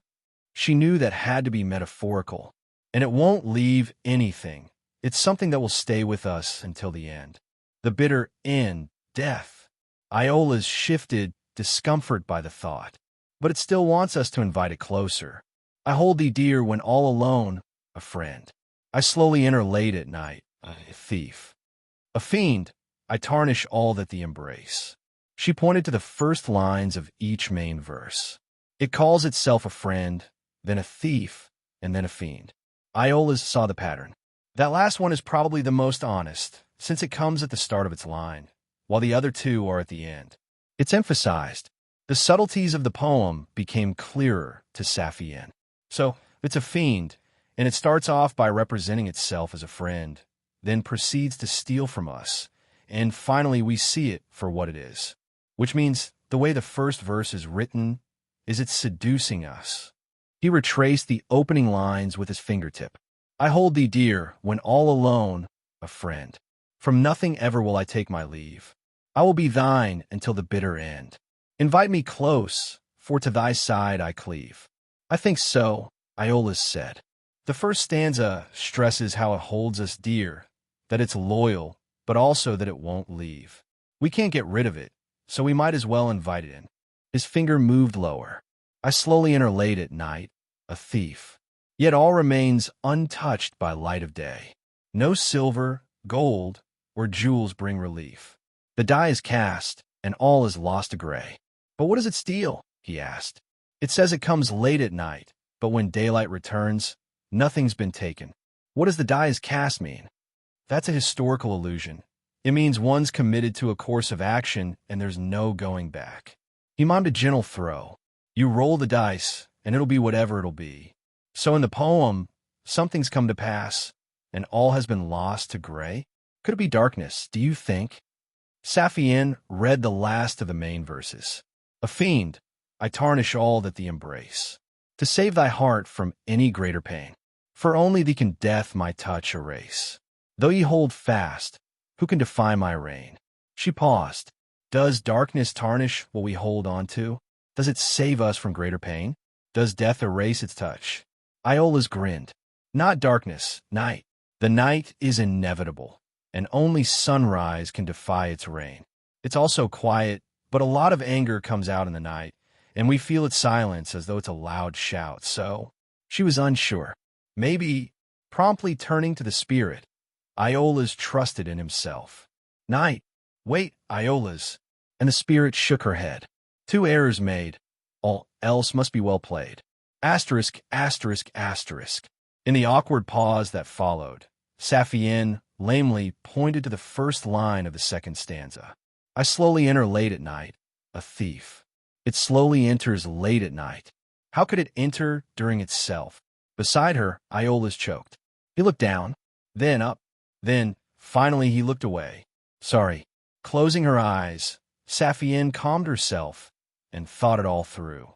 A fiend that holds us when we're all alone and enters late at night.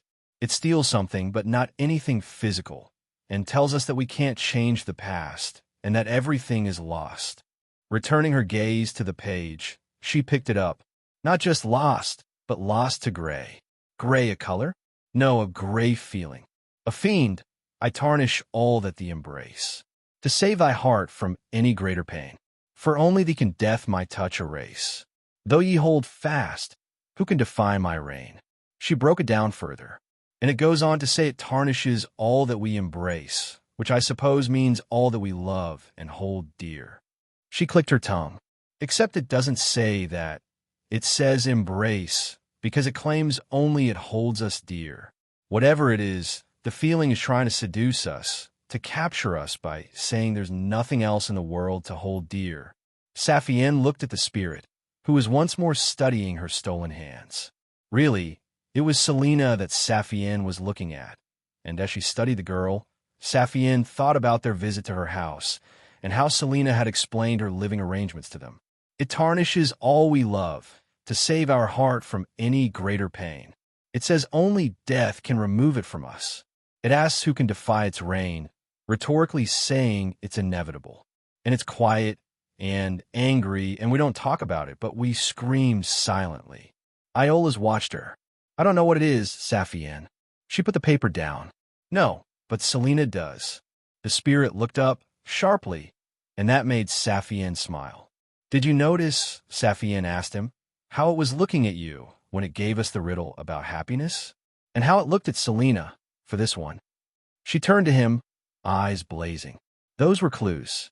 It's another feeling, Iola's, and related to the first. Saphienne met the spirit's yellow eyes. Sorrow, and the spirit smiled. Cleverest child, peerless, though he is near.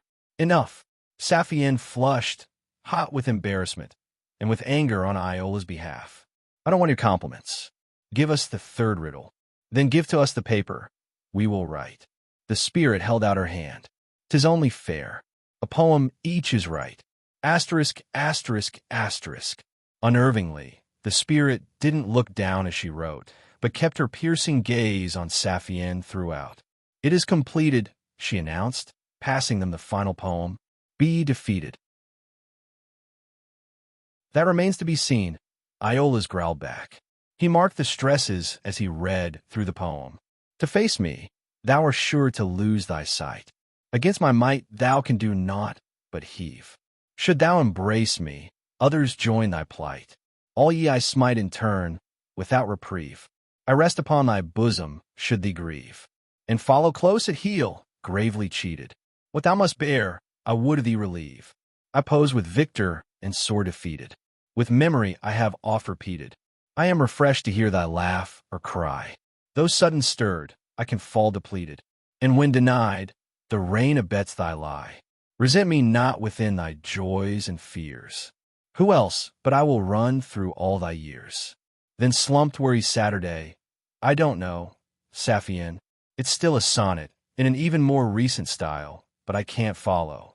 She nudged him in the ribs. Don't give in. What do you notice? Brooding, he mulled it over. There's an emphasis on struggle, Iola's eventually said. If it's another feeling, it's one that we struggle with. Lots of contradictions in the poem, too, so it's a feeling we feel conflicted about. Then he frowned again, quite deeply, and looked away from the page to grab the others, rereading them. Upon my easy friend I swift alight, to cover them as like the mountain snow. Alas, my joys can strangers seldom know, for strangers envy all who glow so bright. I hold thee dear when all alone, a friend. From nothing ever will I take my leave. I will be thine until the bitter end. Invite me close, for to thy side I cleave. Iola saw another pattern, and it reuses the rhyming sounds from the first two poems, which were about contrary feelings. Saphienne took them from him, intrigued. The poem doesn't just reuse them, he clarified. It deliberately copies the rhyming sound from the first two poems and puts them in their corresponding places within the new rhyming scheme. He marked the three poems. Upon my easy friend I swift alight, to cover them as like the mountain snow, be. Alas, my joys can strangers seldom know, be. For strangers envy all who glow so bright. A. I hold thee dear when all alone, a friend, see. From nothing ever will I take my leave, D. I will be thine until the bitter end, see. Invite me close, for to thy side I cleave. D. To face me, thou art sure to lose thy sight, A. Against my might thou could do naught but heave, D. Should thou embrace me, others join thy plight, A. All ye I smite in turn, without reprieve, D. It uses the rhyming sound from the first stanzas of the other sonnets in its first verse, then rotates through them for the other rhymes, but not evenly. The rhymes are biased toward the first poem.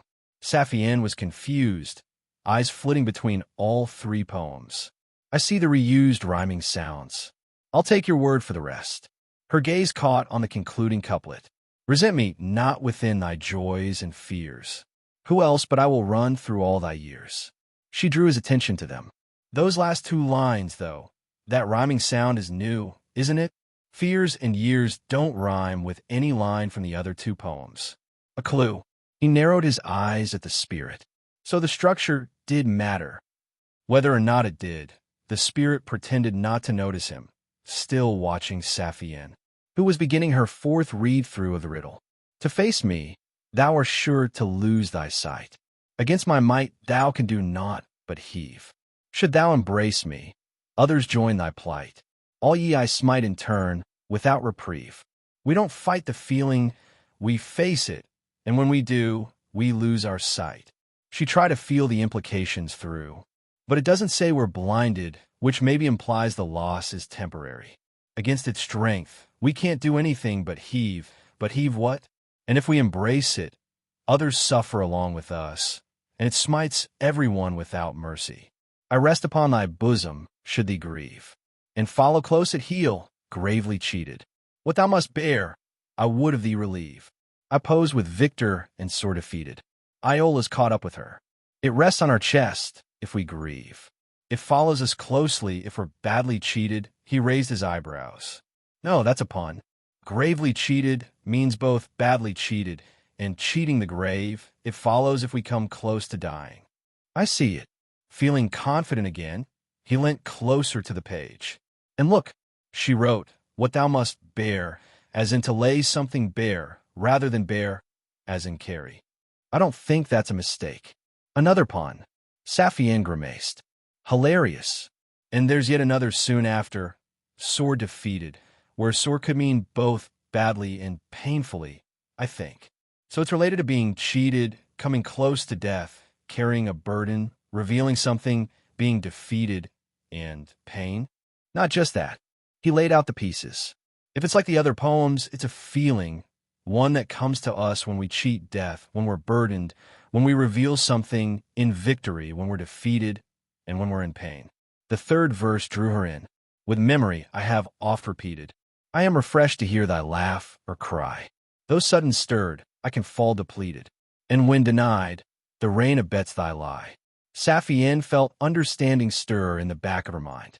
It's associated with memory, too, with which it recurs, but what about the rest? He rubbed his chin. Hearing our laugh or shout refreshes it. Not shout, cry. And it comes over us suddenly, but can run out. Then, there's something about refusing it, and the rain helping us lie. They stared at the lines, neither of them having any further insight. Iola's rolled his shoulders, shrugging off his frustration. What about the final lines? Resent me not within thy joys and fears. Who else but I will run through all thy years? There was a delicate sentiment in those lines. Saphienne could feel it, faint and familiar, reminding her of what she had felt so very recently. Resent me not, Saphienne quoted, within thy joys and fears. Who else but I will run? Interrupting, the spirit finished the line. Through all thy years? And Saphienne felt as though the coin in her palm had grown hot, the answer burning within and rising in her eyes. She closed them, taking a cleansing breath before she addressed the spirit. Her voice cracked as she spoke. You're beaten. Iola's laid a hand on her shoulder. Saphienne, are you all right? Saphienne fixed her now furious gaze on the smiling spirit.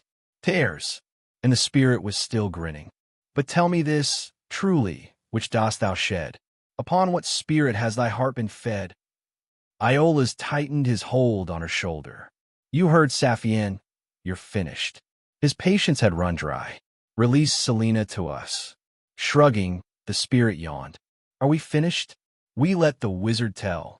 Having kept silent throughout the duel, the master of both the apprentices and the spirit emerged from the unnecessary protection of his magic circle. All has been done in accordance with the ancient ways. You have our thanks and are free to go. The spirit clapped her hands. Then I depart along the leaves. She waved to them all, smiling sweetly. Farewell. No sooner had the word left her lips than a stirring wind stripped the yellow from Selina's eyes, and she slumped over on the gravel circle, convulsing as she gasped for breath. Always quick to think of others, Iola sprang towards Selena the moment she collapsed within the gravel circle, though not swiftly enough to break her fall. He took her hand in his own and squeezed as he studied her sweating face. "Selena? Can you hear me?" The wizard loomed over them both in his blue robes, his voice given weight by the yellow spell aglow around his neck. "Do not sit her up. She will need a moment to remember the use of her body." Iola's only scowled, ignoring his master as the girl lay trembling, caring only for the tears streaming out of her eyes as she sucked in choking breaths. "You're safe," he told her in a low voice. "She's gone." Deep breaths, slowly. Yet Saphienne was not watching Selena, nor had she moved to her friend's side. She had been watching Almond, and the green of her gaze darkened as she studied the defensive circle from which he had emerged, realizing that it had been yet another form of pageantry, tricking her and Iola's into believing they were in greater peril than they actually were. When she stood, it was with growing wrath written in every angle of her body, and her loathing scoured all emotion from her face. "You deceived us." Almond flicked his fingertips, his voice losing its luster as the magic dispersed from his throat. "In what way were you deceived?" His arms remained folded, as they had been throughout. "You were all warned to take care before proceeding and given opportunity to ask questions before acting. I told you that the spirit was friendly to elves, and Selena incorrectly assumed the spirit was harmless. She acted rashly. You were never in danger." Saphienne gestured to the small circle in the gravel, still glowing orange to the second sight. "You could command the spirit at any moment. You cast a defensive spell, knowing that we would see it and infer." "Yes." He at last dropped his arms. "But you did not infer, Saphienne. You assumed. You saw the color of an abjuration spell, and took for granted that it was an abjuration." He snapped his fingers, and the circle dissolved into blue stars that twinkled as they dissipated. "Even after you had been forewarned, twice now, that a wizard of passing skill can change the appearance of his spells." Her fury made her voice quiet. "You deceived us. You deceived yourselves. You panicked, as you were meant to." Iola's tore his eyes away from Selena, and his contempt was far more heated than Saphienne's as he raised his voice to Almond. "Meant to? Meant to? Playing with us, like we're puppets." With a glance to Selena, Almond smiled. "Don't you fucking dare." Iola's half rose, held back only by Selena clutching his hand as she sat up beside him. "This isn't a joke." Seeing Iola's abandon his politeness was enough to make their master rein in whatever tasteless quip he was about to make, and he pursed his lips for a moment. "I remember," he admitted, "feeling quite similarly to you. The three of you have cause to be irate." Saphienne would have swung at him, were it not for the self-control she found where the coin dug into her palm. "Understatement doesn't suit you." His smile was wry. "Then let us speak plainly. You wish I was in the ground and rotting." Such a horrible expression was taboo enough among elves that Selena finally looked up at the wizard. Iola's paused to swallow a measure of his anger. "As angry as we are, that would be going too far. Not too far for her." Almond gave Saphienne a small bow. "For which you have my respect, believe it or not. I, too, wished to bloodily murder my master when my introduction to the practicalities of invocation had concluded." She was not impressed. "You think suffering a wrong entitles you to perpetuate the same on us?" "No." The wizard sighed and clasped his hands behind his back. "This lesson was not of my choosing, and with the wisdom of hindsight, as distasteful as you may find it now, I do not consider it wrong." Outrage still burned in Iola's eyes. "Not wrong? Tormenting children?" "Not in context," Almond answered, keeping his gaze on Saphienne. "With whatever dispassion you can manage, try to contemplate the larger truth, that the lesson was as gentle as possible to teach what you must learn." Iola's lip curled in disgust. "Which is?" Beside Iola's, Selena wiped her face. "Fear." Both of her friends turned to her, but she shook her head, still trying to stop sniffling as tears dripped down her hand. "Selena understands more intimately than either of you." Almond nodded his acknowledgement to the shuddering girl, his expression conveying a small measure of sympathy. The spirit was quite genuine when explaining the purpose of the lesson. Do you remember what the spirit said? Iola's? Saphienne, RNES. Saphienne slowly exhaled. Show I ye erred, teach I ye fear. Then she told us to learn. Her grip on the coin loosened, her knuckles aching. And before you invoke the spirit, Selena asked why we should study any other discipline, if invocation could accomplish the effects that fell within their purview. Indeed, he inclined his head a second time. Selena, what is the answer? Iola's waved him away. She's been through enough. Magic does not wait, Almond refused. In this, a wizard's time is not her own.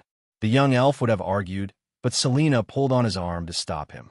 She closed her eyes and took a deep breath, holding it until the trembling in her chest subsided.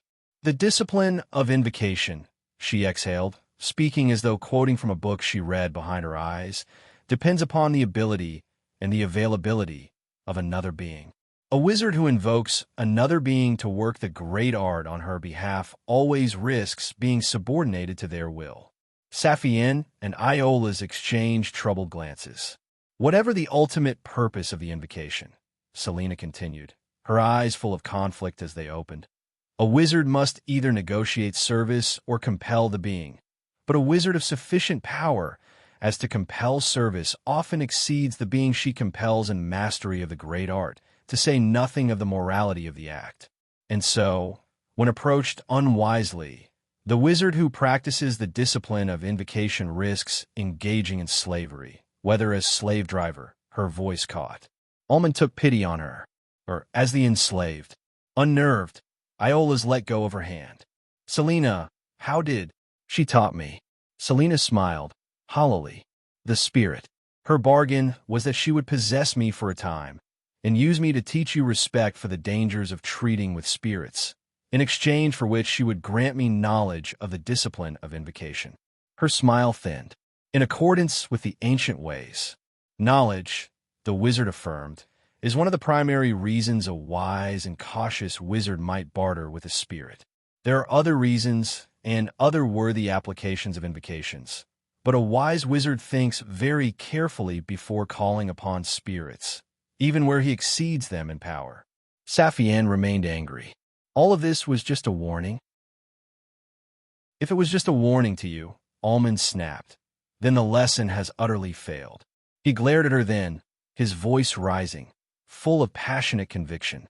I told you before, respect the great art, for it does not respect you. She blinked.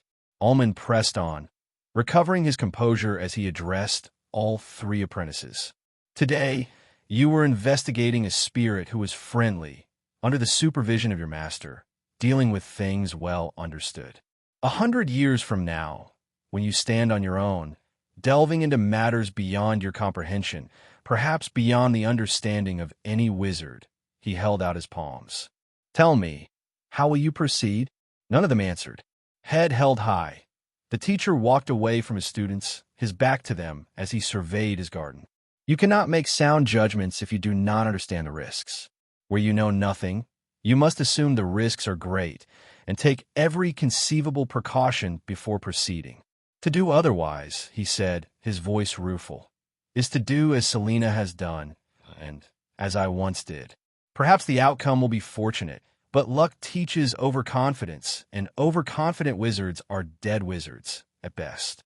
If you find this story on Amazon, be aware that it has been stolen. Please report the infringement. Still unconvinced, Saphienne folded her arms. And at worst, we will discuss those possibilities in depth another day. Clearly dissatisfied with how the lesson had been received, he squared his slumping shoulders as he turned around. Yet his next words showed his dissatisfaction was not directed toward his students. Iola's, Saphienne, I must acknowledge this. You performed admirably well together. In the history of our magical tradition, very few apprentices have managed to keep their wits about themselves well enough to contest and defeat the tutelary spirit. You are the first of my apprentices to do so. He bowed to them each in turn, and just as deeply to Saphienne as to Iola's. Next the wizard addressed Selena, and though his manner remained formal, His words were kind. And Selena, you should know, no group of apprentices has ever avoided one of their number falling into the possession of the tutelary spirit. This includes the high masters of the luminary veil, all of whom were once as young and incautious as you were today. You are not weak. This is not failure. His words gave some comfort to Selena, who managed a fragile smile. She found her voice after a moment, asking, "Master, were you freed? By your peers, I mean." For the briefest moment, a flicker of emotions, nostalgia, resentment, and irritation danced through his eyes. "No." The other apprentice fainted. Despite herself, Saphienne had to know. "What happened to you?" "My master bartered my release," he recounted soberly. "I was freed after an hour, in exchange for my leal service to the spirit for a year and a day." All three apprentices stared, Selena's face drawn, Iola's frowning, and Saphienne unsure whether to believe him. Their expressions forced more from Ullman. "The service wasn't constant, nor did it interfere with my studies." Thoughtfully, he cast his gaze over the flower beds that surrounded them. "And I will say this, for all that I detested every minute of it, by the end of the year I did learn something." "More knowledge of magic?" asked Selena. The wizard shook his head. Iola slowly stood up. "What else?" For the very first time, an emotion that could be mistaken for humility entered their master's voice. "That the act of weeding can be quite meditative," Ullman confessed, his smile unguarded. "So, too, that there is some satisfaction to be had in keeping a well-tended garden." Asterisk, asterisk, asterisk. Although masters of the luminary veil were obliged to introduce their apprentices to invocation in the way that Ullman had done, there the prescription ended. The wizard explained this as he declared they were done with discussion for the day, that he would rather complete the lesson after the trio were rested. Instructing that Selena was to share what she had received, and to do so before the end of the week, he instead had them sit for their meditation, retracing the circle that Iola's had broken as he cast another golden spell. Saphienne found it impossible to empty her mind. Not only was she still seething, but at odd intervals Selena would sniffle, the older girl still struggling with the memory of being powerless within her own body. Each time, Saphienne felt a fresh pang of concern. From the corner of her, she saw Iola's was also furiously worried, though as the hour wore on, he gradually settled down and found his focus. As for the invocation, it took the form of a ripple in the air within the circle, a translucent veil fluttering upon the breeze. Through it, she glimpsed vague silhouettes, outlines of figures that seemed like people and yet were not, reminding her of shadows cast by trees and flowers dancing in the wind. Ullman had not needed to explain that these were the spirits of the woodlands, for the way they appeared and disappeared behind the veil was suggestive of subjects who knew they were observed and who waved back to the apprentices who beheld them, perhaps playfully, perhaps to taunt them. When the hour had elapsed, Iola's and Selena were calmer. Saphienne appeared so, too. Asterisk, asterisk, asterisk. Selena was the first one to speak after they had left the garden. "I don't want to go back home. Not right now."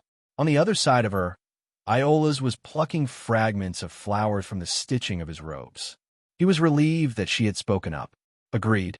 Your home is very comfortable, but..." The apprentice stretched his back, staring up at the listless clouds. "I'll admit it, today was awful. I've had enough of magic for one day." Reaching out silently, Saphienne took Selena's hand and squeezed, just as Philarelle had done for her when she was upset. This earned a small smile from the older girl, who squeezed back twice as hard, her palm clammy.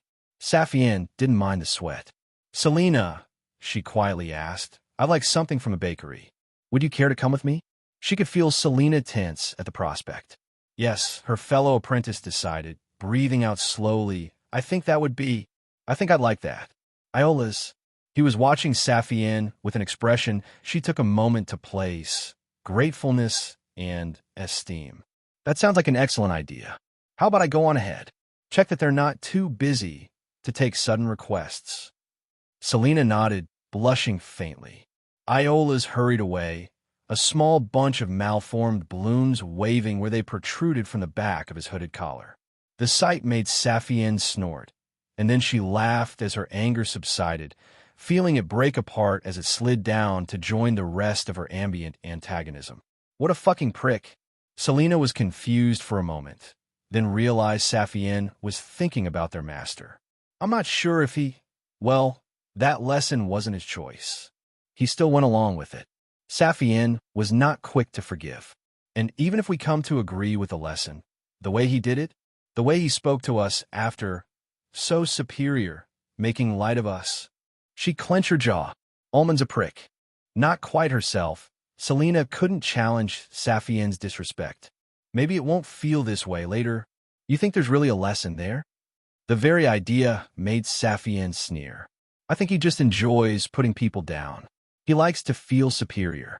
He does what he likes, and he likes this. Opening her mouth, Selena hesitated, trying to put into words what she had never before contemplated. Doesn't everyone? Don't we all like feeling superior? Iola's doesn't. Saphienne considered the people she knew. Philarelle doesn't, either. She teases, but it's not. She likes to remind me that I'm still young. If anything, being senior to me makes her uncomfortable sometimes. What about your family? What about them? Saphienne glanced her way. I know my father less well than you know your mother. And my mother, unbidden, the memory of losing her temper in front of Iola's played out behind her eyes in a shameful rush. Let's not talk about my mother, she managed, swallowing. I don't like to think about her. Not at all. Father likes being a wizard. Selena stared at the ground as they walked. He takes great pride in it. He approves of my choice of art. I can't imagine him doing what I did today. Why don't you write to him and ask? Oh, I can't just ask him something like that. Why ever not? Saphienne looked at her quizzical. Wouldn't he tell you?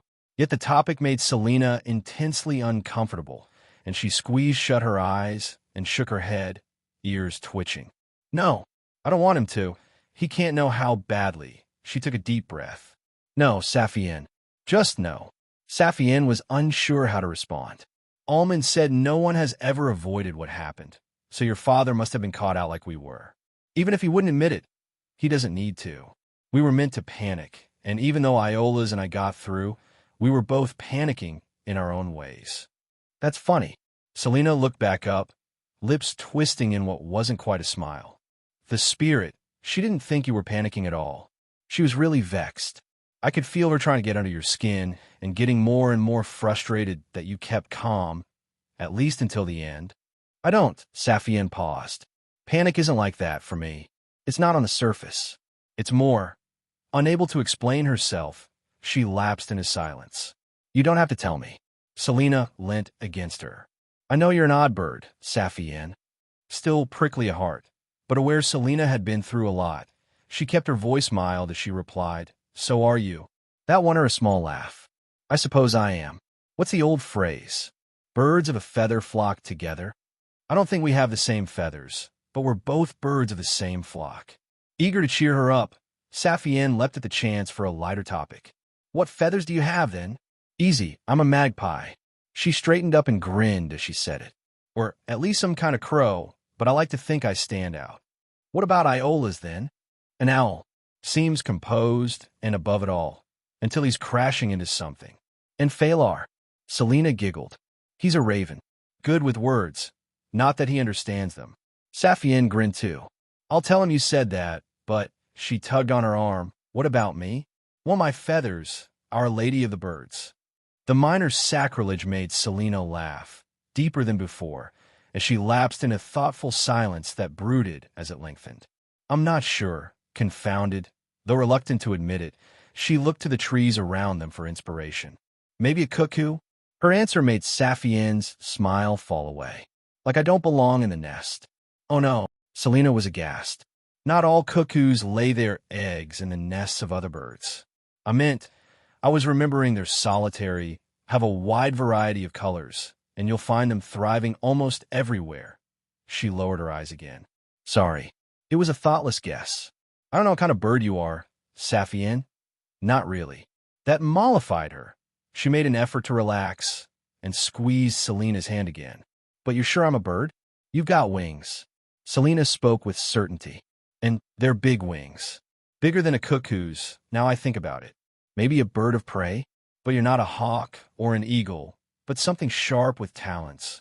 I could be another owl. Though, she grinned again, self-awareness burning in her ears. I'm not really above it all, am I? No, Selena agreed with a fond smirk. No, definitely not. Fine. Saphienne nudged Selena. I'm merely an odd bird for now. What about Almond? What kind of bird is a prick? Selena snorted, and the look she gave Saphienne was disbelieving. Come on, Saphienne. You of all people shouldn't need to ask. Meeting her challenge, Saphienne blushed hotter as she realized the obvious answer. A peacock. They both burst into laughter, and Saphienne nudged Selena again, surprised by how easy it had been to brighten her mood, and, despite the difficulties of the day, by how easily they had bonded. Hello, everyone! As we wrap up this video, I want to share a quick note. I have a Patreon account. If you'd like to support me and enjoy on-demand audiobooks, you can become a Patreon member. Alternatively, you can check out my Google Drive link, which has 500-plus novel audiobooks available through my Ko-fi or Patreon shop. I appreciate your support.